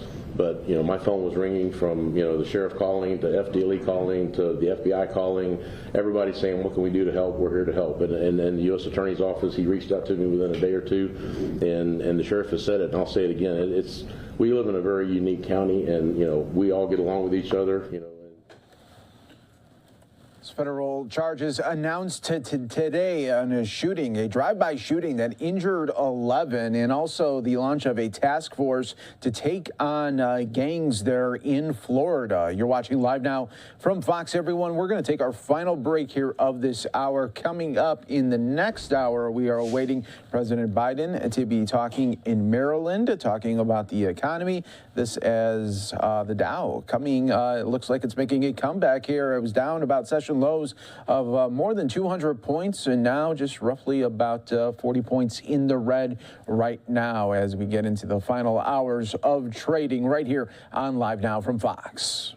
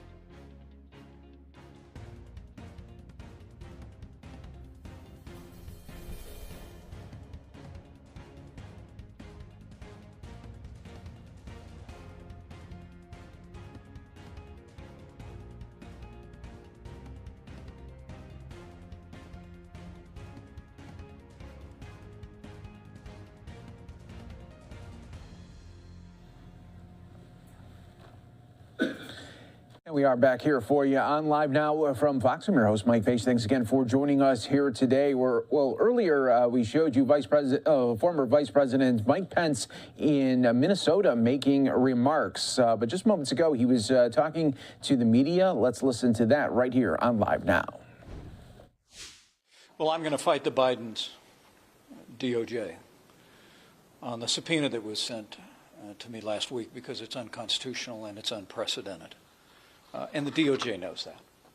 How is it unconstitutional? Look, the Constitution of the United States provides that the executive branch cannot summon officials in the legislative branch into a court in any other place. And the subpoena by the Justice Department's special counsel actually runs contrary to what the Department of Justice actually argued on my behalf in 2 different cases in the last 2 years. Literally, the Department of Justice in the last 2 years made the case, excuse me, that I, as Vice President, was covered by the speech and debate clause. And now we receive a subpoena in direct violation of that. So we'll stand on that principle. And I've directed my attorneys to fashion arguments to defend that constitutional principle. It goes to the heart of the separation of powers that are central to our republic. And look, I stood on the Constitution on January 6th. I'm going to stand on the Constitution in this controversy. Are you frustrated that you're spending your time talking about subpoenas, former President Trump, and classified documents when presumably you'd rather be talking about your White House chances? Well, look, we're traveling all across this country and telling our story. I wrote a book late last year that's been so well received around the country. We talked about our journey through the Congress and as governor and our years as vice president and all that we accomplished during our administration, and I'll continue to do that. And being here in Minnesota today at a time when the Eighth Circuit has taken up a case that is absolutely vital to parents' rights in this country is a great privilege for me. I'll be traveling to Iowa later today, to the very district where the Lindmark Community Schools have a policy that says that students can obtain a gender transition plan without parental notification or consent. Our organization and dozens of conservative organizations around the country have weighed in St. Paul today in the Eighth Circuit, and we look forward to winning a great victory for parental rights. You talk about traveling the country. You talked in this speech today about healing the nation. What will be in your heart and mind when you make that decision if you want to run? Well, for me, it always comes down to a sense of calling. You know, I think there's two kinds of people in politics, people that are driven and people that are called. And if you read my story, you'll find out I've been both in my life. For the last 20 years, we've simply tried to respond to a call. And as I've traveled around the country, my wife and I continue to listen and receive a great deal of encouragement from people around this country. I think the American people want to see us get back to the timeless principles that have always united the people of this country, beginning with the Constitution of the United States. I mean, frankly, the American people are frustrated today with what looks like a two-tiered system of justice at the Department of Justice. I mean, the fact that the Department of Justice is now taking a position in issuing a subpoena that's directly opposite of the position they took on my behalf twice in the last 2 years looks like one more example of a different set of rules when it comes to conservatives. But that's nothing new. Well, over the last 2 years in the Biden DOJ, we've literally seen the Department of Justice target parents attending school board meetings. We literally have seen, we've seen the Department of Justice focus recently on conservative Catholics in this country as some kind of a threat. And we all remember the politicization of the Department of Justice during the Trump-Pence administration. It's just got to stop. But the way it stops is we get back to equal treatment under the law, which is what the American people expect. And I hope as people look at my record, they'll see a consistency. On January 6th, I stood without apology on the express language of the Constitution. And in this issue and this fight over the subpoena, we're going to stand on the Constitution as well. Mr. Vice President, you're here in Minnesota, and the Minnesota Air National Guard recently shot down something over Lake Huron. According to our Senator Amy Klobuchar, in her intelligence briefing, whatever that was, it did go into Minnesota airspace. Did you ever experience anything like this in your administration, any kind of spy balloons, and how would you handle this situation right now? Defending the sovereign airspace over the United States of America is an obligation of the Commander-in-Chief.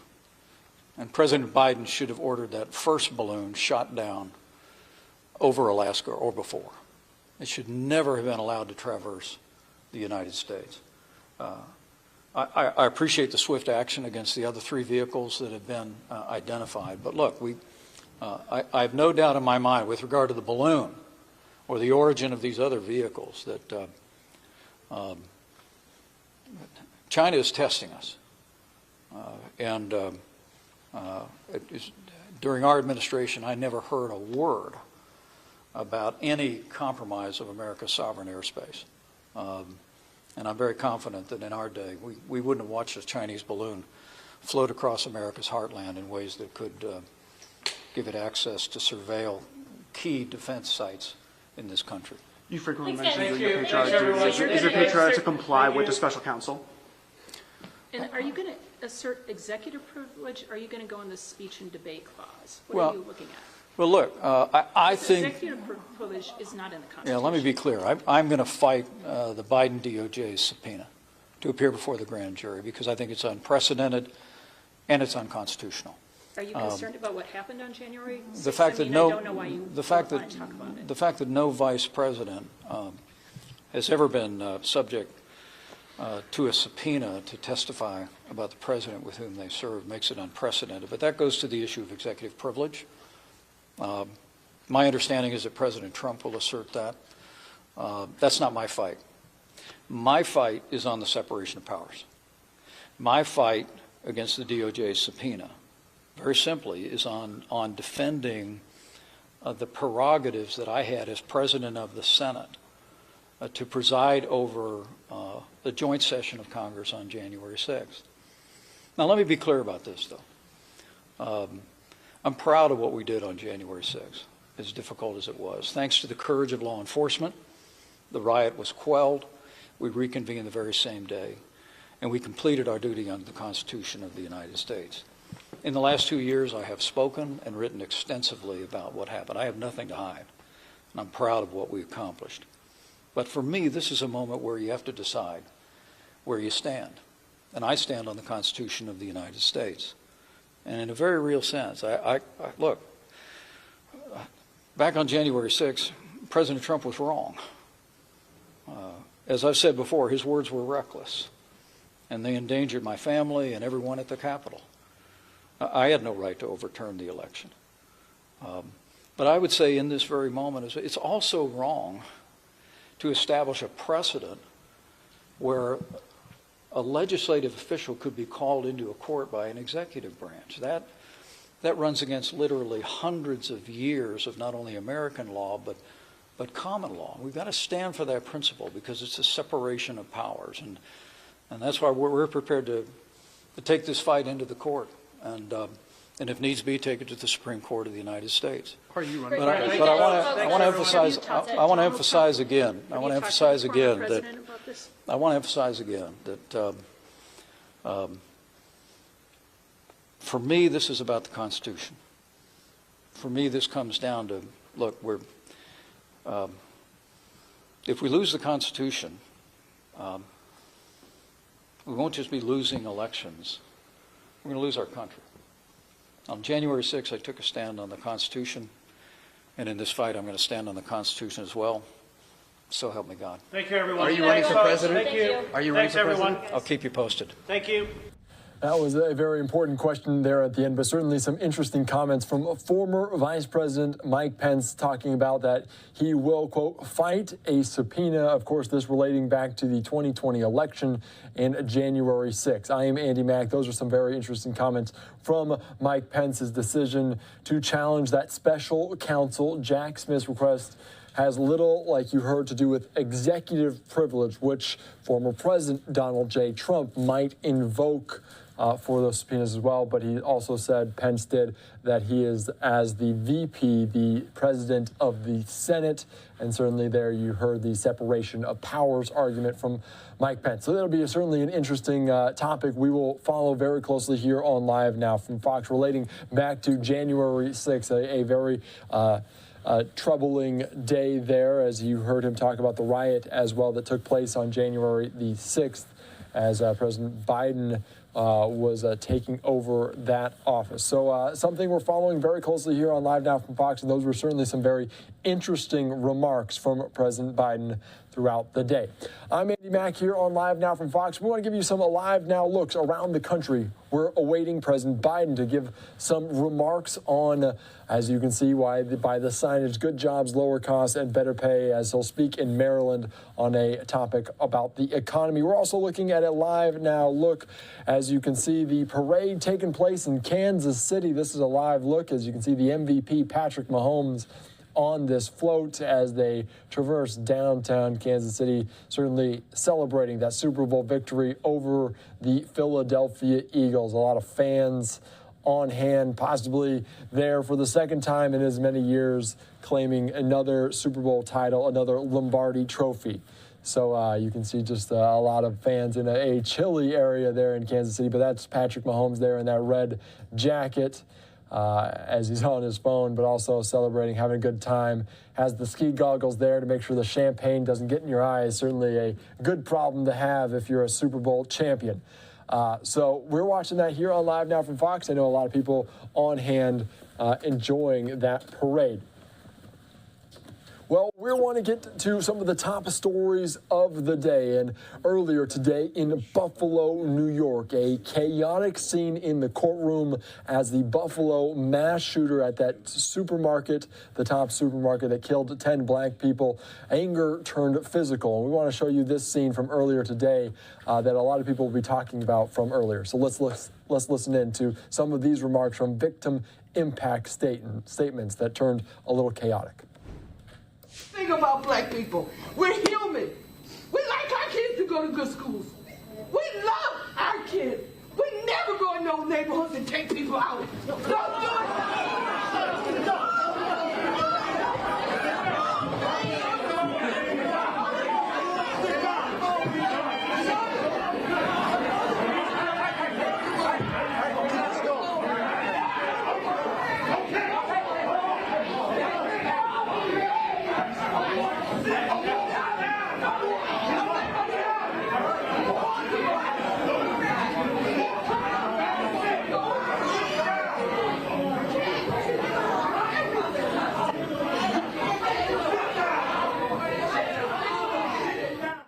You can see this scene there out of Buffalo, New York from just a little bit earlier today. Certainly a little anger, emotion, tensions running high during these victim impact statements as a white supremacist who killed 10 black people at that Buffalo supermarket in May of 2022 was sentenced to life in prison without parole after relatives of victims confronted him with pain and rage caused by those racist attacks. Of course, Peyton Gendron, his sentence when a man in the audience rushed him. He did apologize after all these victim impact statements, and obviously, though, for those victims and those victims' families, I don't know how much those words helped because of all the pain that has been inflicted upon them after this very tragic scene in Buffalo, New York. We want to take you out to some remarks after the fact, after this victim impact statement part of the courtroom and after he was sentenced to life in prison without the opportunity for parole as attorneys, prosecutors speaking. So let's listen in here from earlier today on Live Now from Fox. Certainly does not put any closure on what we need to do as a society and as a community going forward.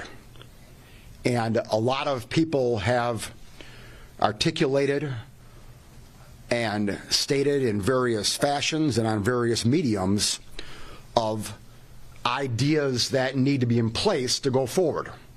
Where do we go as a community? Where do we go as a city? Where do we go in terms of the legal system and the criminal justice system and how it affects not only particular cases but society at large? And so these are questions that we need to answer, that us as leaders of the criminal justice system and the mayor and of all levels of government need to answer. What happened today, though, what happened throughout the prosecution of this case is still important.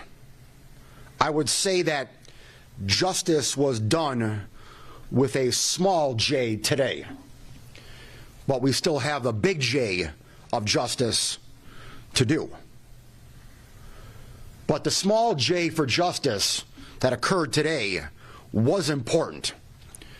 We should not minimize that. And in looking toward the future and in looking what we need to do, we still need to keep in light of what happened in the past 6 months. This prosecution and the resolution of this case is unprecedented. The mayor correctly stated it at the very beginning on May 14th or May 15th that swift justice is needed. And swift justice was done.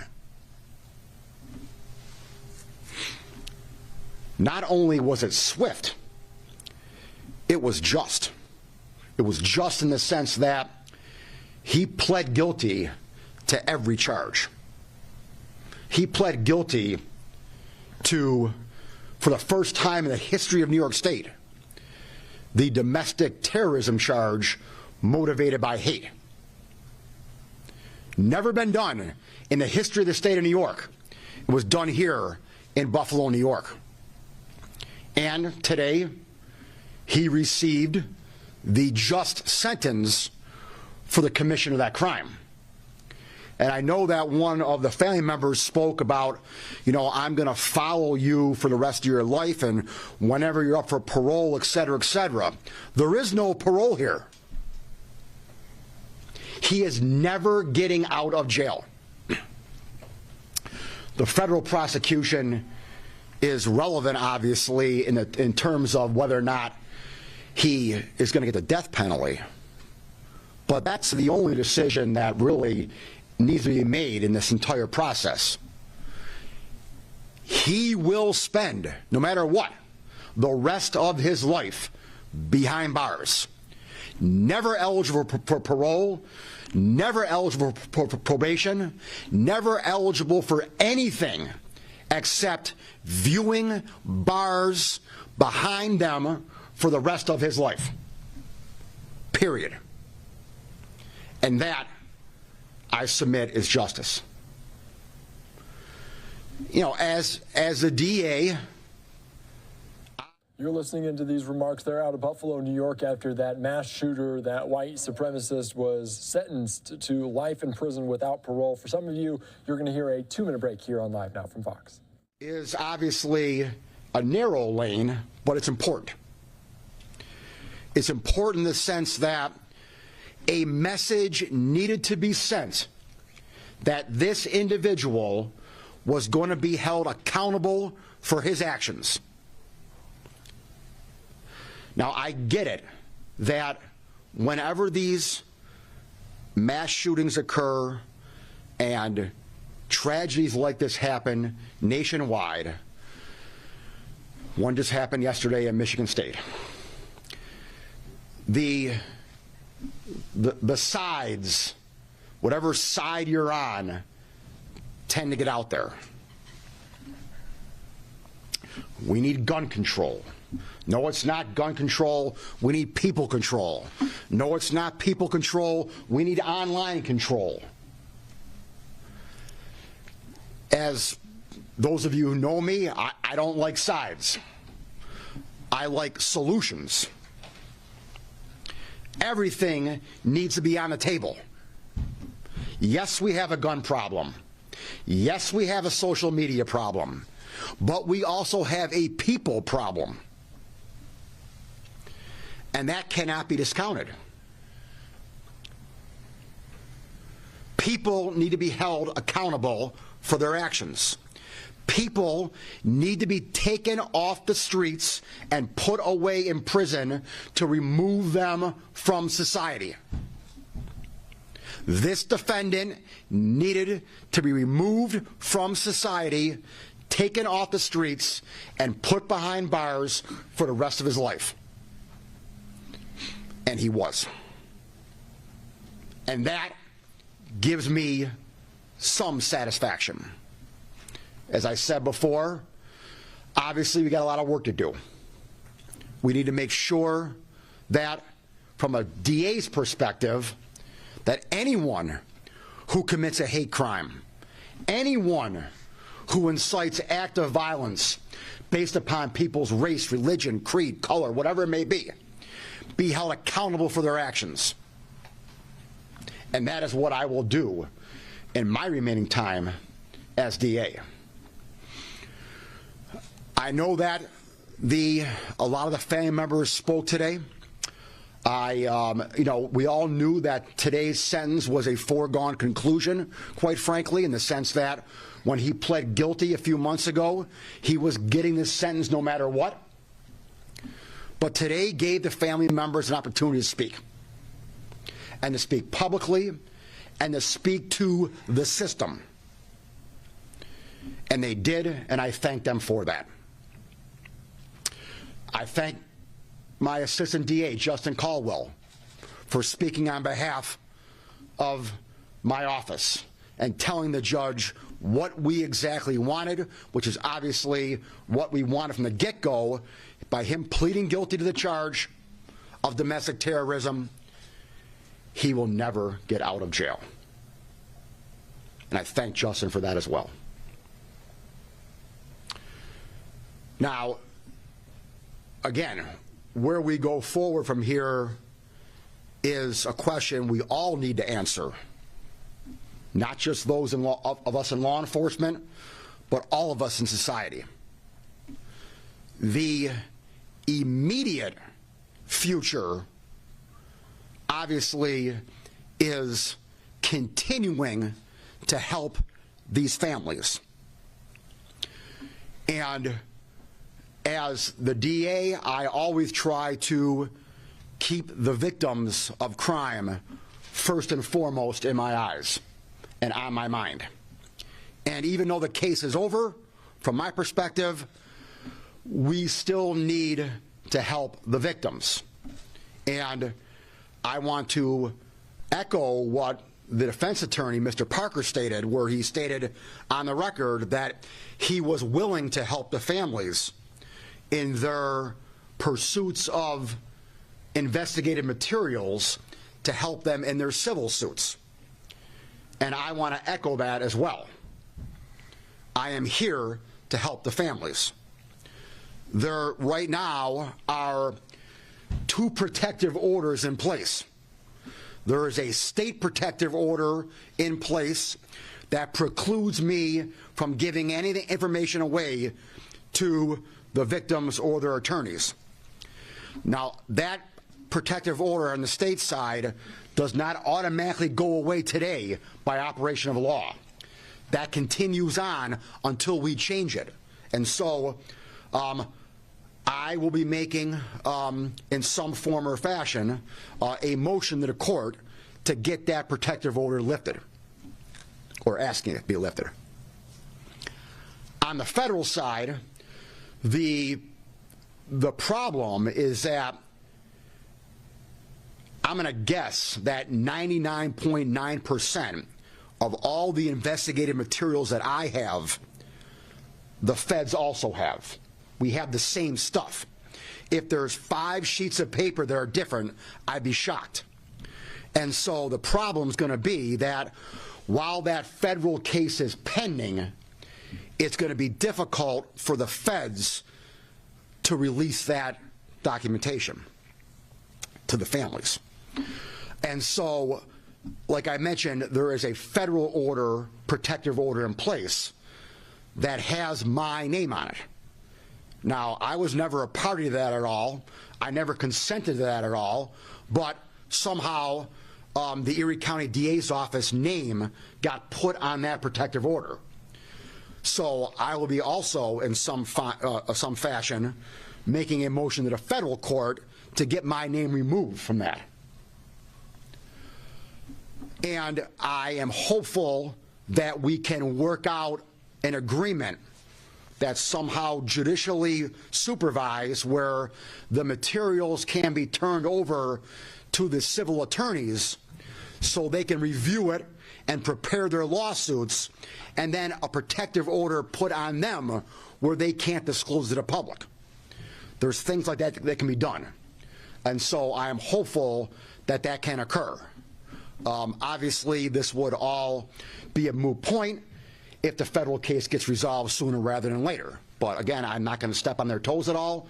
I will not be commenting at all about whether or not I think the death penalty should be in place or not be in place, or anything about the federal case at all. I'll stay in my lane, and I'm not going to step on their toes or get into that at all.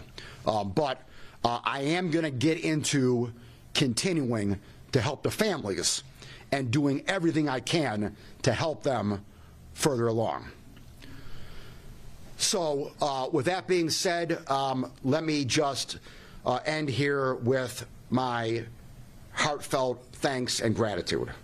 Obviously, none of this would have taken place today without the City of Buffalo. And the City of Buffalo includes the mayor's office and the Buffalo Police Department. And obviously, it was the heroic members of the Buffalo Police Department that arrived on the scene. You talk about swiftness.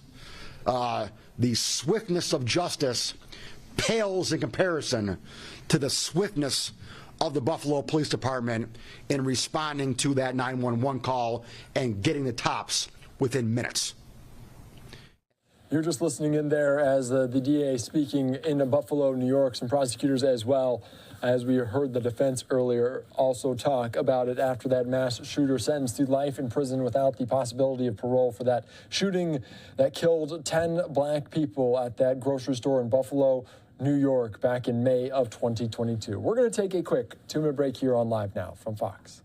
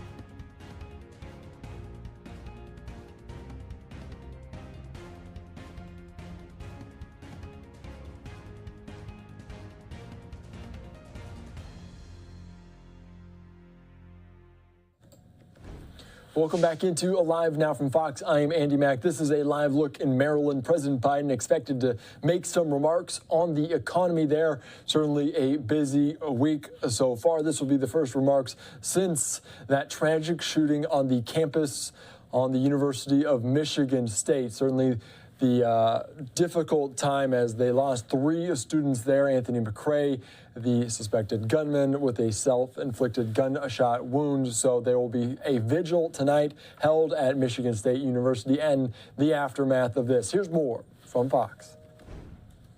An act of unspeakable gun violence has occurred in our nation, this time in our community. Communities across Michigan gathering to mourn the loss of 3 MSU students killed in Monday night's campus shooting. 20-year-old Alexandria Verner was a junior studying to be a forensic scientist. 19-year-old sophomore Ariel Anderson dreamed of becoming a surgeon. And 20-year-old Brian Frazier was president of his fraternity. He was just the nicest, most genuine person. I mean, I know that I always had someone to talk to if I needed it. Police say 43-year-old Anthony McRae opened fire on campus, firing at random before fleeing the scene and ultimately turning the gun on himself. McRae had a history of mental illness and would not have been able to own a gun, but he had a felony charge dismissed back in 2019. Now the MSU community is left shattered, with people trying to make sense of this tragedy. I'm a mother of 4 daughters.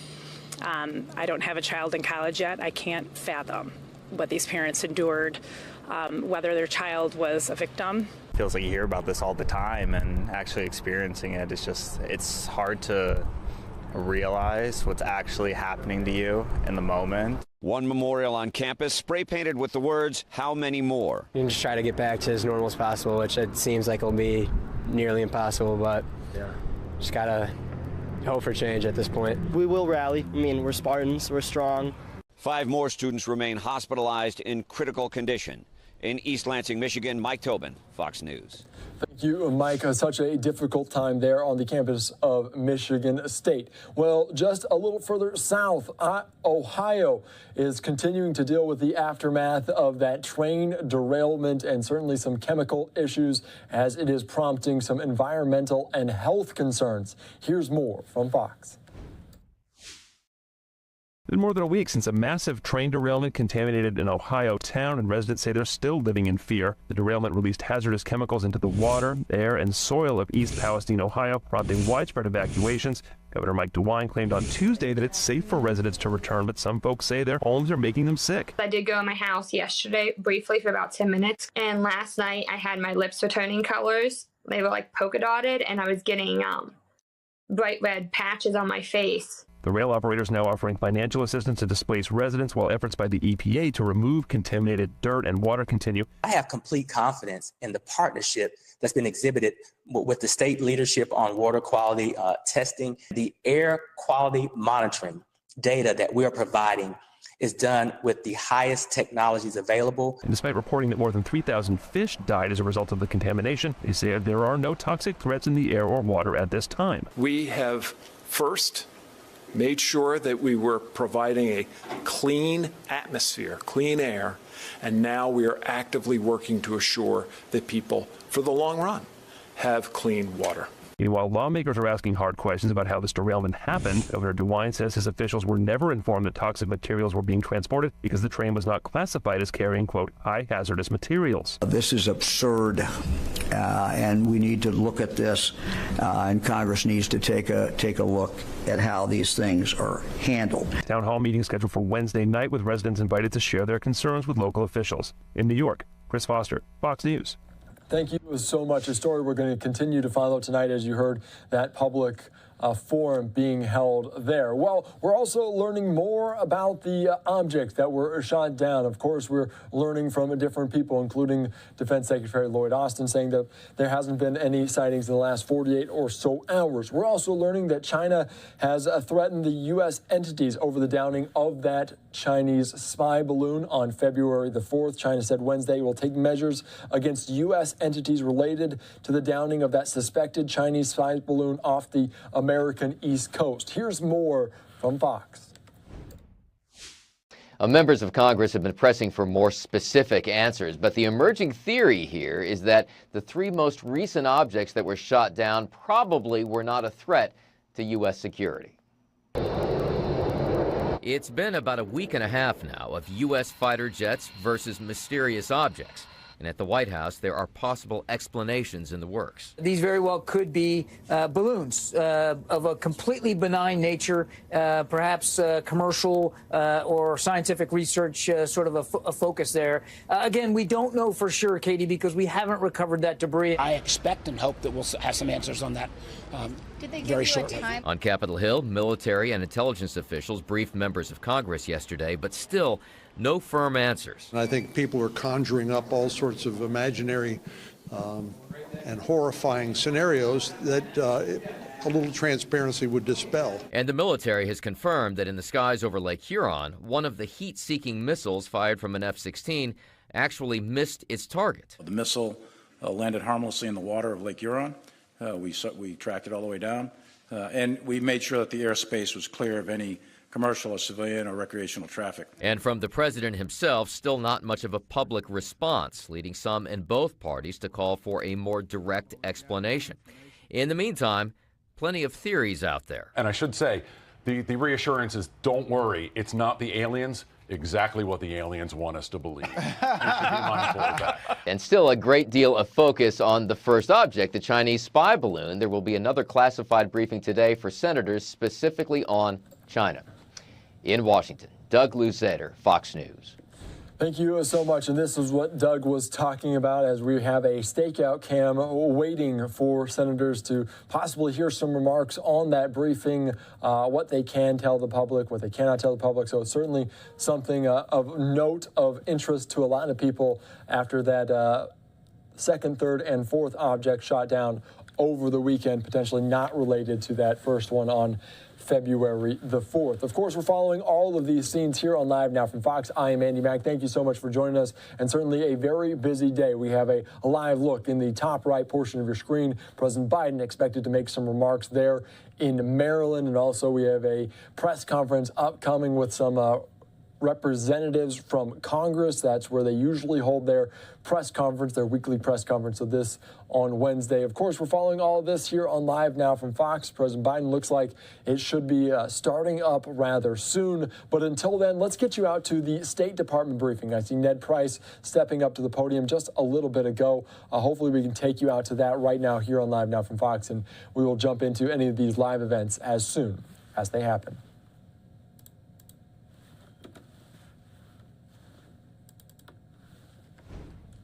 I have one announcement at the top, and then we'll turn to your questions. We are deeply concerned by the reported arrests of multiple political figures, business leaders, and journalists in Tunisia in recent days.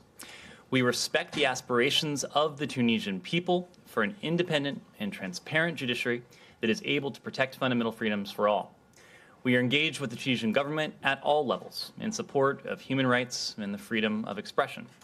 It is a core U.S. principle that people around the world should be able to express themselves without fear or reprisal. All governments have a responsibility to uphold this basic tenet. With that, Matt. Right, that's it? That is it. Oh, okay. You don't want to say anything about the trip because the announcement just came out. We just announced it, and my colleague will have an opportunity to speak to it in some detail at 3:30. So I will leave that to her. But that's almost 2 hours from now, or how long from now? An hour and 10 minutes from now. So can you be any more specific about the kinds of meetings that you'll have in Munich, in Germany, in Turkey, and in Greece? We will walk through all of this in some detail in the next 70 minutes, so I will leave it to my colleague to do that. Okay. Well then. Great. Unless you made me reservations in Palm Springs on. Go ahead. Look at Armenia's foreign minister visited Turkey in the wake of today's in the wake of the earthquake, and Armenia's help. What is your reaction? Its implications, particularly for the peace efforts in the region. Overall, how do you view that trip? Well, I will leave it to those two governments to speak. You're just listening to Ned Price there here on Live Now from Fox. We want to switch gears just a little bit as I just see President Biden stepping to the podium there in Maryland to talk about the economy. Let's listen in here on Live Now from Fox. That introduction, I want to thank Kenny Cooper, President IBEW, who is doing a great job with this union and for all American workers. Not a joke. And you got a hell of a new governor in Wes Moore, I tell you.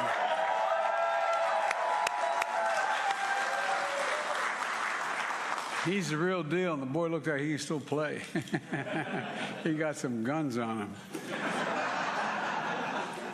And one of my great friends and one of the best senators I ever served with, Ben Cardin, is here.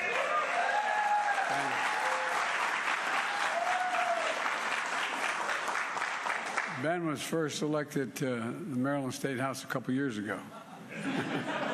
I don't give the dates anymore, Ben. But an incredible U.S. Senator and advocate for Maryland. And Congressman Glenn Ivey is here.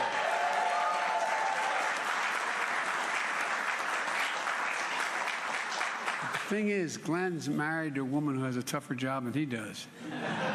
She's a councilwoman. I used to be on the county council. You know what?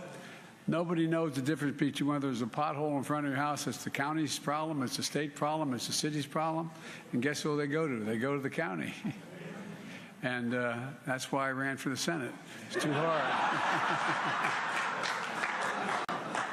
Look, just elected in November, already hard at work delivering for working families in his district. And look, last week I reported on the State of the Union.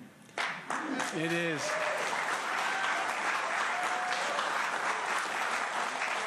It's strong, and that's, as they say up in Scranton, that's no malarkey. It's the soul of, because the soul of this nation is strong. The backbone of this nation is strong. And the people of this nation are strong, like all of you here today. They never give up. And you heard me say many times, Wall Street didn't build America. No, they didn't build, they didn't. The middle class built America. And unions built the middle class.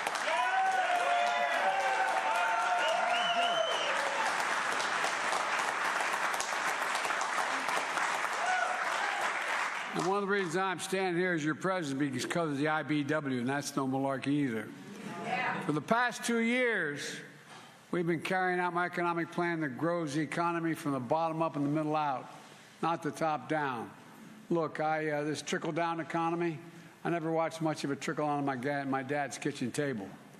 You know, because when the poor have a ladder up and the middle class does well, the wealthy still do very, very well. It's not a problem. We all do well.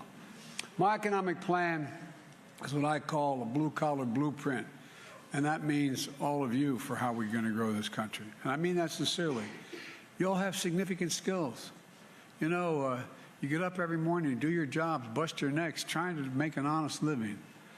My dad used to, I'm sorry to keep repeating it, but it's worth saying. My dad used to have an expression, for real.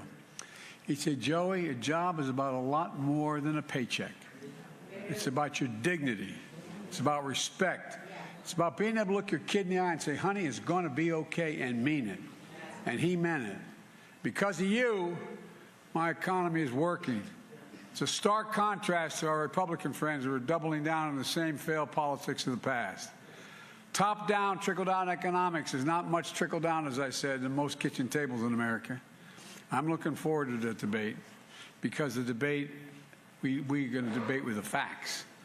Look, the last 2 years, we've created 12 million new jobs. That's more jobs than any president created in 4 years.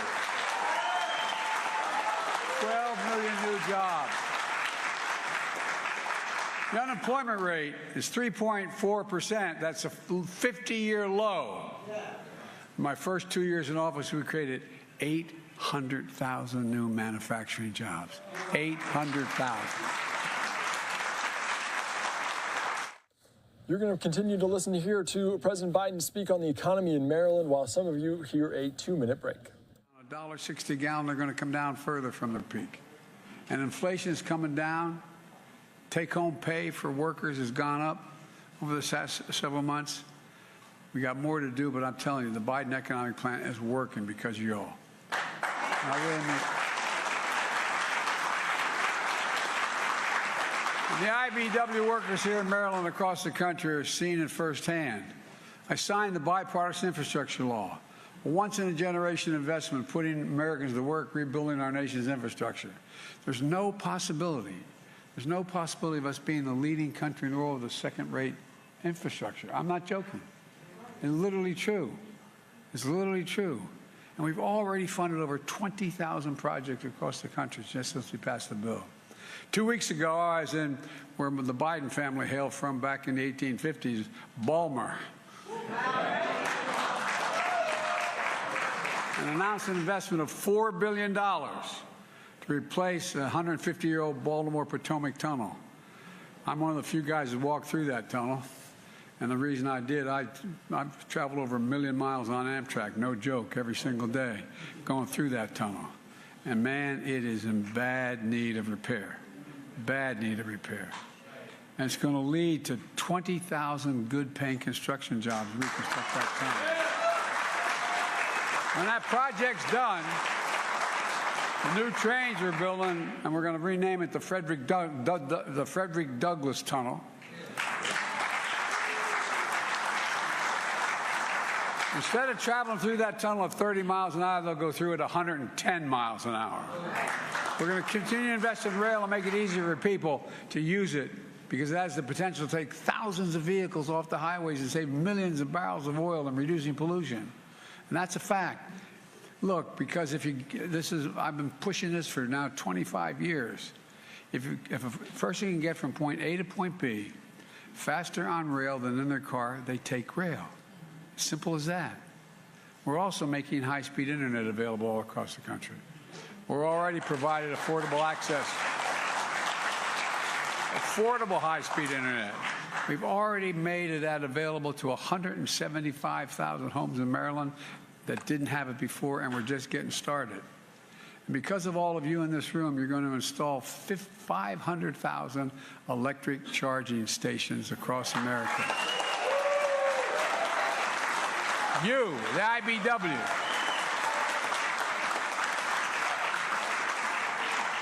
You put to work tens of thousands of IBEW workers. They're making a good, decent wage. You know, the one thing I want to say, if you slow up for just a second here, it's really important. and I think my introducer made it clear.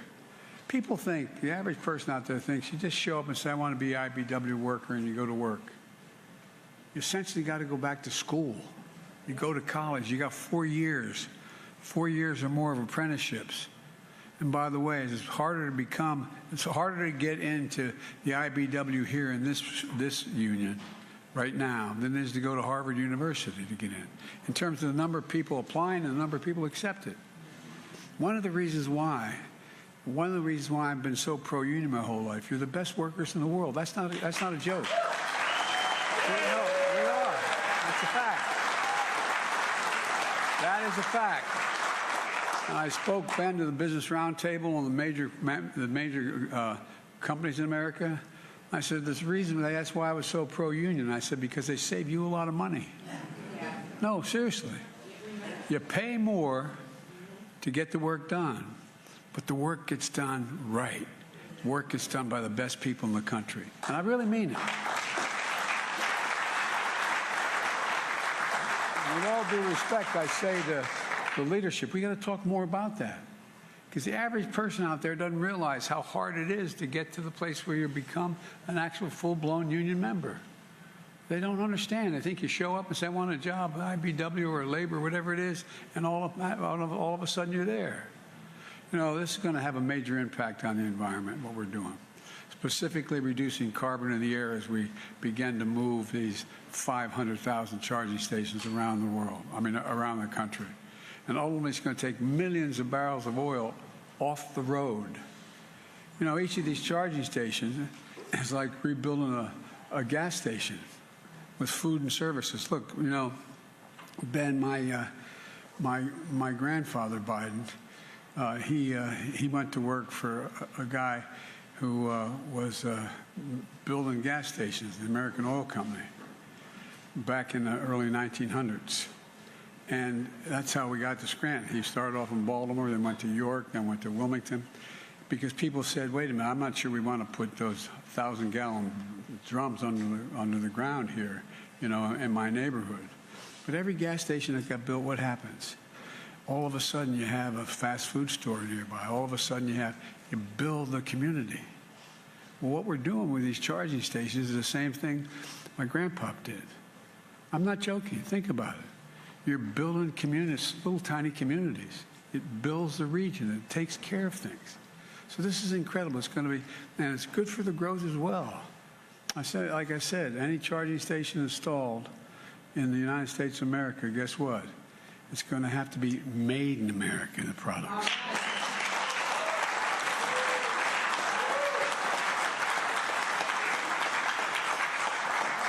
All these projects mean good-paying jobs for electricians, plumbers, pipe fitters, laborers, carpenters, cement masons, iron workers, and so much more. These are good jobs you can raise a family on. And most don't need a college degree, but you have the equivalent of all that work you got to do to become a member. Jobs where people don't have to leave home in search of an opportunity. You've earned it. You all put in at least 4 years to be trained apprenticeships, which is one of the reasons why the United States has the best trained workers in the world. You know, as I said, this is a blue-collar blueprint to rebuild America. And I want to be clear with all of you. We're not just buying American for this thing. For every project we have, every project we're installing, it's going to buy America. You know, there's a law passed in 1933 that most presidents, including Democrats and Republicans, didn't pay much attention to. It said that if a president is spending the taxpayers' dollars to hire somebody to do something, whether it's putting a deck on an aircraft carrier or a railing in a public building, every federal project is supposed to be built by American workers. Everyone using American products, creating American jobs. Well, guess what? I announced new standards require all construction material used in federal infrastructure projects be material made in America. Made in America.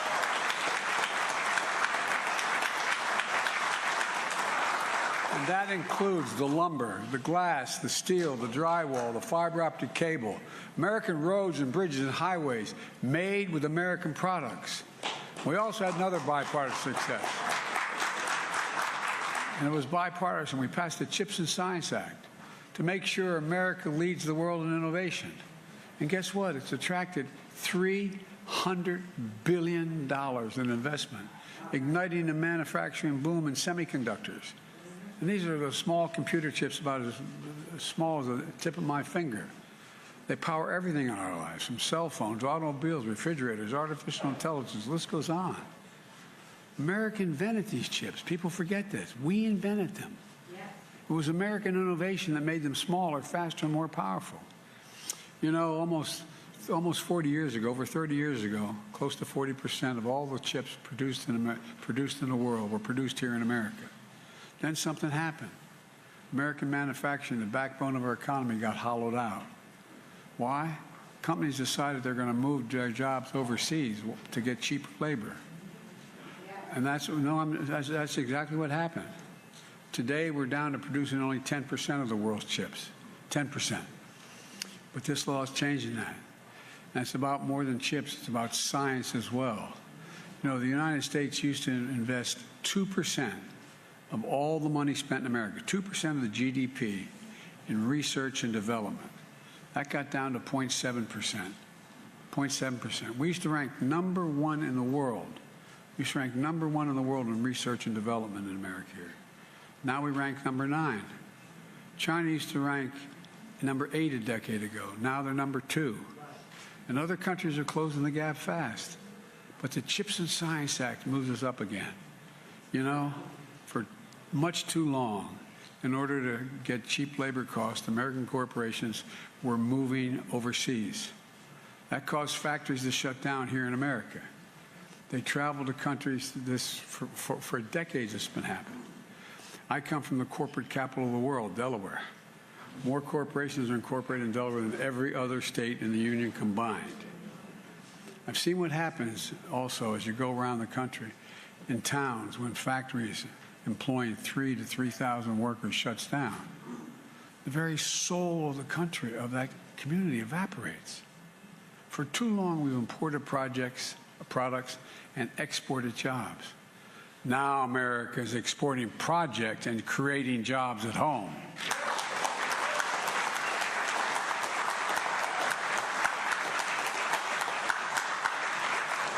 The end result. You're listening to President Biden here make some remarks on the economy in Maryland. We're going to take our final 2-minute break of this hour. Communities are beginning to get proud again. We're building an economy that leaves nobody behind. We're investing in places and people that have been forgotten. They've been invisible. And we've forgotten, but we haven't forgotten. We haven't forgotten. The truth of the matter is we made a lot of this progress with Republican help. Sometimes we had to go it alone, but a lot of the progress we made so far is because we worked together. Sadly, from what I'm hearing from the new leader of the House of Representatives and the new House of Representatives, they're suggesting this cooperation has come to an end. Well, that'd be a big mistake for America. Some of our Republican friends in the House are talking about taking the economy hostage over the full faith and credit of the United States. They say, unless I accept their economic plans, which is totally irresponsible, they're not going to pay the national debt, which took 200 years to accumulate. It's not the debt this year, last year. We cut the debt by $1.7 billion in the last 2 years. This is a 200-year obligation that's been accumulated. Now, I made it clear in the State of the Union, I will not negotiate whether or not we pay our debt. I will not allow this nation to default. So I met with the new Speaker of the House about how we should proceed to settle our differences. He's a decent guy. And here's what I suggested to him. Instead of threats about default, which would be a catastrophe, the first time America's full faith and credit will have been, anyway, not met. Let's have a conversation, I told him, about how to grow the economy, create jobs, lower costs, and reduce the deficit. And toward that end, I suggested let's each lay out our proposals. On March the 9th, I'm going to lay down my entire budget, how much I want to spend, how much we're going to do, everything from taxes cut and raised to programs cut and raised. Republicans should do the same thing. And when we sit down and see where we agree and disagree and negotiate, in my view, we need to finish the job we started. The Inflation Reduction Act, which is a fancy sounding name, but that I signed into law, We're taking on powerful interest to bring health care costs down so you can sleep better at night. You know, we pay more for prescription drugs than any nation on earth. We, the United States, pay more for prescription drugs. One example, 1 in 10 Americans has diabetes. I bet every one of you knows somebody has diabetes. Well, right now, every day, millions need insulin to control their diabetes so they can stay alive. Insulin has been around for over 100 years. It costs the drug companies today less than $10 to make that insulin, and to package it, arguably another $2, maybe $3. But they've been charging people $300, $400, $500 a month for it, unfairly charging them. But not anymore. We capped the cost of insulin at $35 a month. $35 a month for people on Medicare. When I initially introduced the bill and Ben tried to help get it done, it was for everybody, $35 a month. But we couldn't get the votes to pass for everybody, only got it done for Medicare. We got to finish the job. We got to make sure everybody needed insulin. Those 200,000 kids who needed to stay alive. Limit that cost to $35. Let's finish the job. And let's cap the cost of insulin for every single American who needs it and pays no more than $35. That's just one example. The law also, by the way, this law we passed, caps out-of-pocket drug costs for seniors on Medicare at $2,000 a month, no matter what their costs are. For example, many of you, unfortunately, like me, know the cost of these expensive cancer drugs. These drugs can cost $10,000, $12,000, $14,000 a year. Well, as of November 2025, as of next year, that's capped at $3,500, and the following year is $2,000 a cap. No one will ever have to pay more than $2,000. Ben and I have a lot of been fighting for years to allow Medicare the power to negotiate how much they'll pay for the drugs they need to buy for Medicare. We've been working like hell. We finally beat pharma.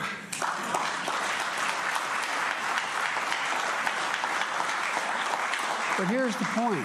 I don't understand, my Republican friends don't quite get this. Bringing down the cost of prescription drugs isn't just fair.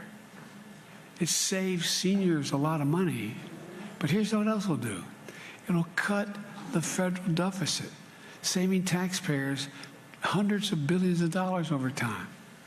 Otherwise, they have to spend the money to pay the high price, pay $400 instead of $35. It's saving the taxpayer. Not a joke. Now our Republican friends want to repeal the Inflation Reduction Act. They'd get rid of the savings on prescription drugs that we buy like Medicare. We buy through Medicare. And it would eliminate today, right now, $159,000 a year in savings on lower drug cost. Now that just means your tax dollars are going to be saved $159,000 to do what we're doing right now. In other words, it cuts the deficit. It doesn't cut Medicare or Medicaid or drugs available. It cuts the cost. And by the way, we're on the topic of Medicare. The distinguished senator, and I shouldn't be smart guy, Senator Rick Scott from Florida, who is responsible for getting Republicans elected to the Senate, is a little bit in hot water right now. Because his plan is to sunset Medicare and Social Security. Well, meaning if you don't reauthorize them every 5 years, they go out of existence. Sunset them. They'll go away. As I said in the State of the Union, if anyone tries to get rid of Social Security or Medicare, I will veto it.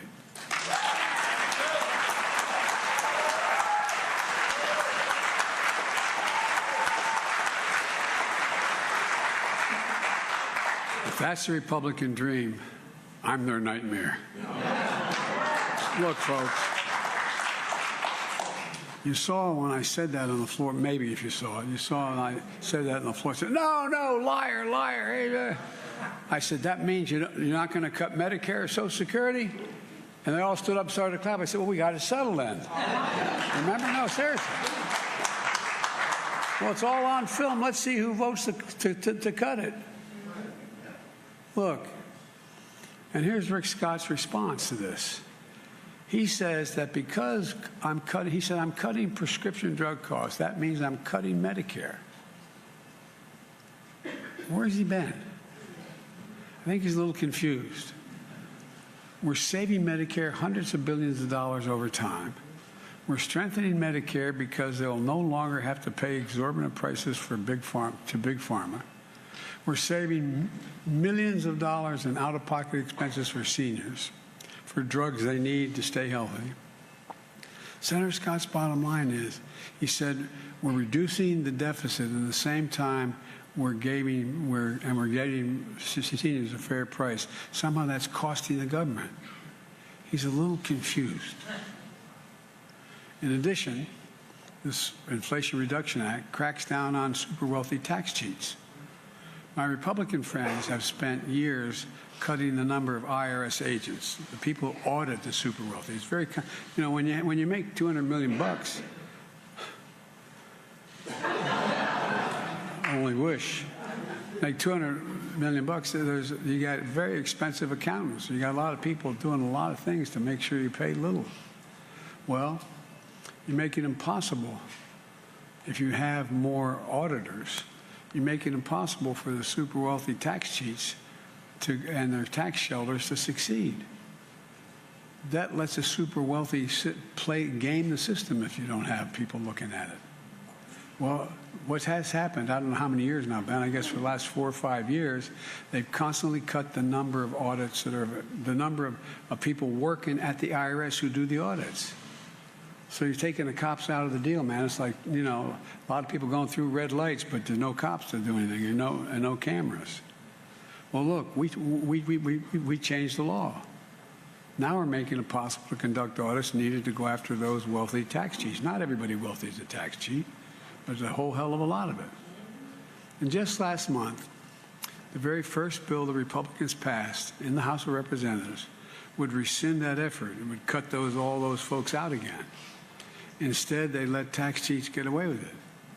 And the nonpartisan Congressional Budget Office, which everybody thinks is the gold standard, okay, said that it would add another $114 billion of the federal deficit if we cut them out again, meaning they'll collect $114 billion less in taxes owed. The Inflation Reduction Act also includes a corporate minimum tax of 15%. Now, here's why. You probably got tired of hearing me talk about there being a total of 55 of the Fortune 500 corporations who made $40 billion. God love them, as my mother would say. But they paid zero in federal tax. Zero in federal tax. I repeat, zero. And folks, it's simply not fair. Look, I'm a capitalist. If you can make $1 million or $100 million bucks, go at it. But pay your fair share. Just pay something.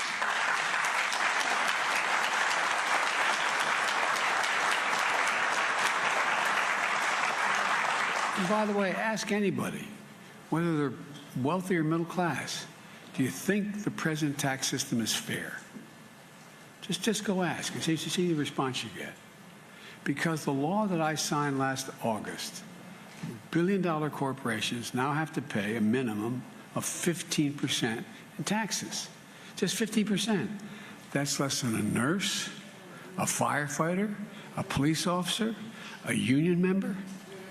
But Republicans in Congress want to get rid of this 15% minimum, along with other reforms I've made to make the corporations pay their fair share, like a 1% tax when corporations, the money they make, they buy back their own stock, so CEOs get paid more. That's all right. Pay a tax on it. It's income. Pay a tax, 1%. Well, guess what? Instead of investing that 1% in building more facilities or building what you're supposed to do, if Republicans have their way, and they succeed in both of these, that'll add another $296 billion to the deficit. Not a joke. These are facts. And here's a big one. Republicans in Congress have pledged that they're going to extend Trump's tax cut from his previous 4 years, a $200 billion tax cut. That was supposed to go away It was supposed to go away after time for the wealthy and big corporations. When they passed it, the lion's share was supposed to be out of existence by 2025. But these tax cuts have already added $2 trillion to the federal deficit. That's fact. No one denies that. $2 trillion. Now Republicans want to extend them without paying for them. Again, the nonpartisan Congressional Budget Office said that would add $2.7 trillion again to the deficit. And would give people who make over $4 million a year an additional tax break of $175,000 a year. The tax break alone is more than twice what the average family makes in a year. And it would explode the deficit and leave the American taxpayer holding the bag. Look, folks, let's be crystal clear about what's happening. If you add up the proposals of Republican friends, my Republican friends have offered just so far, what they've offered these now, it would add more than $3 trillion to the debt over 10 years. $3 trillion.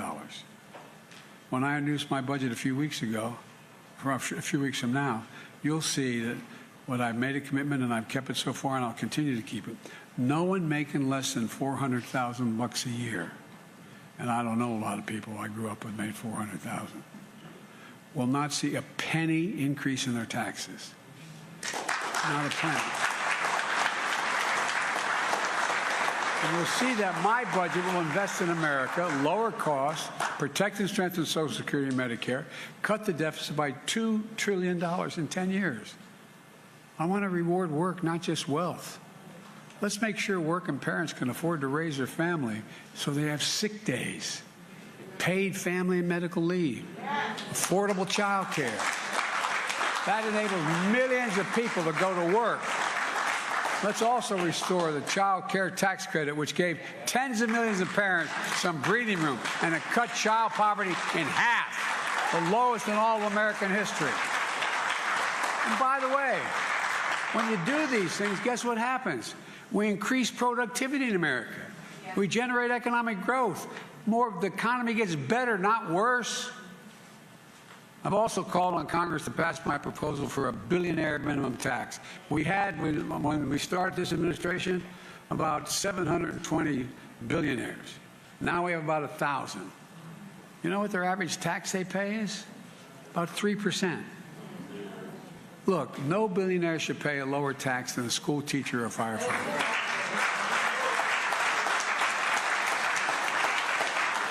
And I said, people making less than $400,000 will not see their taxes raise one single penny. Look, I'm going to put out my plan in detail. Republicans in Congress should do the same.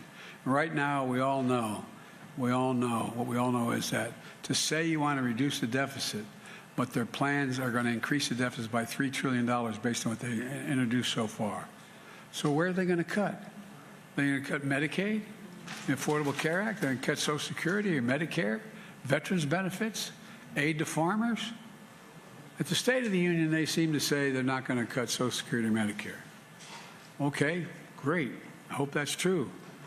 But how are they going to make these numbers add up? Here's the deal. If Republicans try to take away people's health care, increase costs for middle-class families, or push Americans into poverty, I'm going to stop them. I'm going to stop them.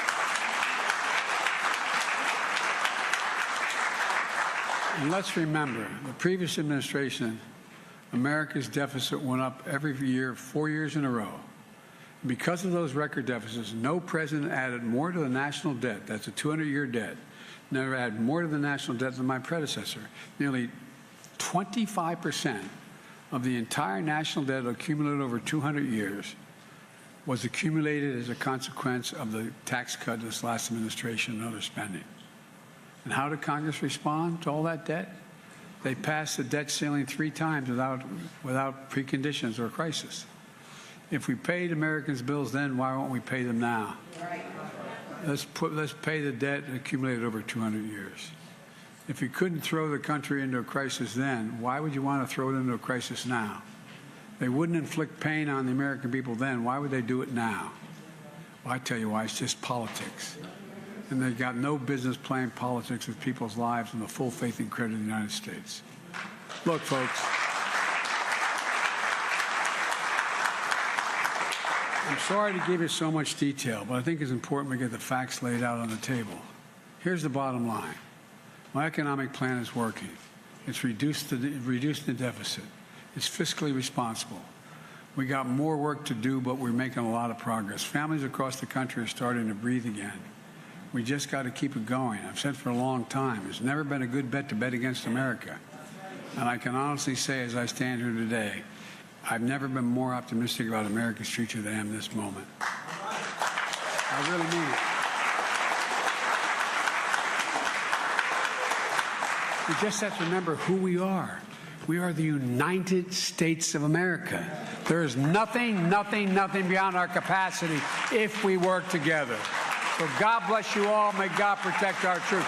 Let's get this done. Thank you. Thank you. All right.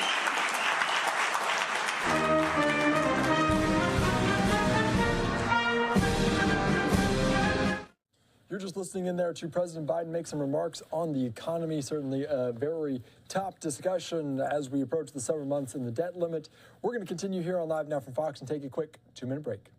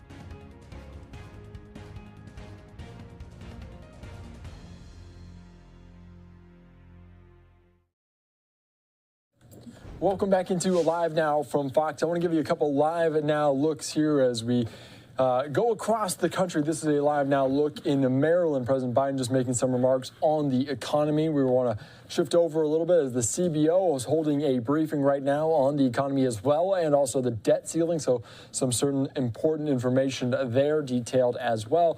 We're going to potentially move down to Florida as Governor of Florida, Ron DeSantis, is expected to make some remarks there. And we'll take it to you in full as soon as they happen here on Live Now from Fox. We want to continue, though, and cover a story out of Los Angeles as District Attorney George Gascon and Southgate Police Chief, they're set to announce the arrest and charges against a L.A. County Sheriff's deputy suspected in a crash that led to the death of a 12-year-old boy back in 2021. We're getting this live picture right now, and I want to take you out to some of these remarks here on Live Now from Fox as they happen in Southern California.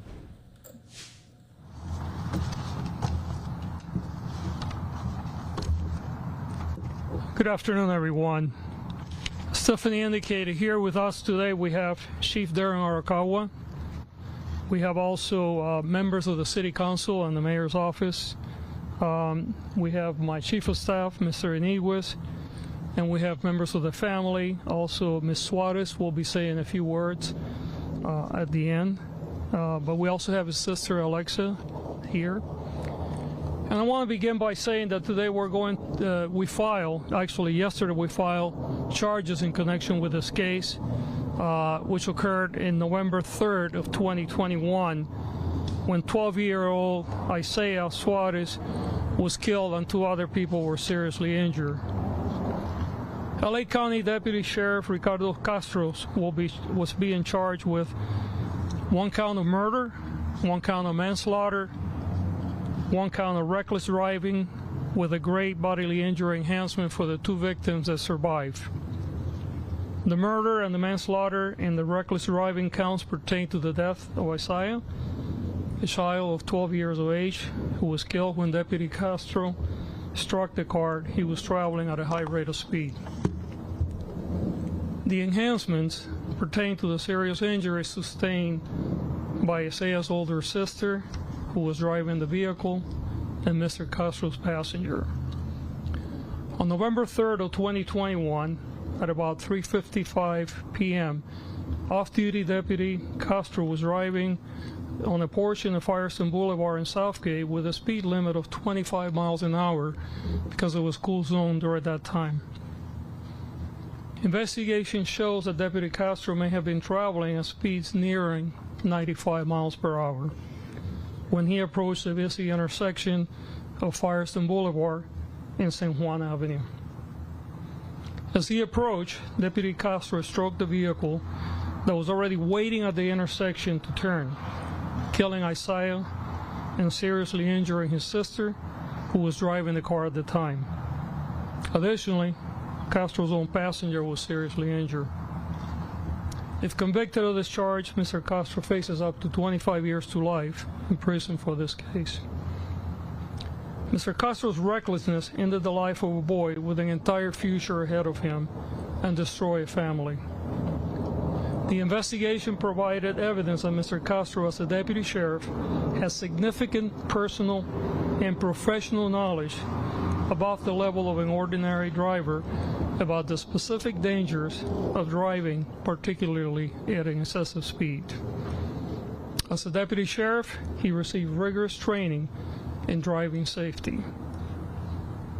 Mr. Castro's driving history reveals that he has been involved in multiple collisions and received several traffic tickets, including for speeding.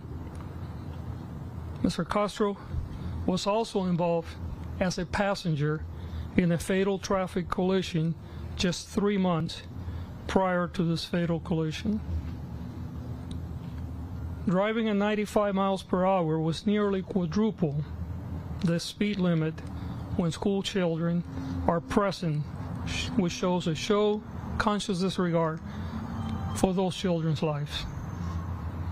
These charges are filed at a time when traffic deaths in Los Angeles County have reached the highest number in the last 2 decades. LAPD for the city of LA has shown that there were 312 people killed in traffic collisions last year. That was a 5% increase over 2021, and it was a 29% increase over 2020. According to the LA Times, the traffic fatalities in 2022 here outpaced the national trends. Off and on duty law enforcement officers must provide positive examples for safe driving for the public. Being a police officer is a privilege, and along with the privilege comes responsibility. Isaiah should be in school today. He should be enjoying lunch with his friends. Instead, he is no longer with us, and the family is mourning, and our entire community is mourning. This tragedy was preventable and should have never happened. We will hold anyone who displays this level of recklessness and disregard for human life accountable. We will continue to extend our sympathy to the family, and our victim services will continue to work with the family for as long as it's necessary. I also want to thank the Southgate Police Department for the thorough investigation and the collaboration with our Bureau in Justice System Integrity Division. And I want to thank our Justice Integrity Division for the excellent work that they have done putting this case together. These cases are never easy, but they're even more difficult when they involve a law enforcement officer. This investigation was painstaking, and today we're here to ensure that accountability takes place. I'd like to welcome now Chief of Police Darren Arakawa to speak. Chief.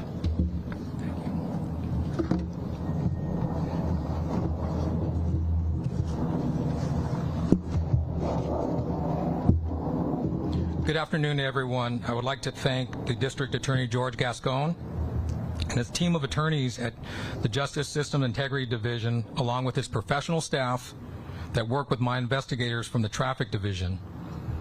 As mentioned, this investigation required a tremendous amount of patience and expertise to ensure that we had all of the factual information and evidence aligned before presenting our case to the District Attorney's office.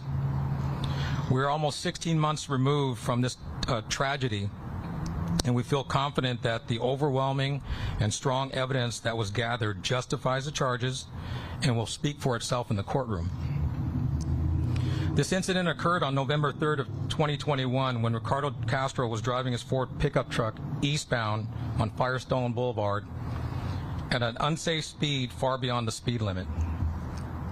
As he approached the intersection of San Juan, an earlier model Mercedes-Benz was negotiating a left-hand turn from westbound Firestone to southbound San Juan Avenue. When Castro entered that intersection, his pickup truck broadsided the side of the Mercedes where 12-year-old Isaiah was sitting. The Mercedes was launched east of the intersection, and Castro's pickup truck rolled over. Residents out there and citizens immediately responded to the vehicles. Responded officers and LA County Fire Department paramedics responded as well and provided medical attention to Castro and his female adult passenger, 12-year-old Isaiah, and his adult sister, Alexa, who was driving the Mercedes. All were transported to local hospitals for treatment of their injuries. Despite the valiant efforts of LA County firefighters and the medical staff at Long Beach Memorial Hospital, Isaiah did not survive this horrific event. I want to emphasize that this was a preventable incident that was clearly in the hands of Mr. Castro, and that cannot be understated. At the time of the collision, the street was heavily populated with motorists and pedestrians and occurred during a time period where school children were still present. It seems to occur more frequently in Los Angeles County, where some motorists drive recklessly with no regards to human life and at freeway speeds on residential and business streets. The outcome of these driving habits sadly have irresponsible. You're just listening in there to Los Angeles County as charges were filed against a deputy that crashed and led to the death of Isaiah Suarez, a 12-year-old. The deputy was off duty at the time, but certainly a very tough scene right there. We want to continue on here on Live Now from Fox, take you out to a live picture as Governor of Florida Ron DeSantis making remarks there. Let's listen in to what he has to say here on Live Now from Fox. CEO of all the fake news that's fit to print, Babylon Bee, Seth Dillon. Shannon Chapman is a mom of two from here in Palm Beach County. And then James Jenkins, who is living here in Palm Beach County. So they're going to tell their stories about tech. Before we get on to talk about tech, I am pleased to be able to announce today that our tourism numbers for 2022 have come in. We have close to 138 million visitors. That's an all-time record for the state of Florida. So people are coming. And don't forget, that's with you having these restrictions that Biden has imposed about people coming from foreign countries to visit. They make you do a vax to be able to come still on an airplane after all this time. After this doesn't stop you from getting a darn thing. I mean, it's just ridiculous, but they're doing it, and it absolutely deters people people to have to put up with that. I mean, I get invited to go, hey, visit our country, do this, we love Florida, and I'm like, all right, well, what is there going to be a deal we can do? But if it's not, are you going to make us go through restrictions and stuff? You know, I don't want to be taking tests. I don't want to be doing this vax stuff. I want to just be able to live and make decisions. That's how people think when they want to come travel. And so for us to have this record, even with some of those things still in place, I think is a testament that Florida is really the place people want to be. And if you just want to go and get a travel visa to come from some of these countries, the amount of time it takes to be able to get it, meanwhile, they let millions of people come across the southern border with no visa or anything. And how does this make any sense? So we're proud of what we've been able to do to make Florida a place people want to not only live, but also visit in record numbers, and that's had a huge impact on so many jobs. Part of the reason why our unemployment rate is 2.5%, part of the reason why we have more people employed today than prior to COVID. You know, you look at a lot of these lockdown states, California, they haven't even gotten tourism back to where it was pre-COVID. They're still a few years away from even getting that. We're better than we were in 2019, and same with employment. We never in the history of Florida had more people employed here than in New York State, and now we do, and we're continuing to go up. So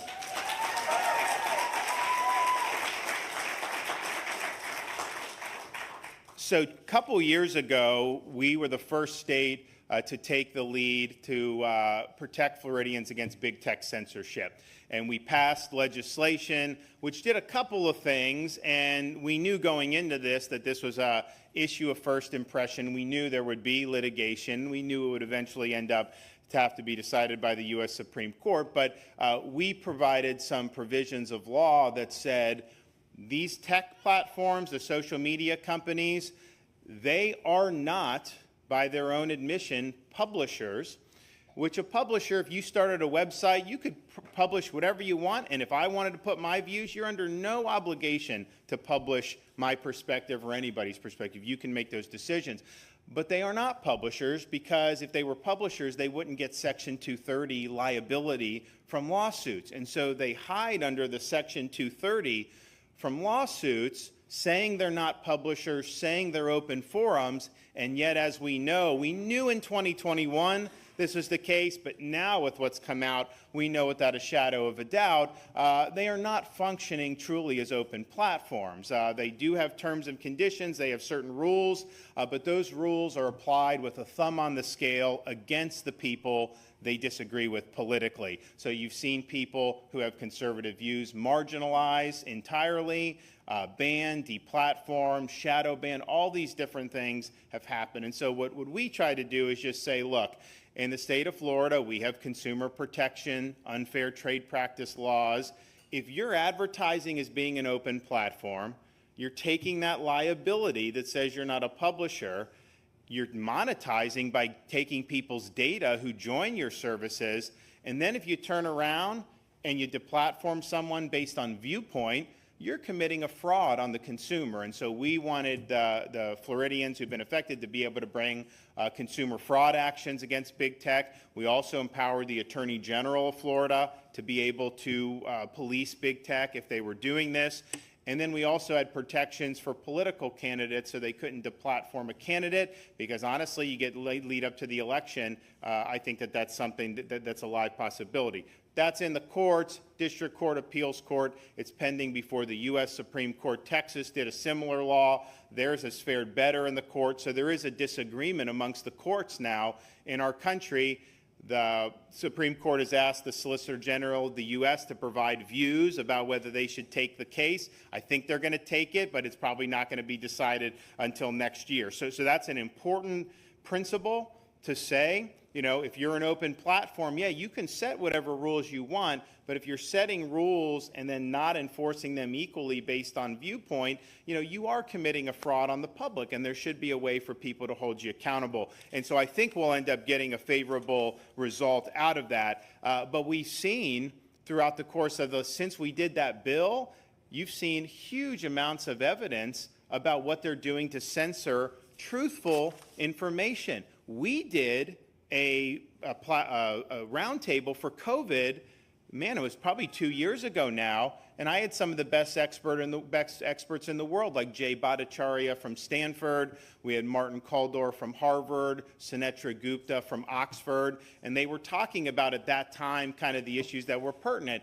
And one of the things they all agreed, this is 2021, kids should not be wearing masks in school.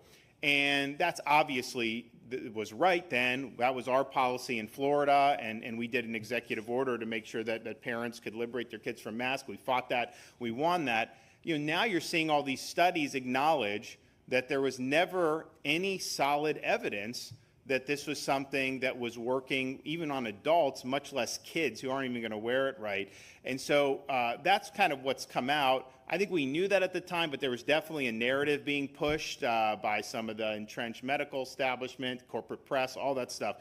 So they're just laying out the facts on this, and Google and YouTube pulled the video down because they were saying that kids should go to school mask-free. I mean, this is a core debate. I mean, just like when we had said the schools needed to be open, most of these, quote, experts opposed us in Florida on that, but that's a debate that needed to have. We were right on that debate about the schools being open, and we were right about the debate on letting kids go mask-free. But why would you censor that information? You should want to be debating these issues. These are very significant issues that affect a lot of people's not only quality of life, but their development as young people, and yet they did that. And then they would have, we now know Twitter, they had kind of these behind-the-scenes blacklists where they would go after people who were dissenting from the Fauci narrative. And that had huge ramifications too, because I think if we'd have had a fuller debate, maybe some of the things that went really wrong over the last couple of years, maybe they would be in a better spot on some of this stuff. So this has been really, really significant to see what they're trying to do. So that's there. You also have the role of China in tech with things like TikTok. And this is something there, if you look at the TikTok that they use in China, it's much different than what they're trying to do in the United States. With China, it's all very wholesome, patriotic. In the United States, they're trying to inject as much garbage into this as possible. They're getting the data from people, creates a huge security risk through our country. And so this is something that a lot of people have said, wait a minute, is an issue. So we were able to, last summer, I did an executive order covering not just TikTok, but a bunch of stuff for the state government. And so we don't have state government using TikTok anymore. We didn't ever really had a lot. There's a couple here or there, like a year or so ago. So that's there. Today, our Department of Management Services is clarifying that executive order not only applies to TikTok, it applies to all of the digital platforms based with the CCP. And so it's not just TikTok. There's these other Chinese platforms that we will now have nothing in the state government. And again, I don't know how much is being used or not used on those others. I don't think it's a lot, but it's important to clarify that so people know where we stand. But I think this is a huge issue, and it's one thing to say you're not going to have the state government do it, but we're such a small footprint. I mean, this is only like a little, like throwing a pebble in a lake, so you got to do more. So we are going to be doing more with our proposals here today. Another issue that you see with big tech is your right to privacy. You go buy a phone, you turn it on, you put it in your car. You don't even make a call, don't even open the web browser, just sit it, next to you. You drive around, run errands, do all that stuff. It is collecting all the data about what you're doing. They know when you're driving. They know when you get out of the car, all these different things. And it's nuts to think the amount of information they can compile on you. And maybe I'm old-fashioned. I think, if I go buy a service or a product, I want it for that. I'm not signing up for them to be able to do whatever they want with your habits. And I don't think that should be the standard. But they have huge ability to do a lot. And I'll have people tell me they're having a phone conversation and they mention like red roses. And then the next thing they know, they're getting an ad sent to them for red roses. I was like, how does that? So there's all this stuff that we're very concerned about. The other thing that is I think a really big issue is the search engines, particularly like Google, and what they're doing to manipulate those results to be able to drive an agenda and to drive a narrative. I mean, clearly, if you look at search today versus like 10 or 15 years ago, it's radically different in terms of the results you were getting. You know, I think 10, 15 years ago, it was actually pretty good. Now, I think it's really, really been polluted. So what's going on behind the scenes? What do we need to know or not know? And we want to look at that too. So today, we're going to be proposing, and we're working with the legislature to enact a digital Bill of Rights, which will protect Floridians from big tech harms and big tech overreaches. Also, taking even stronger action to address threats posed by CCP-related entities like TikTok, but not only TikTok, but doing it much broader than just state government devices. And so, what is the Digital Bill of Rights? Well, we want to protect your right as a Floridian to have private in-person conversations without big tech surveilling you. If you want to consent to let them have this information so they can fashion advertising based off of it, it's your right to consent to do so, but it should only be if you consent, and they don't have a right to have that information as a matter of first principle. We also are going to protect the right to participate in online platforms without unfair censorship. We want free speech. We want more speech, not less speech. We want to protect the right to know how these internet search engines are manipulating search results. Transparency in terms of what we're doing so that you can evaluate whether that's a search engine that you want to use or maybe you want to take your business elsewhere. We want to protect your right to control all your personal data on the largest and most common platforms. They take that personal data and they make a fortune off your personal data. So you're talking about Google, Facebook, just a handful of these companies. They should really get express authorization from you before they're able to monetize that or use it in any way. And then finally, Digital Bill of Rights aims to protect children from various online harms. And as we see, that's a huge issue with what we're seeing.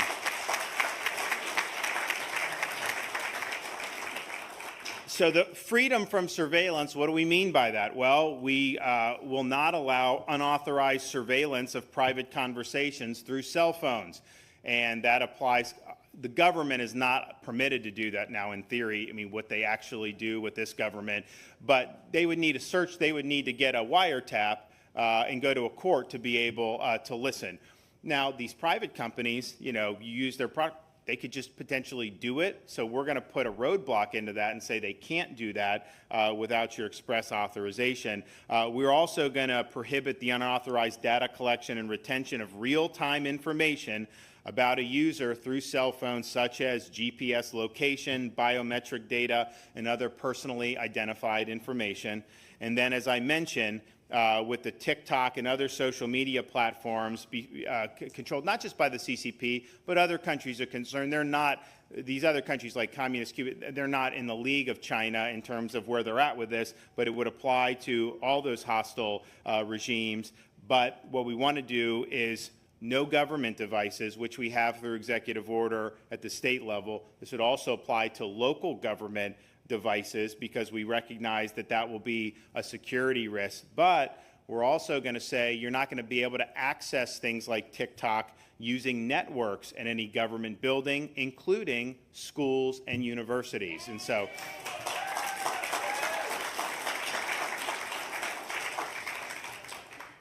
we want to make sure that you are protected from unfair censorship.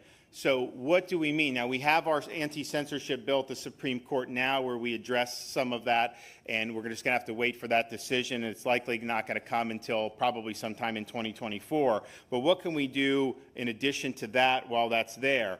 Well, one of the things that we are going to do is we are going to prohibit all state and local government employees from sending either in an official capacity or using state resources, requests to social media platforms to deplatform or censor any Floridians' accounts. And what you've seen in the last few years,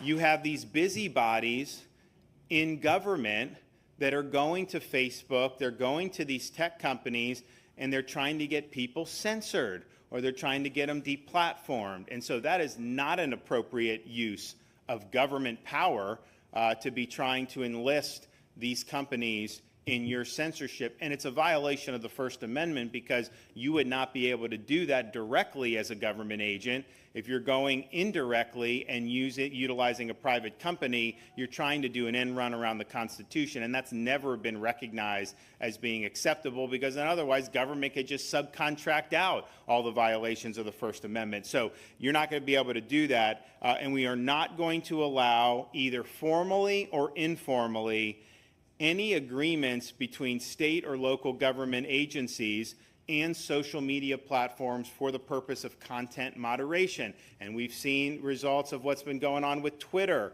and these Twitter files, where you will have the FBI working with Twitter to censor just normal information. Dr. Fauci working with Facebook and some of these others to censor perfectly legitimate information. Again, that's a collusion between government and the private sector to deprive you of your rights.